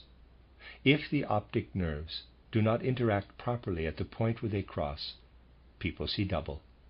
This is the case, for example, in diphtheria. You can see, therefore, that diphtheria is caused by a disorder in the skin's activity. Therefore, a future, more successful cure for diphtheria will consist above all of treating the patient in the right way with baths. He will have to be given baths that will immediately, vigorously stimulate the skin's activity. Then the formation of membranes will cease, and the patient's skin will begin to function properly again. Treatment with modified virus vaccine is effective in the case of diphtheria because the body is thus given a strong impulse to become active, but it has unfavorable after effects. Particularly if a child is treated with vaccine, it will later suffer a hardening of its organization. One must therefore strive to replace vaccines with bathing treatment, especially in the case of diphtheria, which is caused primarily by the defective activity of the skin. One can see how skin must indeed receive special consideration. It is indeed true that diphtheria is more frequent now than in former times. Of course, one must think in terms of centuries, not decades. According to all that is known of earlier ages, however, though many diseases naturally existed then that were much worse, people were afflicted with bubonic plague and cholera. Diphtheria was more rare. This is connected with the fact that in general the European way of life increasingly leads in a direction in which the skin's activity is no longer supported. It is true that people who have money bathe a lot, but the point, however, is what a person bathes in. You can also see the ill effect of civilization in the fact that bald-headed people are much more numerous today than in the past. The growth of hair is also an outer activity. Just as plants grow from the soil, so the growth of hair is affected from outside. Not enough attention is paid today to the skin's activity. Do not assume that cold baths and showers, as practiced by Englishmen nowadays, have such good effects. What counts is what a person bathes in. Of course, it is also wrong for a person to cause too strong an activity of the skin by excess bathing. At any rate, in the case of diphtheria, one must try above all to bring about a proper activity of the skin. This is also connected with a factor that affects people's offspring. Take a mother or father whose skin is too sluggish and doesn't slough off easily enough. This is most difficult to determine and takes very sensitive insight into human peculiarities and characteristics. The average layman cannot easily judge whether or not a person has calloused skin, but some people do possess a much tougher skin than others. This is difficult to determine because the skin is actually transparent. As it sloughs off, it appears to be colored differently because of what is underneath. Our skin is really transparent. So if a father has a skin that is much tougher than it should be, this also influences the activity of the bones. As you know from what I explained recently, the production of blood depends on the activity of the bones. If the father has such calloused skin that it reminds you of hippopotamus hide, he will produce white corpuscles that are too weak. This in turn influences his sperm, and his children will be weak from the beginning. So one can say that if the father is a, in quotes, hippopotamus, it is possible for his children to be born with the English disease of rickets, for them to be born weak and to be susceptible to tuberculosis. This is how these things are related. If the father's skin is too soft, something that can be noted particularly when anxiety and so on easily cause blushing, then his bones become too hard, but this has no serious ill effect. If, however, the mother's skin is too soft, alternating between blushing and paling, her bones become too hard, and she does not produce red corpuscles properly. At an early age already, her child will acquire tendencies to all kinds of ailments, such as rheumatism, and particularly illnesses like measles, scarlet fever, and so on, diseases that are related to the metabolic system. These facts are all related. Now, as for the flu, it really comes from a brain ailment.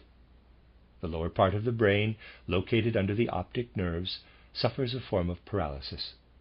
The flu consists of a paralysis of that portion of the brain that lies quite near the optic nerves, and there's a sketch. Here I am drawing the optic nerves from a sideways angle. Since this is a very significant part of the brain, an influence is actually exerted on the entire body. Proceeding from this paralysis in the brain, something in the human being becomes ill in the case of ordinary flu. Above all, the spinal cord is affected, since this part of the brain goes right into the spine, from which the nerves extend to all the limbs. The person thus gets aches and pains in his limbs, and so on. Recently, an interesting case of flu occurred that is most instructive. I have told you that the brain not only consists of solid substances, but that it is also surrounded by cranial fluid.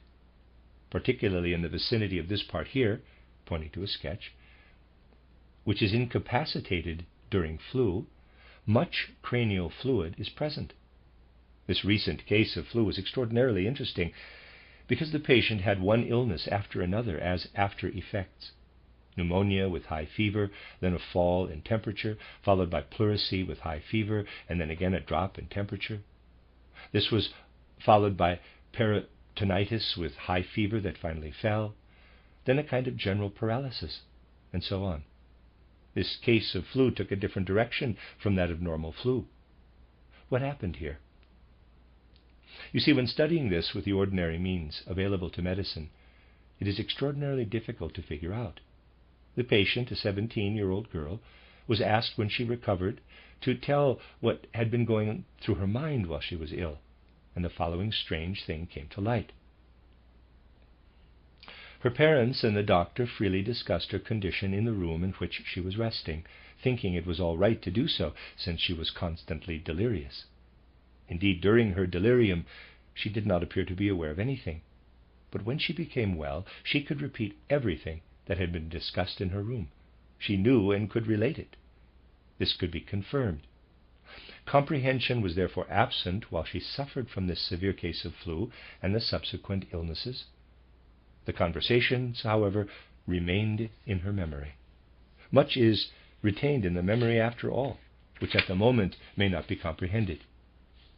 This shows that it was not the solid part of the brain that was affected, but the surrounding fluid.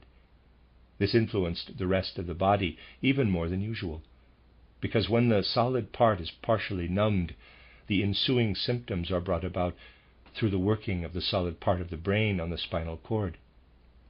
The fluid, however, constantly flows up and down through the spinal canal here. Hence, if the fluid in the brain is afflicted fluid also appears in the spinal canal, and from here it passes into all the limbs. It thereby gradually causes inflammation everywhere. Because it was the cranial fluid that was inflamed, and not the solid part of the brain, however, a more counteractive, healing force was present, and though in this case it was almost like a miracle, the girl recovered in spite of having suffered from every possible illness. Although various remedies must also be administered, in such illnesses it is essential that the body be given adequate rest and quiet. The patient must therefore lie in bed, and care should be taken to keep the room at a constant temperature and with steady, gentle lighting, because rest is not only brought about by stretching out on a bed. One is also made restless by being hot one moment and frozen the next. But if the body is left totally to its own devices in conditions of steady warmth and light, it can itself endure even the worst attacks of pneumonia, pleurisy, and peritonitis. The human being is capable of that. Even with the worst illnesses that display the symptoms mentioned, it is more a matter of proper nursing care than of remedies. In general, proper care has great value. You can recognize the significance of proper care from the following. When a limb is inflamed or injured, the best thing to do is simply to put a ligature on it somewhere above the affected area. It must be done correctly, however.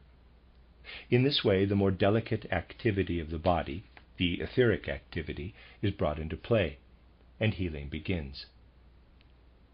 So when a hand or finger is ulcerated, a ligature is applied between it and the rest of the body, and then it heals quickly. The forces of healing must be summoned everywhere from within the body itself. Naturally, cases vary. One must always consider the individual and know him well if one wishes to cure him. One must have insight into what a person is like. In dealing with a patient suffering from diphtheria, for instance, it is under certain conditions best to place him in a rosemary bath so he can smell the rosemary. Repeated long rosemary baths will strengthen the activity of his skin. Sufficient rosemary must be added to the water, however, so that the patient constantly smells it during the bath. The activity of the skin is stimulated, and the patient will improve without being treated with vaccine. It really depends upon being able to use remedies in the right way to stimulate the patient's own bodily resistance. Of course, if a remedy isn't effective on one occasion, people immediately consider it to be a bad remedy. You must realize, however, that with some people there is nothing to be done. Often the remedy is used when it is too late to do anything, or else the dose would have to be increased so much that it would be enough for a horse. The patient wouldn't be able to tolerate it and would die of the remedy. One must remember that the flu actually has its origin in an ailment of the brain. You will have perceived that a flu patient is always in a kind of doze, because the most important areas of the brain, under the optic nerve, are numbed. Thus he comes to doze. Now you can also grasp that when paralysis is located in the upper sections of the brain, the point of intersection of the optic nerves is affected, and the person sees double. All this shows you that double vision can come about quite naturally in influenza. This should by no means be taken lightly. I once had a friend who at that time was 30 years old, 10 years younger than me. He was cross-eyed, but here you have the opposite problem. In flu or diphtheria, a person becomes temporarily cross-eyed because something is internally out of order. But my friend was permanently cross-eyed, and of course was unhappy about it, because not everyone is totally free of vanity. There was something in his body that caused his left and right eyes to work inharmoniously. This is what caused his crossed eyes. His eyes were crossed, and he also stammered. Both afflictions had the same origin. On some occasions, he overcame his crossed eyes and stammer quite well. But there are those who have little compassion for such people, and hold their afflictions against them. Once, for example, a person who was not the most tactful of people said to my friend, "Tell me, doctor, do you always stammer, or only occasionally?" The man could hardly come out with, "Not always, only when I meet a person whom I find totally disagreeable." This same man could recite long poems without stammering, and he didn't stammer when he was full of enthusiasm about something. The stammering is not the point, however. I only mention it because it is connected with this man's crossed eyes. Now, my friend was a bit vain and wished to correct his condition. As you know, that requires an operation, because crossed eyes are corrected by cutting one of the eye muscles. Crossed eyes are eliminated by this operation. Since in my friend's case his crossed eyes were so deeply rooted in his organism that he also stammered, I was terribly concerned when he decided to be operated on. I knew that when some brain ailment occurs, a person can be temporarily cross-eyed. But when a person is permanently cross-eyed, as was my friend, his brain has adjusted to this condition. If an eye muscle is cut when the problem is so deep-seated that a stammer is also present, then the opposite effect is brought about. By trying to correct the crossed eyes with an operation, a brain ailment is produced by that part of the brain being ruined where the optic nerves intersect. Well, my friend was not to be deterred, and so he underwent the operation. If I had expressed my reservations concerning such an operation, those who imagine themselves to be real medical authorities would have been ready to call me an idiot, since one who asserts something that is not found in their books is called an idiot. As you can imagine, I naturally tried in some way to deter my friend from having this operation. But I could not come right out and say, quote, "If you go through with this operation, you may possibly suffer a brain ailment," close quote. He would not have believed me, since all the doctors had told him it was a simple operation. Since he knew that I was not really happy about his intention to have the operation, he told me nothing about it. One day he visited me with a black patch on his eyes, which he removed and said, "Now look, aren't my eyes straight now?" They were, but I remained apprehensive.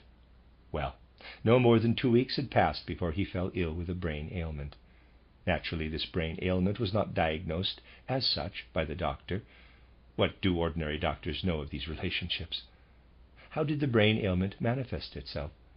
There was some blood in his feces, indicating that it made its appearance in the guise of an intestinal illness. The man became afflicted with an intestinal illness. But it was actually the brain ailment, because, as I have explained, the intestines and the brain are connected. When this happened, I knew it was caused by the operation, and I lost hope for him. The most famous doctor in town was called. He diagnosed typhoid. What else could he say, when the contents of the intestines showed blood and had the peculiar consistency of pea soup? If he has blood in his feces and intestinal contents with the consistency of pea soup, he must have typhoid. It was not typhoid, however. It was an illness, really of the brain, resulting from the inappropriate operation for his crossed eyes. So, here the opposite case occurred. This man died soon afterward. The doctor who had treated him for typhoid fever had admitted him to the hospital. I went there after his death and met his medical orderly. As such people are wont to do, he immediately greeted me with, "The professor wrote typhoid on the chart. He is supposed to have had typhoid. Well, so much for our doctor's knowledge. After all, the other staff least of all believe what the doctors proclaim." It really is quite upsetting to see the human organism treated in such a one-sided manner. If I were to tell a doctor what I have just told you about the appearance of an illness resembling typhoid that was a masked ailment of the brain and the result of an operation for crossed eyes, he would consider it pure nonsense. He wouldn't believe it because he doesn't truly know the relationships within the body, but is only familiar with theoretical relationships. As a result, such things will happen as in this anecdote I'll tell you. It is only a tale, but it has truth in it. A person is brought to the hospital. The doctor, who is chief of staff, examines him, assigns him to a certain ward, and gives an order concerning treatment to his assistants, saying, quote, "When I return tomorrow, this patient will be dead." Close quote. He no longer concerns himself with this case until a few days later. Then he says, quote, "There is still a patient in room 15. He must be dead." Close quote. Quote, "No," he is told, "that patient feels better and is getting well." The doctor replies, "Then you treated him the wrong way." Of course, this is a joke, but it is not much different when theory is put in the place of true practice. Practice means learning to judge each case on an individual basis. The moment a question is raised concerning the connection between double vision, which is always a form of crossed eyes, and the flu, attention must be drawn to how, on the one hand, a form of double vision is caused by flu, which is a kind of brain ailment, and on the other, how the brain ailment can come about when a person is cross-eyed, and the problem is so deeply rooted that left and right do not fit together. All processes in the human being proceed outward from within and inward from without. If a person is cross-eyed for internal reasons, and this condition is externally corrected, he can become ill inwardly. In man, one never deals with a single activity, but with two activities that meet in the heart. The heart is in a mediating position and is affected when one carries out an external operation to correct crossed eyes. The The heart is also affected if something is not working properly inside. The heart is not a pump, but a most delicate apparatus, which really perceives everything that is out of order. Let us assume that I injure my knee externally, or that by some circumstance, perhaps through drinking, I become afflicted with rheumatism. Then internal activities are out of order, and inflammation results in that area. The processes that begin within are out of order. In such cases, the heart is always influenced and doesn't work properly. Therefore, the heart's function can be influenced from within as well as from without. In all illnesses in which this is the case, that is, when something is wrong with the process, so that it is prevented from running its course outward from within, or inward from without, it will be noted that this comes to expression in the heart. One must know the correct relationship, however, between what is an outer process and what is an inner process when a person is cross-eyed or stammers, if one wishes to weigh the consequences of eliminating the condition. Operations for crossed eyes must always be weighed as to whether one should or should not do them. That is the important point.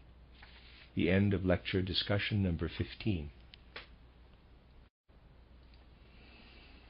You are listening to RudolfSteinerAudio.com. If you are listening to the podcast of this, it is located at RudolfSteiner.podbean.com. Please consider becoming a patron. This is a reading of a collection of lectures that Rudolf Steiner gave to the Workmen of the First Goetheanum. It was originally published in 2 volumes as Health and Illness. Here it is in its original single collected work, number 348. Translated here, or entitled here, From Comets to Cocaine, revised translation by Matthew Barton. This is lecture discussion number 16 of 27 January 1923. Entitled The Relationship Between Breathing and Blood Circulation, Jaundice, Smallpox, Rabies. Dr. Steiner. Good morning, gentlemen. Have you thought of something else you would like to ask me? A question is asked concerning the relationship between human breathing and the pulse. Wouldn't this have been completely different in earlier times? Dr. Steiner. You mean in the human being himself?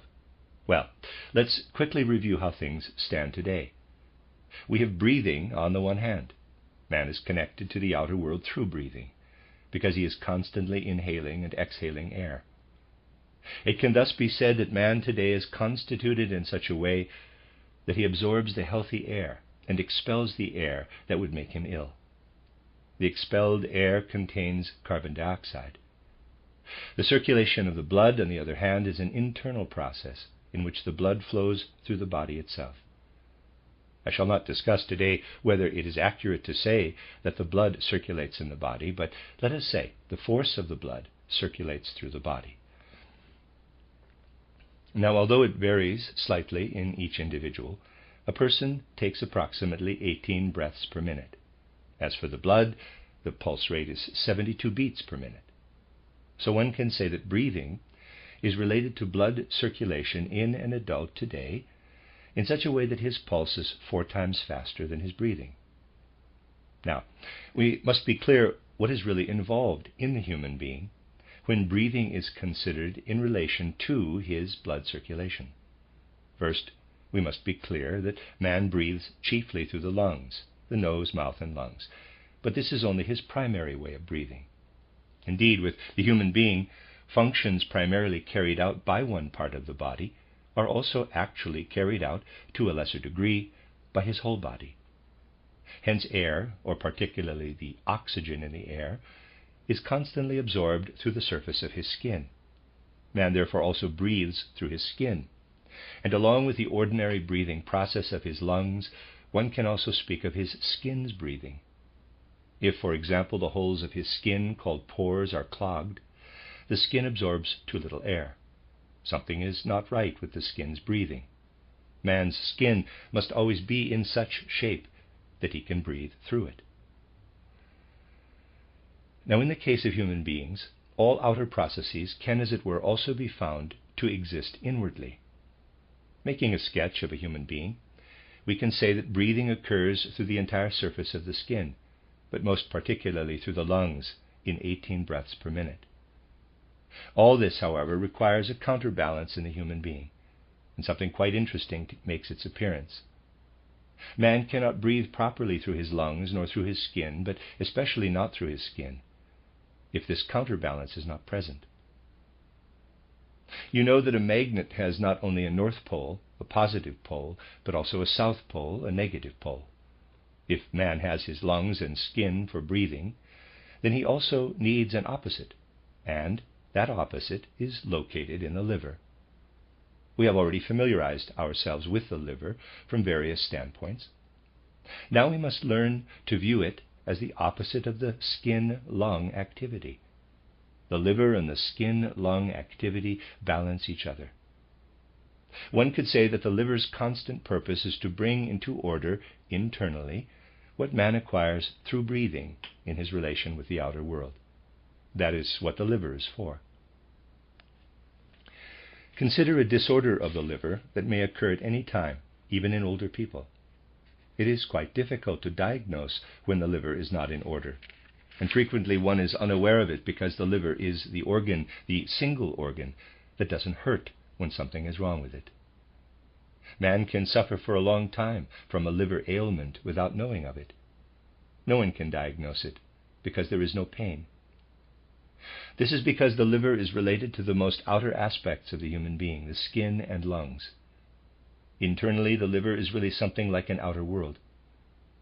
Man does not sense it within when a chair is broken, nor does he sense it when the liver is being destroyed. It is as if the liver were a segment of the outer world. In spite of this, it is of the utmost importance to the human being. Now, imagine that the liver malfunctions. When this happens, all the activity of the lungs and skin is also thrown out of balance, and then a specific problem arises. You see, from the heart, the veins reach everywhere into the lungs and the skin.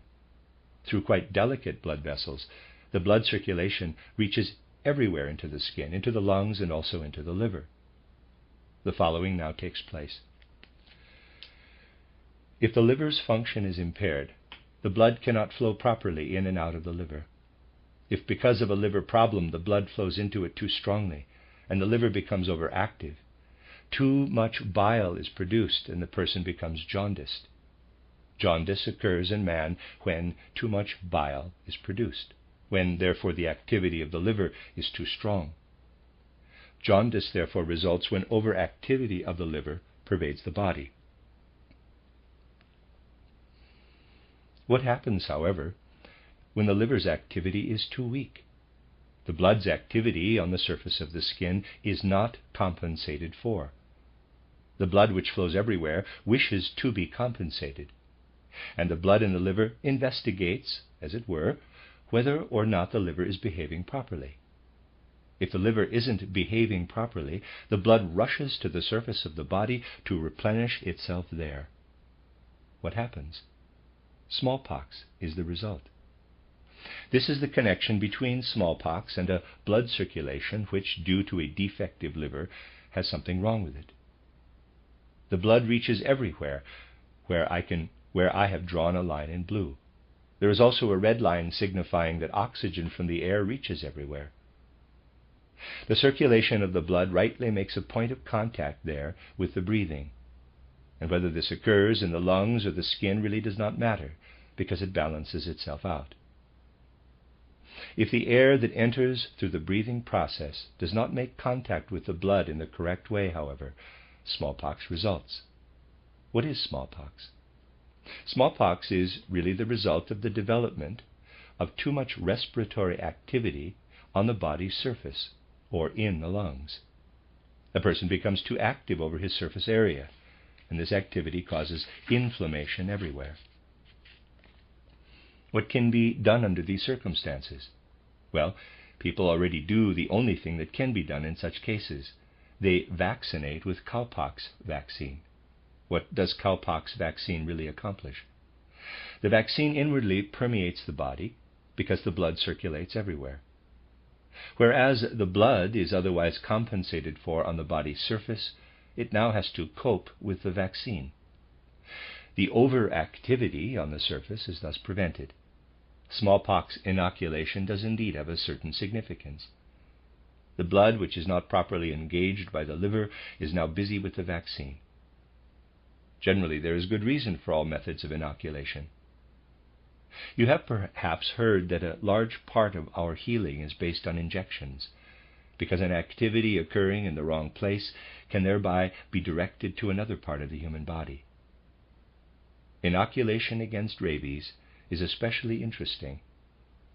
Though rabies comes from something altogether different, it is basically the same response as I described in connection with smallpox. Imagine that a person is bitten by a rabid dog or wolf. Such an animal has actual poison in its saliva.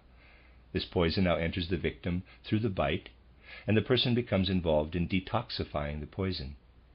He may be too weak to do it, and he might succumb to the poison, but something else is really the cause of death. You know that a man first develops rabies before he succumbs to the poison. What is the reason for this? Let us assume that I am bitten by a rabid dog.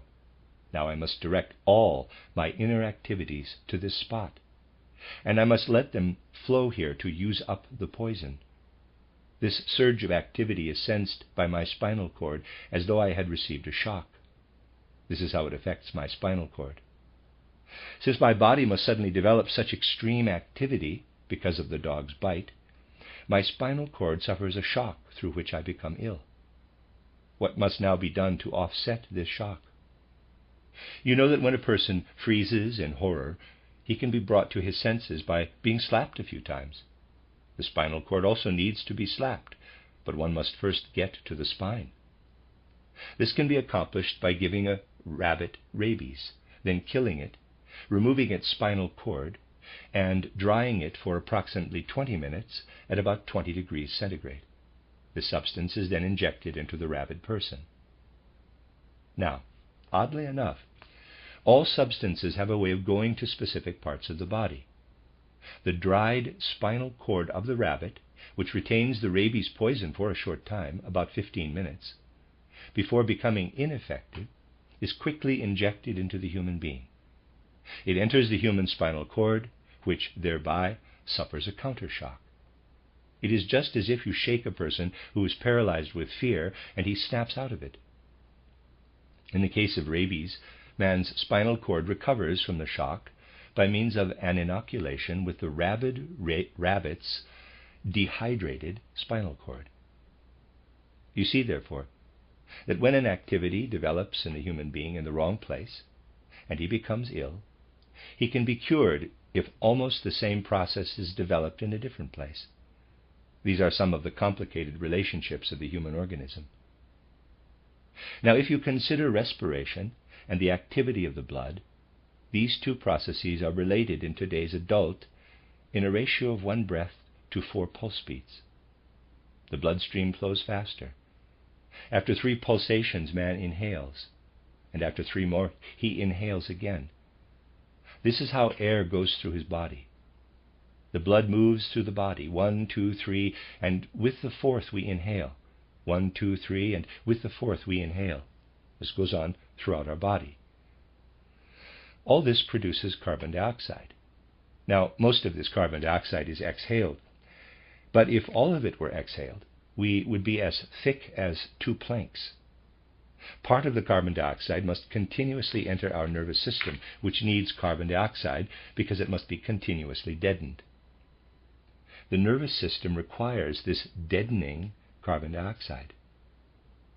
Through inhaling air, carbon dioxide therefore rises up continuously in me and supplies my nervous system. What does this mean? Nothing other than this, that since carbon dioxide is a poison, I continually require a poison in my system for my thinking. This is a most interesting point.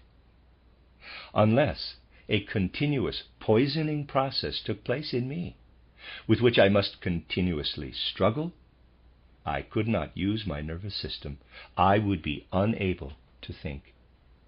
Man is really in the position of having constantly to poison himself by inhaling air, and by means of the poison in the breath, he thinks. Carbon dioxide constantly streams into my head, and with this poisonous air, I think. Today, man simply breathes air. The air contains oxygen and nitrogen. Man absorbs the oxygen, rejects the nitrogen. When we study man today, the following is discovered. The human head today requires carbon dioxide. Carbon dioxide is a combination of carbon that is produced in the human body and oxygen. Man emits the nitrogen contained in the air. If one studies the human head today, one discovers that this human head is so organized that it can think quite well because of the absorption of carbon dioxide and therefore of carbon and oxygen. Carbon dioxide, which is a poison and rises to the human head from the organs, constantly exposes the human head to damage. It is as if we were always to inhale a bit of carbon dioxide instead of oxygen. You really always inhale a bit of carbon dioxide into your head. This is of great significance because we constantly take in something that actually destroys life. This is also the reason that we must sleep, that we require a time during which the head does not absorb this minute amount of carbon dioxide as vigorously, and thereby is able to restore its organs. Studies of the head show that in its present condition it can make use of this poison, carbon dioxide, by repeatedly sustaining a little damage, and then restoring itself through sleep, then again being damaged, again restoring itself, and so on.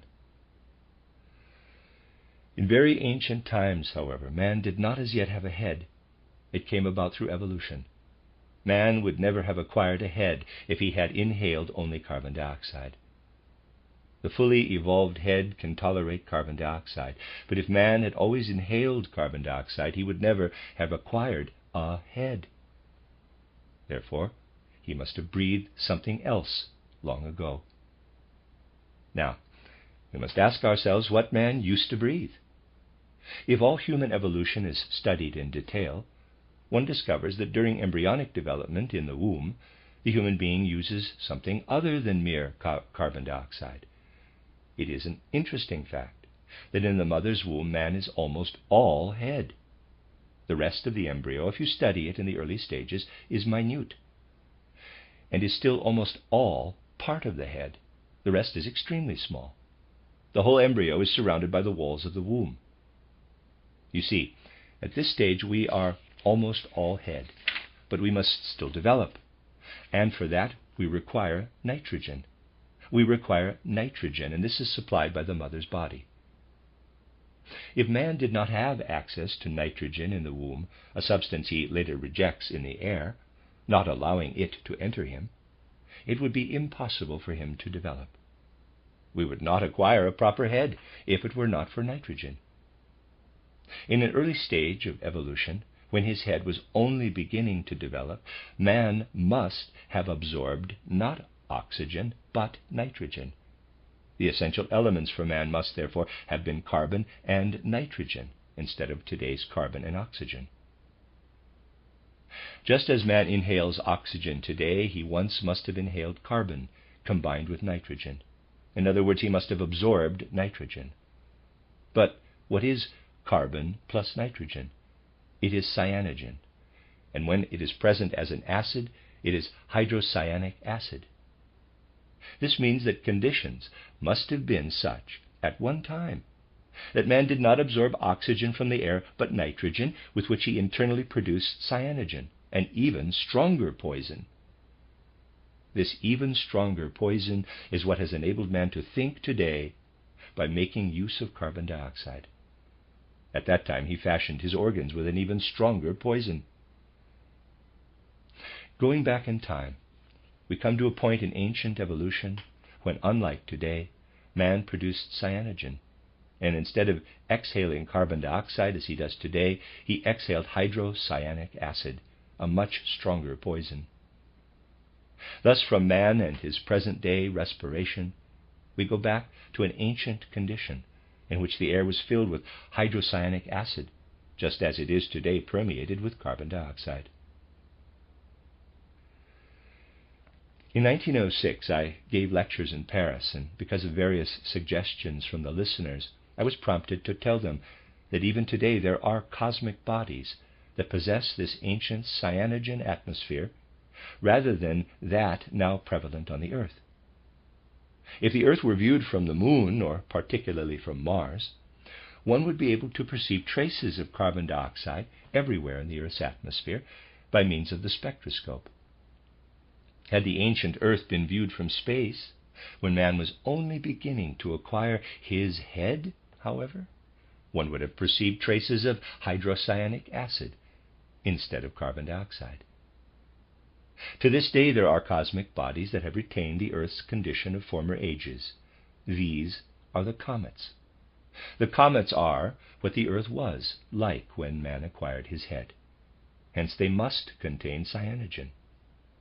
I said in 1906 that the main characteristic of comets is that they contain cyanogen. If one were to study a comet with a spectroscope, one would see traces of cyanogen. Soon after this, a comet appeared. They only appear rarely. I was in Norway at the time, and there was much talk about it. Curiously enough, people actually observed lines of cyanogen. People always say that when anthroposophy becomes aware of something that is based on spiritual insight, one should be able to prove it afterward. There are indeed numerous things that have later been proved. When proof is provided, however, people overlook or suppress it. The truth is that on the basis of this change in the breathing process, I stated prior to its having been observed with the spectroscope that comets contain cyanogen. This is the same substance that man needed in order to acquire his head at a time when the Earth was still in a comet-like condition. Now imagine for a moment that I were to breathe nitrogen instead of oxygen. Something other than human blood would naturally arise. As you know, the blood that has become blue combines in the lungs with oxygen and becomes red. Now, when man inhales oxygen, he absorbs oxygen into his blood. When he inhales nitrogen, he absorbs the nitrogen into his blood. Blood functioning in a healthy way nowadays never contains uric acid. But if even a little nitrogen is absorbed into the blood, if something is only slightly amiss with the human being, uric acid appears in the blood. In the age when man acquired his head, his blood consisted completely of uric acid, since nitrogen, rather than oxygen, continuously combined with the blood. His blood was only uric acid. As an embryo today, the human being swims in the amniotic fluid and thus has uric acid readily accessible. Uric acid is everywhere in his environment. In this early state, the embryo needs uric acid for its development. In the past, when man was acquiring his head and exhaled hydrocyanic acid, he swam around in uric acid. In other words, he made use of cyanic acid, combining nitrogen and carbon, and inwardly producing uric acid. Hydrocyanic acid surrounded him everywhere. The world was once in a condition in which uric and hydrocyanic acids actually played as big a role as water and air do today. Even today, living creatures exist that can survive on something other than oxygen. There are, for example, creatures that are minute, since everything that was formerly large has become small today. The tiniest, smallest living creatures were once giants. But there are living creatures that cannot tolerate oxygen at all. They avoid oxygen and absorb sulfur instead. They are the sulfur bacteria that live by means of sulfur. This shows that oxygen is not the only necessity for life.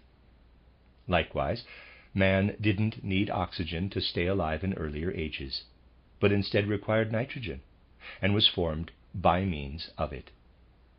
Man was fashioned during a comet-like stage of the earth, and the relationship between breathing and the blood was completely different in those earlier ages. Let's now consider what we have learned in connection with the world itself. If we focus on the fact that we take one breath to 4 pulse beats, 1, 2, 3, 4, breath of air, 1, 2, 3, 1, 2, 3, breath of air, 1, 2, 3, breath of air. The same rhythm can also be found in nature. spring, summer, autumn, winter. 1 spring, 2 summer, 3 autumn, 4 winter.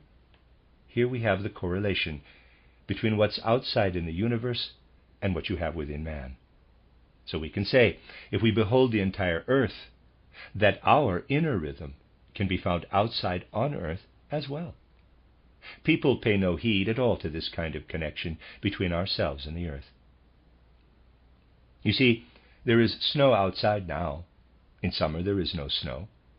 What does that really mean? What is outside as snow now you find at other times as water. Water is completely dependent on the earth, and man must certainly sense that. The water around here in the Jura Mountains contains calcium. Everything within the earth is also in the water. People who are especially sensitive to this develop goiters from what is contained in the water in the Jura region. The water is dependent on the earth. In spring it begins to become dependent. It is most dependent in summer, and it ceases somewhat to be dependent in the autumn. In winter, well, gentlemen, the earth does not form the snow. The snow consists of myriads of delicate crystals, is formed by the universe, from out of the cosmos. Unlike in summer, the earth in winter doesn't abandon itself to the warmth of the world, but rather to the formative forces. The water turns away from the earth in winter and receives the coldness of universal space. So we have discovered an interesting rhythm in the universe. 1 spring, 2 summer, 3 autumn, 4 winter. And the water no longer directs itself to the earth, but to the universe. Again, 1, 2, 3, spring, summer, autumn, then 4. The water follows the universe, no longer the earth. Now compare this rhythm with the blood and the breathing process. 1, 2, 3 pulse beats, the blood is directed to the body's interior. 4, breath of air. The blood is directed to what is outside. Here you have the same activity in the human being as on the earth outside. If you compare the blood with the earth's water, the blood directs itself accordingly. The first 3 pulse beats are inwardly a little like spring, summer, and autumn. 4. Now comes earthly winter, and aha, we breathe. Now comes the breath, just as with the earth itself. Inwardly, man is attuned completely to the earth's breathing process. It can therefore be said that what runs its course in 1 year in the earth takes place quickly, 18 times in 1 minute in man. What takes a year for the earth takes place 18 times in 1 minute in man. Man is actually always filled with this rhythm, but it is much faster than with the earth. When we consider the earth in the light of our discussion today, we realize that the condition of the earth was formerly quite different, had a certain similarity to the comets. Now, when a comet disintegrates, the pieces which contain iron fall to earth as meteors. An entire comet which falls to earth when it splinters, therefore contains iron. This is also something that we still contain within ourselves. When our corpses disintegrate, the iron from our blood is left behind. Here we have retained something of our ancient comet nature, and we actually act as comets do. We have iron in our blood through developing the ancient cyanogen activity in ourselves, that is, our external bodies, the blood of which it may no longer enter, though it was once allowed to. This means nothing more than that today we withdraw our inner spring, summer, autumn, and winter from the outer spring, summer, autumn, and winter. Our dependency on the outer seasons has become minimal. You need not go terribly far back into the past, however, to find that things had a totally different character then. Although things are changing now, if one grew up in a country village as I did, one knows that there used to be people who were very dependent on spring, summer, autumn, and winter. There are fewer now, because everything is becoming more uniform in the world. One could even notice this quality in their whole life of soul. They were in a totally different mood in summer than in winter.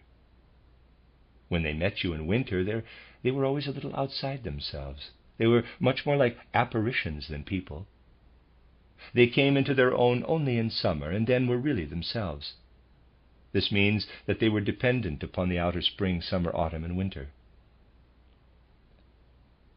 This demonstrates to us what man was like in earlier ages. When he breathed nitrogen instead of oxygen, he was completely dependent on his outer surroundings.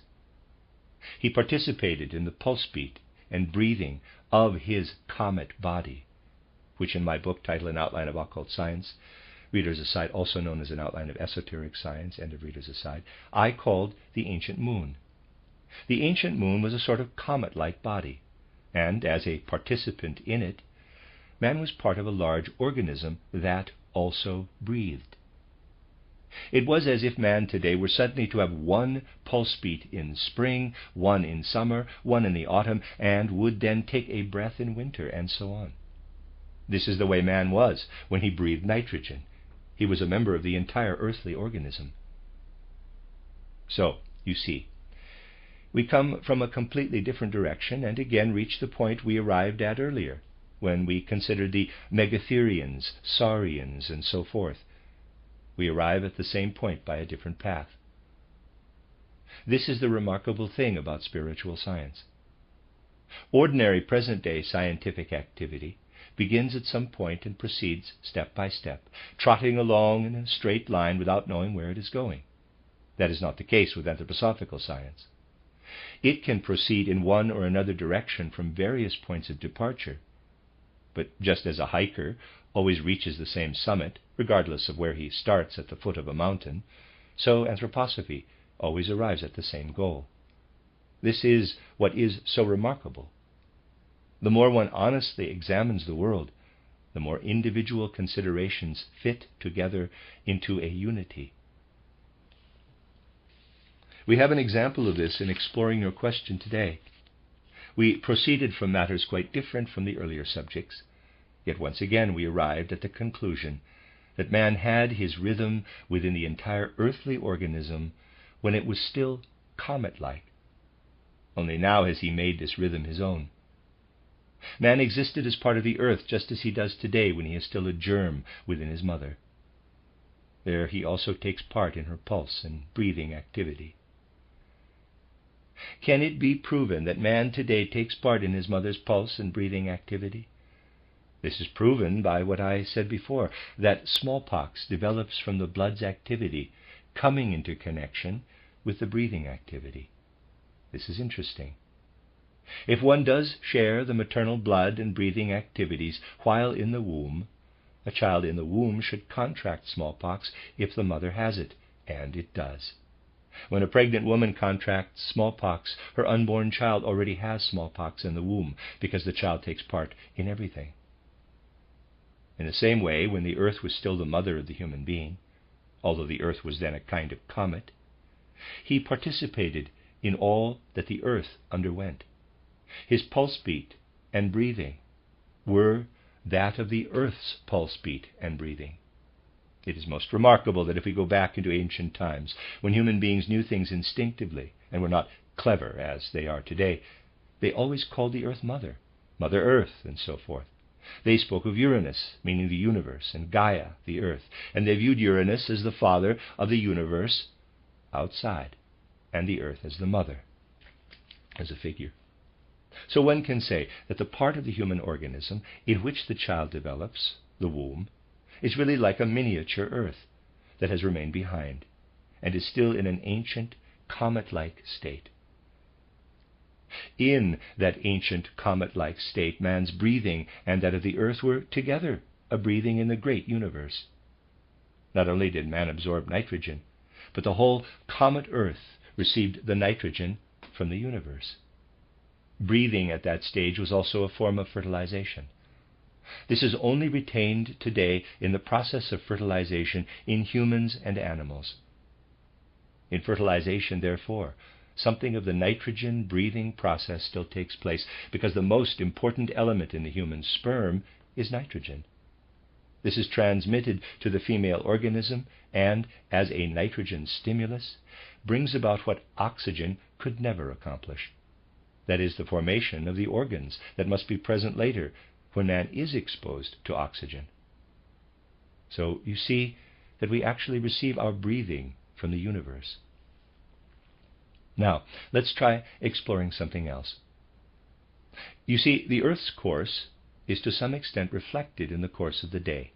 18 breaths per minute, and 60 times that much per hour equals 1,080. In 24 hours one day, we have 24 times that much, which equals 25,920. Hence, we take 25,920 breaths per day. Now, let me work out something else for you, the number of days in an average human life. As you know, the year has about 360 days. The average number of years a man lives is between 71 and 72. 72 times 360 makes 25,920. We take as many breaths per day as we have days in our human life. But a day, too, is in a certain sense a breathing. One day is also a breath. When I go to sleep, I exhale my soul, and I draw it back in again when I awake. Exhalation, inhalation. I exhale the spiritual and inhale it again. This rhythm in my breathing I therefore have throughout my life on earth in sleeping and waking. This is most interesting. 25,920 breaths per day. 25,920 days in the average human life. Now we turn and look at the sun. When we observe the sun in spring today, it rises in the sign of Pisces, but it does not rise every year in spring in exactly the same spot. On 21 March, in the spring of next year, the sun will have moved a fraction. Year by year it moves a little. The point where it rises moves constantly and eventually comes full circle. Therefore, if the sun rises in the constellation of Pisces today, the astronomers think it is still in Aries, where it was formerly, because they have not yet caught up with their notations. Then it must have risen in primordial times in Pisces too. When the number of years that it takes the sun to come full circle is calculated, the result is 25,920 years. It is the same ratio. Even the cosmic rhythm harmonizes with the faster rhythms of breathing and blood circulation. Just imagine how man stands within the cosmos. He is really a child of the universe. The cosmos is his original father and mother. One thus arrives at a completely different way of viewing man in relation to the universe than when one simply says that God created the world and man, a concept that doesn't require much thinking. But anthroposophy wishes to begin to think something in every instance. This is held against it. Why? Well, it takes no effort to say words that don't require thinking. In anthroposophy, however, one must exert oneself, and this makes people angry. One needn't strain oneself in today's science. All of a sudden, here comes this upstart, anthroposophy, and one cannot sit as if in the cinema thoughtlessly watching a film. People would even like to introduce films into schools so that children wouldn't have to make an effort to learn. I am surprised that arithmetic has not yet been made into films. Then along comes anthroposophy, demanding that you don't sit around so idly, but put your confounded skulls to use. And no one wants to do that. The end of lecture discussion number 16. You are listening to RudolfSteinerAudio.com. If you are listening to the podcast of this, it is located at RudolfSteiner.podbean.com. Please consider becoming a patron. This is a reading of a collection of lectures Rudolf Steiner gave to the Workmen at the First Goetheanum. It was originally published in 2 volumes as Health and Illness. This is the original collected works volume number 348, entitled From Comets to Cocaine. It is a revised translation by Matthew Barton, and this is the 17th discussion lecture of 3 February 1923, entitled The Effect of Absinthe, Hemophilia, the Ice Age, on Bees. Dr. Steiner. Good morning, gentlemen. Have you thought of something to ask me since last time? More detailed questions are raised concerning the effect of absinthe, and also concerning bees and wasps. Dr. Steiner. Well, we have already discussed the question of the effect of absinthe, which, as I told you, is similar to the general effect of alcohol. If we were to go further into these questions, I would like to say something about some other influences on the human body.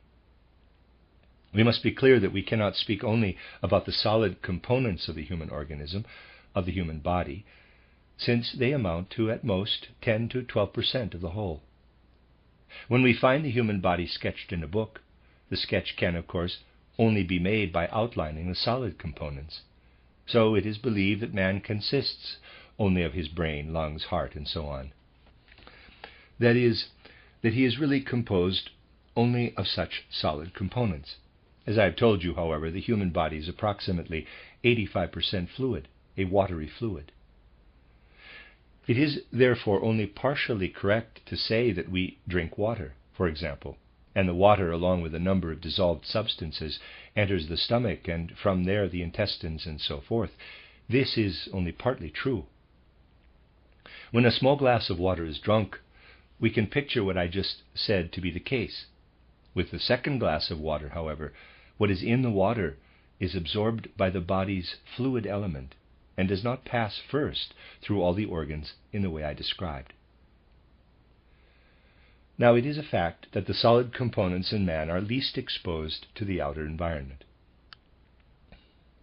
Naturally, when the heart, for example, is observed, it expands and contracts with the pulse beats, but as a whole, it retains the same size and remains as it is. If we consider that we are filled with fluids, we recognize that these fluids are open to any number of influences from the outside world. Even a small amount of fluid assumes the shape of a drop, since the world is round and affects each individual drop. Because we are fluid, the whole world affects us. And because modern science no longer takes into consideration the fact that man is really a column of fluid, it has simply forgotten that the whole world, with all its stars, has this influence on the human being. When one recognizes that man is a mixture of fluids, one is not too far from realizing that he is air as well. I constantly draw in the air and then exhale it again, hence I am also air. Owing to the constant motion of air within myself, I am truly a human being. It is only due to the fact that we are composed in this way that it is possible for us really to be soul spiritual beings. If we were only solid, we really could not be soul spiritual beings at all. Now, everything exerts a specific influence on the human being. We have already mentioned various poisons, and you will, no doubt, have heard of so-called lead poisoning. When too much lead is introduced into a person's body, such an overdose need only be a small amount, which, however, may be proportionately too much for the body, he becomes too solid. Then these solid components become calcareous, as it were. When man introduces a minute amount of lead into the body, and in lead poisoning it only takes a minute amount, the body becomes too solid. If one sees that a person is beginning to become too solid, man even ages due to lead poisoning, hence signs of aging are noted, then silver in some form must be given as a remedy. That will make man more fluid again, so that he can become sensitive again to outer influences. Lead poisoning, therefore, can be counteracted by silver compounds, which must be chosen to fit the specific case. All manner of things thus have an effect on the human being. As you know, feminine and masculine natures differ greatly from one another. The feminine nature contains more of the fluid element, as it were. So one can say that the feminine nature is more susceptible to outer influences because it is more fluid. The masculine nature is less open to outer influences because it places more weight on man's solid element. One can therefore say that certain illnesses, like lead poisoning, can be more readily controlled in the feminine nature with the administration of less silver, whereas more silver must be prescribed for the masculine nature, because that constitution is not really made fluid. Is not readily made fluid. You see, one must pay great attention to every detail in the human being, because only in this way can we truly understand him. Every substance has a profound influence on the human being.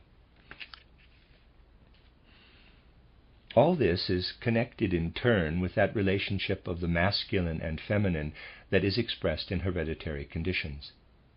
These hereditary conditions are extraordinarily complicated. You can see how complicated such hereditary conditions are in hemophilia. The blood in people afflicted with this illness doesn't coagulate immediately. In a normal person, the blood within the body coagulates immediately as soon as it is exposed on the surface. The blood is liquid within the body. As soon as it reaches the surface, it becomes compact, solid. It coagulates. In hemophiliacs, the blood does not coagulate immediately. It flows readily, even from a small wound, and sometimes even ruptures the skin. It is difficult to perform operations on hemophiliacs. Whereas in normal people, the blood immediately begins to coagulate as soon as an incision is made, with hemophiliacs it pours out. It remains fluid so that they can easily bleed to death during an operation, making such an undertaking extraordinarily difficult. Hemophiliacs are forever subject to hemorrhage. Now, it is very strange that a man who is a hemophiliac can marry a woman who is not, and they will have healthy children without hemophilia. If they have sons, the hereditary conditions will not produce any detrimental effects in them. Should they have a daughter, however, she herself will not be a hemophiliac, but if she should marry even a perfectly healthy man, they might have children who would be hemophiliacs. The odd thing about this affliction is that it doesn't surface in the feminine sex. The daughters don't get hemophilia, but the children of these daughters do, even if their fathers are completely healthy. Hence hemophilia passes to the descendants by way of the woman, without the woman getting it herself. Here we see the complicated ways in which conditions in the human body are affected by hereditary conditions. It is therefore very risky for the daughter of a hemophiliac to marry, because hemophilia will then pass on to some of her children even if she is completely healthy. This shows you how important it is to take such conditions into consideration. Now, such problems could be coped with if medicine were placed on a sound footing. What measures would it be proper to take with the daughter of a hemophiliac? Before she has any children, some remedy containing lead can be given prophylactically, as it is called in medicine. Footnote: this presumably refers to a potentized homeopathic remedy. Editor's note, end of footnote. The husband should also receive this lead-containing medication. Then the children will be protected from getting hemophilia. Naturally, if medical thinking is so muddled that it is thought best to wait until the person exhibits the symptoms of illness before beginning a cure, then this will do no good. Medicine must develop a social conscience. It must change so that things are taken to prevent threatening illnesses from occurring. This cannot be done, of course, as long as today's conceptions prevail. Naturally, people do not seek a cure for an illness that they do not as yet have, but could contract due to hereditary conditions. It is especially important in pregnancy to administer a lead remedy if there is any possibility at all of hemophilia. All this cannot be understood if one does not know that only the solid body of man is really physical and material. Only that portion is material. As soon as one comes to the fluid element, one finds a much more delicate substance at work. Since time immemorial, this delicate substance has been called ether. Ether is present everywhere. It is more delicate than all other substances, more delicate than water, air, and even warmth. As little as ether can penetrate the solid components of the human being, however, the more active it is in his fluid element. Just as man possesses the ether in his fluid element, so his soul is born upon the element of air. His soul permeates the air he carries within him. When this is understood, that in the air one has the soul element, it becomes clear that man exhales the soul with each breath, and with each inhalation he takes it into himself again. He really lives with the universe by means of this soul element. But because no consideration is given by modern science to the fact that he also possesses an air organism, people lose sight altogether of the soul element and even believe it doesn't exist. The soul element must be considered quite separately. Then the effects of fluid substances such as absinthe can be discerned. You see, when I take a drink of absinthe, it is a coarse liquid at first, and then it merges with a large quantity of the body's fluids. How does absinthe deal with these fluids, however? It makes these fluids rebel against absorbing the air element in the right way.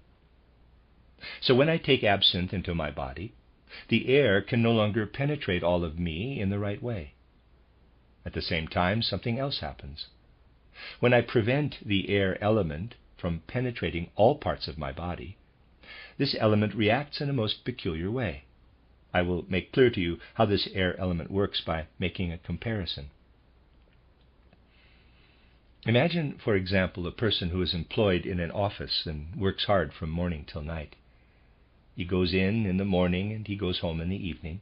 His colleagues say of him that he is simply somebody who comes and goes at the same time that they do. Now imagine another person who also works in the office, but this fellow is a clown. He doesn't work much, but plays around with everybody from morning till night. He is quite popular with all the employees, who think of him as one of them and are always glad to see him. Of course, his superiors are not so overjoyed with him because his work suffers, but his colleagues enjoy his clowning.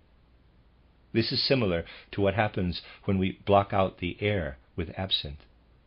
The air then rolls around the organs instead of properly penetrating them and filling the body. It remains distinct, stopping here and there and everywhere. It is just like the funny fellow in the office. It spreads pleasant feelings everywhere because it needn't do too much work. If the air is to penetrate the body's fluids correctly, it has work to do. Otherwise, it doesn't supply the body correctly. When absinthe blocks out the air, however, the air swirls about everywhere, and the person gradually comes to feel as content as a pig. The peculiarity of pigs is that they constantly fill themselves with air that is not properly absorbed. The pig easily becomes short of breath. Just as the ether is present everywhere in the bodily fluids, so the soul element is present everywhere in the air. We also call it the astral element because it is called forth by the influence of the stars. Man absorbs the soul element everywhere and feels a pleasant warmth or coolness at different places within himself. Now, when the air is swirling about in him, he feels good through and through. The soul element in the body is not there, however, merely for the purpose of serving man's pleasure. It is supposed to work on the organs in the right way so that the heart and all the other organs are correctly cared for. If instead, however, man blocks the soul element so that it titillates his body, then, although he feels, in quotes, piggishly well, his organs are not cared for in the right way. In particular, those organs are shortchanged that contribute most to his having healthy offspring. Here we have a strange phenomenon. People who imbibe absinthe really want to feel piggishly well, to have this feeling of sensual pleasure inside, but in doing so they do not provide humanity with healthy descendants. This is the objection to absinthe. Now you can also ask why the desire to drink absinthe actually arises in people in the first place. If you study the history of humanity, you will note that such vices occur most often in those whose development is declining and who are no longer in the full prime of life, that is, those whose bodies are inwardly already somewhat disintegrated. Then people let the soul element titillate them inwardly. This is also the case in instances in which these vices get out of hand, when people want to introduce all possible substances into the body. People even seek these effects with cocaine, as I told you recently. With cocaine, the soul element has the effect of squeezing the body out. and I have described how such addicts experience something like snakes emerging everywhere from their bodies. The reason a person uses these poisons in this way is because the whole human being is no longer healthy, and he would like to enjoy the soul element as much as possible. Those people who have the least to do will seek out this sensual experience of the body. This is connected with all the historical processes at work in the human race. It is strange how, if we look to Western regions, people permit themselves to be enslaved, as it were, by proclaiming all kinds of laws against alcohol, absinthe, and the like.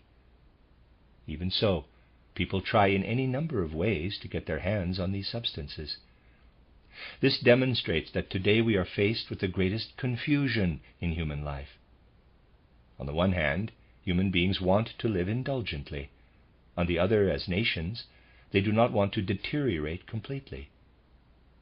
This lack of insight is the cause of the really insane muddle created by the craving of individuals to subject their bodies to all kinds of substances, and then again the laws created to prohibit them from doing so.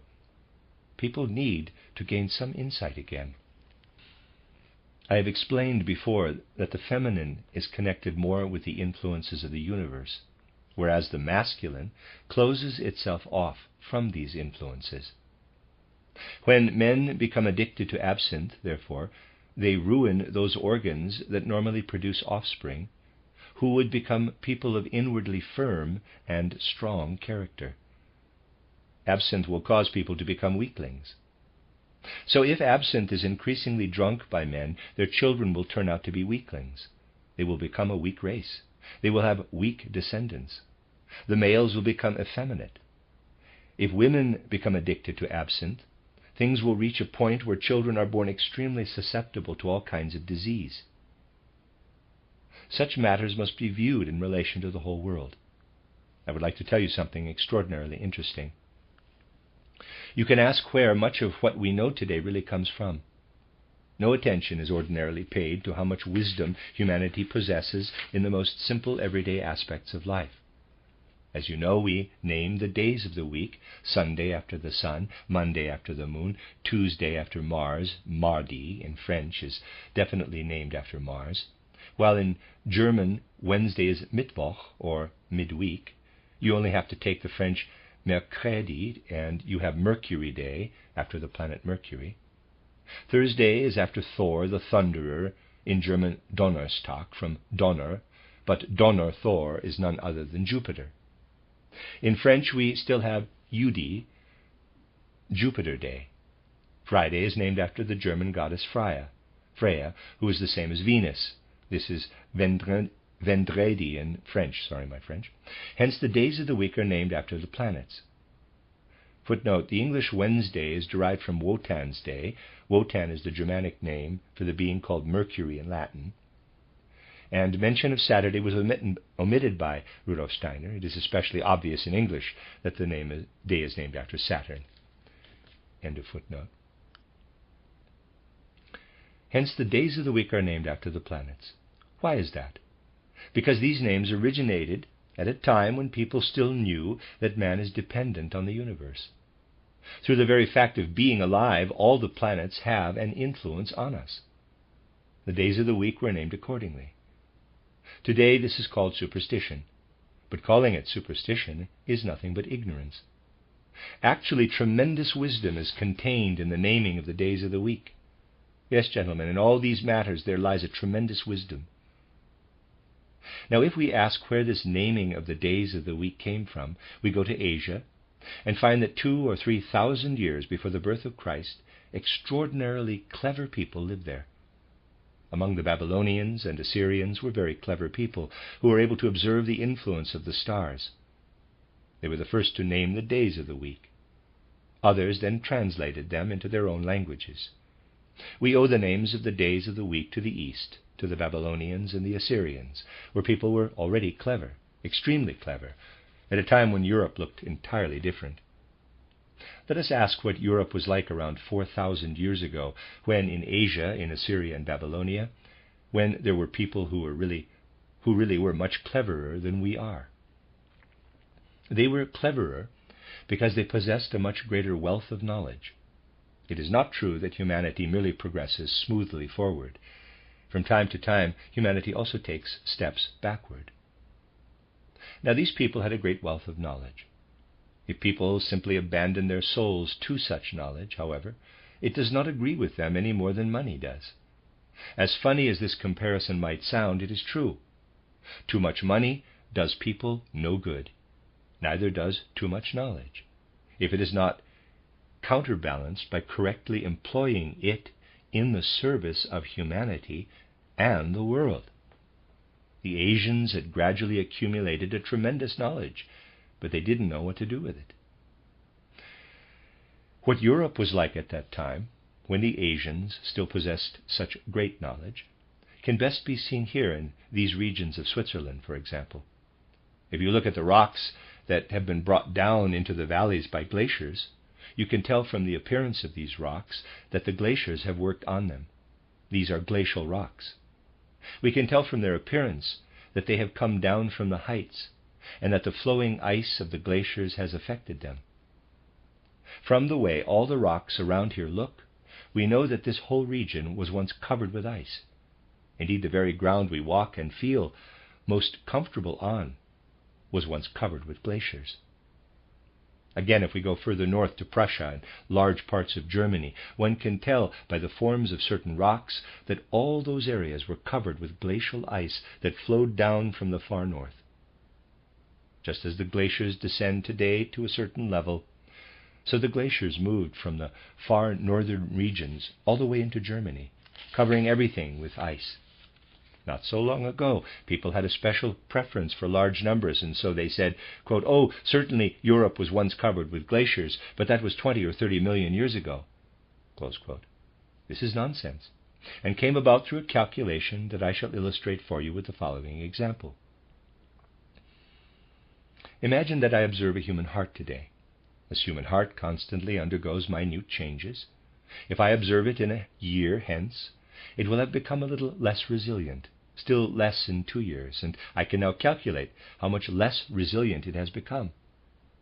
Now, by adding it all up, I can calculate how much less resilient the heart will be in 100 years, and from this know also what it was like a century ago.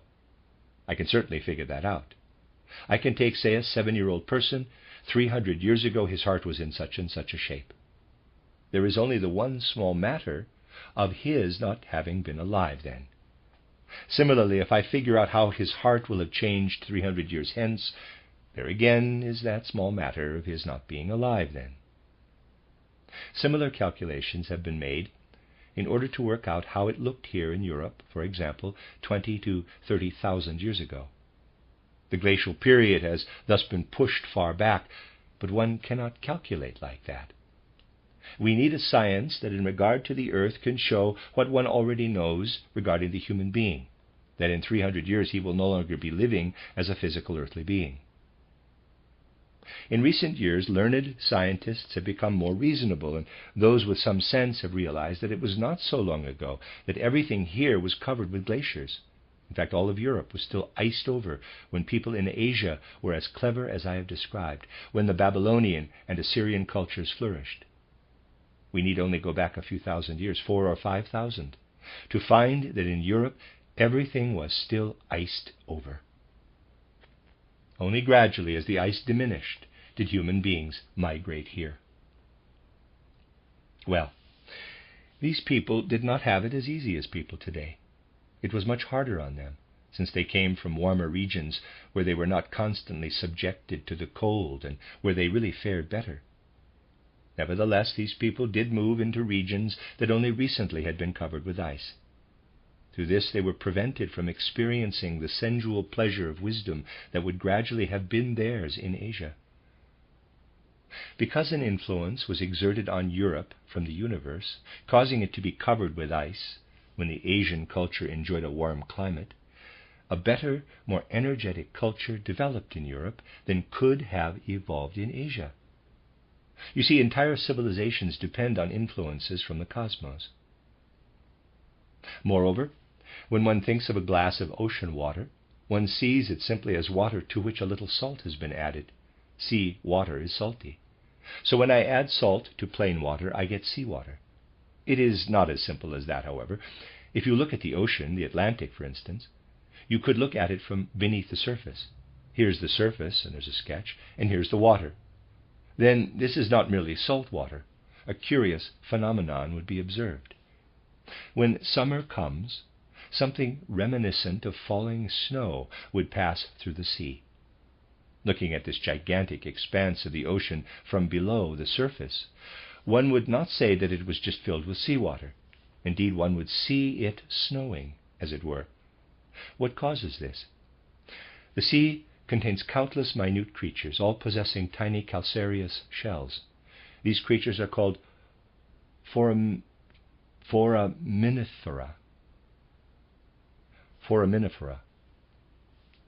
As long as these creatures are alive, they swim around in the water fairly close to the surface. Now, when the time of year approaches in which they can no longer live, these creatures die, and their shells begin to sink. These shells are constantly falling, and it is truly like a snowstorm. It is really like snow in the air. The entire ocean experiences a snowfall made of these foraminifera. When these foraminifera shells are finally deposited here on the bottom, their substance is altered and they turn into red clay. This is the ocean floor. These little creatures receive their life from the universe and then build up the ocean floor. It is exactly the same with us in this part of the world. We don't live in the ocean, we live in the air. And when it snows in winter, what is in the snow is what makes our ground as it is. For if there weren't the right snowfall, the plants couldn't grow. The ground is made by what is in the snow. Gentlemen, it is not the solid components, nor even the fluid components in our bodies that absorb the right influences, but only the airy components. This influence is absorbed by our breathing when it snows in winter. What the world of the stars sends down to us when it snows in winter, we absorb into ourselves and mold in the right way. To do this, however, our souls need to work in the right way on our organs. Otherwise, our organs atrophy. Now, when we burden our bodies with absinthe, we close ourselves off from the starry world. We can no longer absorb the influences of the starry world. The result is that we ruin our bodies by thus exposing them only to the earth's influence.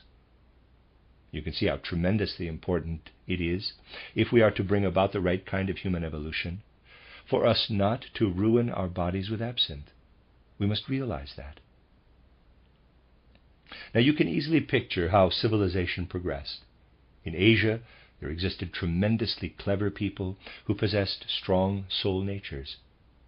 Gradually, however, they wanted to experience the soul element only as an inner coloring, an inner sensual feeling. Some of them migrated into the regions that earlier had been covered with ice. There they weaned themselves away from this inner sensual feeling and again strengthened their bodies. This is how the civilization of the Occident was added to that of the Orient. Even today you can see from the glacial formations here on the mountain tops that the earth was once thoroughly frozen in this region, enabling the people who moved here to strengthen their bodies. You also find reasons for the decline of the Roman Empire in these things. This dates back to the age when Christianity was first beginning to spread. Yes, gentlemen, if Christianity had spread only among the Romans, the result would have been pretty bad. The Romans, who possessed only the remnants of Oriental Asian culture, had become so weakened that they could not accomplish anything. Then the peoples of the northern, ice-covered regions arrived with their more sturdy bodies, and the Roman Empire consequently perished. These northern people with their more sturdy bodies took over cultural and spiritual life. History describes this as the barbarian invasions in which the Romans perished when the Germanic tribes arrived. These are really today's Europeans, the Germans, French, and English, because they are all basically Germanic peoples. The French have only absorbed a little more of the Roman element than the Germans, for example. All this is based on the fact that these people came from regions where they could absorb the influences of the universe, whereas the other people, with their wisdom, lived only on the earth. These people that came from the north renewed the whole civilization. So you see, this is how nature is related to everything that takes place in history. You also know, however, what a strong influence the Roman element still retained. Remember, for example, that not a word of German could be spoken in the universities of Central Europe until the 16th and 17th centuries. The professors lectured in Latin. Of course, it had gradually become an odd form of Latin, but everybody knew and understood Latin. Lecturing in one's native language came about only slowly, but this tendency to hold on to what was declining, because one felt more comfortable with it, even with its language, continued for a long time. Just think how long people who wished to give themselves airs chattered in French in all the German regions. This was for no other reason than that they wished to perpetuate the old Latin-Roman element, at least in the language they spoke. It is true that what continued on in the language was also perpetuated in other vices.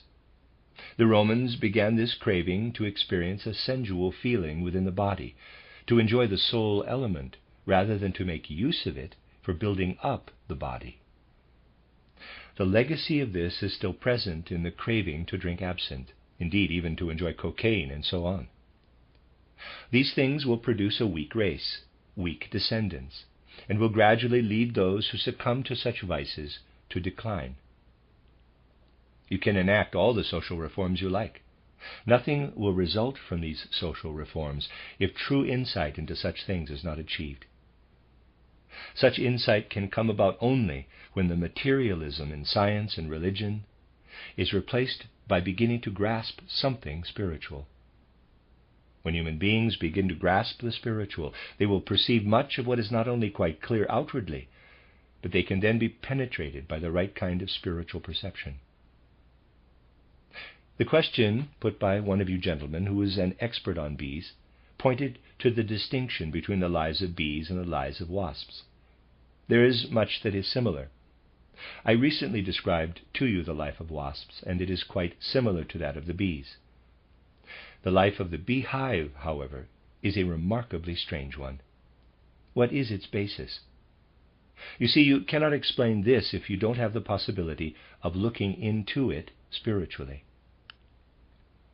The life in a beehive is extraordinarily wise in its arrangement. Anybody who has observed the bee's life would agree with that. Naturally, one cannot say that bees have a science such as humans have, because they have nothing approaching the brain apparatus that man has.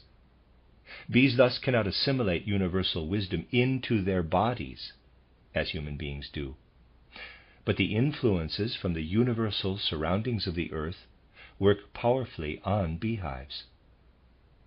If all that lives in the surroundings of the earth, which has a very strong influence on the beehive, were taken into consideration, one would arrive at a correct comprehension of what the life of the bees is really like. Much more so than among ants and wasps, life in the beehive is based on the bees cooperating with each other and accomplishing their tasks harmoniously. To figure out what causes this, one must conclude that bees have a life in which the element that expresses itself in other animals in their sexual life is suppressed to an extraordinary degree. In bees, this impulse is extraordinarily suppressed. You see, reproduction is actually taken care of among bees by a few select females, the queen bees. The sexual life of the others is really more or less suppressed. In sexual life, however, love is also present. The life of love is an element of the soul. Only because certain organs in the body are affected by this soul element do they reveal and become expressions of this love life. Inasmuch as this love is suppressed in bees and concentrated in only one queen bee, what would otherwise be sexual life in the beehive is transferred to the other activities that the bees develop. This is why the wise men of old, who knew of these matters in a way differing from that of today, associated this whole wondrous bustle of the beehive with the amorousness that is connected with the planet Venus. So we can say that when one describes the wasps or the ants, They are creatures that withhold themselves from the influence of the planet Venus. The bees are completely given up to the influence of the planet Venus, developing a love life throughout their entire hive. It therefore becomes a wise life, and you can imagine how wise that must be. I have described something of the way successive generations of bees are produced. It contains an unconscious wisdom. The bees develop this unconscious wisdom in their outer activity. Therefore, the element that arises in us only when our hearts love is actually active throughout the beehive, is tangibly present. The entire beehive is actually permeated by a life of love. In most instances, the individual bees renounce love and develop love in the entire beehive. One can begin to understand their life when one becomes clear that the bees live as if in an atmosphere that is pervaded through and through with love. It is most beneficial to the bee that it sustains itself by those parts of the plant that are completely permeated by the plant's love life. The bee sucks its nourishment, which it then turns into honey, out of those parts of the plant that are integral aspects of its love life. The bee thus carries the love life of the flowers into the hive. This is why the life of the bee must be studied from the standpoint of the soul. This is much less necessary with ants and wasps. When their lives are traced, one will see that they tend to have more of a sexual life than bees. With the exception of the queen bee, the bee is really the one being that, in a manner of speaking, says, quote, "We shall renounce an individual sex life and instead become bearers of the life of love." Close quote. They have indeed carried into the hive what lives in flowers. If you really begin to think this through, you uncover the entire mystery of the beehive. The life of this sprouting, thriving love that is spread out over the flowers is then also contained in the honey. You can investigate this further and ask what effect honey has on you when you eat it. What does honey do?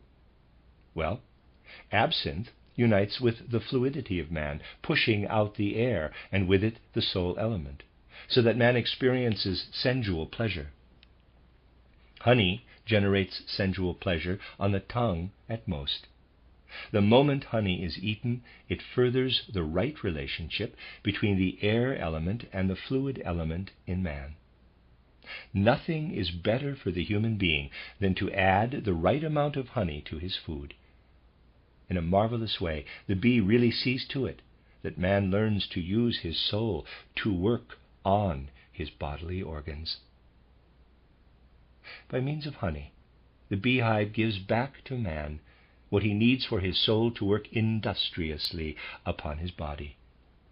When man drinks quantities of absinthe, he wishes to enjoy his soul.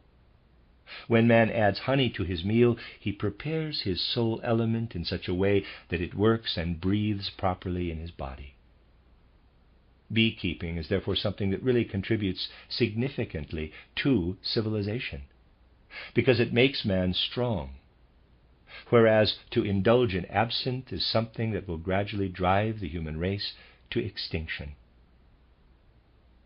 When you consider that bees receive the greatest influence from the world of the stars, you realize that through the bees the right element can enter the human being. All living things work together in the right way when they are combined in the right way. When a person looks at a beehive, he should say to himself with something akin to exaltation that by the way of the beehive, the whole universe enters human beings and makes them capable people. Drinking absinthe, however, produces incapable human beings. By looking at things in this way, knowledge of man can thus become knowledge of the universe. The end of lecture discussion number 17. You are listening to RudolfSteinerAudio.com. If you are listening to the podcast of this, it is located at RudolfSteiner.podbean.com. Please consider becoming a patron. This is a reading of a set of lecture discussions by Rudolf Steiner given to the Workmen at the First Goetheanum. It was originally published as Health and Illness in 2 volumes. It is now back to its original single volume, Collected Works, volume 348, retitled From Comets to Cocaine, revised translation by Matthew Barton. This is the last lecture discussion in the book, lecture discussion 18, given on the 10th of February 1923, and entitled The Relationship Between the Planets and the Metals and Their Healing Effects. Dr. Steiner: do any of you gentlemen have a question you would like to have discussed? Question: I would like to ask what the world was like in primeval times. Had the planets Venus, Mercury, and so on deposited various metallic substances? Dr. Steiner: if this is considered simply in the way it is frequently stated in old books, in the new ones nothing is said about it, except in our anthroposophical books, that the planet Venus has something to do with the copper deposited in the earth, for example, then this is merely a matter of belief. People gain nothing but a mental image of it by being told that it was once known by men of old, but nothing is really known about it today. When something like this is to be discussed, one must really go into it in detail. I would like to call your attention to the fact that modern medicine also no longer knows much about these things. Only a few centuries ago, the great majority of remedies and medicines for particular symptoms were based on the use of a metal or a plant substance. The only remnant of this knowledge is that for certain symptoms which appear particularly in syphilis, quicksilver or mercury must be employed as a remedy. One therefore makes use of mercury. Please note that nobody in medicine today can really explain why mercury is effective. It is used simply because it has been seen to be effective. Regarding this effect of mercury on syphilitic diseases, one must also mention that in recent times a number of other medications have replaced mercury. It has already been recognized that these new remedies are not entirely effective, and medicine will soon return to the mercuric remedies. You can prove in a remarkable way that the instinct for healing, not today's science, but the instinct for healing, can use mercury in a very effective way. There are certain regions in which people who were not doctors, but acted out of their instinct for healing, treated a syphilitic illness in the following way. Today this rarely happens, but 3 or 4 decades ago it still occurred.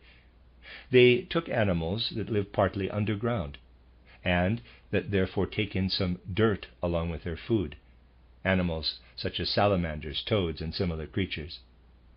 People took these animals, dehydrated and pulverized them, and then gave this preparation to syphilitic patients. This was a kind of remedy. Now, on the face of it, this is completely incomprehensible. It becomes comprehensible only when one knows that in some regions these toad remedies do not help syphilitics, while in other regions they are most effective. One finds that there are mercury mines in those regions where it is effective. It is curious that in regions where mercury is present, the animals absorb it with their food, and it is the mercury that effects the cure. It is not the toad, but the mercury that the toad has consumed and assimilated into its body that has the healing effect. This can tell us 2 things. First, that a remarkable instinct for healing is present in people who are not as yet spoiled by ordinary science. Second, that if a living creature absorbs something, and a toad is indeed a living creature, it permeates its whole body. It spreads through its whole body. This is true to an even greater extent in the case of humans. Since we used the example of mercury-based remedies, I would like to mention the following. Only in the last few decades has medicine gone downhill to such an extent. It was better when I was a little boy. In Vienna there lived a splendid professor of anatomy, Joseph Hertel, who still knew a little, not very much, but still a little, about more ancient medicine. When in his clinic he had the corpses of people who at one time had undergone mercury treatments, he would break their bones open and show his students that little drops of mercury were deposited in them. This is how a substance that a person absorbs spreads throughout his body. It is the same in other living creatures, and so toads that had assimilated mercury into their whole bodies could be pulverized and used as a remedy against syphilis. Now I will tell you how people hit on the idea of using mercury for such illnesses in earlier times, when science had a totally different character. When you observe the planetary system the way we know it from school, the sun is here in the center. Near to the sun, the planet Mercury, a somewhat small planet, circles the sun. A little farther out, Venus circles the sun. Mercury is a small planet, and its orbit around the sun takes place in a short time, about 90 days. Then comes Venus, and it circles the sun more slowly. The next planet circling the sun is the Earth. Beyond the Earth is Mars. Then come a great number of tiny miniature planets or asteroids in orbit beyond Mars. There are hundreds and hundreds of these tiny little planets. They are in orbit. I would have to sketch a lot of planets, but they are not that important and lack the great significance of the larger planets. After these planets come Jupiter, circling the sun, and still farther out, Saturn. Then comes Uranus and Neptune. But these two planets were discovered most recently. I need not sketch them, since they circle much farther out, and their orbits exhibit such irregularities that in reality they cannot be counted among the planets even today. This is how the planets circle the sun, just as our moon circles the Earth. It circles the Earth just as the other planets circle the sun. Now, astronomy today looks at such a planetary system without paying much attention to the influences that these planets have on the beings living upon Earth. One calculates the position of a planet for a given time so that a telescope can be turned toward it. This can be calculated. One can also work out how fast a planet moves. One can calculate all this. It is with these calculations that people are concerned today. You see, however, that in the evolution of an entire universal system, a few millennia are not a long time, and it was only 25 to 3,500 years ago that people looked upon the planets in a completely different scientific way. At that time, the following was done. Illnesses, for example, appeared in which, due to thickened blood, I shall tell you why directly, people were afflicted with problems of the intestines. I can't go into detail concerning these critical illnesses now, because when these observations were made in ancient times, they were not as extensive as they are today. But in an illness observed in Babylonia, Assyria, Nineveh, and so on, even in Egypt, people became afflicted with an intestinal disorder that was due to thickened blood, to abnormal processes in the blood. Blood was present in the stools. Typhoid-like diseases were, after all, much more common in ancient times than they are nowadays. Let's assume that the ancient doctors, who were also philosophers, had to study such diseases. They didn't wait until the patient was dead, because they knew that once a person had died, a cure was not very effective. So they did not examine those who had died of typhoid, but proceeded differently.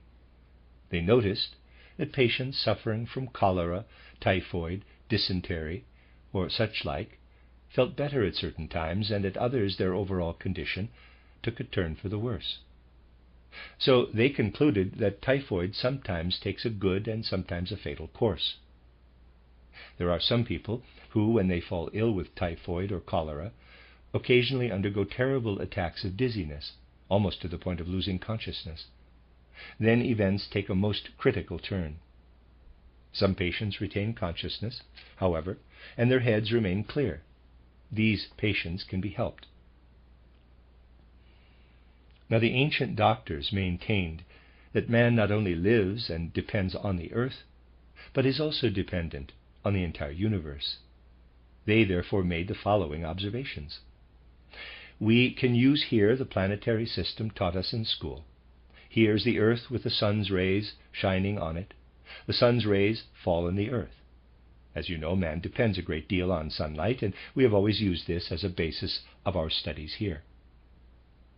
Now, these ancient doctors didn't put such great emphasis on the sun, because they felt that its effects were quite obvious. But they observed people who had severe diarrhea, for example, and they noted that some of them suffered attacks of dizziness at certain times. Their heads became foggy. The heads of others who suffered from severe diarrhea remained clear, and they only became a little dizzy. These doctors realized that this difference was related to the time the illness occurred. At certain times, nothing really could be done for these patients. Without fail, they became very dizzy and then died. At other times, the diarrhea took a lighter course. So these doctors began to observe the stars and found that at those times, when patients recovered from these typhoid-like illnesses, the planet Venus always stood in such a position that it was blocked by the Earth. If the Earth is there's a figure, Venus can be located here. If a person is located there on the far side of the Earth, no rays from Venus reach him. Since the light of Venus can't pass through the Earth blocks out Venus for him. The ancients, of course, recognized this, since they could not see Venus, as it was blocked by the Earth. Now they continued their observations, and discovered that the prognosis was good for a person ill with typhoid in the times when Venus was blocked by the Earth. When Venus was not blocked, however, the typhoid patient was subject to Venus's light in addition to sunlight. Then the prognosis was bad. The head became dizzy, and the typhoid could not be cured.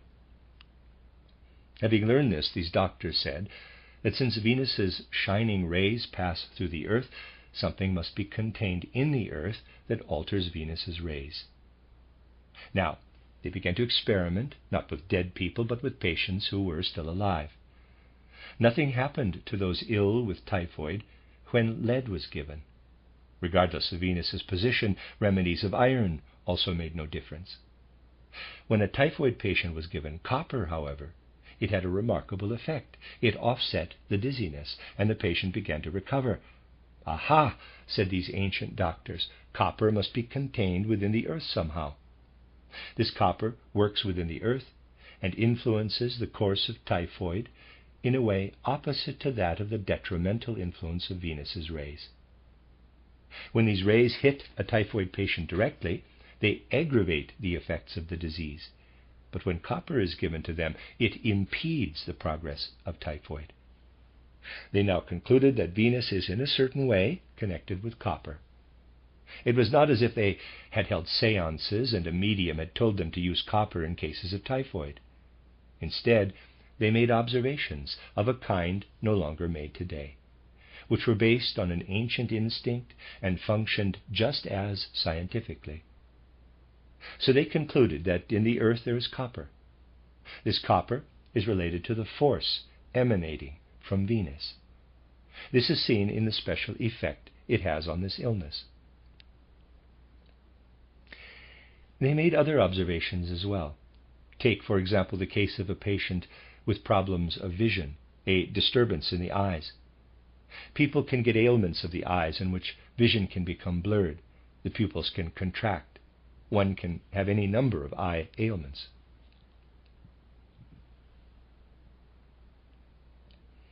Now the ancients again experimented and discovered that when the Earth blocks Jupiter, eye problems improve more than if Jupiter shines directly on the Earth. They explored further and asked what it is in the Earth that counteracts Jupiter, and they found that it was tin, particularly when tin was extracted from plants. Gradually, based on effects upon the human being, they discovered the correspondence between the planets and the metals contained in the Earth. They found that Venus is connected with copper, Jupiter with tin, and Saturn with lead. They found that cases of bone diseases, which can also appear in lead poisoning, have something to do with the rays from Saturn. So, for Saturn, they discovered the effects of lead. For Mars, which has something to do with ailments of the blood, it was easier to find the corresponding metal, iron. Therefore Mars equals iron. For the Moon, which stands in a completely different relation since it orbits the Earth, they discovered something similar, namely silver. Thus Moon equals silver. Now this way of looking at things was completely abandoned later on.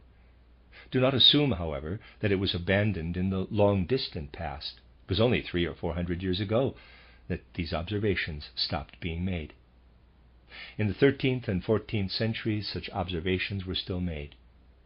What was the conclusion? People told themselves that everything that is now separated out into the different planets was once contained within a kind of primordial soup, one universal mist. This concept is quite accurate. It is only wrong to picture that everything can develop out of such a universal mist without spiritual influences. Otherwise one imagines the great universal schoolmaster who controls everything, as I have told you previously. No, but it was once known that everything was at one time dissolved in a kind of primordial soup. There was no sun, moon, or earth. They were all dissolved in the primordial soup and separated only later. Through the copper contained within the earth, the planet Venus still exerts an influence. When Venus was still dissolved in the primordial mash, it had a special affinity with copper. It was at that time that this bond between them arose. When the moon was still dissolved in everything, silver stood in a special relation to the moon. This knowledge was not a divine revelation, however, nor was it based on arbitrary authoritarian decree. Rather, it was founded on ancient observations. It was due to particular circumstances that syphilitic illnesses came into being. In modern centuries, the so-called civilized peoples came into contact with primitive peoples, and there was an interbreeding, a sexual interbreeding of the civilized with the primitive peoples. These syphilitic illnesses were less prevalent when the peoples of the earth were more segregated into races. The way illnesses have arisen, as with syphilitic illnesses, is that something first causes them, but then they reproduce themselves. They become contagious. Something originally must have caused them to arise. The syphilitic illnesses arose through individuals of different races interbreeding sexually with one another. A syphilitic infection cannot occur, for example, except through a small concealed lesion or worn tissue through which the contagious substance may enter the bloodstream. The contagious syphilitic substance can be smeared on the skin, but if the skin is completely impermeable, an infection can't occur.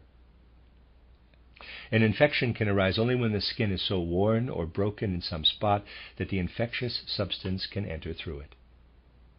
You can understand that the infectious substance of syphilis must first have originated where contrasting foreign bloods intermingled. After that, the poison naturally reproduced. But it arose originally when interbreeding increasingly occurred among different peoples.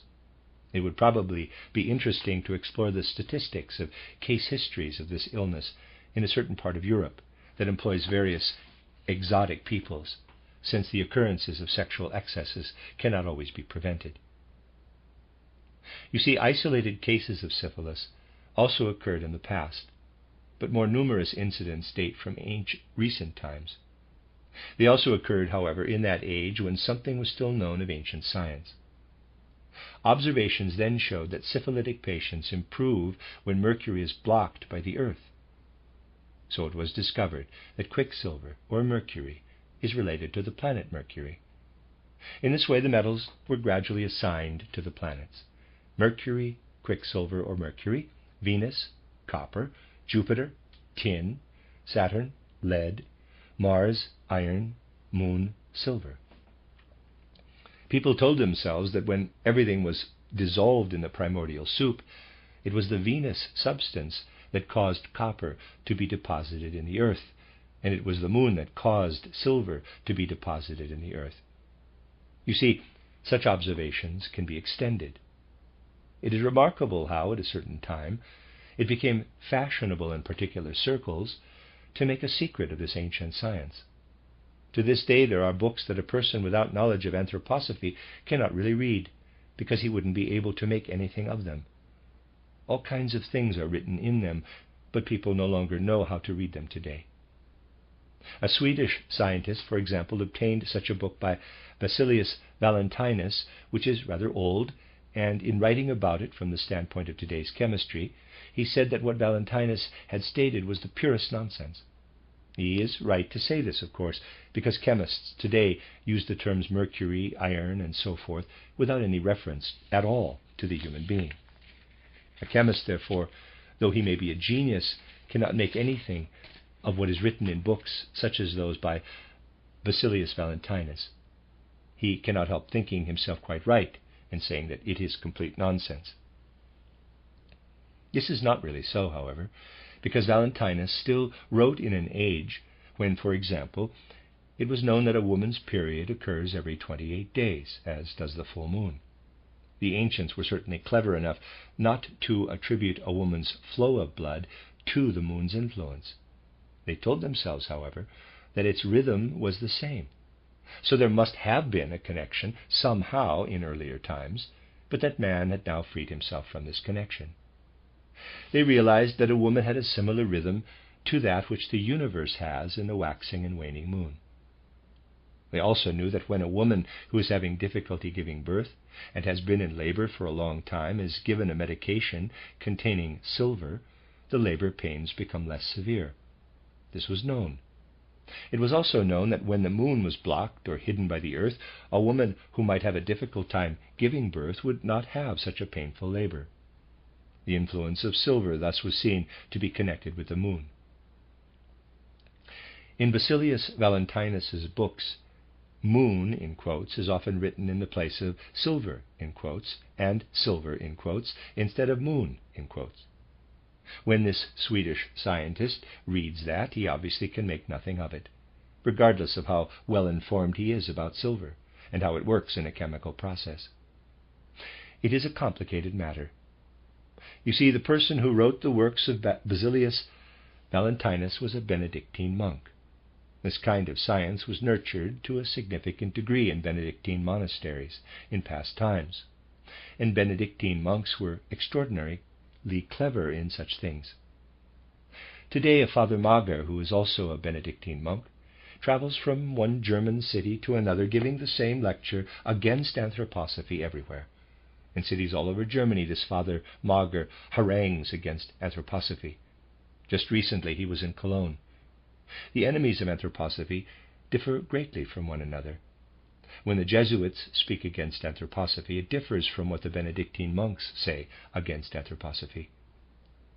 Nowadays, the Church suppresses a science that reaches beyond the earth. Gentlemen, do you know what began at a particular time? At a certain point, the Church authorities began to conceal and gradually suppress this science that had flourished in the monasteries. Such a science requires a great deal of time, but the monks had this time. They cultivated this science, and so were quite useful to humanity in the past. Gradually this was suppressed, however. This suppression of spiritual science often came about in this way. Today's secular scientists now condemn such ancient science without realizing that a direct line leads from such monks of the Church to them. When monists stand up against anthroposophy, they naturally also object to the Church, but they do not realize that they are its proper pupils. Today's scientists are in a certain sense truly Benedictine or Jesuit pupils.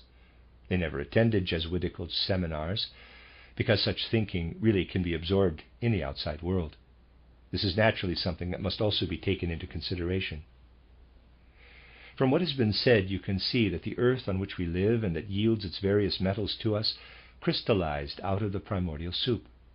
What we behold outwardly as the planets, however, has remained behind as metals in the earth. What the earth once did together with Venus has remained in the metal copper. To heal with copper, this is what is accomplished specifically through Venus. Metals extracted from planets today are especially effective in healing. A metal deposited in the earth is hardened and has lost some of its potency, although it is still effective against head ailments. But copper from the leaves of a plant, known to contain quite a bit of it, the amounts are always small, but one can say quite a bit, is especially effective. There are such plants, in the leaves of which copper is dissolved. If remedies are then made from such plants, they are particularly useful in intestinal disturbances due to a thickening of the blood, which lead to typhoid, dysentery, and the like. This is how healing is related to what can be known about plants. You can see that today things are no longer in order when even the thickest book on botany, although containing all kinds of information, nevertheless lacks the most important instruction medical men should have. There is no mention in these books of the metals that are dissolved in blossoms or roots. If at all, they are noted only in passing. This is a most important point, however, because it shows us that a plant that still contains copper today, for example, is related in its growth process to the planet Venus. It actually opposes the force of Venus and develops its own Venus force by absorbing copper into itself. We can thus say that once there was a connection between the Earth and all the planets that circle the Sun today, and this influence has remained behind in the metals. This is what can be said first in reference to this question. From the foregoing, you can see how important it is to refer back to observations of this kind that existed in the past. We are no longer in the same position, however, that they were in then, because we no longer possess the instincts for healing they once had. Only oxen, cows, sheep, and other animals, not human beings, have really retained a marvelous healing instinct, and they avoid eating harmful things and leave anything that wouldn't be good for them.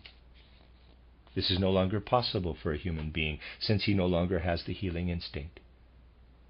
Today, by the roundabout way of a spiritual science, we must once again learn to recognize how everything in the planetary system and in the universe is connected with the earthly plane.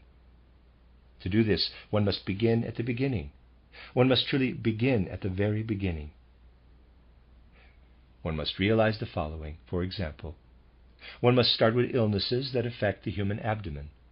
If one has such an abdominal illness, one comes to know that the substances present in the blossoms or the highest leaves of plants are especially helpful. Good remedies can be produced for illnesses of the abdominal organs by extracting certain substances from the blossoms and leaves of plants. Substances taken from the roots of plants, however, provide especially beneficial remedies for everything connected with the human head. Plants are in a reverse relationship to the human being. With plants, the roots are at the bottom and the blossoms are at the top. Man, however, is an upside-down plant. What is root element in the plant is actually in the head of the human being, and the blossom element is more in his abdominal region. You can see this even in their external forms. Man has his head at the top and his reproductive organs are below. The plant has its roots below, while the blossoms containing the organs of reproduction are above. This drawing will help you to understand this, and there's a figure. Here is the human being. Here at the head I draw the root of a corresponding large plant. Here are the stems and leaves. Then with the blossoms I come to the abdominal organs. An entire plant is contained within man. The only difference is that it grows from above downward in him. In a certain sense, man is also a plant. Isn't this apparent? It really is so obvious that everyone must see it. The animal, however, is between the two. In the animal, the plant is in a horizontal position. This is really not just a picture. The plant is truly contained within man. Of course, it develops in accordance with the human form. But imagine that I were to draw this plant in detail, sketching a real bulbous root and the various branches. In other words, a real tree. It would be inverted, however. Here it would have its branches, and the outermost tips would wither a little here and there. There you have the nervous system. The nervous system is truly an inverted plant within man that is continuously dying a little. Now, we know that plants grow out of the earth. First there is winter, then comes spring and summer that coax the plants from the earth. Within the earth is the winter's force.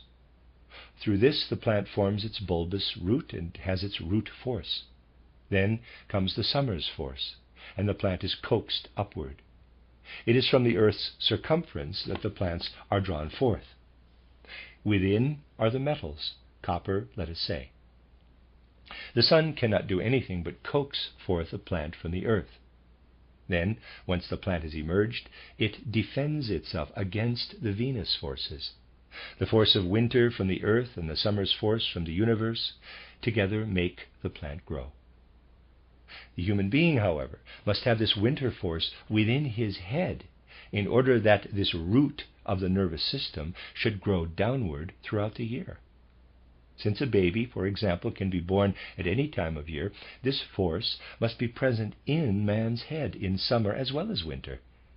He can no longer receive the winter force in his head from outside himself in summer. This really implies that in primeval times, When the Earth was still one with the other planets in the primordial soup, the human being must have absorbed this winter force, which has been handed down to this day. Man owes the winter force in his head to those most ancient times. The head of man was really made in ancient times and today remains the same. So we again find that man's head must be related to what arose on earth in ancient times and today has become completely solidified. Go out into the mountains of central Switzerland and you will find granite and gneiss to be specially prevalent. The most active substance in granite and gneiss is silicic acid, which is present in quartz in pure form as silicic acid or silica. It is also the oldest substance on the earth and must be related to the human head forces. This is why illnesses of the head can be most readily cured with remedies made of silica. In the age when silica still played a particular role on earth, within the primordial soup, and was not as hard as it is today in granite and gneiss, but flowing like a liquid, the force present in the human head was formed, the winter force, and it has been preserved ever since. So, information about the human being must really take into consideration the natural history of the whole earth. This is still connected with the question you asked, gentlemen, and with what I wanted to tell you about it. Goodbye. And that is the end of the book, From Comets to Cocaine, Collected Works, Volume 348 by Rudolf Steiner, and the end of lecture discussion number 18.